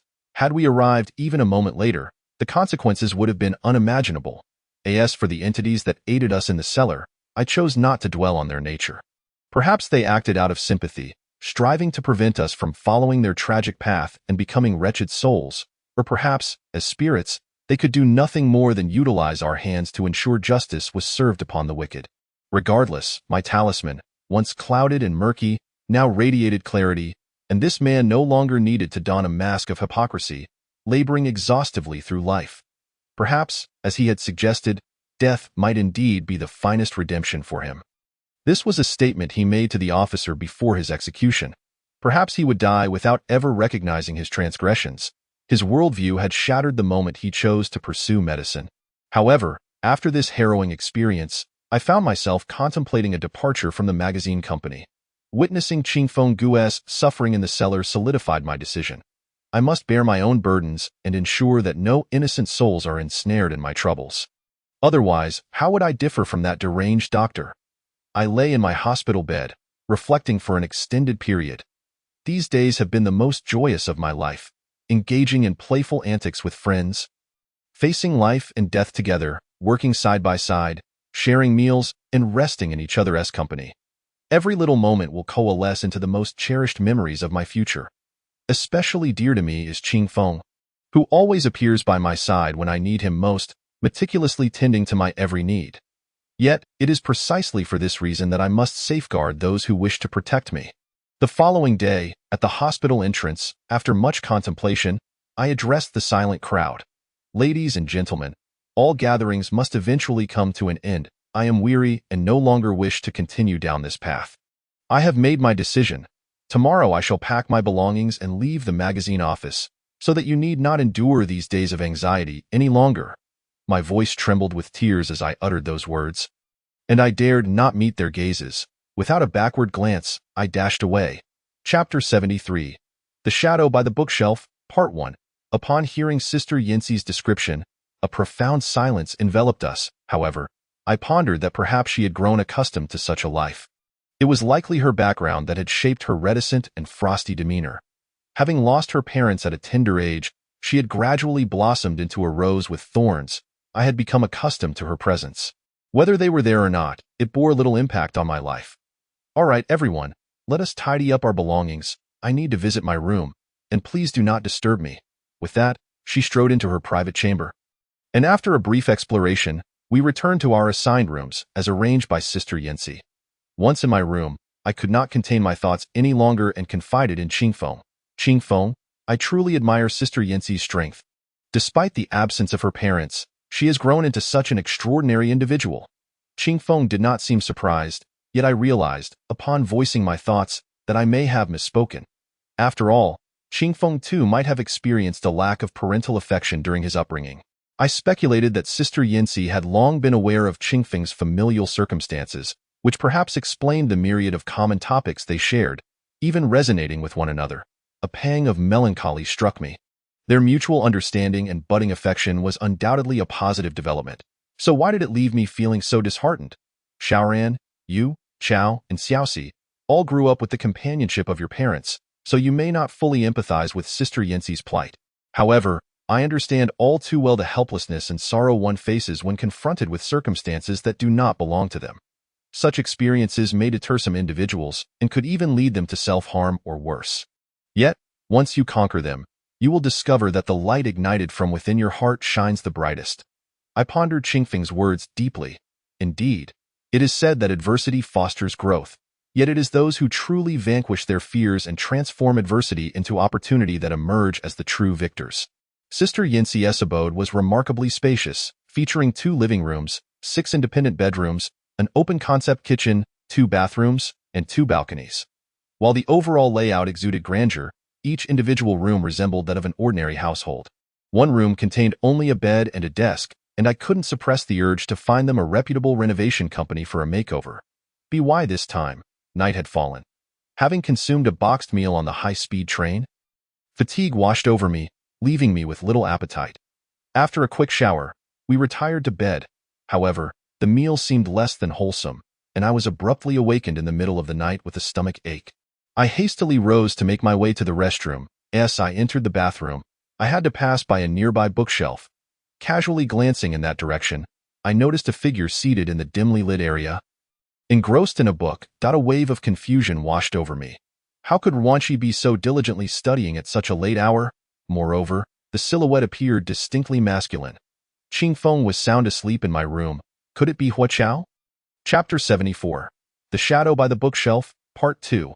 As I dispelled all doubts, a sudden chill crept down my spine, reminding me of something my grandmother had once shared. She had told me that those who left the village for work or for other reasons often sought someone to watch over their homes. In truth, the humble possessions in a rural home held little value. In that era, there were no thieves to covet them, just farming tools and simple furnishings, all devoid of worth. The need for a watchful eye was not to deter thieves, but rather to protect against other entities. If a house stood empty for too long, it could become a dwelling for something else, and once it had claimed a space, it would not easily depart, gradually taking over the residence. When the rightful owner returned, they would inevitably face considerable turmoil to reclaim their home. Encountering malevolent spirits could lead to ruin. This thought sent a surge of alarm through me, compelling me to back away slowly towards my room. My gaze fixed on the figure, who seemed oblivious to my presence and remained absorbed in the book in the darkness. Curiosity mingled with fear. A ghost that relished reading. I tiptoed silently, careful not to disturb whatever it was.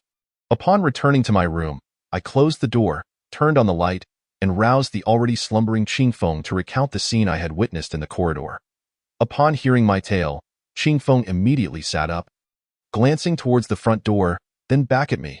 Noticing my flushed face, he swiftly draped a jacket over my shoulders and said, "Xiaoran, you may just be exhausted in imagining things. Come, let me accompany you to the restroom. Don't dwell on it." Qingfeng's words struck a chord within me. At that moment, the urgency of nature far outweighed any supernatural concerns. As we made our way to the restroom, Qingfeng positioned himself on my left side, shielding my view of that area. I, too, refrained from looking in that direction, fearing that if I did, I might lose the courage to proceed. After hastily resolving my business, we returned to our room. On the way back, both Qingfeng and I meticulously scanned the area, finding it empty, no sign of anyone, nor any disturbance among the books on the shelf. Qingfeng assured me that during my restroom visit, he had also scrutinized the area and found nothing amiss, insisting that it was likely a figment of my overworked mind or fatigue. Yet, I remained convinced that whatever I had seen was no mere illusion. In the latter part of the night, I scarcely dared to sleep. The thought of a spectral presence roaming the house sent shivers through me. Perhaps it would soon drift into my room, looming over my bed with a gaping maw. My eyes fluttered open and shut, straining to sense any changes in the atmosphere beyond my door. Finally, dawn broke. It's around 4 in the morning. The sky began to lighten, with faint rays of morning light filtering through the curtains. I felt a sense of safety wash over me and decided it was time for another trip to the restroom.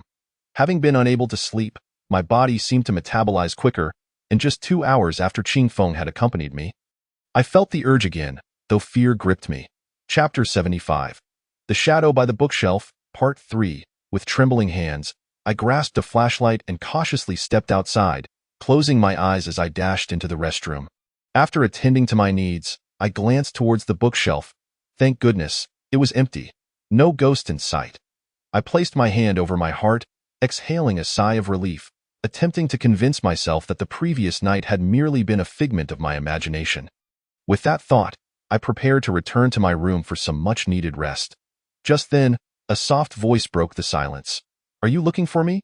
As that eerie voice reached my ears, it sent a jolt through my entire being, rendering me immobile. I felt as if something beneath my feet was anchoring me to the ground. I faced the door, while to my side lay the area of the bookshelf. The dawn light had begun to brighten the room, so I felt little fear about what I might see. Out of the corner of my eye, I caught sight of a figure wearing a hat, dressed in denim, and holding a mystery novel. As I scrutinized him further, I discerned that he bore no ill intent. He simply appeared engrossed in his reading. After a prolonged silence, he finally spoke. "If I release you, will you promise not to reveal my presence here to anyone? I merely wish to quietly finish reading the books I left unfinished in the living world, and then I will move on to my next life." Upon hearing those words, the fear I had just experienced diminished by half in an instant. After pondering for a moment, I nodded. At that moment, he seemed to snap his fingers, and I realized that I could move again. I turned to look at him, scrutinizing his features closely, as if the being seated across from me was not a deceased specter, but a living person. How peculiar! For the first time, I felt an unexpected sense of ease around a ghost. Initially, I intended to retreat to my room, but after a moment's reflection, I walked up to him. He appeared unfazed by my presence beside him, not even lifting his head, but continued to immerse himself in his book. I leaned closer. The suspenseful novel he was reading, titled The Pentagram Curse, was one I had also perused, and its plot was indeed quite captivating. "Are you curious about what happens next?" I inquired, observing his serious demeanor. "Oh? You've read this book too?" "Of course. I followed it during my junior high years. Eventually, the male lead ends up with the female lead, but alas, his lifespan is halved. Please, no spoilers. I wish to savor the story myself."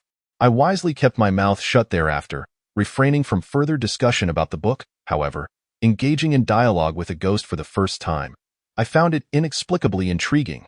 Perhaps it was the boy's amiable appearance or the earnestness he exuded while reading that drew me in.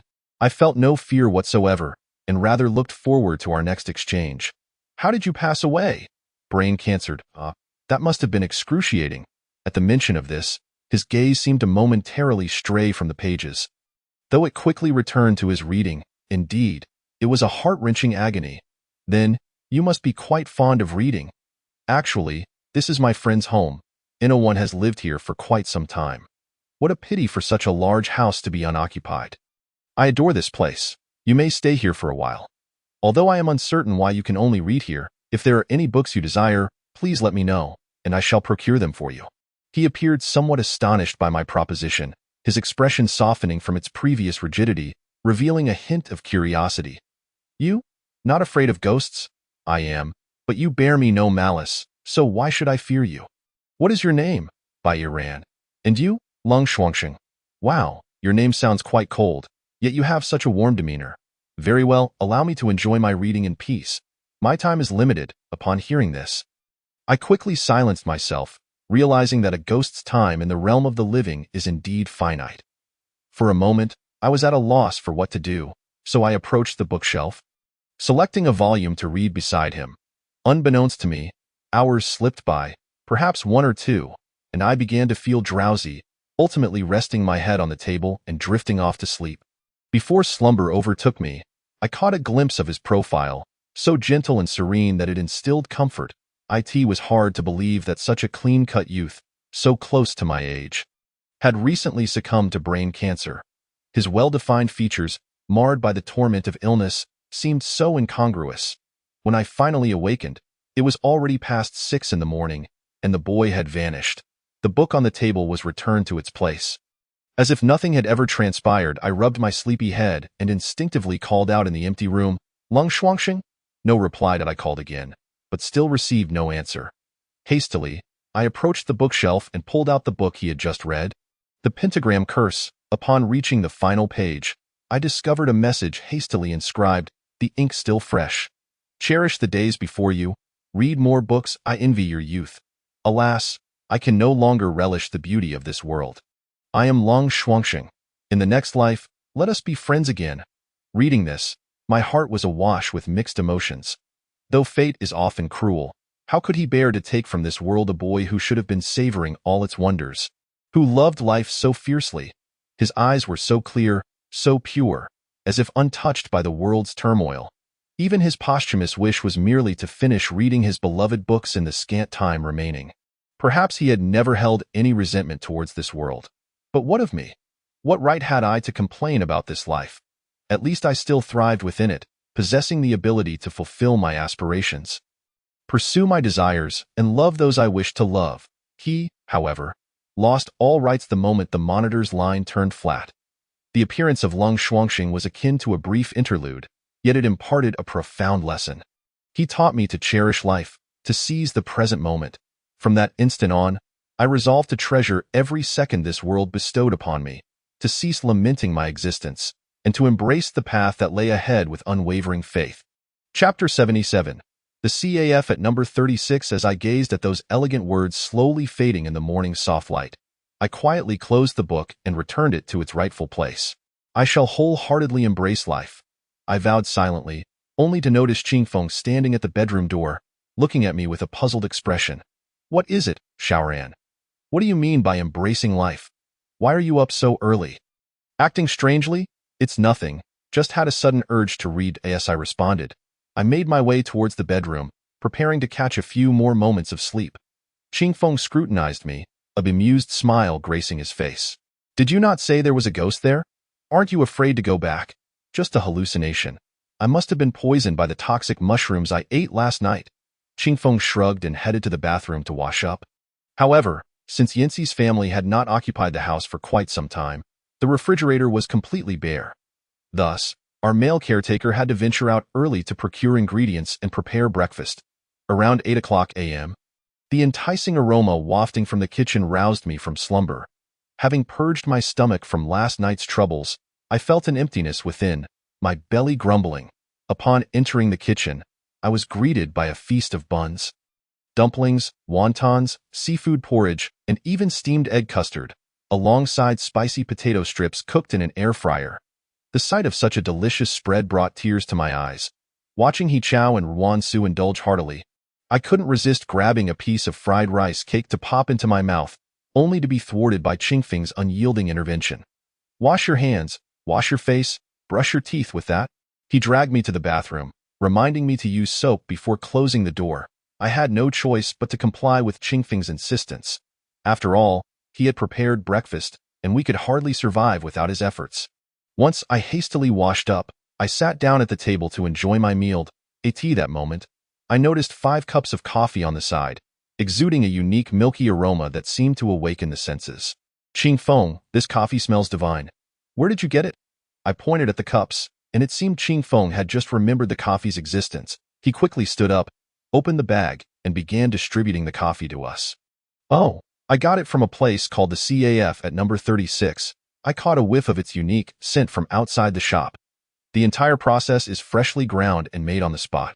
Oddly enough, the CAF is situated on a busy street, yet it occupies a rather inconspicuous little store. However, the rich aroma of the coffee seemed to waft for miles, and it was only by following that scent that I found the place.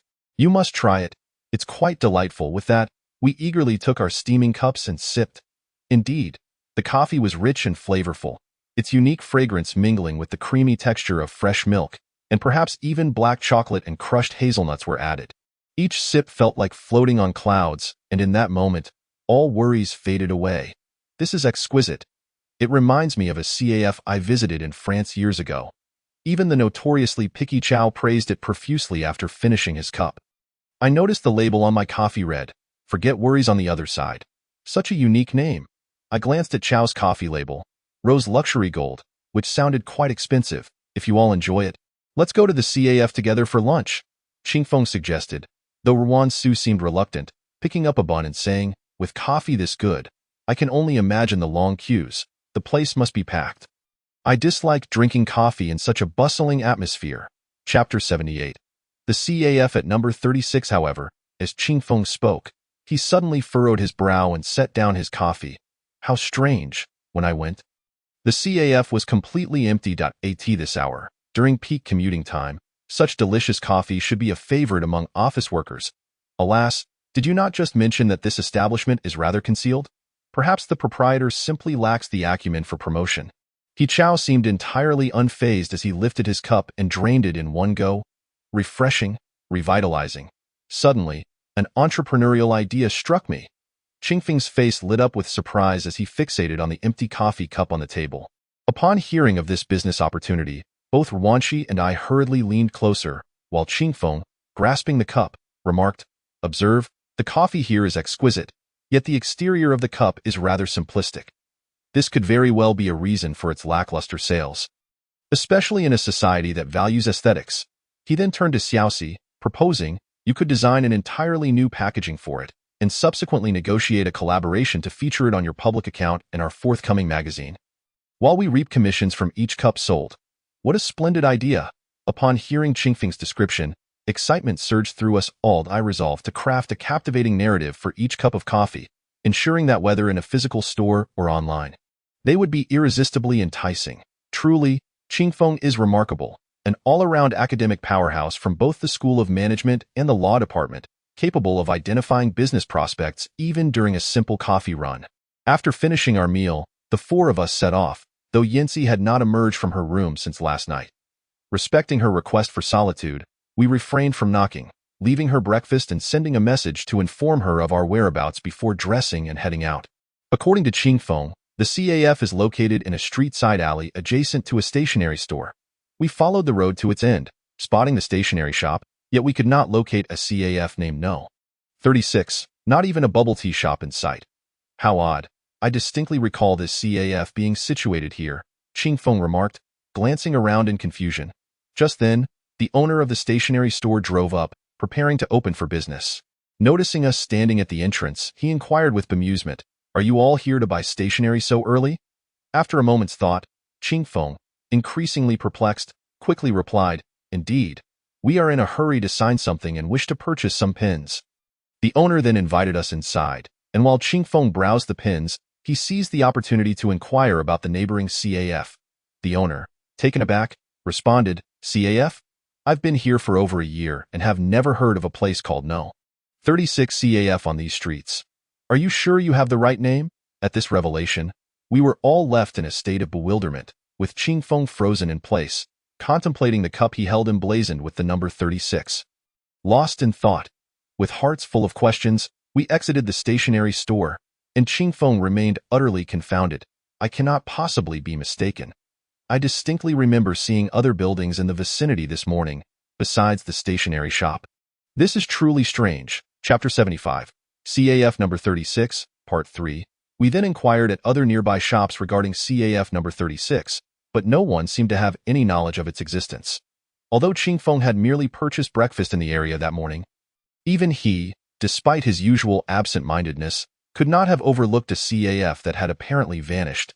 Could it be that a tangible CAF simply ceased to exist within the span of a breakfast? As we continued walking in confusion, Wanshi proposed a rather bizarre theory. "Do you think this CAF is only visible to those fated to find it? Perhaps only Qingfeng can see it?" "Hey, Wanshi, it's broad daylight. Please refrain from conjuring such spooky notions," He Chao interjected, shuddering at the thought. Then, could it be an illusion experienced by Qingfeng? By the way, Qingfeng, do you recall what the interior of the CAF looked like? Qingfeng swallowed hard, kicking a small stone as he meticulously recalled. "This morning, after buying my groceries, I was inexplicably drawn in by a rich aroma of coffee. Following the scent, I entered the CAF, which was dimly lit with a few sandalwood coffee tables adorned with a lily and an orchid. Despite the single small lamp illuminating the space, the overall ambience was pleasantly cozy and aligned with the essence of a CAF. At that moment, there was only one man wearing a mask, appearing to be around 25 years old, who asked me what I would like to drink but did not engage in further conversation. The dimness was so profound that I could barely discern his features. Upon finishing, he seemed to recall something important, rummaging through his pockets, yet after a fruitless search, he exclaimed, "What's wrong? Did you misplace something?" I asked with concern. "The receipt is missing. They do not accept digital payments, so I paid in cash, but I distinctly remember placing the receipt in my pocket. Now, aside from these few cups of coffee, there is no evidence of my visit to the CAF." At this moment, I too began to harbor doubts. Could it be that Qingfeng had inadvertently stepped into a parallel universe? Yet that seemed implausible. Even if such realms existed, and Qingfeng had somehow accessed one, he would not easily return, nor would he bring back something from that world. It made little sense, and besides, there was no motive for him to deceive us. "Qingfeng, what time did you visit the CAF? Is it possible that it only appears at that specific moment in this world?" Qingfeng pondered deeply before replying. "I believe it was around 7:30. I can be certain of this location because the unique aroma of coffee captivated me, prompting me to remember the surroundings for future visits. 7:30? Then, if we come back tomorrow at that time, might we encounter this CAF once again?" Just as everyone was contemplating this, Wanshi unearthed a significant piece of news that sent chills down our spines. Chapter 76, CAF number 36, Part 4. The report she found dated back approximately 2 years, detailing a fire at a CAF located right next to the stationery store. Due to an electrical malfunction, the CAF caught fire, and coincidentally, the automatic doors malfunctioned, trapping the patrons inside, with the location being rather isolated and devoid of passers-by. By the time the fire department arrived, the CAF owner and 9 customers had perished in the flames. Upon reading this, my heart sank, and I hastily discarded the coffee cup in my hand. As a vision of raging flames through the cup flashed before my eyes, goodness, did I just step into the underworld? Du Qingfeng looked at the discarded cup with trepidation, timidly articulating, "So this coffee." The thought of having consumed coffee made by the deceased made He Chao involuntarily gag. I shook my head in disbelief. Alas, in this day and age, coffee crafted by the living is often eclipsed by that of the deceased. Yet, what could have been the purpose of luring Qingfeng there? Lowering my gaze, I noticed the sacred jade pendant had inexplicably become murky. It seemed there was a debt to repay, one intertwined with AF No. 36. After a moment's contemplation, I pressed Ruanqi. Did the article mention how they dealt with the aftermath? Ruanqi looked at me with a knowing smile and replied, "What could they possibly do?" The report stated that the malfunctioning doors had been problematic before, and the electrical fault was deemed accidental. With the owner deceased, there was no one to hold accountable. According to the comments beneath the article, it seems the electrical company eventually compensated the families. Despite the report's straightforward account, Ruanqi's tone and the expressions of the others suggested a growing suspicion that a grand conspiracy lurked behind this tragedy. However, given the passage of time, any doubts raised back then would have likely faded into obscurity. Furthermore, the site of the fire had long since been reduced to rubble, making it nearly impossible to unearth any evidence. Would we dare hope to dig deep enough to discover a will left by the owner? Such a notion was utterly fantastical. Thus, the only path to uncovering the truth from that tragic day lay in revisiting CAF number 36, compelling the proprietor to recount the events. Therefore, the following day, we four rose early. Hoping to tempt fate, by approximately 6:00 a.m., we stealthily arrived at the street, standing across the road, quietly awaiting the reappearance of CAF number 36. That evening, we noticed Yancy emerging from her room. Goodness, had she truly remained within her chamber for 2 full days and nights?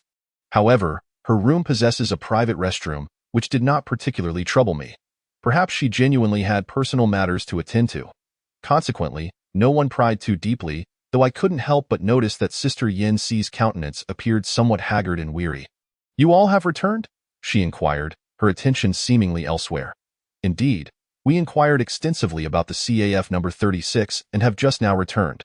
Ruanqi approached, embracing Sister Yancy as per usual, yet this time, Yancy seemed somewhat resistant to the affection, revealing a look of displeasure as she gently pushed her away. This unexpected reaction startled Ruanqi. "Xiaoxi, I'm a bit fatigued.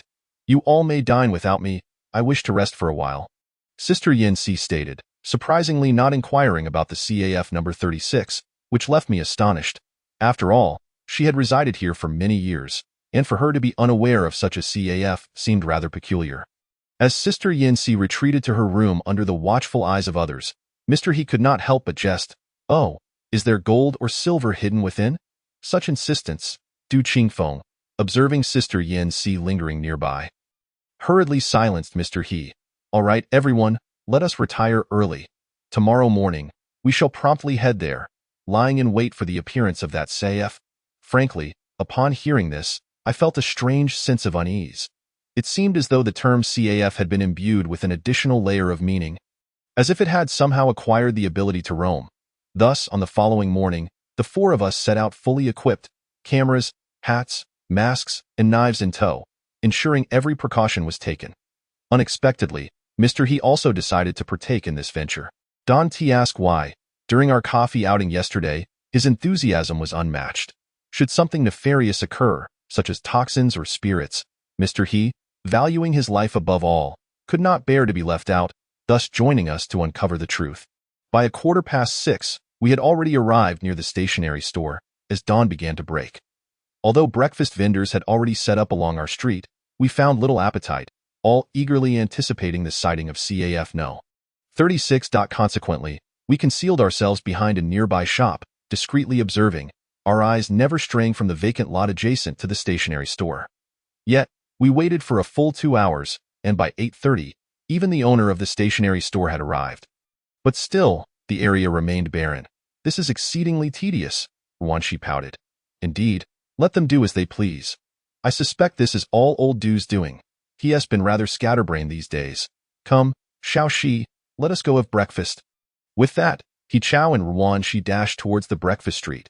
These two food enthusiasts had been clamoring since just past 6, Surely having been starved in a past life, I glanced upwards at Qing Feng, who was still gazing in anticipation, sighing softly.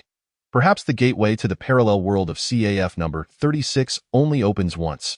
With a hint of disappointment and confusion regarding the CAF, Qing Feng and I prepared to leave.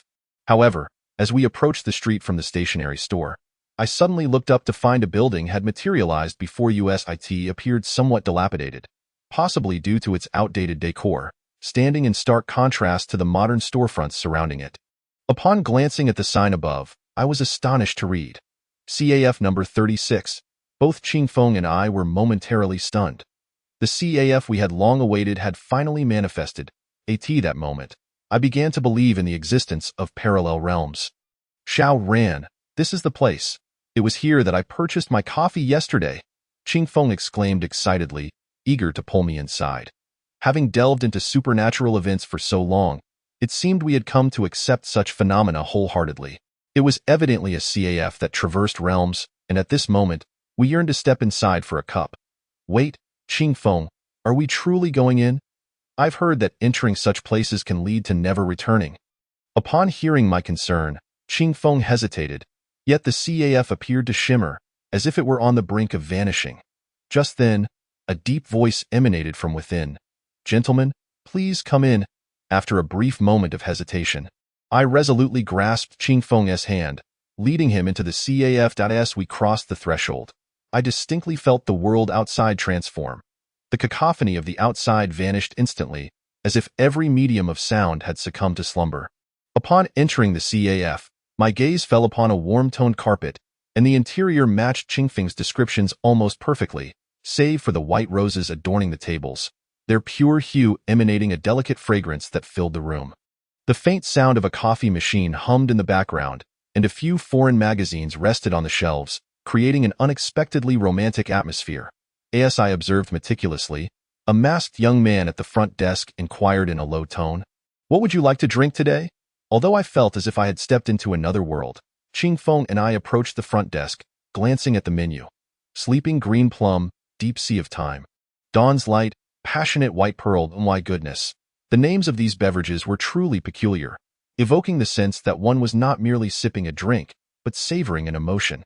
Exchanging glances with Qing Feng, he quickly ordered, "We'll have a cup of flower rain in the sky and a cup of youthful memories. No ice, please." "I'm sorry, sir, but flower rain in the sky must be served with ice. Each of our drinks is meticulously crafted after testing temperature, sweetness, and coffee bean quality, and any alteration can disrupt the balance of flavors, resulting in an unsatisfactory taste." The man, eyes lowered, did not meet Qing Feng's gaze, his tone tinged with seriousness. It was quite enlightening to learn that authentic coffee had such intricacies. With no room for negotiation, Qing Feng and I settled into a nearby seat. Yet, I couldn't shake the feeling that something was amiss. The view outside appeared unchanged from when we entered, though now the sky had transformed into a blend of red and black. The vibrant colors outside had dulled, shifting entirely to red hues while the cooler tones turned to black. Indeed, we found ourselves in a world painted solely in red and black. At this realization, I began to fidget in my seat, casting uneasy glances at Qing Feng. "Oh no, are we truly unable to return?" "Fear not, Xiao Ran. If they allowed us entry, they must have their reasons. We shall assess the situation as it unfolds." I nodded in agreement, remaining seated to observe our surroundings. Approximately 20 minutes later, 2 steaming cups of coffee were presented to us, and at that moment, I finally caught a clearer glimpse of the man. Though masked, I noticed scars running from his cheek down to his chin, as if he had endured severe burns. The thought of what lay beneath that mask sent a shiver down my spine. "Your coffee," he said, his tone still frosty. However, Qing Feng smiled, gratefully accepting the drinks and paying for them, including ATIP. The man turned to head back to the counter. Qing Feng stood to stop him. "Wait a moment. Oh? Is there something you wish to discuss? Why did you bring us in? And why did you let me see this CAF yesterday?" Qing Feng, unable to contain himself, began to question the CAF's proprietor directly. From a distance, I noticed the man's lips twitch slightly as he shrugged off Qing Feng's grasp on his arm. "Sir, your coffee is getting cold with that." He returned to the counter, his attention fixated on the coffee menu once more. What an odd individual! With no way to extract a causal explanation from Qing Feng, I reluctantly returned to my seat, grasping my coffee and savoring its flavor.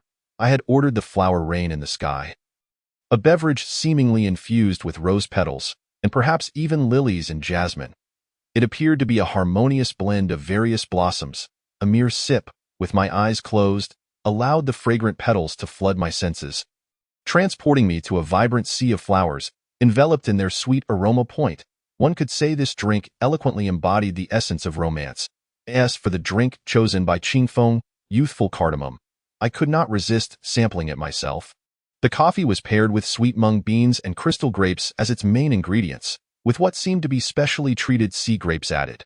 Despite their naturally salty flavor, these sea grapes must have been processed to eliminate their brininess, resulting in a refreshing taste that I surmised was achieved through prolonged soaking in spring water, leaving only the inherent sweetness. Their beverages were truly remarkable, I murmured, but the owner appeared indifferent to our conversation. Engrossed in his own tasks, Ren Xiaoqing, we have tasted the coffee. Now, may we discuss your purpose? Qingfeng inquired, his back turned to the owner. Yet I noticed the man halted his movements and began to gaze in our direction. How do you know? Chapter 79. CAF number 36, 7. Qingfeng chuckled coldly, producing his phone to respond. Do you not follow the news? Although it has been over 2 years, most reports have been taken down. Fortunately, one of our team members is a new media expert, and we are all aware of the events that transpired here. Since you are aware of this place, why have you come? The owner asked while wiping a nearby cup. Because we understand that the fire 2 years ago was no ordinary accident. Various signs indicate that someone orchestrated this incident behind the scenes, and the buried truth is likely something you wish to reveal to the world even more than we do. Qingfeng replied. The man fell silent, but I imagined his mind replaying the tragic scene of the fire. Though I too had become a victim of this disaster, I was simultaneously branded a pariah. The families of the innocent souls who perished alongside me came to harass my parents, wreaking havoc in our home, leaving my parents utterly cornered. I could not fathom why everything had spiraled into such chaos. All I desired was to pursue my passion for coffee. As he spoke, his emotions intensified, his tone growing choked with tears. He violently threw his cup to the ground, the sound of shattering glass startling both Qingfeng and me. Yet Qingfeng maintained his composure, his voice laced with confusion as he asked, We can help you, but you must tell us where this place truly is and why you chose us to come here. The man's demeanor seemed to settle slightly as he sighed. In truth, those who died in the fire have long since reincarnated. However, I refuse to depart with grievances and regrets, so I remain in this CAF. My beloved vocation, unwilling to abandon it. Each day, I practice my coffee-making skills here. As for your presence, I did not expect it. It has been ages since anyone graced this place. Only yesterday did I catch a glimpse of figures standing at the entrance. Realizing that perhaps this place still connected to the living realm, upon hearing his account, I became even more perplexed. Was this truly a parallel world? And since this scene manifested after his death, could it be that he too was uncertain about when this CAF might disappear? It seemed the situation diverged significantly from my initial assumptions. I had thought he intentionally allowed us entry. Yet it appeared he lacked control over this realm. How do we leave? I asked anxiously, glancing at the crimson and black world outside. Rising to approach the door, the gentleman who bought coffee yesterday exited through the front door. But I cannot say for certain. I have been unable to pass through that threshold. The door remains welded shut, just as it was on the day of the fire, and no matter how hard I strike it with a hammer, it will not budge. He spoke with a resigned tone, having guarded his CAF for 2 years. Surely, he too longed to glimpse the world outside, as this CAF felt less like a sanctuary and more like a prison for his soul.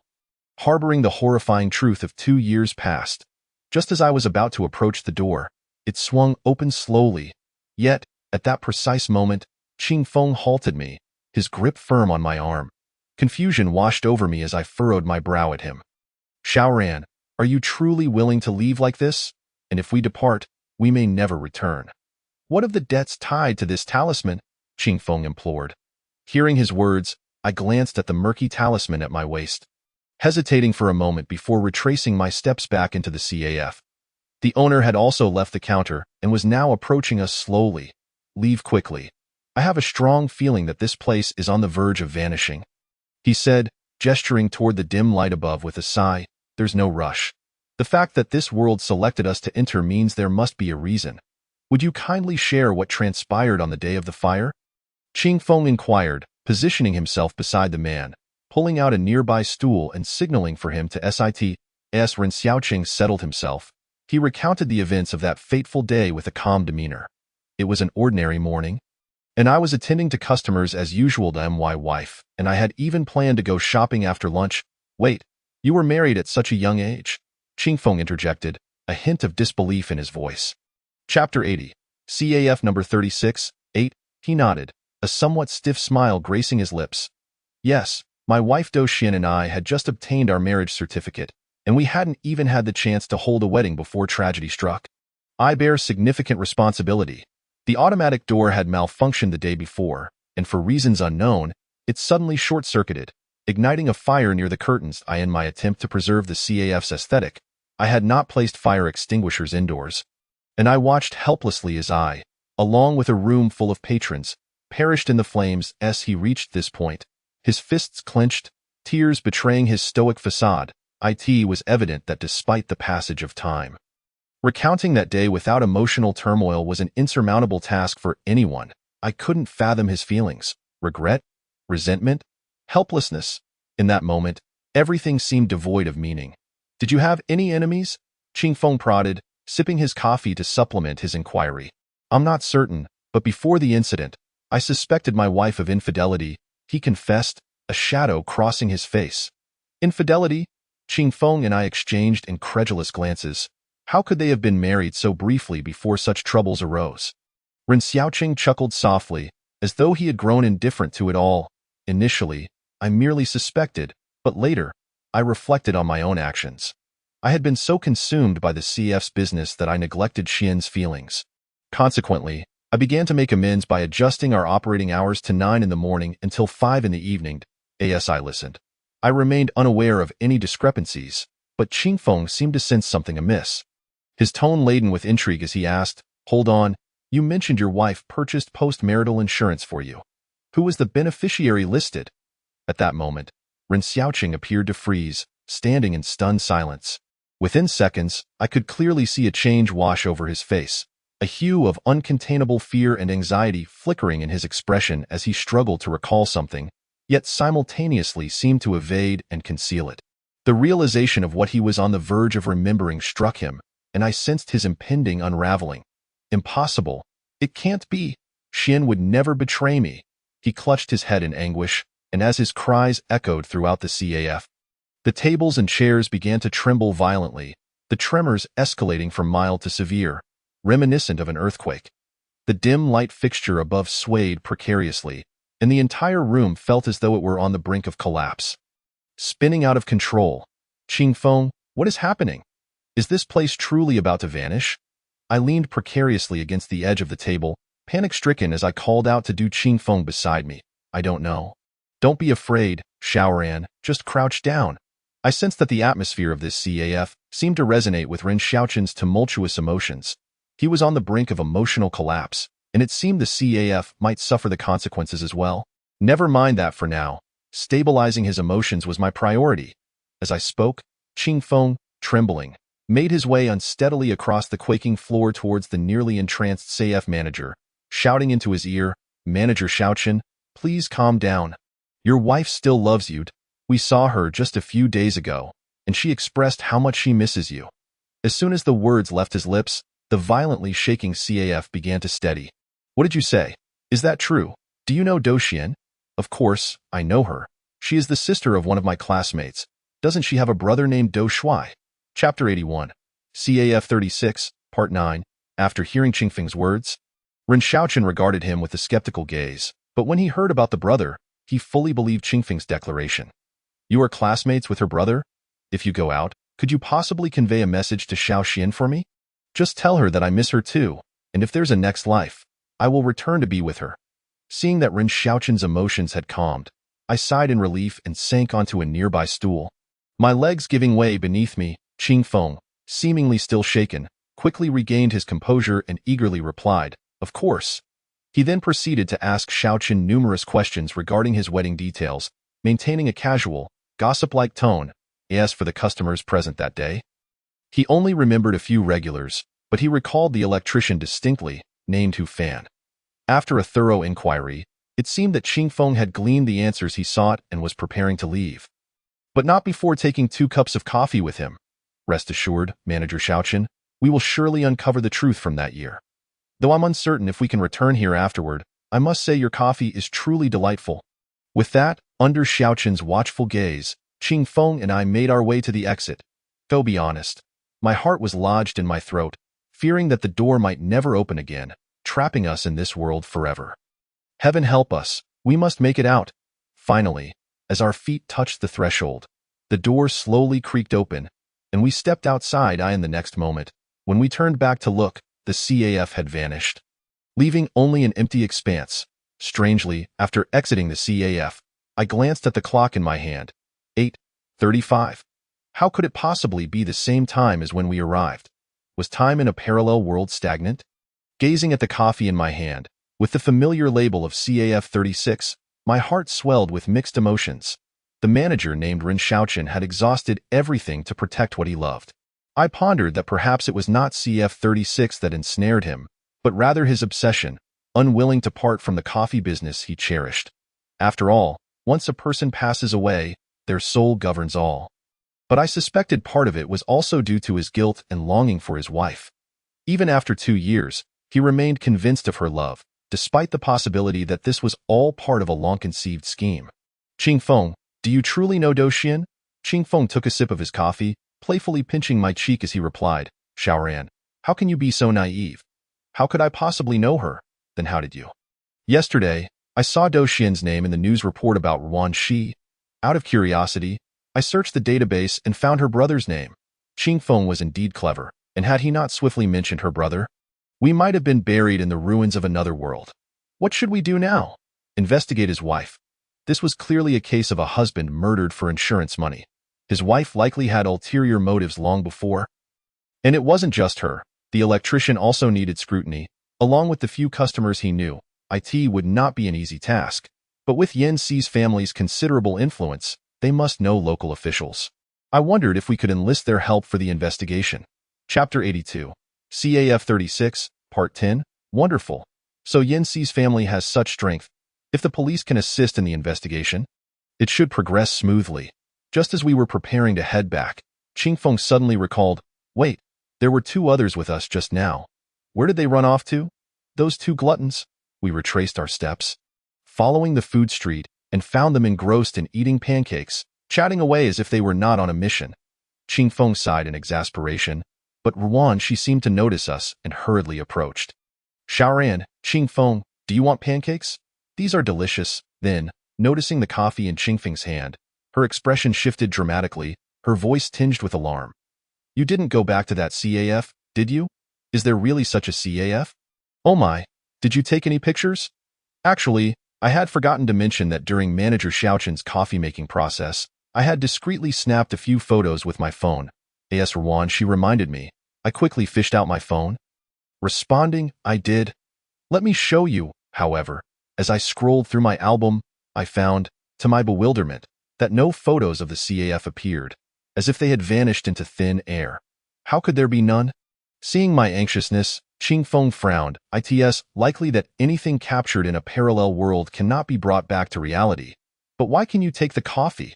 He Chao approached from the pancake stall, his gaze fixed on the coffee in Qing Feng's hand. Indeed, why can we traverse that parallel world freely and still bring back coffee? Amidst our confusion, Ruan Shi shared a valuable piece of information. While we were at the pancake stall, we inquired with nearby vendors about the CAF, and one owner revealed an astonishing gossip. The day before the incident, he saw the man's wife getting into another man's car for a date. As Ruan Shi nibbled on her half-eaten pancake, she relayed this with a tone of astonishment. This revelation further implicated Ren Xiaochen's wife, Doxian, in the murder for insurance scheme. I exchanged glances with Qing Feng, and in that silent agreement, we confirmed our shared thoughts. Listen up, we'll divide into 3 teams. After a moment of contemplation, Qing Feng began to strategize. Ruan Shi, take the remaining coffee to the local testing bureau to analyze its composition. Remember to test the cup as well. I want to know when it was produced. Got it? Ruanxi promptly seized the coffee and moved aside to call the local food testing bureau for an appointment. Yichao, you have connections due to Yin Si's influential family, right? Go back and find Yin Si. You too should mobilize all available police resources to obtain Doxian's complete database from the past 2 years. Upon hearing this, Yichao appeared reluctant. That hedgehog girl has been up to something in her house these days. Collaborate with her? I might as well handle it alone. Qingfeng shot a glance at Yichao. You can't manage it alone. Yin Si lives nearby and likely knows more local people. Combined with your contacts, investigating one person should be a breeze. Afterward, Yichao, looking as if he had been drained of all energy, returned to Yin Si's home. And what do we do? Curiously, I looked at Qingfeng, who, with a triumphant smile, replied, We drink coffee. Qingfeng raised his cup to the sun. Oddly, the simple packaging shone under the sunlight, exuding an artistic aura, giving off a sense of elegance and simplicity. Chapter 82. CAF 36, Part 11, Drink Coffee? I was somewhat baffled by Qingfeng's suggestion. I turned to glance back at the CAF, now merely an empty lot. Did Qingfeng really intend for us to sit here and wait? Jokingly, I thought about following Doxian to see if we could unearth any clues from her daily life. Follow? The very word struck me as absurd. Finding Doxian seemed a daunting task. Having taken so much insurance money, she likely fled the city long ago. The world is vast, and seeking one person amidst it was akin to searching for a needle in a haystack. How could it be so easy? Qingfeng Gu, Doxian may not necessarily be here. He must be in this city, and more specifically, in the small building at 25 Wenyaji in the neighboring district. Ah? I gasped in astonishment. How could Qingfeng Gu know such precise details? If Doxian is truly there, it would be more remarkable than opening the heavenly eye. How do you know this? Because I spotted those wedding photos of him and his wife on Xiaoqin's desk, right at the reception, and each picture bore the address of 25 Wenyaji. Moreover, Xiaoran, think about it. If Doxian were an astute individual, would she really move out immediately? Wenyaji 25 is their marital home. And to my knowledge, due to urban planning, that building is soon to be demolished. Although she has received a handsome insurance payout, she has no reason to relinquish the potential profit that lies before her. Qingfeng Gu snapped his fingers. I couldn't help but admire his perceptive abilities. In such a short span, he had even managed to uncover the news of the impending demolition of Wenyaji 25. Such remarkable prowess indeed. All right, Xiaoran, let us not waste another minute. We should swiftly take a taxi there. With that, Qingfeng Gu hailed a taxi, and we set off for Doxian's residence at 25 Wenyaji. Since we had to traverse an entire city, our journey took over an hour, costing nearly 400 yuan. Frankly, had it not been for Boss He reimbursing us, I would have opted for a train to spare my wallet. However, to expedite our efforts, this was the only option. Eventually, after winding our way, we arrived at our destination. 25 Wenyaji truly lived up to its name, adorned with walls covered in yellow flowers, complemented by verdant vines, creating a striking scene. The surrounding pots blossomed with delicate purple orchids, and the walls were decorated with colorful watercolor paintings, resembling interconnected oil paintings from afar. This place is truly beautiful, Qingfeng Gu remarked, gazing at the azure sky and the vibrant spring scenery. Indeed, it is hard to fathom how lovely it would have been if Xiaoqin were alive, holding his wife's hand in one and savoring his meticulously brewed coffee in the other, ambling through this leisurely landscape. Yet, everything is irretrievable now. Qingfeng Gu glanced at his watch, growing somewhat impatient. Why are these two taking so long? They still have yet to uncover any information on Doxian. With that, he promptly called Yichao. As the ringing ceased, Yichao's voice came through the line. I leaned in to listen attentively. Hey, Chao, how are things on your end? We've arrived at Doxian's residence. Ah, don't mention it. I can't even knock on that hedgehog's door. However, it seems this information database can operate on a national level. A friend of my father's works at the police station, and he leveraged his connections to retrieve Doxian's data. I'll send it to you shortly. Great. Send it over. We're currently at Doxian's doorstep. With that, Qingfeng Gu opened his email and found the PDF that Yichao had sent. Upon opening it, we saw an introduction to Doxian. Doxian, female, 26 years old, a local, with both parents being farmers. Currently, she works at a social media company called Xingyue, holding a position in HR. She has a younger brother named Do Shuai, who is currently attending university. What can I say about this information? To me, it was equivalent to nothing, merely an official database. What we truly sought was a comprehensive understanding of Do Xian's background. However, shortly after, He Chao sent a few recent photos of Do Xian's life. Good heavens, this fellow indeed possesses an astonishing talent for investigation. Chapter 83. CAF number 36, Part 12. Well, it wasn't entirely in vain. With these photos, at least we can recognize her, Qing Fenggu sighed, and we wandered near the neighborhood, as the records indicated that Do Xian's workday ended at 5 in the afternoon, and it was only a little past 2. Thus, we engaged in idle chatter with the elderly residents, Grandpa, enjoying the shade. Qing Fenggu's ability to connect with people is truly unparalleled. From octogenarians to infants, there is no one he cannot converse with. Ah, young man, are you here for a visit? I've never seen you around before. Grandpa, I'm looking for a university classmate named Do Xian. Do you know her? Upon hearing Do Xian's name, the old man's expression changed dramatically. He waved his fan dismissively, as if trying to shoo us away. Go on, go on. Don't mention that calamity bringer to me. Living in the same complex is truly ill-fated. She killed her husband even before they were married. Seeing the displeasure on the old man's face, we realized we wouldn't glean any more information and promptly took our leave. I never imagined Do Xian would have such a poor reputation in her own neighborhood. It seems she may not possess a very pleasant disposition, further intensifying my suspicions about her. After a while, just as we were gathering gossip from a nearby elderly woman, a woman approached the entrance of the complex. Dressed in typical office attire, she held a stack of documents, seemingly having forgotten something at home and returning to retrieve it. As she drew nearer, we recognized her face. The individual was none other than Do Xian, the wife of Ren Xiaochen, the CAF manager at CAF number 36. Upon seeing Do Xian return, we were momentarily startled. Do Xian seemed to sense our astonishment, taking a few cautious steps back. Are you looking for me? Indeed, as someone in human resources, she could truly discern our intentions through our expressions. Hello, Miss Do Xian. We are friends of Ren Xiaochen. Having been abroad for the past 2 years, we only recently learned of Xiaochen's passing. And we genuinely express our deepest regrets.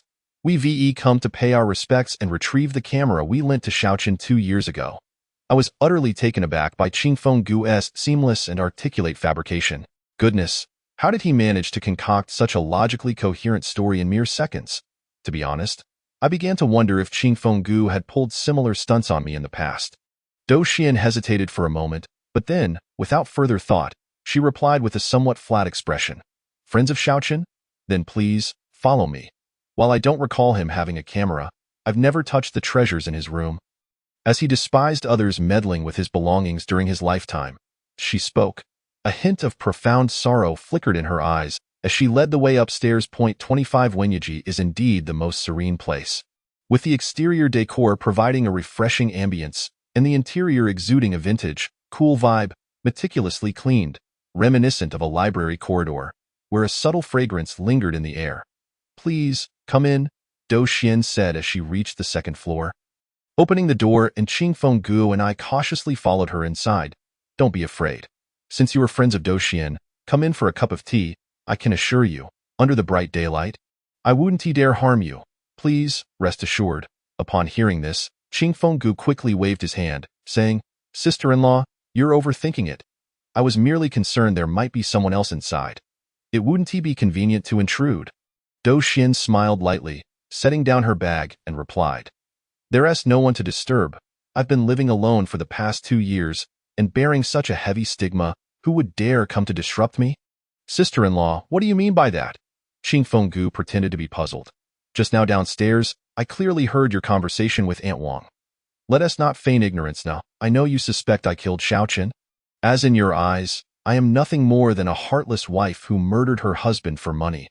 I found it hard to listen any longer. It felt as if she were performing. Having anticipated that we would expose her crimes and trying to gain our sympathy first. Can you honestly say that your husband's death has nothing to do with you? I was uncertain where my courage came from. Perhaps it was the image of manager Xiaochen's affectionate demeanor that ignited an inexplicable fury within me as I stood up and shouted at the unfaithful woman before me. Yet, she seemed unfazed by my outburst, her expression remaining unchanged, perhaps having heard such accusations countless times before. Xiaoran, don't get worked up. Qingfeng quickly placed a hand on my shoulder, urging me to sit down. As I settled back into my seat, I realized my behavior might have been excessive. After all, no matter how detestable she may be, this was someone else's family matter, and it was not my place to interfere. My face flushed with embarrassment as I sat down and offered an apology to Dou Xian.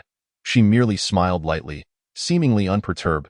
It's understandable to think that way, especially after just purchasing insurance and then encountering such an unfortunate incident. Anyone would suspect the wife. However, whether you believe it or not, I, like you, wish to uncover the truth of this matter and have been searching for evidence for the past 2 years. Upon concluding her words, she tossed a stack of documents into our hands. After receiving the files, Qingfeng circumnavigated the twine binding them and extracted a collection of photographs. As we perused the images, astonishment washed over us. Within them was a surveillance capture of an electrician wielding pliers, snipping wires near CAF number 36 on the day of the incident. For a moment, Qingfeng and I scrutinized the photographs meticulously. Although the images were somewhat blurred, the outline unmistakably resembled the faade of CAF number 36. For the past 2 years, I had been gathering evidence, canvassing all the nearby establishments, hoping their surveillance footage would reveal some useful information. However, standing at the epicenter of controversy, my words were met with skepticism, and with the fire's origin being indoors, the police hastily classified it as an accidental incident to avoid involving more individuals. Dou Xian bit her lip as she recounted her tale, while Qingfeng and I exchanged glances. So, you have been quietly investigating for the past 2 years, which is why you haven't left this city? Dou Xian nodded, yet it was evident that we remained somewhat doubtful of her claims. However, the evidence laid before us undeniably pointed towards the electrician from that time. Ms. Dou Xian, perhaps we should join forces. If you seek to uncover the truth from that fateful day and clear your name, then accompany us in our investigation. To be candid, we encountered your husband yesterday. The mention of this. Dou Xian gasped in disbelief, rising abruptly and seizing Qingfeng's shoulder with a furrowed brow, demanding, "What did you say? Xiaoqian is not dead, right? I always felt he was alive. Every time I passed the previously dismantled CAF, I could almost sense him there." She fervently shook Qingfeng, prompting me to intervene. This couple truly mirrored each other in their emotional volatility. "Ms. Dou Xian, please, calm yourself." After distancing her, Qingfeng adjusted his collar, exuding a hint of exasperation. "He has indeed passed away. However, we possess alternative means of communication. He has longed for you, and it is precisely this fixation, coupled with his unresolved yearning for the truth behind the fire, that prevents him from moving on. If we can uncover the truth, not only will it vindicate you, but it may also allow him to find peace." Dou Xian appraised us with a penetrating gaze before narrowing her eyes. Her tone laced with disdain. "Why should I trust you, moreover? What benefit do you gain from assisting me? Rest assured, we have our reasons for acting as we do. Also, after you received your marriage certificate, did you not visit the ancient tree at Huangling Temple in the east of the city to bury the tokens of your initial encounter? How could you possibly know that? Your husband informed me. Furthermore, aside from the two of you, no one else is privy to this information. Can you not place your faith in us now?" Dou Xian stared at us in terror, then her gaze fell upon the cup of coffee from CAF No. 36 nestled in our belongings. Shaking her head, she murmured, "I never imagined there were indeed individuals capable of communicating with the spirit world." Chapter 84. CAF number 38, Part 13. Qingfeng nodded with a smile. "Thus, Ms. Dou Xian, I implore you to speak truthfully so we may proceed. Your husband suspected infidelity on your part, and on the day before the incident, someone witnessed you entering another man's vehicle. Could you clarify this situation?" Dou Xian let out a cold laugh, her countenance devoid of color. "It seems the rumors circulating outside have retained their potency over the years." After clearing her throat, she began to recount the true nature of events from that time. "Firstly, I do not deny that I was unfaithful in this relationship." Upon hearing this, both Qingfeng and I exchanged glances, surprised by her candidness. Without regard for our expressions, Dou Xian continued, "I met Xiaoqian at his CAF. I have always adored coffee, and I distinctly recall the first cup he served me, named Sakura Encounter. That very cup ensnared my heart, and soon my visits to his CAF became a daily ritual.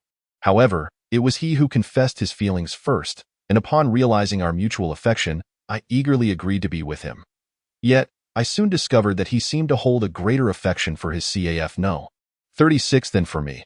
Thus, I devised a plan, asking a male colleague to pose as my lover, hoping to provoke a reaction from him and inspire him to value our relationship more.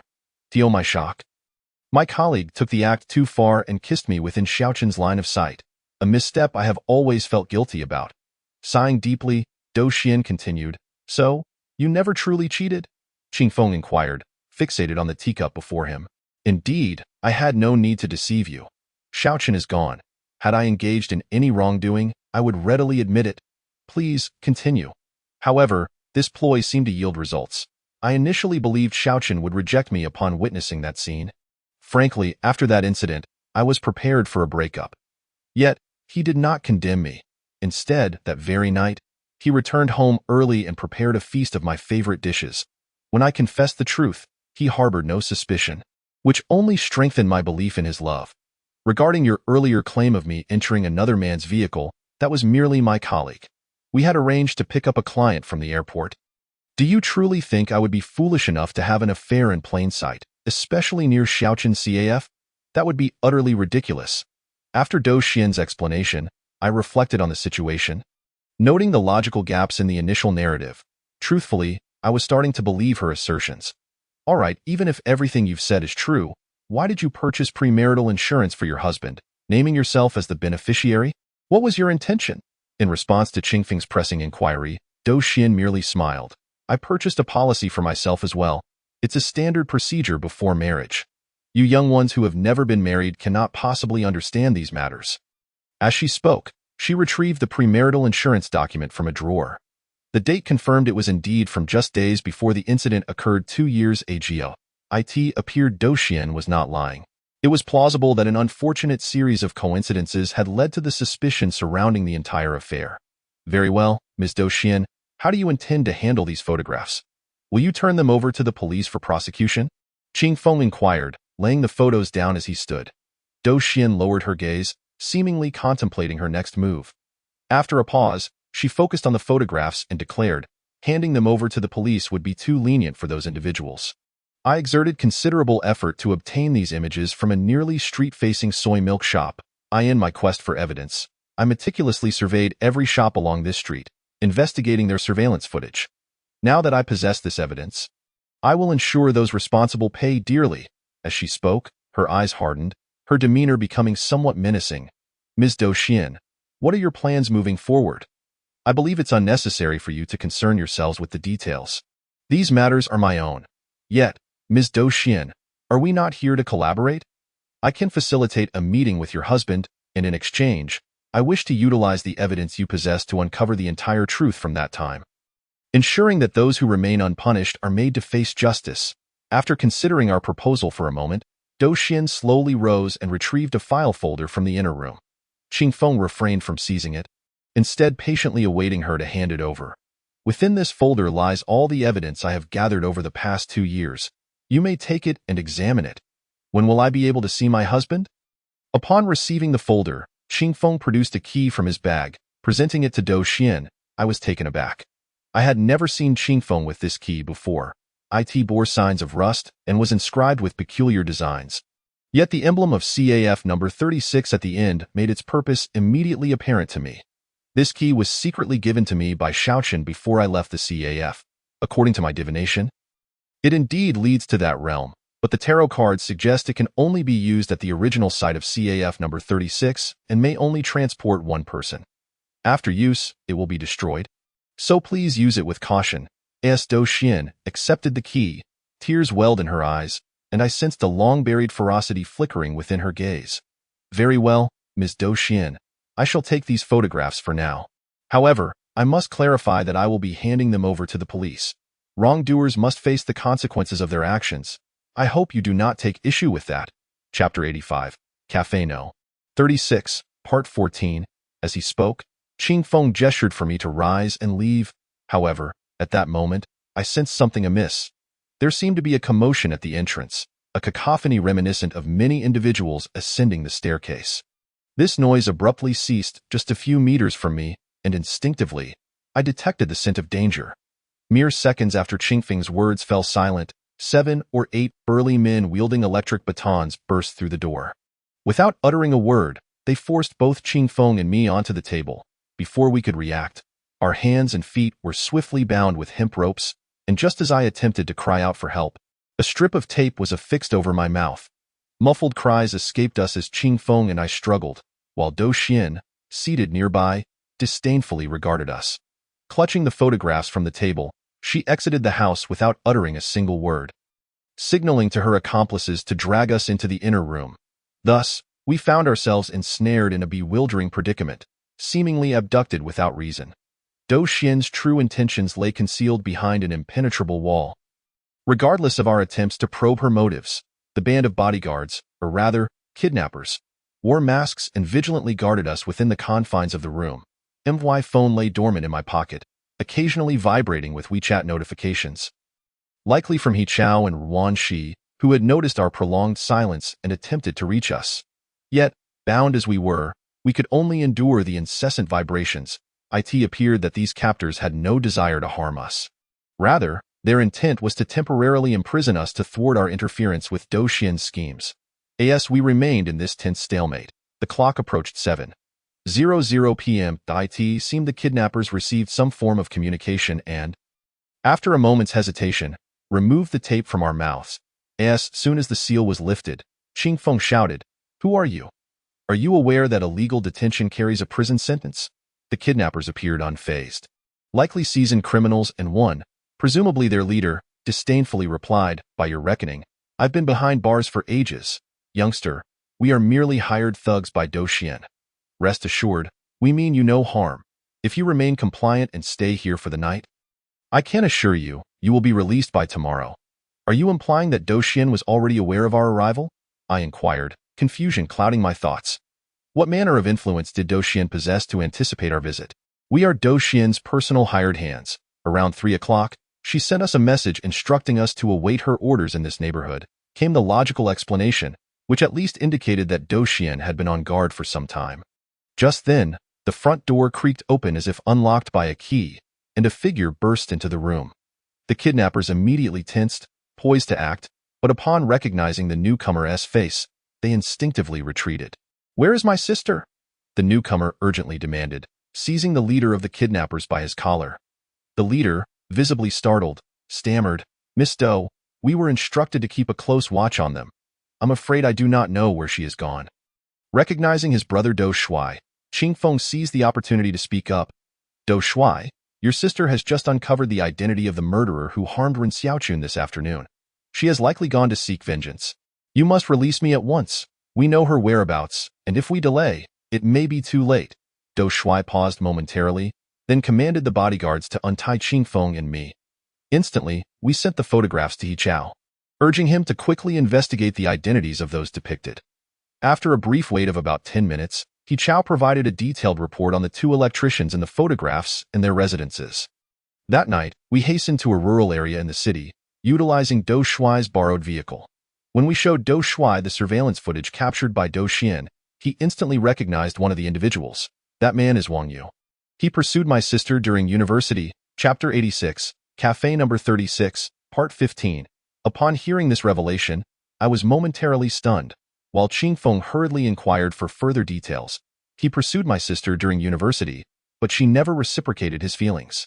Despite this, he persisted for 2 to 3 years, waiting for her outside her workplace daily, delivering her lunch and dinner. He even sent her flowers on special occasions, all of which she declined. Remarkably tenacious. He continued his pursuit even while she was dating my brother-in-law. I never imagined he would resort to such drastic measures." As Dou Shuai spoke, he displayed his phone, revealing a record of daily gifts Wang Yu had bestowed upon Dou Xian. "What a devoted admirer," I mused, bemused by the extent of Wang Yu's persistence. "What is their current relationship?" I inquired, intrigued as I scrolled through the myriad of images on Dou Shuai's phone. "I have no idea. I haven't heard anything about him for a long time. He seemed to vanish the month my brother-in-law died. I heard rumors that he couldn't make it in the big city and returned home to farm. Yet, the gossip surrounding my sister's supposed curse likely influenced his choice to abandon her." Observing the clarity in Dou Shuai's eyes, I deduced he harbored a deep resentment towards Wang Yu in youth. I too had been similarly vengeful, Yet with age and experience, one learns to adopt a more nuanced perspective on good and evil. Do you think my sister could be involved in something illegal? Do Shui asked, eyes wide with anxiety as he turned to Qing Feng and me. We were at a loss for how to respond.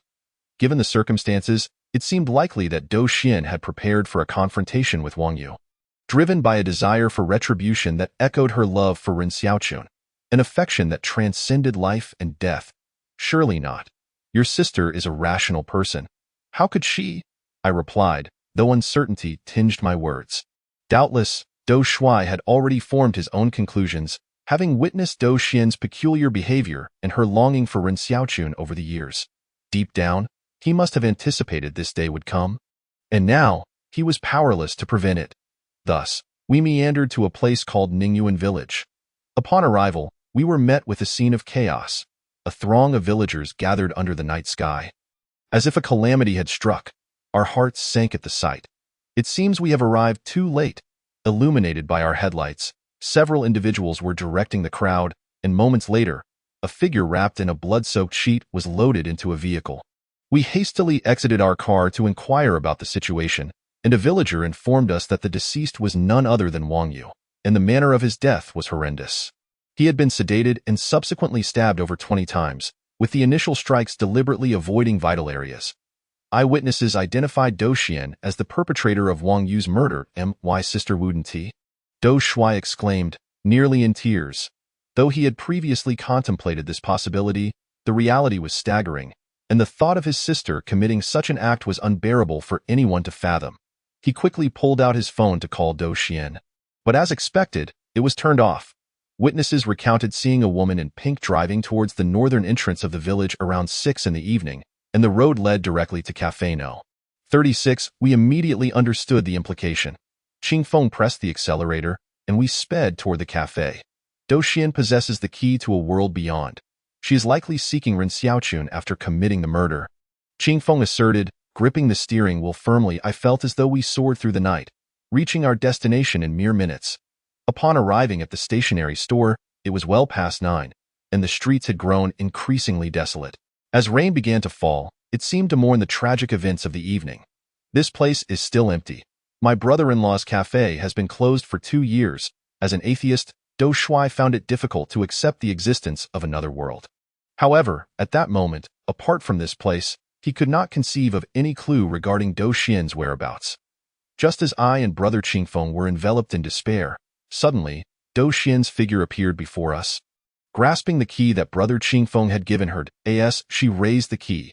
A golden light emerged from the barren ground, gradually materializing into the visage of CAF number 36. We were taken aback and hurried towards Do Xian. To our astonishment, she turned to glance at us. Her body was smeared with blood, and I vaguely noticed a bloody dagger hidden in her pocket. Chapter 87. CAF number 36, End. Yet, upon entering the CAF, I distinctly saw her transformation. Clothed in white, holding a magazine, she resembled her former self, before she had met Ren Xiaochun, during her first visit to the CAF. She looked at us and smiled back. Her smile devoid of any impurities, reminiscent of the morning sun, pure and brimming with anticipation. Do Xian, please calm down. That key can only be used once, and my tarot reading indicates that the door to that world is about to close forever. If you enter, you will never return, brother Qing Feng shouted as he rushed towards her. But Do Xian disregarded his words and walked straight into the CAF. At that moment, the door swung open, and Manager Xiaochun emerged. Embracing Do Xian at the entrance, we drew near. The beam of light began to fade, ultimately vanishing, leaving Do Xian eternally in that world. To this day, the police continue to execute the warrant for Do Xian's arrest. Aside from us, no one knows her whereabouts, as if she had evaporated from the mortal realm. Subsequently, we handed over the photos and evidence collected by Do Xian to the police, and soon, all those involved in the circuit installation were apprehended. After 2 years, the fire case finally yielded a definitive conclusion. Wang Yu had murdered Ren Xiaochun, not solely due to being his rival in love, but also because he was a self-imagined adversary. As Do Xian had never harbored any feelings for him, their enmity had begun with the rental of the shop. Wang Yu's familiarity with the electrical system of CAF number 36 stemmed from his intention to take over the establishment for his own ventures. However, Ren Xiaoqin had unexpectedly intervened. The previous owner, who was well acquainted with her, had promised Wang Yu the shop but ultimately rented it to Ren Xiaoqin at a bargain price, which incited Wang Yu's frustration. During subsequent discussions with the owner, he was insulted in a verbal dispute, and both his love and career were undermined by Ren Xiaoqin. This led Wang Yu to harbor murderous thoughts, meticulously planning the fire as a means of revenge. In truth, by that time, he had already lost much of his obsession with Dou Xian. It was merely youthful impetuosity that drove him to seek vindication. Friends in the know mentioned that Wang Yu's health had deteriorated in recent years, often plagued by shortness of breath and nightmares, for after all, a dozen lives had perished at his hands. Who could find peace with such a burden? When the police visited the scene of Dou Xian's crime, they reconstructed the events. Upon seeing her arrival, Wang Yu was taken aback. Dou Xian, under the pretense of wanting to reconcile, lowered his defenses. The former goddess had come to him, and with sweet words, no one could resist. At that moment, Dou Xian discreetly slipped a drug into his drink. After consuming it, he lost all capacity to resist and was brutally murdered by Dou Xian, an act of retribution for the sins he had committed. Yet, how could he bear to take lives, shattering dozens of families? I could scarcely fathom the horrifying scenes that haunted Wang Yu's dreams. Trembling at the thought, I sensed there was more to Wang Yu's story than met the eye. This matter was likely more complex than it appeared. However, for now, our investigation had reached its limits. Brother Qingfeng sighed, his expression graved, as for Dou Xian. I believe this outcome might not be entirely unfavorable for her. Although I struggle to comprehend why she, possessing so much evidence, did not hand it over to the police to deal with Wang Yu, who would ultimately face the death penalty. I also find it hard to understand how a single woman could wield such power. Everything would fade along with CAF number 36. I imagine she must be very happy now. In another world, sharing endless conversations with her husband, the two of them running a CAF together, recounting the events of the 2 years they had missed. As for CAF number 36, as Brother Qingfeng had divined, it has not reappeared since. Perhaps it awaited the one it longed for. That night, Ruanshi's analysis revealed that the paper cup indeed belonged to materials manufactured 2 years ago. But the drink inside was made from recent, fresh ingredients. We ceased to investigate how Manager Xiaoqin or that world procured items from the real world, knowing only that we would never again savor such exquisite coffee. Reflecting on CAF number 36, it felt like a sweet and mysterious dream. Upon awakening, I saw 2 pitiful souls, deeply enamored. Perhaps they would not see it this way. In the face of love, life can often feel insignificantly distant. Dou Xian and Ren Xiaoqin stood hand in hand at the pinnacle of love, mocking death's impotence. Chapter 88, Side Story. Brother Chao's dormitory pet. It is well known that my roommate, Brother Chao, is an unabashedly wealthy second-generation heir. As the ATM of our dormitory, he wields considerable influence, given that all gatherings are funded by He Laoban, and the treats he brings back for everyone are seldom inexpensive.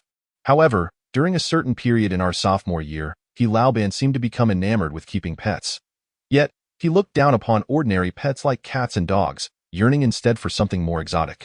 Setting aside other considerations, the dormitory's prohibition on pet ownership loomed large, and had it been anyone else, they would have faced resistance. A classmate of mine had once kept a black cat in his dormitory, allowing it the freedom to roam, which resulted in it urinating on others' beds, shredding sheets, and even biting through electrical wires, nearly causing a fire.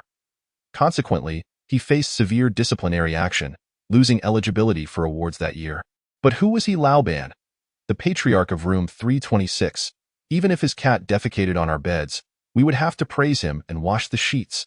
However, he, inspired by some newfound insight, had somehow acquired a chameleon. When the chameleon first arrived in the dormitory, it was a riot of colors, resembling a poisonous tree frog from the tropical rainforest, its eyes darting about restlessly in its cage. We, the country bumpkins, were startled by this strange creature. Despite its vibrant appearance, I feared it might eat children. Yet, this chameleon proved to be quite remarkable.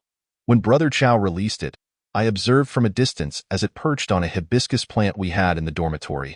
In no time, its colors shifted to a dull gray, and from afar, it resembled something growing on a wooden shoe. It wasn't as magical as depicted in the animal kingdom. It concealed itself, but did not entirely disappear. Chao, this thing isn't poisonous, is it? My goodness, its tongue is so long, we exclaimed in a flurry of chatter. Brother Qingfeng, upon hearing of Brother Chao's exotic pet, came over to assess the situation. After a glance, he shook his head, saying, Chao, this creature won't survive in a dormitory. If you wish to do a good deed, you might as well return it to the wild. Upon hearing this, Brother Chao was displeased. Let alone the cost of purchasing such a creature, the effort to acquire it had been substantial. He refused to simply release it won't survive. I'll feed it the best food. How could it possibly die? Unperturbed, Brother Chao dismissed Brother Qingfeng's concerns. Though he was regarded as the deity of room 326, in the face of such a peculiar pet, we felt compelled to set some ground rules. Chao? This creature must not be allowed out while we sleep. If I wake up to find it on my face, I would surely be terrified. One roommate said, trembling as he focused on the slow-moving chameleon on the table. Exactly, and be sure to hide it during inspections. The dormitory supervisor usually checks on Tuesday and Friday nights, so make sure to tuck it away in the cabinet. Don't worry. It won't be discovered. I'll take the blame if it is. After finishing his words, Chao enthusiastically began to play with his chameleon. We exchanged glances, resigned to accept this creature as part of our dormitory reality. Yet, every time we prepared for sleep or school, we would meticulously check the cage to ensure it was secure. Whenever we caught wind of the dormitory matroness presence, we would hastily hide the chameleon in Chao's cabinet. This fellow only took responsibility for bringing it back, completely indifferent to its safety. Sometimes, he would be absent for a day or two, leaving us to take care of it. The initial excitement had clearly worn off, as he could barely muster the inclination to look at it anymore.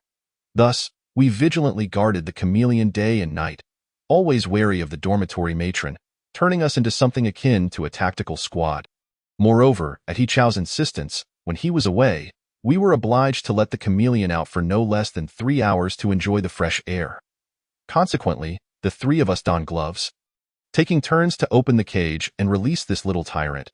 However, as fate would have it, one day we found ourselves rushing out due to being late for lunch, only to forget to lock the cage containing the chameleon.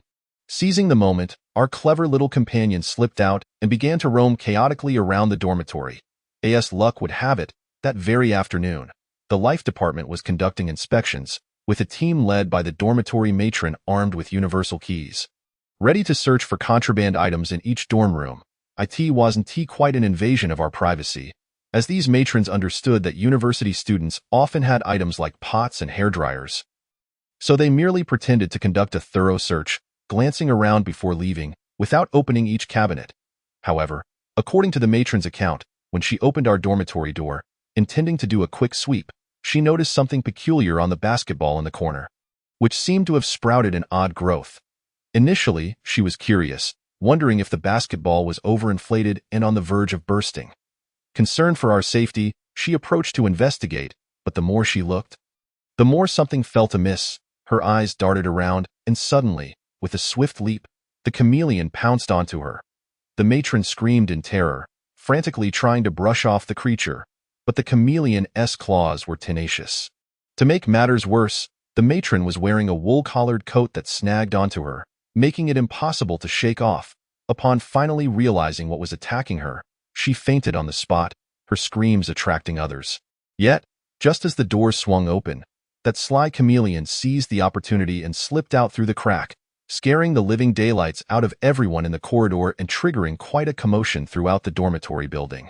In the end, the matron was sent to the hospital, while the chameleon vanished after escaping outside, a master of disguise in the natural world, easily evading detection.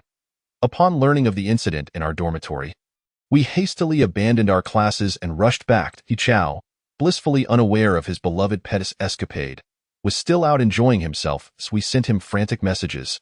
We conspired on how to handle the chaos we had inadvertently created. Knowing we would face severe consequences, after much deliberation, we decided on a unified front. The chameleon had come in from the outside and was not one we had kept as a pet. Thus, upon entering the dormitory, we feigned ignorance, putting on a show of panic. Two roommates, ever the thespians, delivered an exaggerated performance in front of me. What? We had a chameleon in our dorm. Oh my goodness. Can we even stay here now? Are my belongings safe? Their act successfully deceived the leaders of the life department, who had not initially suspected the chameleon was ours, making our reaction seem entirely plausible. Moreover, since He Chao was well-liked, everyone in the know covered for him. So to this day, the school has yet to uncover the origins of that chameleon, treating it as an invasive species. By the time He Chao returned, we had already tidied up the mess, yet he seemed unconcerned about the loss of his chameleon. Although it had cost him a 5-figure sum, to He Chao, it was merely a trifling matter. Losing 50,000 yuan while preserving his academic standing. Wasn't he that a rather advantageous trade-off? Besides, after a close inspection, the creature was rather repulsive. I had long since had my fill of it. Well, it seems you have grown weary of your chameleon and decided to torment us instead. While we can set that aside for now, I am still baffled by He Chao's peculiar logic. What on earth was going through the mind of our brilliant yet enigmatic He Chao? Chapter 88. The Reversal Fruit, Part 1. Since then, Sister Yin Si appeared to have ceased her unusual behavior. And upon her return, I sensed a newfound brightness in her demeanor. She occasionally cracked jokes, and although we didn't pay much heed, we assumed she had integrated well into the group and adapted to her surroundings. Even the usually perceptive Qingfeng didn't seem to notice this change. Perhaps they were already familiar with one another, having seen Sister Yin Si's lively side before. Following the resolution of the incident at CAF No. 36, Sister Yin Si guided us around the city, showing us the nearby attractions, although there wasn't much of interest to behold, given the city's heavy industrialization. We wandered about, essentially familiarizing ourselves with the local environment. At that moment, Ruan-Shi excitedly showed us her phone, revealing that we were standing in the vicinity of a trendy fruit shop.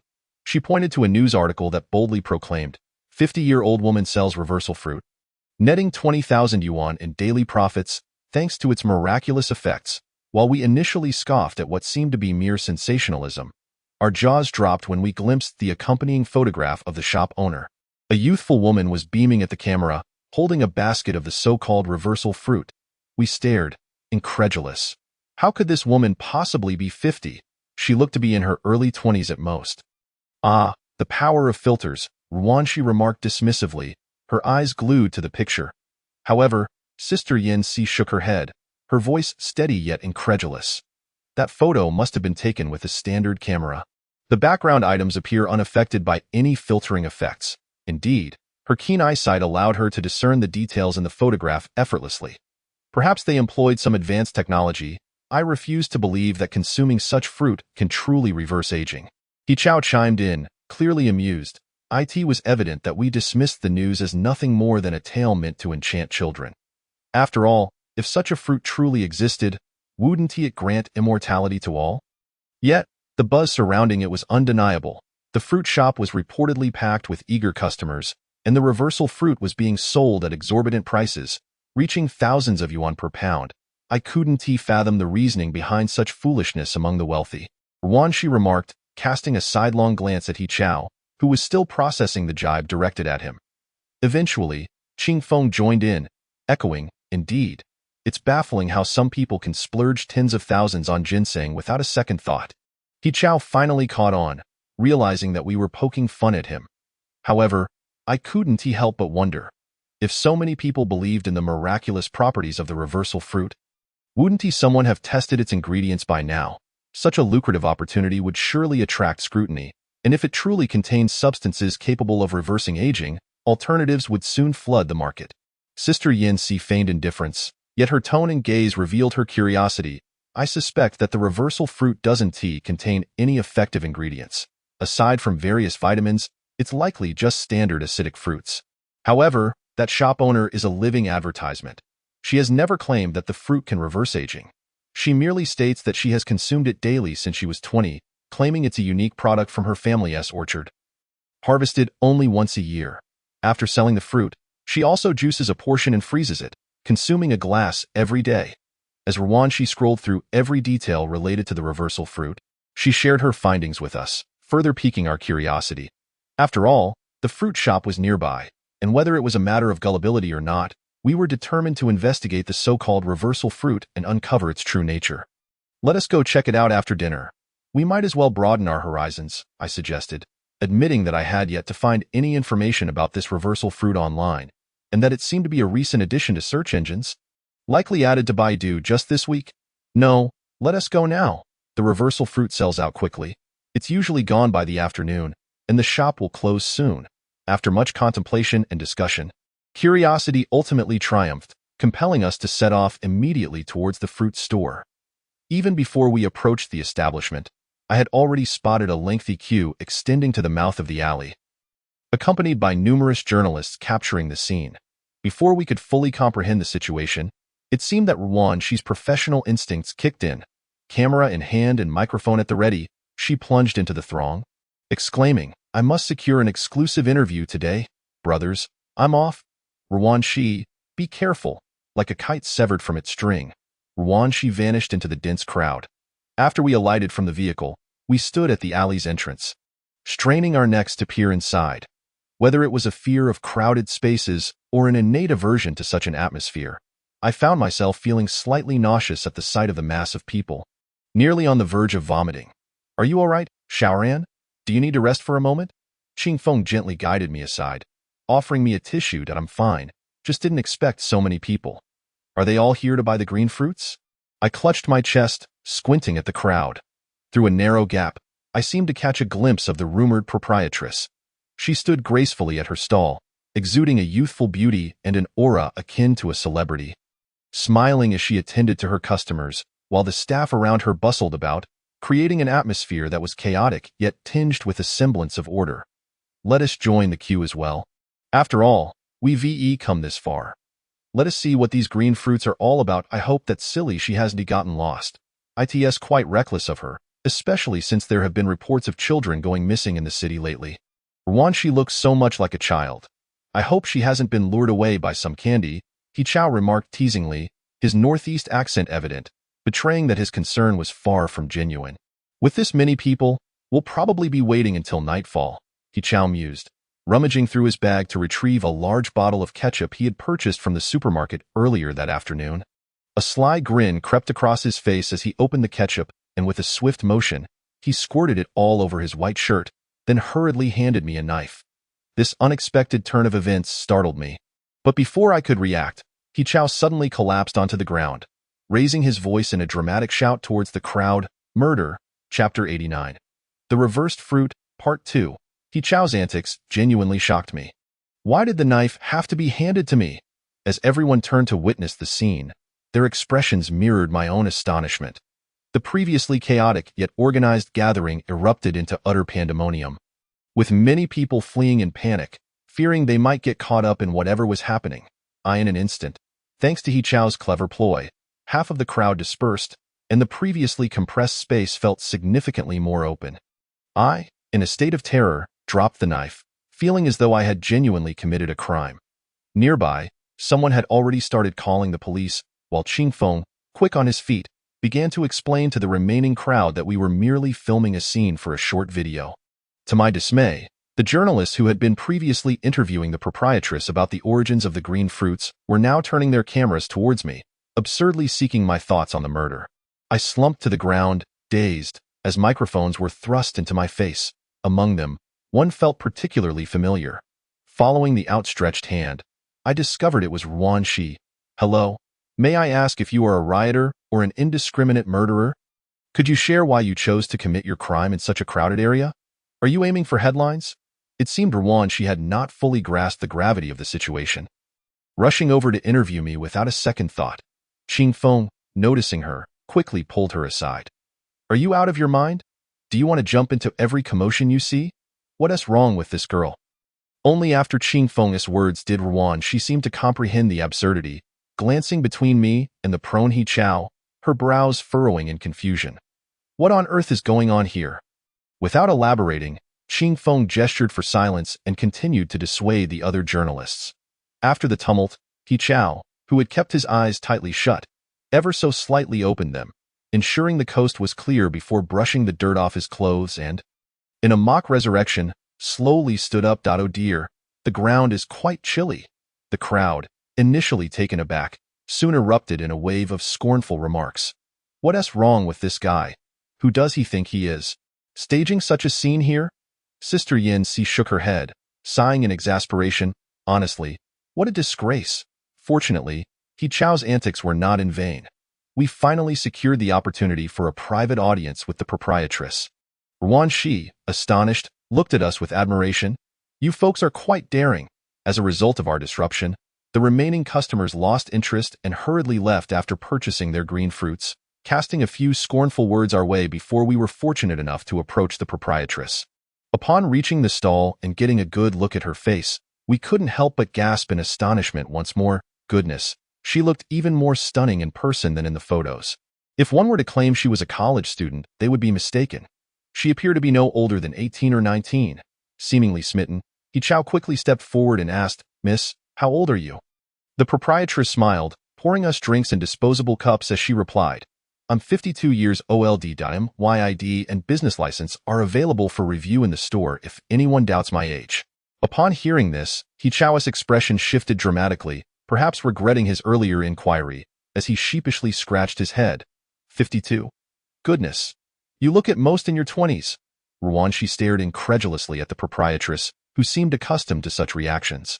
With a smile, she gestured to the small remaining pile of green fruits at the stall, saying, "I owe my youthful appearance to these green fruits. The tree is a family heirloom, and my ancestors included a concubine. Legend has it she maintained her beauty through these fruits. Today, only this small amount remains. If you wish to purchase, please weigh them here." As I gazed at the 4-digit price tag, a cold sweat broke out across my brow. Just then, He Chao's voice rang out, "I'll take them all. Such a fine product deserves to be savored."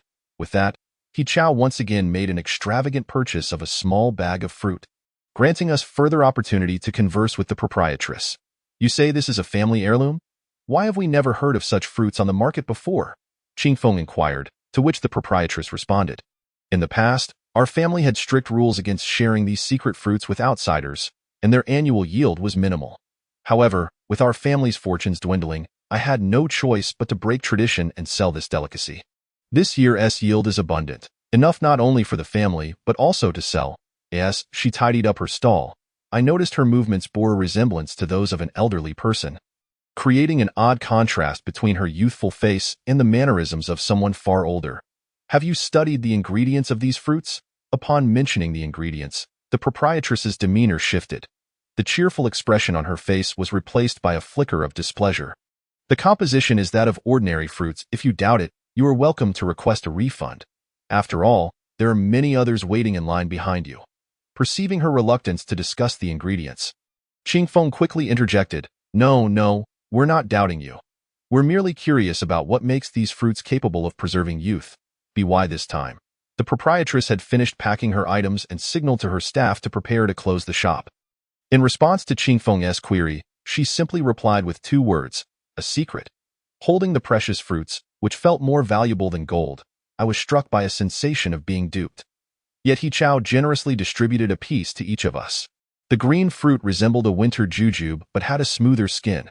If one were to pinch it between their fingers, it would likely slip from their grasp if their hands were damp. I picked one up and bit into it. The moment my teeth broke through the skin, an overwhelming sensation akin to corrosion flooded my mouth, an earth-shattering sourness causing tears to stream down my face involuntarily. However, recalling the exorbitant price of the fruit, I gritted my teeth and chewed a few more bites before swallowing. Wiping away the tears caused by the acidity, I glanced around. Everyone bore similar expressions, while the affluent He Chao, after just one bite, spat it out. "Ugh, what on earth is this? So sour. Yet it leaves a crimson juice." Chapter 90. The Reversal Fruit, Part 3, observing the contorted faces of everyone around me. Distorted by the overwhelming sourness, I couldn't help but chuckle. Who would actually purchase such a fruit? It is utterly preposterous. Truth be told, consuming this is no better than sipping a bit of vinegar. "How does it taste?" "He Chao, you truly are a great fool." As Qingfeng Gu rinsed his mouth with water from his bag, he pointed at Boss He and remarked, I couldn't tell if it was an illusion or if my tongue had been rendered useless by the acidity. But when I closed my eyes to savor the aftertaste, I detected a peculiar flavor that was both sweet and fishy, reminiscent of blood. Turning back, I realized the fruit shop had already closed. And not only were the green fruits sold out, but all other fruits had also been snatched up, leaving the entire shop devoid of even a single leaf by the afternoon. Nevertheless, tourists continued to flock here. much like the recent craze surrounding Zibo, transforming this place into a trending hotspot. Let us head back and further examine this bag of sour fruits. Qingfeng Gu swallowed hard, hailed a cab, and we made our way back to Shi Yanxi's home, carrying the bag of green fruits. After dinner, we sat down to investigate. Ruanxi searched for information from various sources, but alas, previous web pages bore no record of such green fruits. Only a few recent, hasty entries about them surfaced. There seems to be a fruit that bears a striking resemblance. After 2 hours of research, Ruanxi finally made some progress and presented a post to us. I found this in historical text.it is said that in ancient times, there existed a fruit known as the Huanyan fruit, which is extraordinarily rare, yielding only a few fruits each year. Additionally, the tree cannot be transplanted, making it a serendipitous find. Very few are aware of this fruit, and once the concubines in the palace become informed, they would send their subordinates to offer exorbitant rewards for it. It is rumored that consuming this fruit leads to visible rejuvenation. However, while this tree is easy to nurture, its fruiting requires extremely specific nutrients, which were not detailed in the texts. Upon hearing Ruanxi's explanation, I finally grasped the vastness of the world and its myriad wonders. However, such intangible claims seemed rather absurd, akin to how emperors of yore would swallow various mercury pills in pursuit of immortality.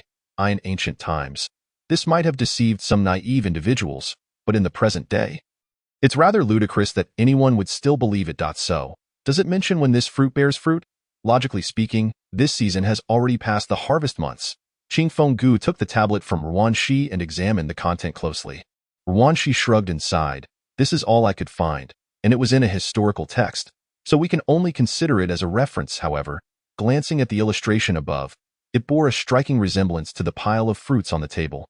Could it be that this fruit indeed possesses the power to delay aging? After another hour of effort, we all began to feel fatigued, and our curiosity about the nature of the fruit waned. After all, in today's digital age, anything can be sensationalized. It's merely a fleeting trend. Moreover, we are not the ones suffering the consequences. After all, boss, he is wealthy enough not to be concerned about a few sour fruits. With such thoughts in mind, we prepared to tidy up and retire for the night when suddenly, Sister Yanxi's exclamation startled us. Alarmed, we rushed to her room to check the situation. Upon entering, we found Shi Yanxi seated at her vanity, astonished as she gazed into the mirror, stroking her forehead. Cici, what's wrong? We approached her, puzzled, and Sister Yanxi turned to us, her eyes wide with disbelief. The wrinkles on my forehead have vanished. Stunned, we froze in place. It was known that Ruanxi had confided in me that Sister Yanxi had spent a fortune on skincare products to eliminate the faint wrinkles on her forehead. Yet now, those stubborn wrinkles had mysteriously disappeared after consuming this fruit. We all turned in astonishment to the fruits on the table, and my goodness. Could it be that this fruit truly possesses the power of eternal youth? This is simply too miraculous. Honestly, I too felt that my skin seemed a tad fairer than before. We were at a loss for words. The effect was akin to having spent a year at a beauty clinic. I must eat another one.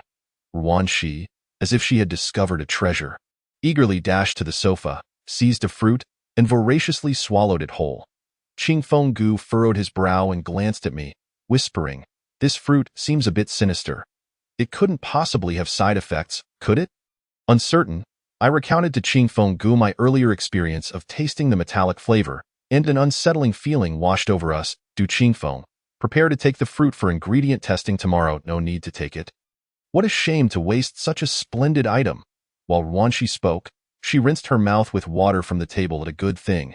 And you still had such a miserable time consuming it?" He Chao scoffed. "What do you know? Women will go to any lengths for beauty. This slight sourness is nothing to me." Ruanxi seemed quite unfazed, though she exercised restraint and only consumed one. "Haven't you seen the overwhelming testing results online? They're all the same. Just a bit of vitamin, some fruit acids, and various nutrients, structurally identical to ordinary fruits." Having said this, Ruanxi turned and retreated to her room to sleep, adding, "Don't disturb me. I'm off to catch some beauty sleep. Tomorrow morning, I'll instantly regain my high school looks." Watching her depart, an uneasy feeling stirred within me. Something monumental seemed imminent.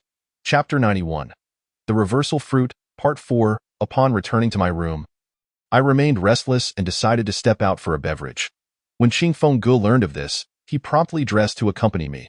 Observing his weary demeanor, I realized he must have exerted considerable energy in fending off the reporters and preventing the police from being alerted earlier that afternoon.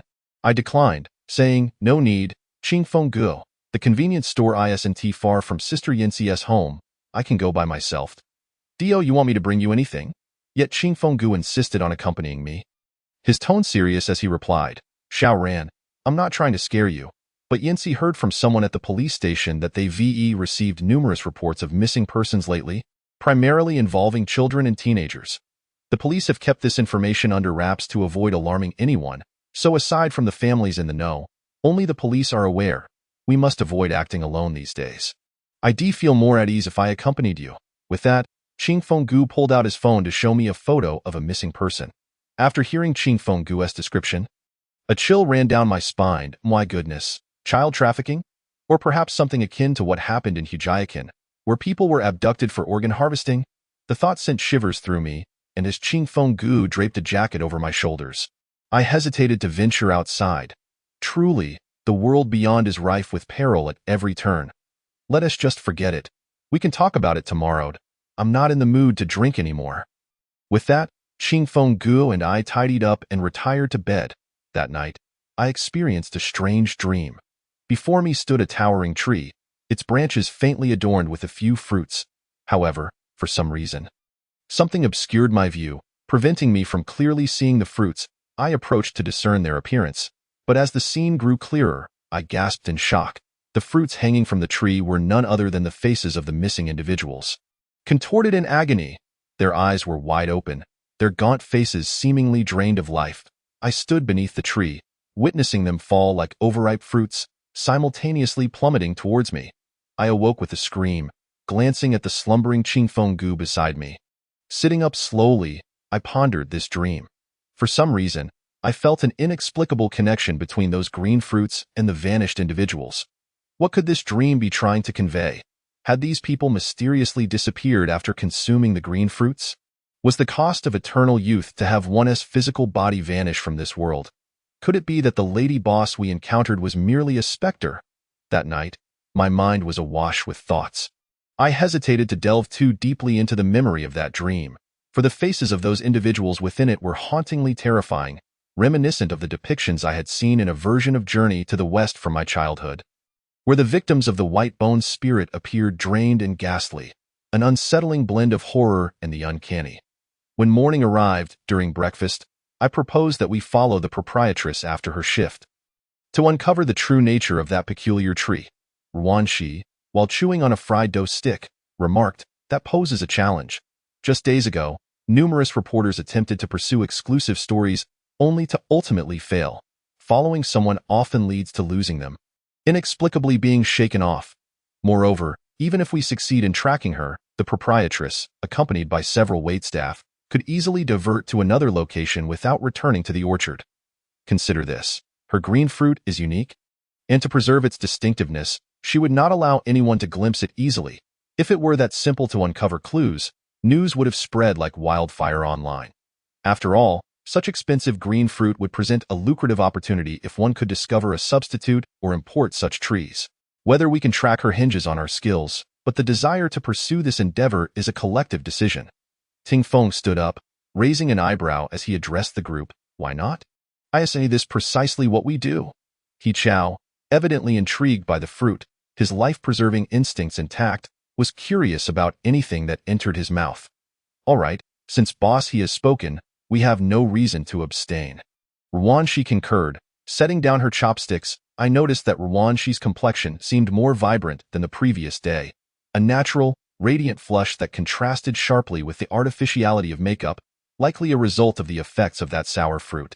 Qingfeng pondered for a moment before a spark of inspiration ignited within him. He turned to He Chao with a smile. "What do you think older folks generally fancy?"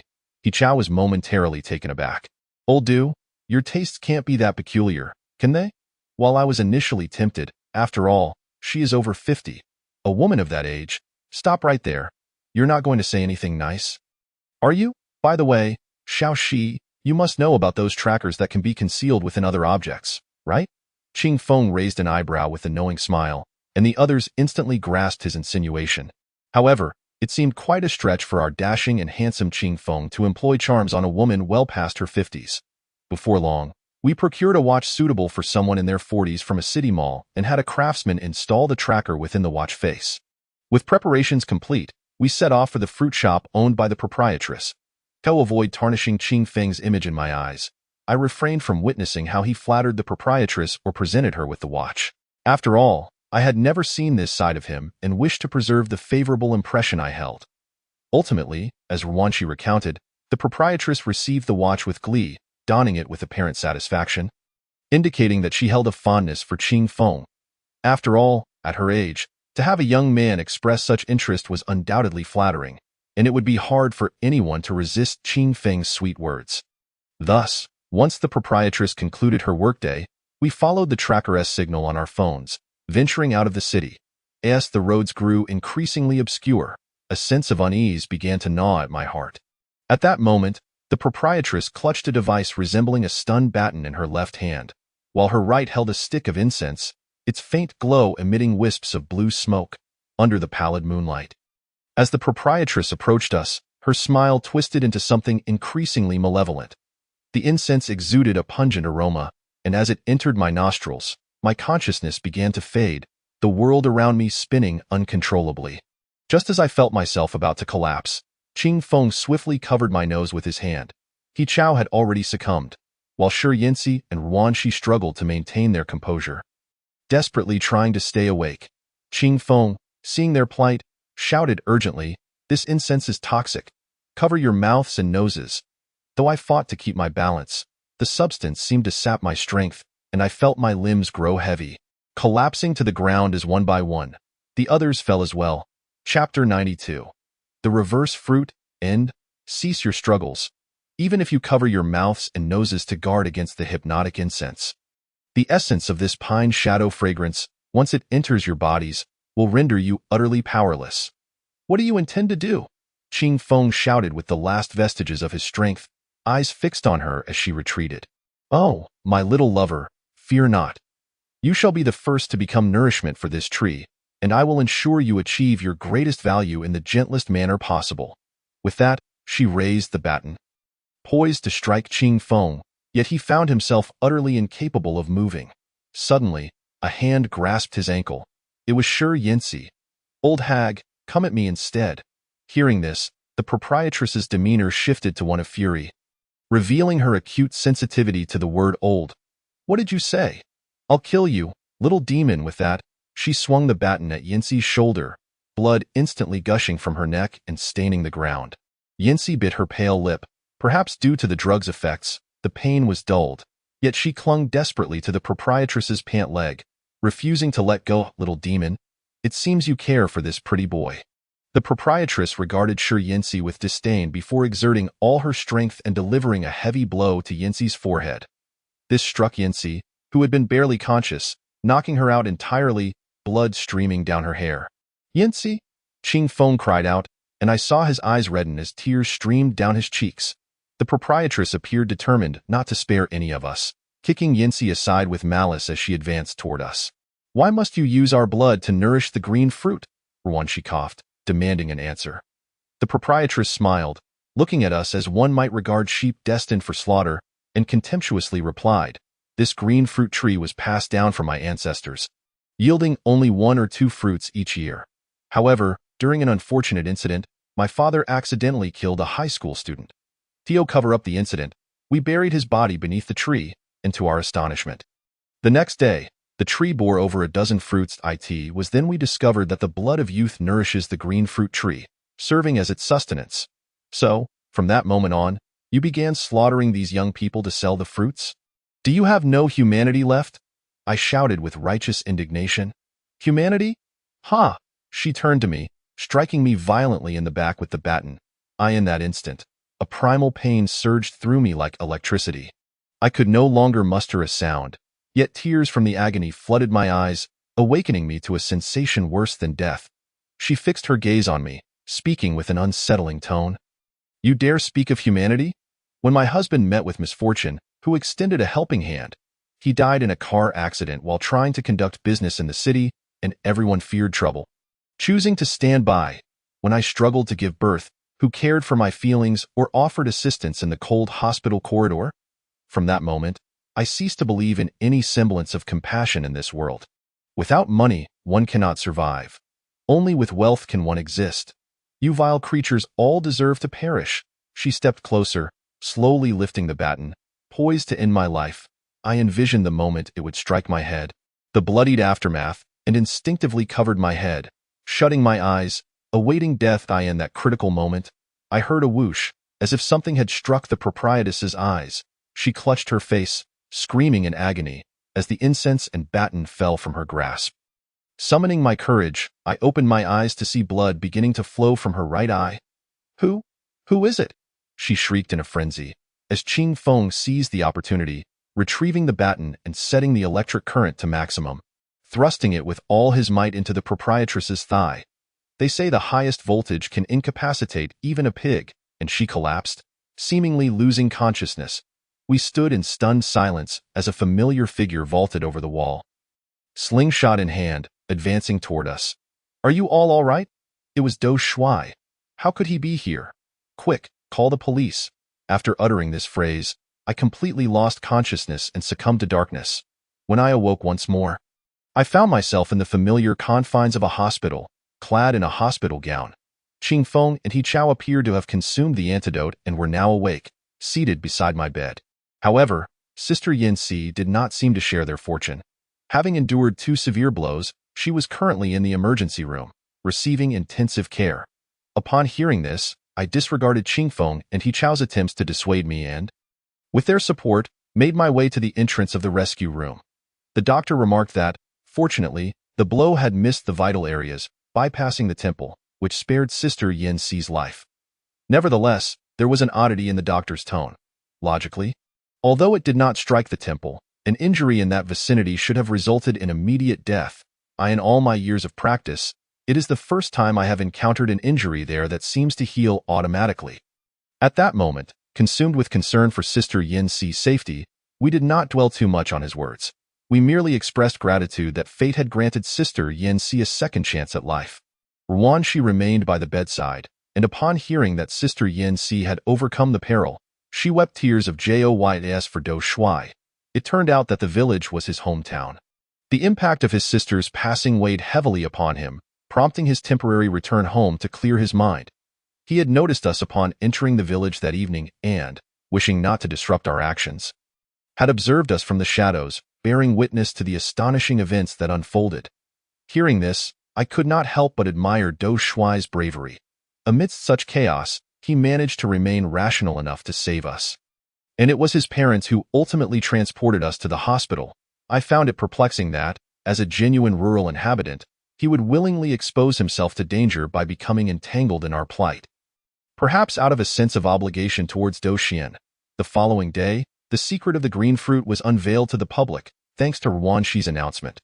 The police had brought the proprietress to justice, sentencing her to death, to be executed immediately. The group of waitstaff, deemed accomplices, also faced incarceration. That day, the police attempted to cut down the green fruit tree, but during the enforcement process, they encountered significant resistance. Many individuals who had purchased the green fruit expressed their disapproval, declaring that the tree should not be harmed. Some even positioned themselves in front of it as a human barricade. The police exerted considerable effort to disperse the throngs of people, the majority of whom were young women. I could not comprehend why, despite knowing the nature of the tree's sustenance and the horrifying truth behind it, this crowd remained infatuated with the green fruit. Is it not an inherent part of the human experience to endure birth, aging, illness, and death? Can one truly find solace in a visage obtained at the cost of another's flesh, when midnight strikes and dreams return? Do they not fear the specters that may rend their faces asunder? At times, the depths of human malice and distortion can reach unfathomable heights. Prior to the emergence of the green fruit incident, I had heard of individuals utilizing malevolent practices, such as summoning spirits or engaging in other harmful sorcery, to maintain their alluring appearances.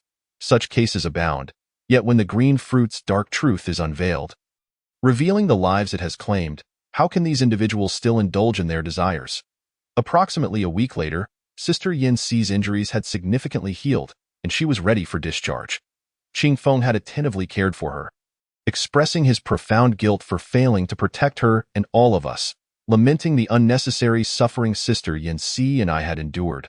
Upon hearing that their children had been drained of life, the parents of the missing individuals wept bitterly outside the police station, the scene heart-wrenching to the core. At last, we wheeled Sister Yin-si out of the hospital, while I too bore a patch on my back. Aside from He Chao, each of us bore some physical scars. For reasons unbeknownst to me, the moment we stepped outside the hospital, the world around me transformed into monochrome, and the image of the proprietress in despair during her difficult labor surfaced in my mind. She sat helplessly in the hospital corridor, desperately clutching her abdomen and wailing. Yet not a single passerby offered assistance. By the time the doctors arrived, she had already suffered a miscarriage due to complications and lost her ability to bear children. Thus, is there truly an absolute right or wrong in this world? Perhaps every seemingly inhumane decision arises from a careful weighing of pros and cons. Chapter 93. Sister Yin-si's Diary, Part 1. Once everything had settled, we visited the police station to provide our statements. Since the earliest train back would not depart until 8 the following morning, Do Shui graciously invited us to stay at his home for the night. It turned out that their parents worked in the countryside, and the city where Do Shui studied was also where his sister worked. Consequently, the siblings rented this modest abode, with Do Xian having paid 3 years' rent in advance to ensure her brother could complete high school here without worry. Upon returning to the house, we discovered a letter left by Do Xian on the table. The contents urged Do Shui to focus on his studies, to achieve success in the future, and to honor their parents.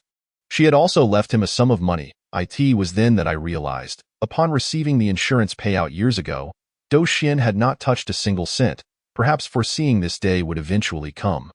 Thus, she bequeathed this money to her brother. Do Shui shared that she had saved her earnings from years of labor to renovate their rural home and furnish it with brand new furniture. Upon hearing this, I could not help but feel a sense of regret for Do Xian, as well as profound admiration for her. Without a doubt, whether as a sister, daughter, or wife, she fulfilled her roles with unwavering dedication. Do Shui also exhibited commendable resolve. Judging by his report card, he harbored great potential to strive for admission into a prestigious university, carrying forth his sister's hopes and aspirations, determined to forge his own future. That night, we exchanged few words, yet I sensed Do Shui remained restless, as did I. After all, aside from the overwhelming sense of loss, just hours earlier, we had been bound by a group of imposing men. How could one find peace in such a familiar yet unsettling space? The following day, before bidding farewell to Do Shui, we exchanged contact information. Qingfeng assured him that should any need arise, he should not hesitate to reach out. Do Shui's parents were set to arrive from the countryside by noon, and it was reported that his mother had decided to stay with him, alleviating our concerns. We then boarded the earliest train back to Sister Yin-si's home. According to Qingfeng, this hexagonal financial advisor, having failed to secure a hard seat, had resorted to purchasing a standing ticket. Although he had bought a small stool to sit on prior to boarding, he still felt somewhat embarrassed to be standing on the train. Come on, when you're out and about, who truly cares? Aren't you just suffering for the sake of appearances? Qingfeng chuckled, playfully patting my head. Upon reaching Sister Yin-si's home, it was already noon. He Chao and Ruan Shi eagerly inquired about our progress, even though we had already shared updates via WeChat. Some finer details still warranted verbal clarification. After listening, they both expressed a sense of regret. Subsequently, Ruan Shi chronicled these events in her public account, where many netizens expressed heartfelt appreciation for the enduring love between manager Xiao Qian and Do Xian. And through this medium, Do Xian's innocence was vindicated. Glancing at the jade pendant around my waist, now slightly faded, I understood that the debt associated with the number 36 CAF had reached its conclusion. When we inquired about Sister Yin-si's whereabouts, Ruan Shi frowned, her expression tinged with confusion. Sai left around noon yesterday and hasn't returned since. She mentioned she had to attend to something important, taking her phone and ID with her. This revelation sparked our curiosity. Sister Yin-si's behavior had become increasingly peculiar since we returned. Shortly thereafter, He Chao's comment raised our suspicions further. Actually, she came back last night. It was already well past midnight. I didn't tell you because I was afraid it would frighten you. I got up to use the restroom and noticed a flickering candle in the living room. When I looked closer, I saw that the hedgehog girl was kneeling in an odd position, seemingly muttering something. I was so startled that I immediately retreated to my room. However, I felt that it didn't seem like Sister Yin-si. The room was rather dim, so honestly, I couldn't see clearly. By the time I gathered my wits and looked again, she had vanished, and I heard the sound of the front door closing. Chapter 94. Sister Yin Si's Diary, Part 2. Upon hearing this, we all found it rather strange. Surely what He Chao had seen could not have been some ghostly apparition? After all, he lacked the ability to see spirits. Could it have been a thief? That seemed implausible. A burglar lighting candles to commit theft and then kneeling in worship was absurd. Was it possible that Sister Yin Si was engaged in some sort of ritual? At this point, we gathered on the living room sofa, deliberating on a course of action. I could not shake the feeling that Sister Yin Si might have encountered some trouble or was entangled with something sinister. Her eyes revealed a profound worry, as if something weighed heavily upon her soul. I can sense her inner turmoil. She appears to desire to resolve her issues independently, yet hesitates to seek our assistance. Qingfeng Gu, upon hearing my inquiry, furrowed his brow in deep contemplation. Logically speaking, Yin Si was initially the most skeptical among us regarding the existence of spirits, yet after enduring so much, it seems her perspective has shifted. However, she often takes pride in her independence, which lends credence to Xiaoran's observations. Meanwhile, as her close confidant, Ruanqi has been pondering Yin Si's recent peculiar behavior. To be frank, Xiao Bai, please do not take offense, as these are merely my speculations. Upon hearing Ruanqi's words, I was taken aback momentarily, then quickly nodded and replied, "No, not at all. Please continue." Ruanqi paused, her tone slightly melodramatic as she declared, "I believe that Cici harbors feelings for you." At these words, the water I had just sipped nearly spewed forth. How could that possibly be? Setting aside her feelings for Qingfeng Gu, I felt that in relation to me, I could only be described with two words: a burden. I hastily waved my hands, insisting, "Impossible, impossible. I find it far more plausible to believe I could awaken one day to discover Yin Si's residence had vanished entirely, leaving us exposed to the elements. Truly, I have my reasons. I have been quietly observing her these past few days, and it seems Yin Si has been discreetly watching you. You may not have noticed as she speaks so infrequently, but when silent, she has been covertly observing your every move and occasionally inquiring about you with me." Furrowing my brow, I glanced incredulously at Qingfeng Gu, who appeared equally perplexed. How could I have missed this? "Ah, your eyes are only for Lao Du." He Chao's brow knitted tightly, forming a deep furrow, as if expressing dissatisfaction or disdain towards something. His gaze revealed a sense of helplessness and frustration, confronting seemingly insurmountable dilemmas. His lips curled slightly, as if poised to retort or debate. His entire demeanor exuded an air of provocation, as if deliberately testing others' limits. He Chao's frown deepened as he spoke. Although the gathered company found this assertion hard to believe, we must uncover the root of Yin Si's strange behavior. Ultimately, we resolved to investigate her room for clues. While we all understood that invading someone else's privacy is morally questionable, our concern for her well-being outweighed our reservations. After careful consideration, we decided to dispatch our seasoned scout, Chao Gu, to keep watch at the door. Chao Gu is one of our team's most experienced scouts, astute, clever, and observant. When we presented our request, a flicker of hesitation crossed his face. Yin Si's room was locked, yet Qingfeng Gu possessed the code and swiftly unlocked it. Indeed, the only person Yin Si could fully trust was Du Qingfeng. Upon entering Yin Si's room, we quickly realized it was a self-contained haven, equipped with all the amenities one could desire. A refrigerator, a small kitchen, a bathroom, and air conditioning, resembling a miniature apartment within a larger dwelling. Furthermore, it seemed one could order takeout directly through her window. Upon witnessing this, our initial concerns diminished significantly. It appeared feasible for Yin Si to live comfortably without venturing outside. Perhaps she simply wished for solitude, to enjoy a few days of peace, which was understandable given her nature. Individuals like her often require moments of retreat after prolonged social interactions. Should we continue our search? It seems she can manage quite well here. Perhaps we are being overly suspicious. Just as I pondered, Ruanqi voiced the very question on my mind. Qingfeng Gu, caught in a moment of indecision, contemplated carefully. While her seclusion these past few days is justifiable, how do we explain what Chao witnessed last night? I am convinced Yin Si is concealing something. Since we are already here, let us take a look around. As we began to explore, rather than rummaging through her belongings, we merely cast our eyes about, noting that the furnishings were quite ordinary, consisting of items typical for daily living. While surveying the room, a diary with an ornate cover caught my attention. Although I knew it was not prudent to peruse someone else's diary, curiosity compelled me to lift it. Strangely, a bookmark led me directly to a specific page, and upon reading its contents, I was instantly reminded of the 3 tarot cards Qingfeng Gu had drawn during his earlier divination. The connection between the diary and the cards sent a chill down my spine. June 12, 2017. Overcast weather. On that day, I experienced the most unforgettable moment of my life. A sudden car accident irrevocably altered my previously stable existence. The impact came so unexpectedly that I had no time to react, and I was thrown from the vehicle. I vividly recall the sensation of weightlessness in midair, a harbinger of my impending demise. In those fleeting seconds, I contemplated countless thoughts, but it was too late. Darkness enveloped me, and I lost consciousness.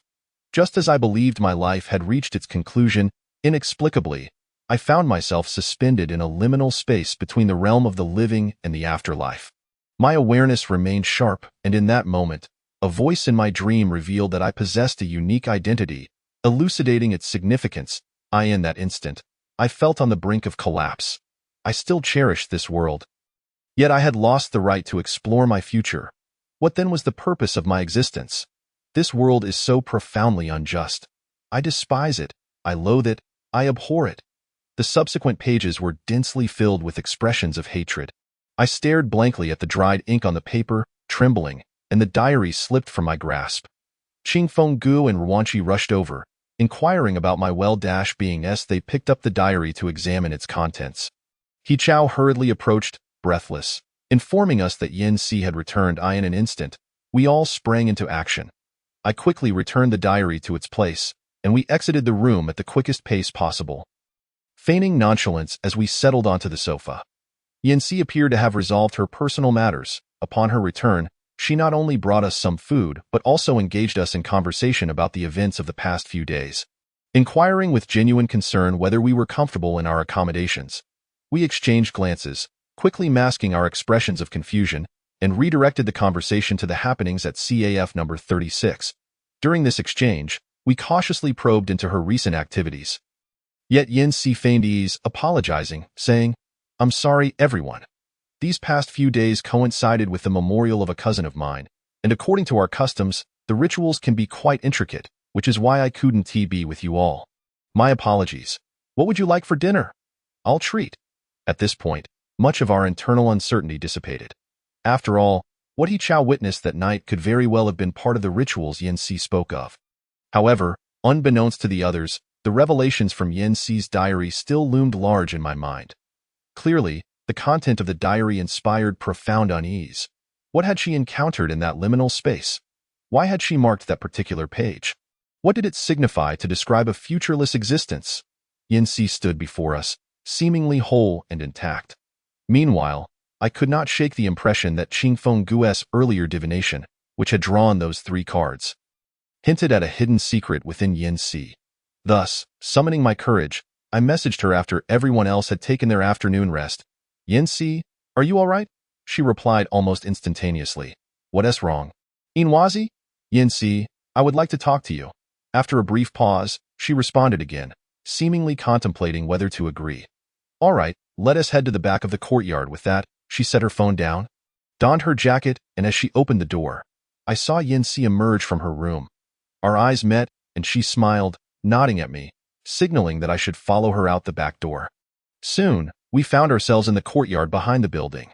The September afternoon air felt slightly chilly, and I involuntarily shivered as I stepped outside. Before I could speak, she preemptively asked, "Are you curious about where I've been these past few days?" Chapter 95. Yin Si's Diary, Part 2. Yes, Yin Si, I feel you are not someone who takes matters of the divine seriously, so I doubt that rituals would be pertinent to you. I wonder if something happened to you? Shurian smiled faintly, shaking her head as she spoke. Yinwazi, your analytical abilities have become increasingly astute. However, apart from my worship, I did engage in another endeavor. I visited the temple to seek blessings. After all, having interacted with you for quite some time, I have begun to believe that certain phenomena cannot merely be elucidated by science. Thus, It is only natural to visit our local temple to dispel the misfortunes that may linger upon me. Listening to Shiryin's nearly flawless logical explanation, I found myself momentarily at a loss for words. After all, her temperament, in my view, oscillates between warmth and coldness. Hence, her recent indifference towards us is entirely understandable. And I cannot delve further into this matter. Furthermore, I could never reveal that I had come across her diary. Doing so would fundamentally alter the nature of our relationship. Consequently, I felt unable to directly confront the enigma surrounding her identity, leaving me momentarily speechless. After a prolonged silence, noticing my hesitance, she tucked her hands into her pockets, approached me, and gently patted my shoulder, inquiring, "Is there anything else on your mind?" "Yes, Yinshijia. I am curious whether your remarkable night vision ability is indeed innate." Strangely, upon hearing my question, her expression shifted dramatically, as if a storm had suddenly erupted. Her previously calm demeanor transformed into a dark cloud, but she quickly regained her composure. "Actually, it is not innate. I acquired it after experiencing a car accident. Yinwazi, the human body is an incredibly intricate structure. There are indeed others in this world with extraordinary abilities, not just myself." With that, Shiryin unusually snapped her fingers at me. "It's too cold outside. Let us head in." With no further inquiries at my disposal, I followed her inside. Throughout the journey, I pondered how to broach the subject of her identity. I contemplated asking whether she had inadvertently stumbled upon something, or if she had perceived it through my yin-yang vision. But none of these rationales held water. Moreover, given Yinshijie's sensitivity, she would undoubtedly suspect the matter of the diary. Thus, this topic remained unspoken. An overwhelming sense of confusion and unease enveloped me. Leaving me uncertain about how to proceed, I understood that if I confronted her directly, she might react with anger or refuse to answer, perhaps even harboring hostility towards me. Yet, if I remained silent, the truth would elude me, plunging me into a state of inner conflict. As we made our way to the room, my thoughts remained consumed by this dilemma, burdening my heart. I felt my pulse quicken, and my palms began to sweat. Unsure of how to proceed, I silently trailed behind her, hoping to find an opportune moment to voice my lingering questions. However, I hesitated to speak up at that moment. I was uncertain of my reasoning. I did not wish to confide in Qingfeng about this matter. Thus, when he inquired later, I could only vaguely explain that I had been overly anxious, causing my hands to tremble, which led to the diary falling to the ground. I wove a falsehood. Yet Qingfeng accepted my explanation without further probing. The contents of Shiryin's diary would remain a secret locked within my heart. For I understood that unveiling this secret might lead to an even greater enigma, one that is untouchable, where probing further could result in dire consequences. Chapter 96. The Divine Brush, Part 1. In the aftermath of this incident, we took time to recuperate and seized the opportunity to organize the materials we had collected during this period. Through WeChat, we learned that Do Shuai had emerged from the shadows of his sister's death, finally regaining his spirits and returning to campus. Witnessing his return to the sunlight elicited genuine smiles of relief from us all. "This lad has finally come to his senses," He Chao remarked, gazing at our chat interface with exaggerated enthusiasm. "You think everyone is like you, shirking academic responsibilities? That boy is putting in the effort." Qingfeng chuckled, offering Do Shuai some encouraging words. During our time of rest, as Do Shuai's school was not too far from Yinshijie's, he decided to visit us one weekend, taking the intercity express train to our home. Upon learning of his visit, we purchased an array of delectable treats to warmly welcome him. For he is indeed our savior. After some pleasantries, Do Shuai began to recount various intriguing tales from school, but one particular story piqued my interest. As Do Shuai resumed discussing academic matters, he mentioned a previously underperforming student in their class who had, during his month of leave, dramatically improved his grades, rising to the top 5 in the year. Initially, the teachers were skeptical, suspecting cheating, which was understandable, given that the student had previously been known for his lackadaisical attitude and poor performance. "Perhaps he simply put in the effort?" Qingfeng suggested, pouring Do Shuai a cup of coffee and handing it to him. Do Shuai shook his head, stating, "He is a boarder, notorious for slacking off, often sleeping through class."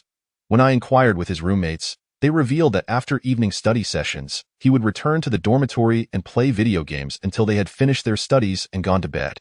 If he were truly studying while they slept, He would be running on empty without a moment of rest. That is nearly impossible. Even a machine couldn't manage that. Then there is only one possibility. He must have cheated on the exam. Ruanqi asserted confidently, only to be countered by Dou Shuai. The teachers were also skeptical and reviewed the surveillance footage from the exam.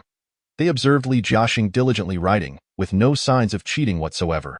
Moreover, after the fact, the teachers had him retake the exam, and he still achieved nearly a perfect score, leaving everyone speechless and convinced he was a genius with boundless potential. This was indeed perplexing. Even a genius must exert some effort, and we all knew from experience how intricate high school curricula are. Success cannot be achieved through intellect and talent alone. This made me question the authenticity of the situation. Such a character must attract considerable attention, right? Back in my school days, there were always those who pretended to be knowledgeable, eager to pose as experts whenever anyone sought their counsel, He Chao remarked disdainfully. However, it was what Dou Shuai said next that truly illuminated the oddity of the situation. Not at all. When we questioned him privately, he was completely clueless. When teachers asked him to stand and answer questions in class, he would stammer and be unable to respond. A stark contrast to his fervent writing during exams. He was nothing more than a complete underachiever. The teachers were puzzled but could find no evidence to support their suspicions. Even when watching him intently during the exam, no one could identify how he could have cheated. Furthermore, it was even more intriguing that some teachers, in an attempt to test his limits, presented him with advanced mathematics problems. Yet he handled them with ease, almost as if he were cheating. Chapter 87. The Divine Brush, Part 2. Everyone furrowed their brows, exchanging glances. This was becoming increasingly surreal. Theoretically, those who are disinclined to study are not typically introverted. In my school days, the delinquents in class shared a common trait: poor grades, yet extensive social circles, generally possessing influence in their age group. They hardly seemed the type to conceal their talents. If he truly possessed knowledge, why would he not reveal it? Promptly, Qing Fenggu began to inquire about specific details, but since Dou Shuai had been absent for the past month, his descriptions remained somewhat superficial. To uncover the truth behind this situation, we collectively made a bold decision. Tomorrow, we would accompany Dou Shuai to school to observe this prodigy. Yet, what reason would we provide for our presence? This posed a significant challenge. There is no provision for parental accompaniment in schools, and we hardly resemble Dou Shuai's guardians. Furthermore, if we wished to uncover the truth, merely observing once would be insufficient. We would need time to integrate into campus life, which seemed daunting. Among us, only Qing Fenggu had teaching credentials, while the rest of us were entirely unrelated to the educational profession. Were we to take on janitorial duties? That would be far too embarrassing. What if we encountered acquaintances? Such news would surely spread within our families. After much deliberation, we decided to leverage Chao Gu and Yinshi Jia's connections to enter Dou Shuai's class as transfer students. Though this was no easy feat, with financial resources and official channels at our disposal, we managed to enroll simultaneously the following Wednesday. Returning to student life elicited a profound sense of nostalgia. Enveloped in a familiar campus ambience, though the youth I could never reclaim, as I walked through the sunlit high school corridors, memories flooded back of my own tireless efforts at 17 or 18. Observing the students who seemed to be reciting their lessons while eating, I couldn't help but feel a twinge of emotion. Stop daydreaming, Bai Tongxue. Your enrollment procedures have been completed. We need to report to the office shortly. Brother Qingfeng held the school uniform and transfer application firmly in hand. After a few of us donned the uniforms, we followed the principal and our homeroom teacher into the school. To be honest, even in our 20s, we still possessed the clear-eyed foolishness characteristic of teenagers. Coupled with the fact that we had not significantly altered our appearances, everyone was convinced without a doubt that we were transfer students, which certainly facilitated our endeavors. Hello, everyone. We are the new students from the neighboring school. Please take care of us. Dressed in our uniforms and holding our documents, we were escorted into the classroom by the head of discipline. From his puzzled gaze, we could tell that he was already well aware of our true identities, but perhaps due to some ulterior motive, he chose not to expose us, content to simply accept his remuneration for the task at hand. As I glanced at the pristine white uniform, an uncomfortable feeling washed over me. How could this uniform be even uglier than the one I wore back in school? It was so baggy that it enveloped us like sacks. For this endeavor, Sister Yinsi and Ruanqi had deliberately straightened their curled hair, while Ruanqi donned glasses, resembling a studious girl who only knew how to bury herself in her studies. standing at the podium. We surveyed the classroom filled with smiling faces, and I couldn't help but feel a wave of nostalgia wash over me, reminiscent of the days spent memorizing English vocabulary, tackling the final math problems, and wrestling with various chemical equations. In hindsight, we naively believed that studying was paramount, which simplified all our choices, and the bonds between classmates were pure, devoid of any ulterior motives, merely a competition in academics. Those days of striving for dreams still bring a smile to my face when I reflect upon them. Due to adjustments in class ratios and limits, brother Qingfeng, Ruanqi, and I were placed in one class, while Chao and sister Yanxi were assigned to another. As we entered, the homeroom teacher greeted us with a smile and encouraged us to introduce ourselves. Despite being in our 20s and having stepped into society, the sight of unfamiliar faces below made me involuntarily anxious, and my self-introduction was as lacking in confidence as ever. However, brother Qingfeng seemed to understand my disposition. Sensing my unease, he cleared his throat and spoke first. Hello, everyone. My name is Du Qingfeng. I am 17 years old and quite adept in the sciences. I enjoy playing chess and gaming in my spare time. This gentleman beside me is Bai Iran, who excels in the humanities, so feel free to approach him with any questions regarding English or literature. And this is Ruanqi. Isn't she lovely? She's particularly skilled at eating. As soon as brother Qingfeng finished, laughter erupted from the students below. Ruanqi, undeterred by the jest at her expense, seized the moment and chimed in, Indeed, I have loved food since childhood and have quite particular tastes, especially when it comes to the cafeteria. So, I kindly ask you all to take me there for a sumptuous lunch. Watching the two banter effortlessly at the podium made my face flush with embarrassment. Such awkward self-introductions were indeed a calamity for those of us with social anxiety. Do you three know each other? Why did you transfer together? A mischievous boy from the second row inquired. A glance at him revealed that he was undoubtedly the gossip nexus of the class, someone who would vanish after class ended. Once the teacher noticed we were mostly acquainted, he rapped the blackboard, and the classroom fell silent. Under the gaze of our classmates, we made our way to our seats. Perhaps due to some unspoken understanding, brother Qingfeng and I were assigned to the same table, with the prodigy Li Jiaxing seated diagonally behind me. As I settled in, a chill crept over me. Although it was the season for heating, and the classroom was warm and toasty, this chill penetrated deeply, akin to a multitude of fine needles piercing through my sweater and reaching my very pores. Causing me to shiver involuntarily, brother Qingfeng paused for a moment but responded with unwavering calm. We are from a neighboring city. Ruanqi is my cousin, and Iran is my younger cousin. Due to family work commitments, we relocated here, hence our transfer together. I also brought some snacks. Let's share. With that, brother Qingfeng opened his backpack, revealing an array of colorful chocolates and candies, presumably purchased from the downstairs convenience store. Reminiscing about the happiest moments of my school days spent raiding the snack shop, it was evident that no one hesitated. They eagerly rushed to the podium to snatch a piece or two of chocolate. Despite it being class time, the teacher turned a blind eye to the now chaotic classroom, likely aware that these transfer students were not ordinary newcomers, and brother Qingfeng certainly had a knack for capturing everyone's attention. Wow, these candies are delightful. They're the ones sold for $1 each downstairs. Such a pity my daily allowance is so limited. Du Qingfeng must be quite affluent, indeed. And he is so handsome too. He must excel academically as well. How can such a perfect person exist? The classroom buzzed with chatter, especially from the girls who gazed at brother Qingfeng with wide eyes full of youthful yearning, a gaze that spoke of admiration. We shared the same class as Do Shuai, who looked on awkwardly as we entertained the class. Amidst the laughter, our eyes met, and he pointed toward a figure in the corner. Following his gesture, I looked over. While everyone else was joyfully indulging in chocolate, that individual sat slumped over his desk, motionless, appearing as though he were asleep. Brother Qingfeng seemed to notice this peculiar sight as well, casting a puzzled glance at the teacher, who instantly understood our silent inquiry and smiled. Explaining, that is Li Jiaxing, our class's academic genius. He topped the entire grade in the last examination. Previously, he was notorious for being a slacker, but for some reason, he has been performing exceptionally well in recent tests.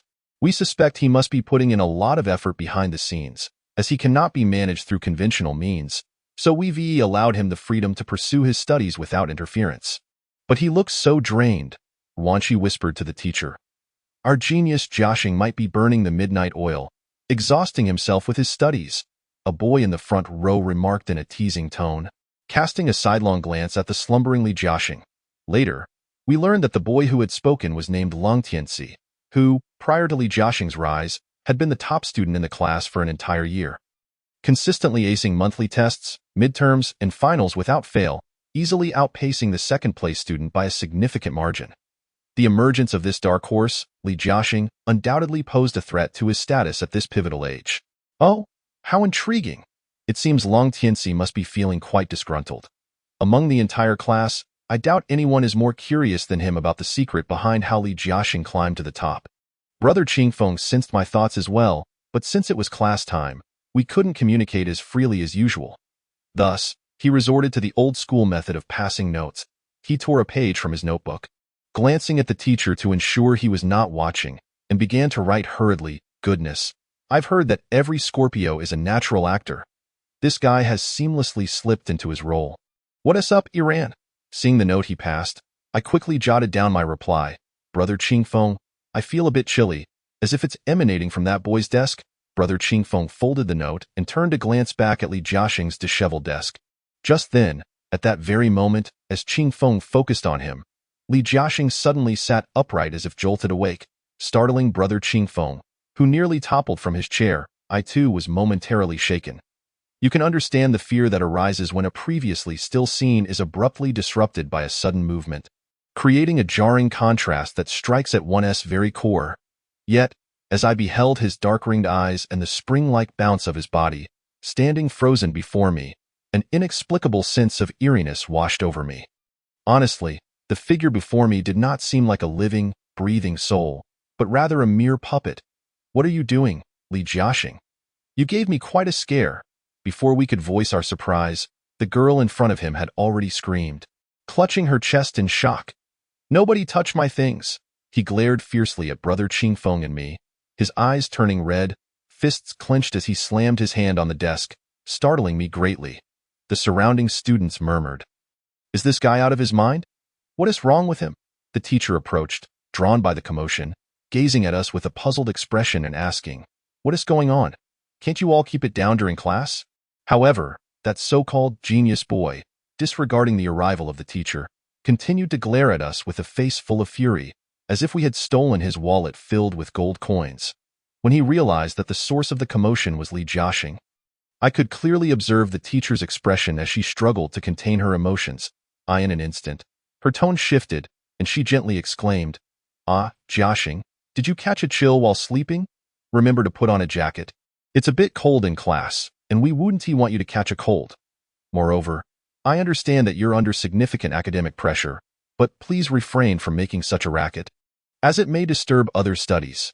Indeed, it was evident that the lens of forgiveness towards favored students existed in every era, at least within the classroom. As long as you ranked at the top academically, you earned a certain authority in the eyes of the teacher. Alas, it appears that some realities are inescapable, whether in society or school. After this ruckus, he seemed to have calmed down.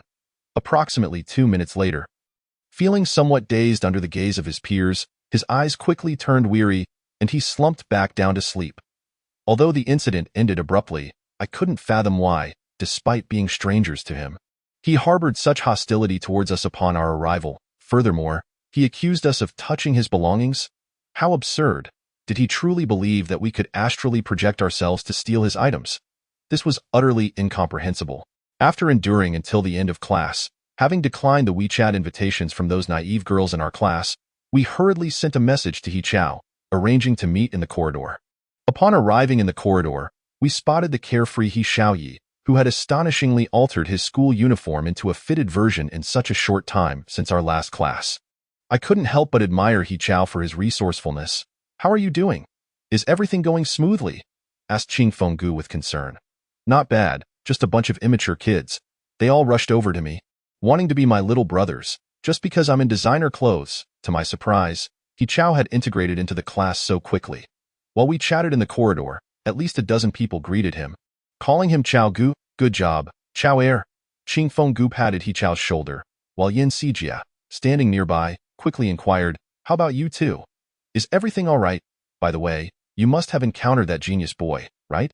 At the mention of him, Both Qingfeng Gu and I furrowed our brows and rubbed our foreheads. It was truly strange. Upon our first meeting, he seemed quite unfriendly, constantly accusing us of wanting to take something from him and even shouting at us during class. After I recounted the entire incident, He Chao suddenly erupted with anger, perhaps recalling some similar past experiences from high school. With indignation, he exclaimed, "Hey, that little brat thinks he is so special just because he does well in school. Huh, just wait. I'll have someone flip his desk." Qingfeng Gu smacked He Chao on the head, quietly admonishing, "Have you lost your mind? Did you forget why you're here? Resorting to high school delinquent antics is so childish." He Chao shot him a glare and fell silent. However, I had already sensed something amiss. Sitting there, I felt a chill piercing through my body, and I was certain that the source emanated from his desk, exuding an aura of malevolence. Just as we were all puzzled, the formidable academic prodigy of Class 3, Long Tianxi, strolled over. After scanning the vicinity to confirm that no one was around, he leaned in.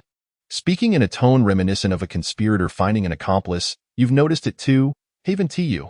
That guy is quite strange. Just ignore him. He is a lunatic." Qingfeng Gu seemed to share my earlier thoughts. Convinced that this individual was likely the one most knowledgeable about Li Jiaxing's affairs in the class, he glanced around and immediately touched Long Tianxi's shoulder, replying, "Indeed, he is quite bothersome. Was he always like this?" Upon hearing his thoughts validated, Long Tianxi seemed to lower his guard, responding in a cryptic tone, He used to be quite approachable. Back when he was struggling academically, he exerted great effort to befriend everyone. But now that he has soared to success, naturally, he looks down upon us. Just wait. Let him enjoy his moment of glory. One day, I will reclaim my rightful place as the top student." He spoke through gritted teeth. And Qingfeng Gu fervently agreed. In the brief span of the next 15 minutes, we gathered some foundational information about Li Jiaxing. During the lunch break, we also inquired with his roommates about Li Jiaxing's daily behavior in the dorm.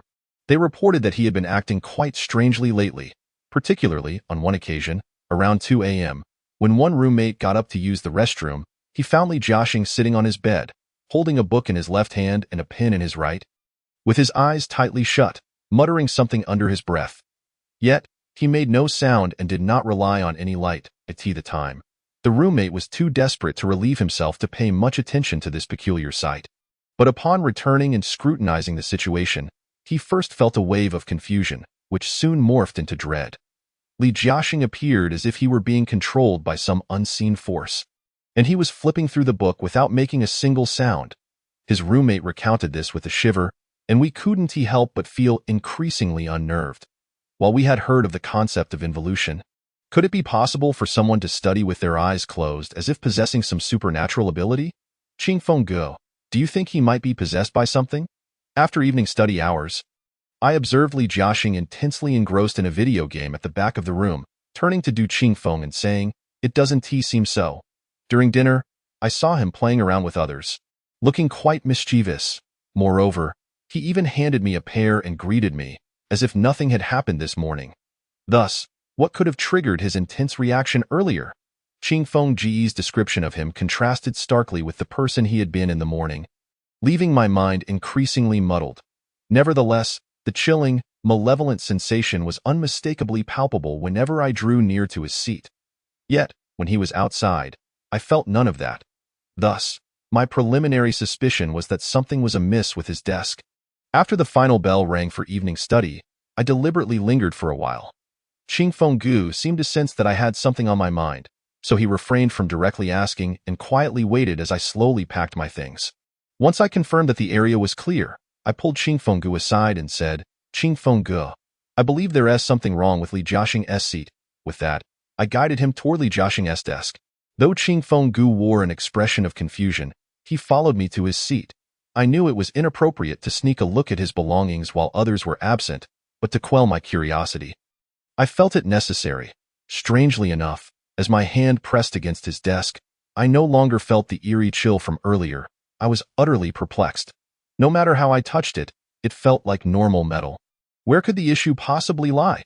At that moment, Ruanxi hurriedly entered through the back door of the classroom. Spotting us, she rushed over, and shortly after, He Chao and Yin Sijia also followed her into the classroom. Gasping for breath, she informed us, "This school has a history. Someone died in this classroom. Chapter 89. The Enchanted Pin, Part 4. What? Someone died? Upon hearing this, I couldn't help but feel a chill run down my spine, especially since it had happened in this very classroom. Although I'd heard my fair share of eerie campus legends during my school days, recalling them now was still hard to accept. Before anyone could inquire further, Wanshi hurriedly pulled out an old, viral post from a forum that had been sealed off.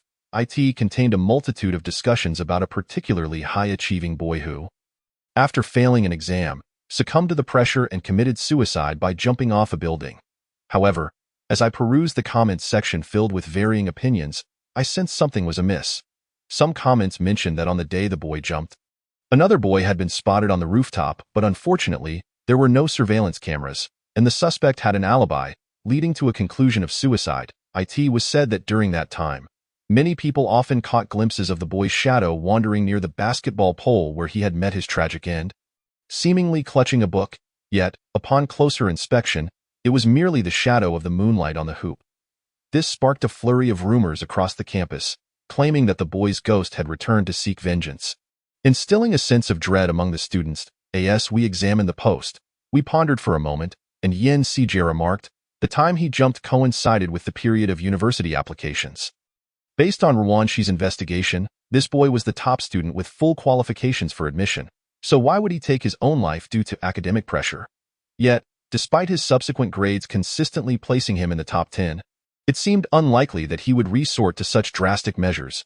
As I gazed at the line graph concerning that boy's academic performance, crafted by Rwanshi, a sense of bewilderment enveloped the group as we speculated about the remarks in the comments section regarding another boy's grades. After listening to Qingfeng Ji's words, Rwanshi shrugged and prepared to head to the computer.at that moment. Do Shui entered through the front door, declaring, no need to investigate further. His name is Liu Yi, and he was the only student from our school last year to be directly admitted to a prestigious university. As a source of pride for our institution, his name is already inscribed on the honor roll. Do Shui approached us and retrieved several bottles of drinks from his backpack, handing them to us while stating, the only one admitted without examination. Does your school only have the capacity to grant one such opportunity each year? Do Shui chuckled, shook his head, and elaborated, of course, not every year. Our criteria for direct admission are exceedingly stringent. This year, based on current performance, only Li Jiaxing and Leng Tianxi meet the requirements. The previous year was also a rare occurrence, with Liu Yi and Gao Yuan both qualifying. Sadly, Gao Yuan, who passed away, had an even greater chance of success. Alas, what a pity. Upon hearing this, we couldn't help but suspect that this situation was far from coincidental. Although some had witnessed Liu Yi at the scene of the tragedy, his ability to provide an alibi convincing enough for the authorities indicated his disconnection from the incident. Thus, an 18-year-old prodigy, a masterfully executed murder, and a blood-stained admission letter could potentially align him with a curse that seemed to target Li Jiaxing. So, are you suggesting that the deceased senior Gao Yuan has somehow possessed Li Jiaxing? Do Shui inquired curiously. To be honest, I am uncertain. However, based on the events during the second period this morning, it was evident that Li Jiaxing was not in his usual state, and that chilling aura has now dissipated. For the time being, we found ourselves at a loss for direction and decided to return home, intending to discuss it further the next day. After school, in order to keep our covert presence at the school from being exposed, we arranged for accommodation. Chao Gu had already secured a separate empty dormitory for us, so the three of us moved in, conveniently located just 2 dormitories away from Li Jiaxing's quarters. Isn't this bedboard excessively hard? Is this truly fit for habitation? Upon entering the dormitory, Xiaoyi began to voice his dissatisfaction regarding our living conditions. Yet, I recalled my own experience in high school when the dormitory environment was even less accommodating. Now, don't forget that you are a student. You'll have to make do. Li Jiaxing undoubtedly has some issues. We need to observe him for a few days, Qingfeng Gu remarked, pulling out his phone to continue browsing through posts. Do you believe a perfect crime can truly leave no trace? His words caught me off guard, leaving me pondering his underlying intention. His voice, deep and resonant, seemed to harbor an unspeakable emotion. Gao Yuan had consistently performed admirably academically. However, he had consistently fallen short against Liu Yi in recent examinations. One must acknowledge that Liu Yi had outperformed him by a considerable margin. Qingfeng Ji's assertion did not strike me as particularly odd. After all, fluctuations in grades are rather commonplace. However, considering Qingfeng Ge's status as a top student, he would have a profound understanding of how a mere point could signify a difference in capability, especially given the significant drop in Gao Yuan's scores, which indeed seemed unusual. Could it be that the boy has fallen in love? Chao Gu speculated curiously while sipping on milk. That's improbable. Typically, individuals like him focus solely on their grades and pay little heed to such distractions. Qingfeng Gu countered. Nevertheless, certain comments that had been previously obscured but decoded by Ruan Shi drew my attention. Those who doubt Lu Yi should perish. When Gao Yuan leaped, Lu Yi was engaged in a chemistry experiment. And many can attest to that. How could a minor, not yet 18, possibly commit murder? Gao Yuan and Lu Yi shared a commendable rapport. During that period, they often spent time together, living and dining in the same company. To an outsider, it would appear they were romantically involved. How could it possibly be Lu Yi? Among the myriad of responses aimed at exonerating Lu Yi, I felt an unsettling chill as I considered why such comments, which could absolve him of suspicion, were deliberately concealed. Moreover, what truly transpired on the night of Gao Yuan's demise? Following the direction of the photographs, I gazed at the rooftop where Gao Yuan had once stood. Situated directly across from our dormitory building, I stared vacantly, reflecting on the once promising youth who had taken a fateful leap, forsaking a bright future that should have been his, according to Dou Shuai. The case was hastily closed, not least due to pressure from the school. For the first time in many years, a student had emerged who qualified for direct admission to university. Following Gao Yuan's death, Lu Yi became the sole candidate. If he were to encounter any misfortune or distress, it would undoubtedly spell disaster for the school. Consequently, the institution had sought to stabilize the situation with the police, leading to a swift conclusion of the suicide investigation, and within a week, they had finalized Lu Yi's admission paperwork, sending him home. That night, I found myself unable to drift off to sleep, uncertain whether it was my sorrow for Gao Yuan or my suspicion of Li Jiaxing's seemingly normal behavior that kept me awake. I tossed and turned, sighing heavily. Just as I began to feel drowsy, Chao Ji's thunderous snoring jolted me back to consciousness. This fellow had a natural disposition for dozing off at the slightest opportunity, exacerbated by a day filled with back-to-back classes. Additionally, having indulged in some late-night snacks outside the school gate, my stomach began to ache, affirming my former teacher's warnings about the uncleanliness of food stalls. They could never compare to the hygiene of the school cafeteria. I turned to glance at Du Qingfeng, who was peacefully breathing in the opposite bed. Realizing he had fallen asleep, I rose to fetch some tissue, clutching my abdomen as I made my way to the restroom. Since the dormitory did not possess an independent bathroom, we shared facilities located at the end of the corridor.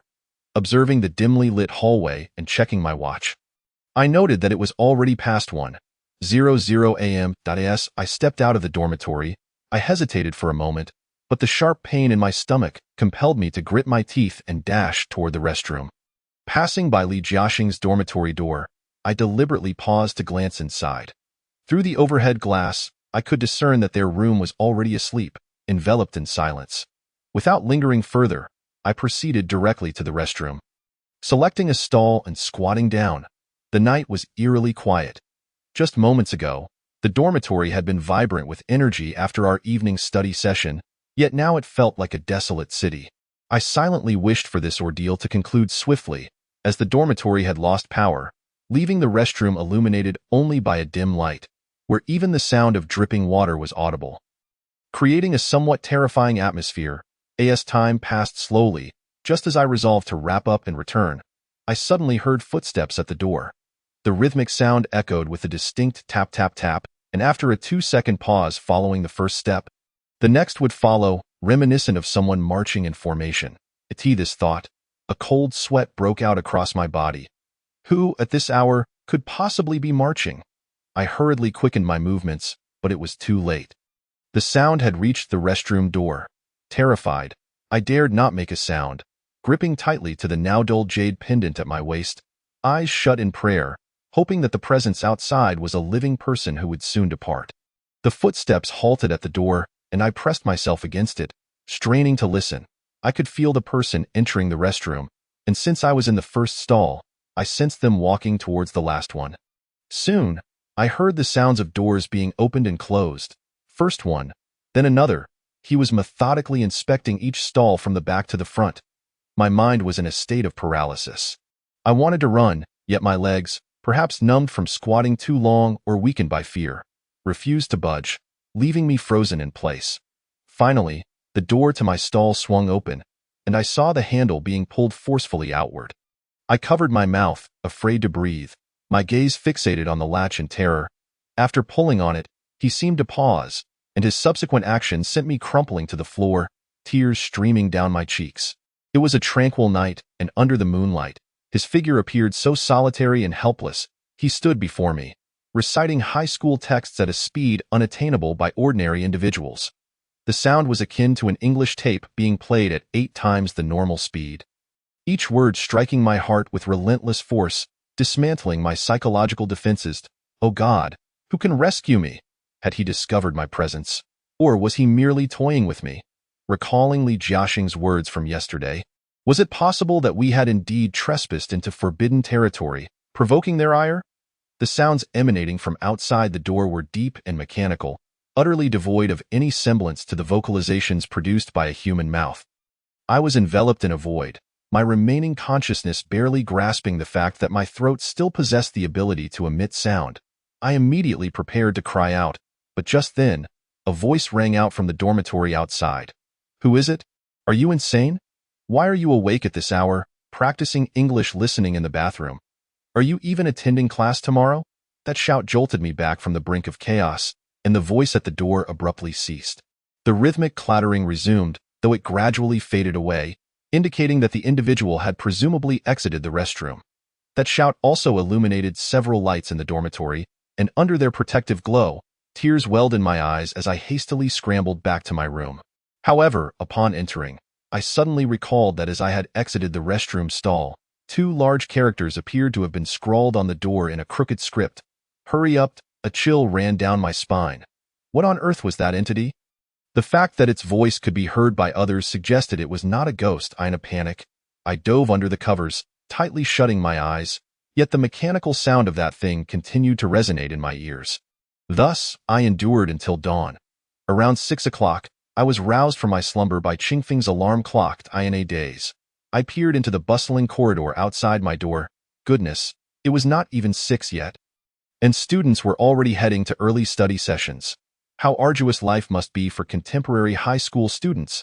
Observing Qingfeng, who had completed his morning routine, I felt a wave of relief wash over me and proceeded to recount the strange events of the previous night to him. Upon hearing my tale, Qingfeng was visibly alarmed and inquired why I had not awakened him to accompany me. You looked so peaceful in your slumber last night that I hesitated to disturb you.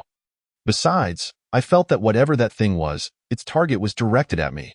Without further inquiry, Qingfeng took my hand and led me to the restroom. Much like most high schools, many students struggled to rise early.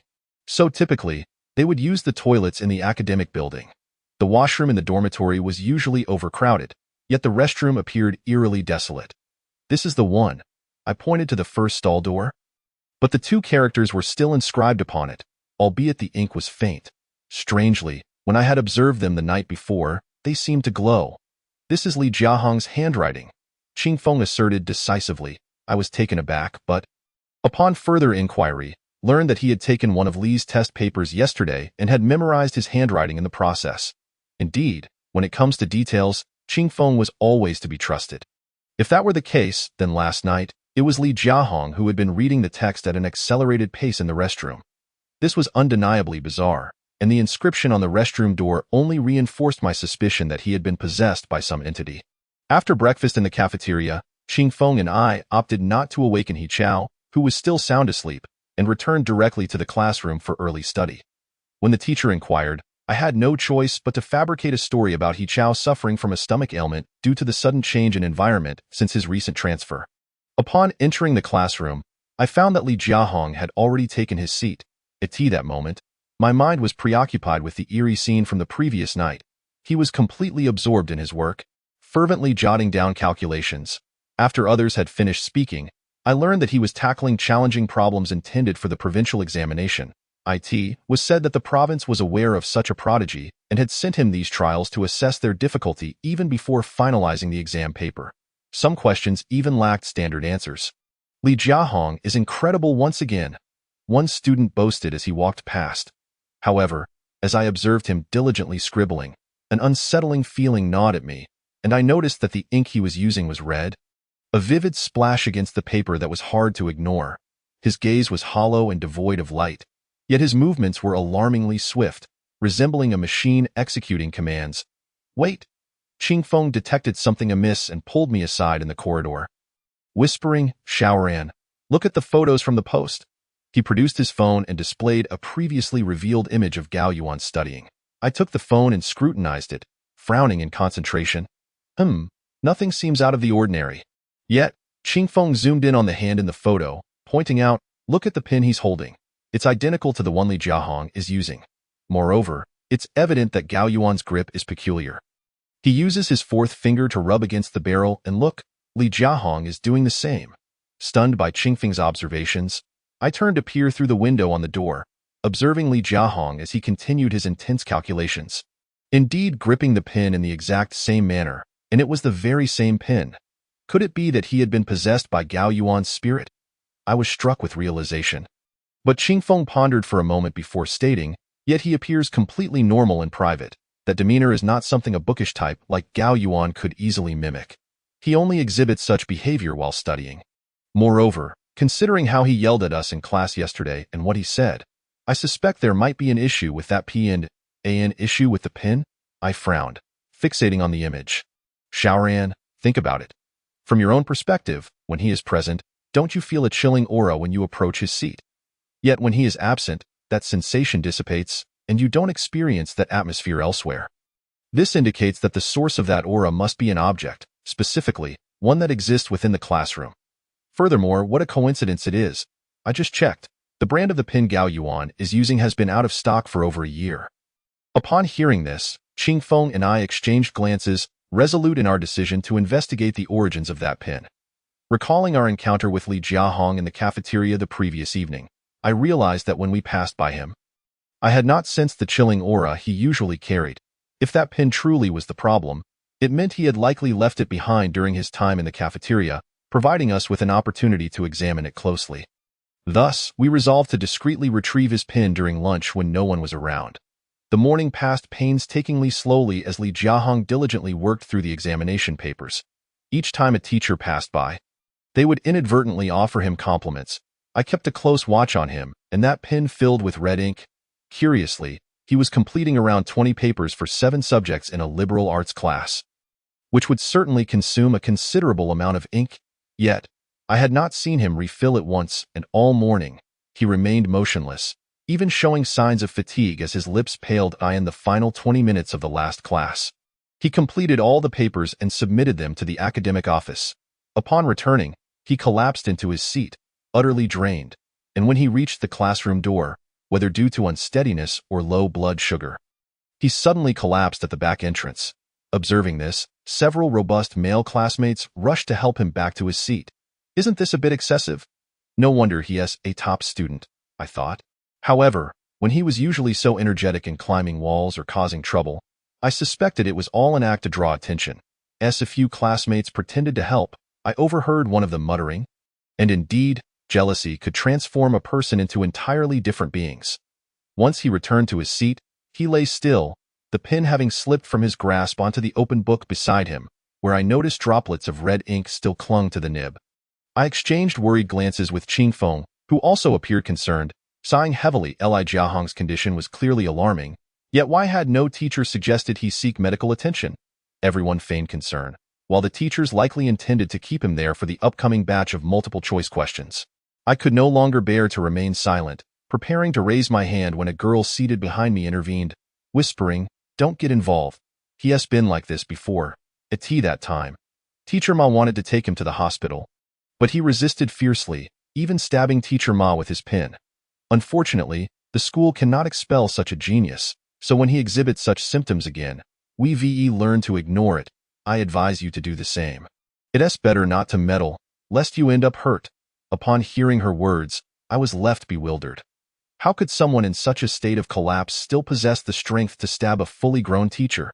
This was indeed too peculiar. After lunch, Qingfeng and I returned to the classroom, Where only he was resting, it appeared he hadn't eaten, as we had anticipated this and packed him a box of scallion stir-fried pork from the cafeteria. As we approached him with the lunchbox, I was suddenly enveloped by an unprecedented chill. With my eyes closed, I sensed that the source of this coldness emanated from the pin he held in his hand. Perhaps sensing our presence, he rubbed his eyes, sat up, and upon seeing us, smiled and asked, "What's up? Is there something you need, my friend?" His expression and tone eased my worries. He seemed to be in a normal state. "Oh, it's nothing much. I just wanted to befriend you. I noticed you hadn't eaten, so I thought I'd bring you something from the cafeteria. You've been working hard all morning, doing those exercises. You can't skip a meal." Ching Feng handed him the lunchbox, and he paused for a moment before accepting it with a smile, exclaiming, "What? Doing exercises all morning? Ha! Who cares about that? How did you know I love this? It smells amazing." As he devoured the food, I found his words perplexing. His tone suggested he was unaware that he had completed a full 7 sets of exercises that morning. "Are you saying you didn't realize you had done so many?" Ching Feng's voice carried a hint of inquiry, yet to me, it also held a trace of feigned concern. His eating momentarily halted, and he casually replied, "Of course, I knew. I did them myself. How could I not know? I was just a bit too tired and took a nap. With your sudden question, I can hardly recall how many I completed this morning." His stammering tone revealed to me that he was lying. It seemed that when that entity had control over him, he was entirely unaware of his actions. However, upon closer examination of his words, it became evident that if indeed something was controlling him, he must have known who was in control and chose not to resist. Indeed, transforming from a troublemaker and poor student into a respected scholar adored by teachers is the pinnacle of glory during one's student years. Who wouldn't yearn for such a status? Yet, as the saying goes, there's no free lunch in this world. If a lofty spirit had truly possessed Li Jiaxing, then while bestowing him with excellent grades, it must have extracted something in return, or perhaps he had already lost a part of himself. Noticing that he continued to conceal something, Ching Feng feigned nonchalance and pointed to his pen, saying, "This pen is rather exquisite. It must feel wonderful to write with. May I see it?" At that moment, I observed that Li Jiaxing's expression had shifted from earlier indifference to a more hesitant evasion of Ching Feng's gaze. "You can take a look, just a glance, all right? This pen is a treasured heirloom from my ancestors. Handle it with care and don't damage it." Ching Feng, sensing an opportunity, eagerly replied, "No problem, no problem. I will be sure to handle it carefully." This pen is truly a work of art. At this moment, I noticed that Li Jiaxing's eating had become less relaxed, as he kept his eyes fixated on Ching Feng's hands manipulating the pen, as if ready to snatch it back at any moment. Ching Feng, realizing this, decided to put the pen back on the table, expressing his gratitude repeatedly. Once the pen was returned to its place, Li Jiaxing finally relaxed, chatting with us about class matters while devouring his meal. He was a far cry from the cold and indifferent figure described by our classmates. Glancing at the pen on his desk, I couldn't help but smirk. Indeed, a poor student could hardly concoct a believable tale. It bore the Made in China insignia, yet he claimed it was an ancestral treasure. How advanced were his ancestors to have learned English so early? After lunch, Li Jiaxing pulled out a locked iron box from his backpack, acting mysteriously and asking us to turn our backs. He placed the pen inside the box, locked it, and concealed it back in his bag, justifying that he was protecting his ancestral treasure from damage. This was a classic case of "there's no silver here," further implying that the pen was problematic.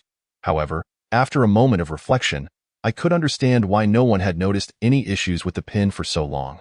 If I were to go back 7 or 8 years to my own youth, when I was oblivious to the importance of studying and engaged in trivial disputes, I likely wouldn't have noticed the pen's anomalies either. As who would suspect such a thing? Yet, it must be said that someone did indeed suspect it. Ching Feng later confided to me that he had become suspicious of the pen because Cold Tian had privately approached him, mentioning that he suspected a cheating device was hidden within it, as Li Jiaxing always used that very pen for his exams, sometimes with red ink, sometimes with black, yet he wouldn't allow anyone to come near it, making it difficult to gather evidence of cheating. After finishing his lunch, Li Jiaxing wiped his mouth with satisfaction and grinned at us. "Thanks, you too. Now that my studies have improved, those old friends of mine no longer pay me any mind. Sometimes I might lose control of my emotions, but we're buddies now, right? I'm off to the restroom." With that, He grabbed some tissue from the table and headed towards the back door. However, just as he left his seat, he suddenly stumbled and fell heavily to the ground, striking his head against the edge of the table and promptly lost consciousness. Seeing this scene startled both Qingfeng and me, and I quickly forgot the words of that female classmate. I hurriedly called Chao and the others, and together we rushed Li Jiaxing to the hospital. Throughout the ordeal, contrary to what the girl had said, Li Jiaxing seemed completely unresponsive, let alone resistant. Upon arriving at the hospital and after a flurry of activity, we finally managed to get Li Jiaxing into the diagnostic room. Since it was the first day of school and we hadn't yet added the teacher's contact information, we didn't inform the school. However, the school likely received word and proactively called He Chao to inquire about the situation. The diagnosis came swiftly, revealing that Li Jiaxing had fainted due to severe anemia, based on the patient's symptoms. He had likely been donating blood recently, and now he was critically anemic. The blood loss today had been particularly significant. If this continued, the patient could be in life-threatening danger. The doctor, holding the examination report, spoke to us with a grim expression. The nurse behind him whispered, "I really don't understand what's wrong with the youth these days, working themselves to the bone. And I wonder which heartless people are using their blood. It's not right to drain someone like this." Their gazes towards us seemed to regard us as the culprits of some grievous crime. And soon the doctor impatiently summoned Qingfeng into the diagnostic room. After a tense wait, Qingfeng emerged with a pile of medications. "What is going on? How can someone so young be so severely anemic? He doesn't even look like someone with anemia." He Chao expressed his confusion. And the doctor mentioned he donated so much blood this morning, but he was doing exercises all morning. We both witnessed it. How could he have gone to donate blood? Could it be that the hospital is fabricating this for profit? After all, blood-building medications and supplements are quite expensive. Upon hearing Yuan Xi's words, I couldn't help but admire her thought process. Even at this moment, she could still judge the doctors from a godlike perspective. "That doesn't look like it. These are clear symptoms of severe anemia," Sister Yanxi remarked, observing the still unconscious Li Jiaxing in the ward. "His lips are so pale, and his face is so haggard. The most concerning thing is the color of his veins. It's not the typical hue we see in normal blood circulation. Qingfeng, you can't be missing this, can you?" Qingfeng's eyes shifted awkwardly. Clearly not having noticed this detail, he scratched his head and chuckled. I was only focused on the pin in his hand and didn't pay attention to his physical symptoms. He then recounted his suspicions about the pin to He Chao and Sister Yanxi. At that moment, I recalled that Li Jiaxing had used red ink during the exam. The vivid, bright color that filled the white paper made me wonder if it had any connection to his anemia. Suddenly, an alarming thought struck me. Could it be that Li Jiaxing had been using his own blood as ink to answer the exam questions all morning? The moment this idea flashed through my mind, I looked toward the emergency room in horror. Swallowing hard, I shared my suspicions with everyone. Upon hearing this, they too struggled to believe it, glancing at one another in fear. After a moment, Qingfeng spoke up. "This won't do. Once he wakes up, we must get to the bottom of this. But what if he refuses to tell us? If he doesn't tell us, he might die. Is there anything more important than life itself?" He Chao disdainfully approached the entrance of the emergency room, preparing to push the door open. Observing this, we promptly followed suit, for the temperament of our esteemed Chao suggested that he might very well strangle Li Jiaxing right there on the hospital bed. At that moment, Li was still receiving info, but soon the doctor informed us that the situation was critical. He required a blood transfusion immediately. However, his blood type was exceptionally rare, being Rh negative, commonly referred to as panda blood. Such a blood type can only accept transfusions from another individual with the same Rh negative blood, and there was no possibility of receiving any other type. The hospital's blood bank was perpetually low on this type of blood, and without locating a matching donor, Li Jiaxing's life would be in jeopardy. Upon hearing this, everyone immediately grew anxious, and Brother Qingfeng swiftly contacted both the school and Li Jiaxing's family. Shortly thereafter, the head of the department arrived at the hospital accompanied by the homeroom teacher. However, after inquiring around, it appeared that none of them had this blood type, and to our dismay, neither did Li Jiaxing's parents. In a state of frantic desperation, the scene descended into chaos, with everyone searching for answers. Outside the ward, Li Jiaxing's parents wept inconsolably, while the school continued to reach out to various contacts. Yet, across the entire nation, individuals with such a rare blood type were few and far between. The search for Rh-negative blood was proving to be an insurmountable challenge. Just as despair enveloped us, a figure entered through the front door of the hospital. Long Tianxi. Draw my blood. I am Rh-negative. Upon seeing Long Tianxi being escorted to the blood donation room, a wave of astonishment swept over us. We had not anticipated the existence of another panda blood-bearer in this city, especially one like Long Tianxi, who had always harbored disdain for Li Jiaxing. It is important to recognize the peril of disclosing one's Rh-negative status. Many individuals with this blood type opt to conceal their identity to avoid attracting the attention of certain dark web organizations. After all, this type of blood could spell disaster, for if a person with the same blood type encounters an organ issue requiring transplantation, only another individual with the same blood type could provide a compatible organ without triggering an immune rejection. Is he truly so benevolent? Brother Qingfeng raised an eyebrow and whispered to me. It seemed that, in just a couple of days, he had discerned the true nature of Long Tianxi, and this unusual act inevitably altered our perception of him. Before long, Long Tianxi emerged from the blood donation room, a cotton swab pressed against his arm. Upon seeing him, Li Jiaxing's parents collapsed to the ground in tears, repeatedly expressing their gratitude. The scene startled him, prompting him to step back. We quickly rushed forward to assist his parents. However, what Long Tianxi said next shattered any lingering admiration I held for him. He coldly approached Li Jiaxing's parents, donning a somewhat insincere smile. And disregarding their expressions of gratitude, he icily stated, "Uncle, Auntie, the blood I am donating now will only sustain his life temporarily. I may need to donate another 500 milliliters shortly. I can save him. But I have a condition." Li Jiaxing's father and mother exchanged a glance of bewilderment before inquiring, "Child, what condition do you have?" "Auntie will fulfill it." Long Tianxi turned to glance at Li Jiaxing, who lay in the emergency room, a sinister smile creeping onto his lips as he declared, "I want you to transfer him to another school once he awakens, and as repayment, I desire that pin from his bag." Upon hearing Long Tianxi's cold ultimatum, Li Jiaxing's parents momentarily froze. Being simple farmers, they likely had little awareness of their son's academic situation, let alone the implications of transferring schools.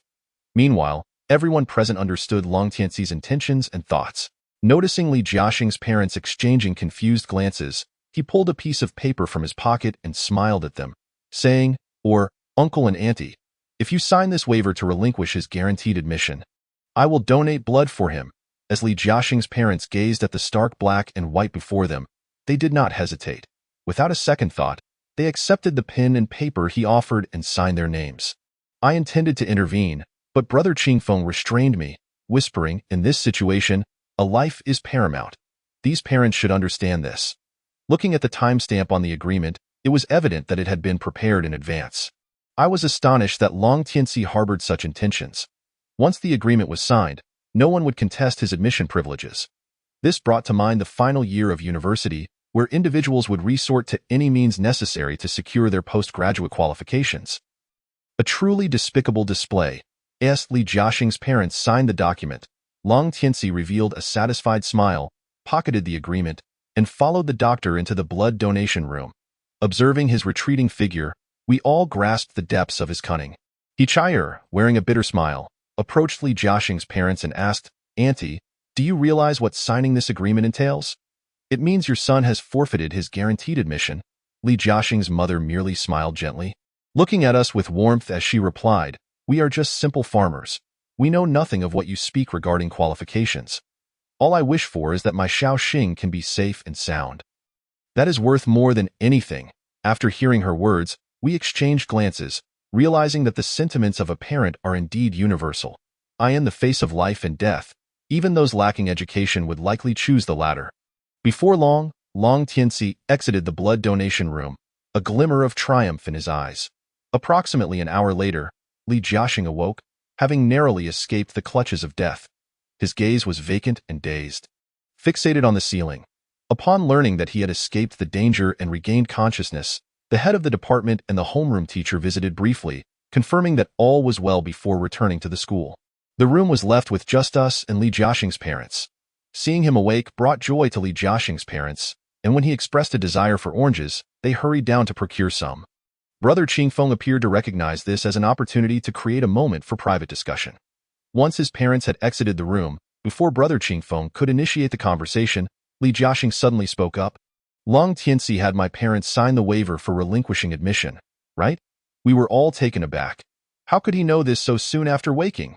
He chuckled lightly and explained. I couldn't open my eyes when I was unconscious. But I could hear everything around me. That fellow approached me previously, possibly at the behest of his parents, offering me a sum of money to sign the waiver. That moment, I was inclined to accept. As I felt this opportunity never truly belonged to me, however, I couldn't tolerate someone who, just because he possessed a bit of wealth, believed he could manipulate everything. Thus, I wanted to stand my ground. He coughed a couple of times, gazing out the window, while he upon hearing this, let out an irritated sound, clearly feeling personally addressed, while Brother Qingfeng stepped forward to press further. Wait, when you say this opportunity never belonged to you, what do you mean? He glanced at us for a moment before turning away, evidently reluctant to divulge more. Jiaxing, do you realize that continuing down this path could jeopardize your life? What could possibly be more important than your existence? Who gave you that pin? What caused your anemia? Brother Qingfeng questioned him with grave seriousness. After a moment of hesitation, perhaps coming to terms with the futility of his previous actions, Li Jiaxing slowly revealed the truth. Indeed, that pin is not an ordinary 1.1 night. I stumbled upon it at the stairwell, and the moment I grasped it, I heard a voice urging me to sign a contract. It promised to enhance my academic performance, but only if I used that pin during exams, and it required control over my soul. The time. I was skeptical, merely intrigued, and I agreed. However, during the subsequent weekly test, I found myself unable to control my actions while using it, resulting in the highest score in the class. Suddenly, the admiration from my peers and accolades from teachers led me to lose myself in the identity of a top student. After hearing this, we were all struck with a sense of dread. Truly, at the tender age of 17, one is blissfully naive, unable to fathom the horrifying implications of relinquishing control over one's soul. What does it mean to surrender control over one's soul? Wan Shi inquired, furrowing her brow. Li Jiaxing cleared his throat and responded, I am unsure. Sometimes, I feel as if I am in a stupor, engulfed in darkness, completely unaware of my actions. When I write with that pen, my consciousness feels entirely detached from myself. The owner of that pen is none other than Gao Yuan, the student who leapt to his death last year. As Qingfeng Gu spoke, he presented a photo of Gao Yuan holding a pen to him. Upon seeing the image, he seemed less surprised and merely nodded, saying, no wonder, the one borrowing my soul to solve problems must be him. However, do you know that the ink within that fountain pen was transformed from your own blood? When the crimson reaches its zenith, it turns to black. Should you use black ink, it would double the conversion of your blood, leading to your anemia. As Qingfeng Gu spoke, he hurriedly handed him a cup of prepared brown sugar water. If it could grant me automatic admission, what would such a price matter? After hearing his casually uttered words, we were all taken aback. It turned out he was already aware of these truths. Yet for the sake of being admitted, he was willing to overdraw his own blood. But now that you can share all this with us, it suggests that you do not care as much. Do you? I inquired. What significance does my concern hold now? During the college entrance examination, one is not permitted to bring their own pen. Only that pen can yield the correct answers. Moreover, I harbor no resentment towards my parents. When I fainted earlier, I experienced a terrifying dream, filled with countless hands dragging me towards an abyss. In that moment, all I wished for was to awaken, even if it meant living an ordinary life thereafter. I deeply empathized with his words. Those present must have all felt the brush with death, realizing how precious life is after having faced its end. Yet, despite his newfound understanding, I sensed that this matter would not conclude so easily. Having seemingly entered into a pact with Gao Yuan's soul, escaping it entirely would likely prove difficult. Indeed, that very night, Li Jiaxing met with misfortune, passing away in the hospital room. The hospital diagnosed the cause as heart failure. And everything occurred too abruptly. The hospital had no opportunity to intervene. Outside the hospital, Li Jiaxing's parents wept in despair, while we stood outside the ward, paralyzed, unsure of how to react, simply frozen in place as we watched Li Jiaxing's body being wheeled out. Li Jiaxing had died without warning, perhaps because he had lost his utility. The moment he relinquished his ambitions, Gao Yuan's soul began its retribution, claiming his life. Stepping out of the hospital in a daze, I could hardly believe that at the age of 17, such a beautiful stage of life had been abruptly put on pause. The pin. Qingfeng suddenly seemed to recall something and hurriedly pulled us back. That pin isn't in Long Tianxi's possession, is it? This is bad. Realizing the danger, everyone understood. If Long Tianxi had acquired the fountain pin, it was highly likely that Gao Yuan's soul had found him.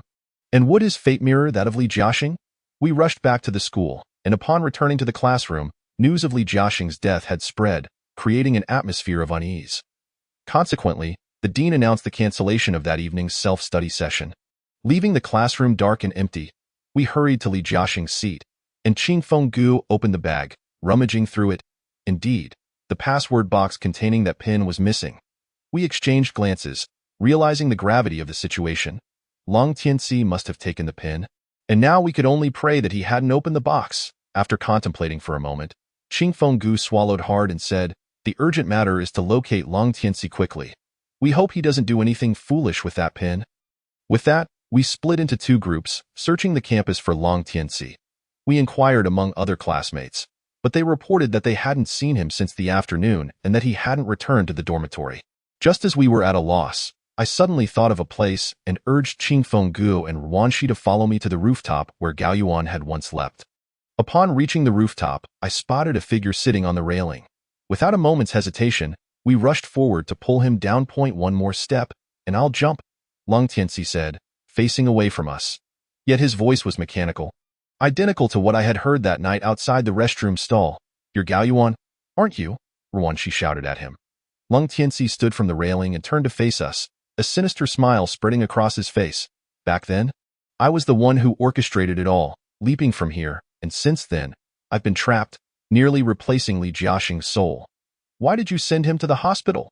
Long Tianxi's voice suddenly took on a sharp tone as he brandished that fountain pen and violently plunged it into his right eye.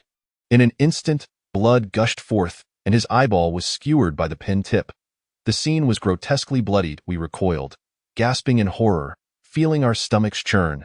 Yet Long Tianxi seemed impervious to pain. I watched in revulsion as he laughed maniacally, the flesh around his eye drooping grotesquely, nearly making me retch. "You truly are a madman." Upon hearing Qingfeng's words, he laughed even more frenetically. "Me? Ha ha ha. You see, Long Tianxi and the Louis of that year are no different. Such beasts should not exist in this world." He continued to back away, preparing to leap from the 9th floor rooftop. "Wait, Gao Yuan, do you understand the consequences of your leap? Lu Yi is now the owner of that pin. If he dies, your soul will also be scattered."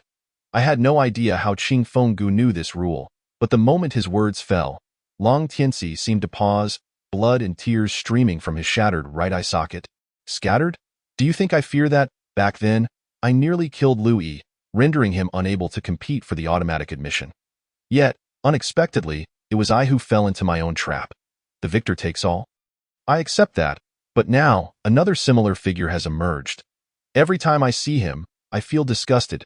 It's a pity I couldn't manipulate Li Jiaxing's body thoroughly to eliminate Long Tianxi.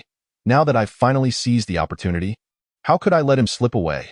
After hearing his words, we once again fell into confusion. Could it be that Louis had not intentionally plotted against Gao Yuan? "You claim you wish to harm Louis? Yet your scores were almost guaranteed victory that year. Why resort to sabotage?" Shi Yanxi shouted towards him, braving the strong winds on the rooftop. "Haha, back then, I intentionally answered some questions incorrectly to lower his guard. I never imagined he would climb higher, scoring even more than I did when I performed normally. So you entertained murderous thoughts?" Upon hearing Wanxi's words, a flicker of anger crossed Long Tianxi's face. "Murderous thoughts? Do you think his hands are clean? He slipped sleeping pills into my milk and hallucinogens into my water while I slept, causing me to hallucinate. I remember it all. That day, I meticulously planned everything to lure him to the rooftop, staging a suicide. Yet, I never imagined he would not drink the beverage I prepared for him, instead switching it with my cup, causing me to lose my footing and slide off the rooftop. My heavens, as I heard this, I realized that the situation was far more complex than I had originally thought. It turned out that Gao Yuan and Louis had been sabotaging each other all along. I could hardly fathom that at 17 or 18, one could possess such deep cunning, willing to go to any lengths for the sake of automatic admission. Yet, with blood-stained admission letters in hand. Could their hearts truly find peace? He continued to retreat, on the verge of stepping off the rooftop, but in that final moment before his fall, his consciousness seemed to awaken, leaving him dazed and rooted in place. Where am I? My eyes, ah! Qingfeng reacted instantly, sprinting forward to swiftly pull him back from the railing. At that moment, whether it was the piercing pain or the shock from the recent events, Long Tianxi jolted awake, collapsing into Qingfeng's arms, bloodied and breathless. The night breeze gently caressed our faces, a heavy scent of blood mingled with desire permeating the rooftop. Though his hands trembled, Qingfeng still urged us to help carry him to the nearest hospital. After an intensive rescue effort by the doctors, Long Tianxi was fortunate to have his life spared, though his right eye was irreparably damaged, leaving him permanently blind. I marveled at how the doctors managed to tend to his right eye amidst such a gruesome scene, realizing that in this game, regardless of the round, neither Lu Yi nor Gao Yuan had emerged as true victors. Eventually, we took the fountain pen to a nearby temple, where the abbot informed us of the presence of an evil spirit within. The abbot explained that the physical form had completely dissipated, yet the malevolent thoughts harbored during its life, along with its obsession with the school, had trapped its spirit. Thus, it could only use the pen as a vessel to entice others, to siphon their souls. Once a contract was formed, it would claim dominion over them, and if the desires of the other party piqued, it could fully seize their soul. Upon hearing the abbot's account, we began to understand the gravity of the situation. Why is it that the lofty soul of Gao Yuan cannot control Li Jiaxing? It is because his desires are not particularly fervent. Unlike Long Tianxi, he lacks the ambition to strive for supremacy. Thus, he finds himself unable to dominate Li Jiaxing. However, due to the binding soul contract, he is compelled to take Li Jiaxing's life in order to seek a new master, thereby resolving his entanglement with Long Tianxi. Yet, why did he not dissipate alongside Li Jiaxing upon his death? I found myself perplexed and inquired of the abbot presiding over the pen's spiritual purification. In truth, during his state of unconsciousness, he should have encountered the soul residing within the pen, and at that moment, their contract was already dissolved. As for the demise of its previous master, I believe it may not solely be attributed to the soul within the pen. Although the abbot suggested this, I sensed that it was indeed Gao Yuan's soul that extinguished Li Jiaxing's life. The motive behind this act could stem from a sense of disappointment, viewing him as a failure, or perhaps to eliminate future threats. As for why Gao Yuan's soul did not seek revenge on Lu Yi directly, it could be attributed to the obsession that binds him to this place, rendering him incapable of leaving the school. The tenacity of his aspirations for direct admission led him to become the very person he despised in life. Both Gao Yuan and Long Tianxi's fates evoke a sense of regret. In the aftermath, the school authorities continued to conceal the incident as before, while Long Tianxi awoke to find he had irrevocably lost his right eye. His parents arranged for his withdrawal from school, and thereafter, he never returned. The pen was subsequently incinerated, and during the purification ceremony, we were all present. Amidst the roaring flames, I seemed to glimpse Gao Yuan clad in pristine white school attire. His gaze was tranquil and serene, as he nibbled on the nib of the pen, seemingly engrossed in solving an exceedingly complex, seemingly unsolvable science problem. Observing the smoke billowing from the flames, I couldn't help but recall Li Jiaxing. Reflecting on the entire affair, I pondered the role he played within it. Was he truly innocent? From the moment he discovered the pen, his life's trajectory had irrevocably altered. He shunned effort and ambition, desiring to attain what was never rightfully his through the pen's mystical powers, driven by insatiable greed, heedless of the consequences. Lacking cunning, he ultimately succumbed to his own foolish desires. He could have lived a peaceful life. Even without the glory of wealth or the chance for rapid success, he would always be a source of pride for his parents. Yet, one must wonder, if such an opportunity for a life exchange were presented before you, would you plunge into the abyss for the sake of fame and fortune? Upon returning to school the following day, discussions regarding the incident abounded. As for Long Tianxi, many attributed his self-harm to overwhelming pressure, with no one believing that Gao Yuan's soul had manipulated him. Everyone appeared calm, diligently pursuing their dreams, yet the competition for direct admission showed no signs of abating with the exit of Li Jiaxing and Long Tianxi. The latent flames of ambition continued to smolder within each heart. After their departure, Do Shui vied for the top position in the class, yet his academic standing rendered him nearly ineligible for direct admission. During a break, Qingfeng Gu once inquired about the competition for direct admission, but Do Shui merely shrugged and replied, "If I am fortunate enough to obtain it, then it is my blessing. If not, it is my fate. My sister has already departed. If I were to meet with misfortune, who would care for my parents?" Upon hearing his response, I was taken aback, realizing that at such a tender age, he comprehended the weight of responsibility he bore and understood that he was not living for himself. Though these days were spent in trepidation, they allowed us to once again appreciate the beauty of student life. Many times I had dreamt of returning to high school. Despite the hardships, the bonds we shared were pure. It was an era devoid of wealth, yet it felt as though we possessed everything. Communication among individuals was exceedingly simple. In retrospect, I find solace in my lack of exceptional abilities, which spared me from much strife, allowing me to live contentedly to this day. Perhaps within my high school, similar rivalries existed, yet my modest capabilities shielded me from such troubles. Thus, contemplating issues with a dialectical mindset, one might find that sometimes, being ordinary can inadvertently save one's life. The next day, the five of us strolled through the campus once more. The routine of early mornings and late evenings over the past week left us unusually fatigued. After completing the necessary transitions, we bid farewell to Do Shui and finalized our withdrawal procedures. Returning to the home of Sister Yin Si, having endured so much, we finally grasped the fundamental truth. The duality of human nature knows no age or stage. At any moment, the seeds of desire sown within the heart may sprout when the time is ripe, ultimately leading to calamity. Will there be another Gaoyuan? Perhaps there will be. Chapter 96, Epilogue, Ruan Shi's Driving Experience, Part 1.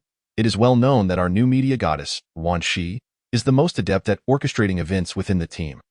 Although her personality is boisterous, reminiscent of He Chao, what many do not know is that while she navigates the world of journalism with ease, she encounters numerous obstacles when it comes to mastering various modes of transportation. To begin with, the first mode of transportation for everyone is undoubtedly the bicycle. I learned to ride one in the second grade of elementary school, whizzing around the countryside on the small bike my father bought me, relishing the sensation of the wind in my hair. However, Ruan Shi only learned to ride a bicycle after the college entrance examination. That time, with university on the horizon and knowing that the dormitory was far from her classes, she was compelled to learn to ride a bicycle, as her seniors all commuted this way. Those who have shared similar experiences understand that riding a bicycle is quite a test of balance. The older one becomes, the less agile one's body becomes, making it increasingly challenging to master. Consequently, children, with their inherent flexibility, find it much easier to learn. Yet, adulthood has its advantages too. One's legs are longer, allowing for a swift placement of a leg to catch the bike when it tips, thus preventing a fall. Otherwise, given Ruan Shi's height, a few tumbles might have left her with a wheelchair as her only means of transport for filming. Thus, while others were learning to drive motor vehicles and obtaining their licenses, our new media goddess would rise early to practice for an hour or two in the deserted streets. After dinner, she would also devote some time to practice. Through her relentless perseverance, she finally managed to gain a rudimentary command of the bicycle. However, she only dared to ride in areas with minimal traffic, as she sometimes struggled to control the handlebars, inadvertently veering onto another road. If a large truck were to approach at that moment, the consequences could be dire. It is rumored that later on, Ruan Shi had an incident in college where she collided with someone. Fortunately, the person she hit was an acquaintance, and their injuries were not severe. Otherwise, Ruan Shi's first headline in college would have been reporting on her own misfortune. Subsequently, during her sophomore year, she began to learn to ride an electric bike. After a trip with her roommate, who suggested they ride electric bikes due to the distance, Ruan Shi hesitated, facing ridicule from her peers for her lack of experience. Thus, she resolved to master the art of riding the small electric bike, by a stroke of luck. Ruan Shi's then-boyfriend owned an electric bike. However, it was not particularly suitable for beginners, being difficult to control. Her boyfriend, an impatient sort, taught her a few basics and then expected her to ride it, believing it to be a simple task. Although Ruan Shi harbored doubts, she didn't want to appear foolish. So she steeled herself and gave it a try. To her surprise, the electric bike proved challenging to maneuver. Even though the playground was nearly empty at night, the perimeter was merely enclosed by a fence. And inevitably, she ended up tumbling into the bushes with both herself and the bike. The bike landed squarely on top of her, leaving her legs scratched by nearby branches. Chapter 97. Epilogue. Ruanxi's Driving Experience, Part 2, with no room for reprieve. Ruanxi emerged with a one-day pass to the infirmary. Naturally, on the first day of her recovery, she decisively expelled both her boyfriend and the electric bike from her life, in her words. Even the sight of an electric bike now made her scalp tingle, evoking memories of her previous ordeal. The final hurdle was obtaining a motor vehicle license. While I held no interest in motor vehicles and never pursued a license, Ruanxi, despite having obtained hers, had never driven on the road. In her own words, she felt that having just emerged from the water, she dared not venture into real-world practice. Reflecting on her time preparing for the driving test, Ruanxi could be described as indignant, capable of lamenting about her instructor for 3 days and nights without repeating herself. That fool, who claimed I was absurdly clumsy and couldn't brake or operate the clutch, was clearly the one who failed to teach me properly. Moreover, the attitude was so poor. When I enrolled in the driving school, they were exceedingly attentive to me. Once I was registered and passed the first subject, I found myself aboard their proverbial pirate ship. Goodness, their change of demeanor was swifter than turning the pages of a book. Every time I made a mistake in my maneuvers, their expression was as grim as if I had just caused a great misfortune in their family. I have a question. It seemed as though I owed him millions. Just wait, in the future, when I take on driving jobs, I will specifically accept his requests, allowing him to experience firsthand what true speed feels like.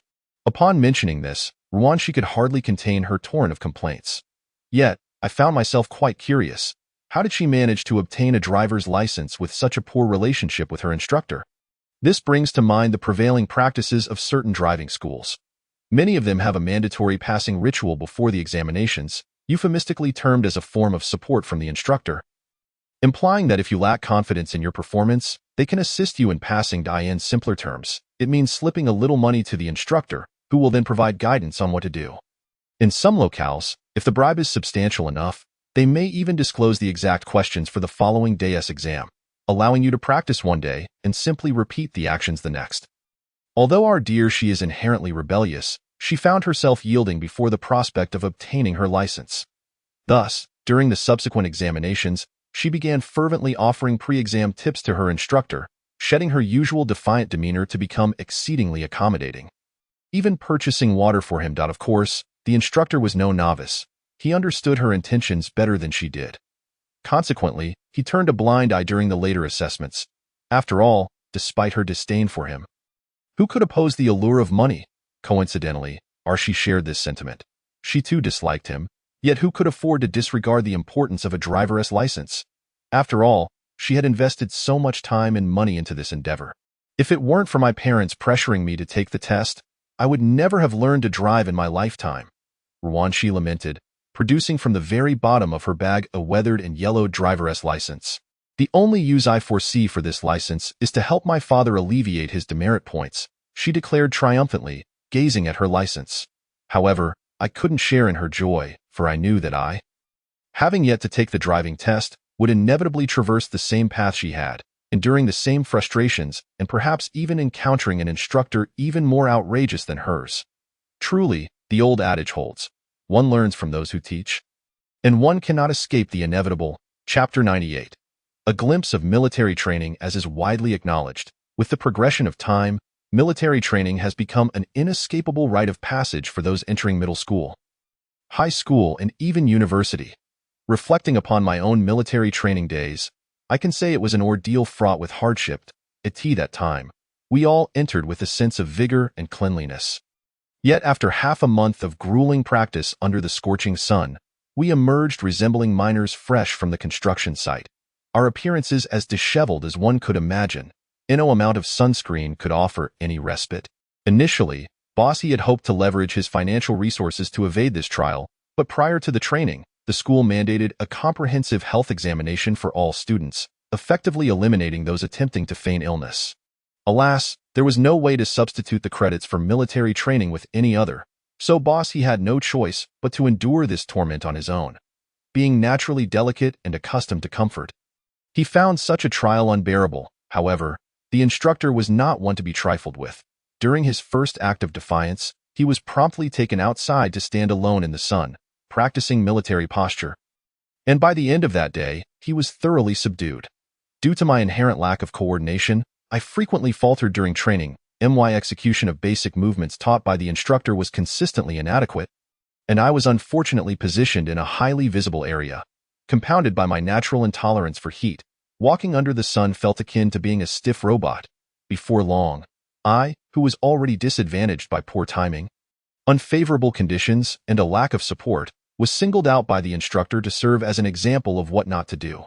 Step out for individual practice became a refrain in my military training experience.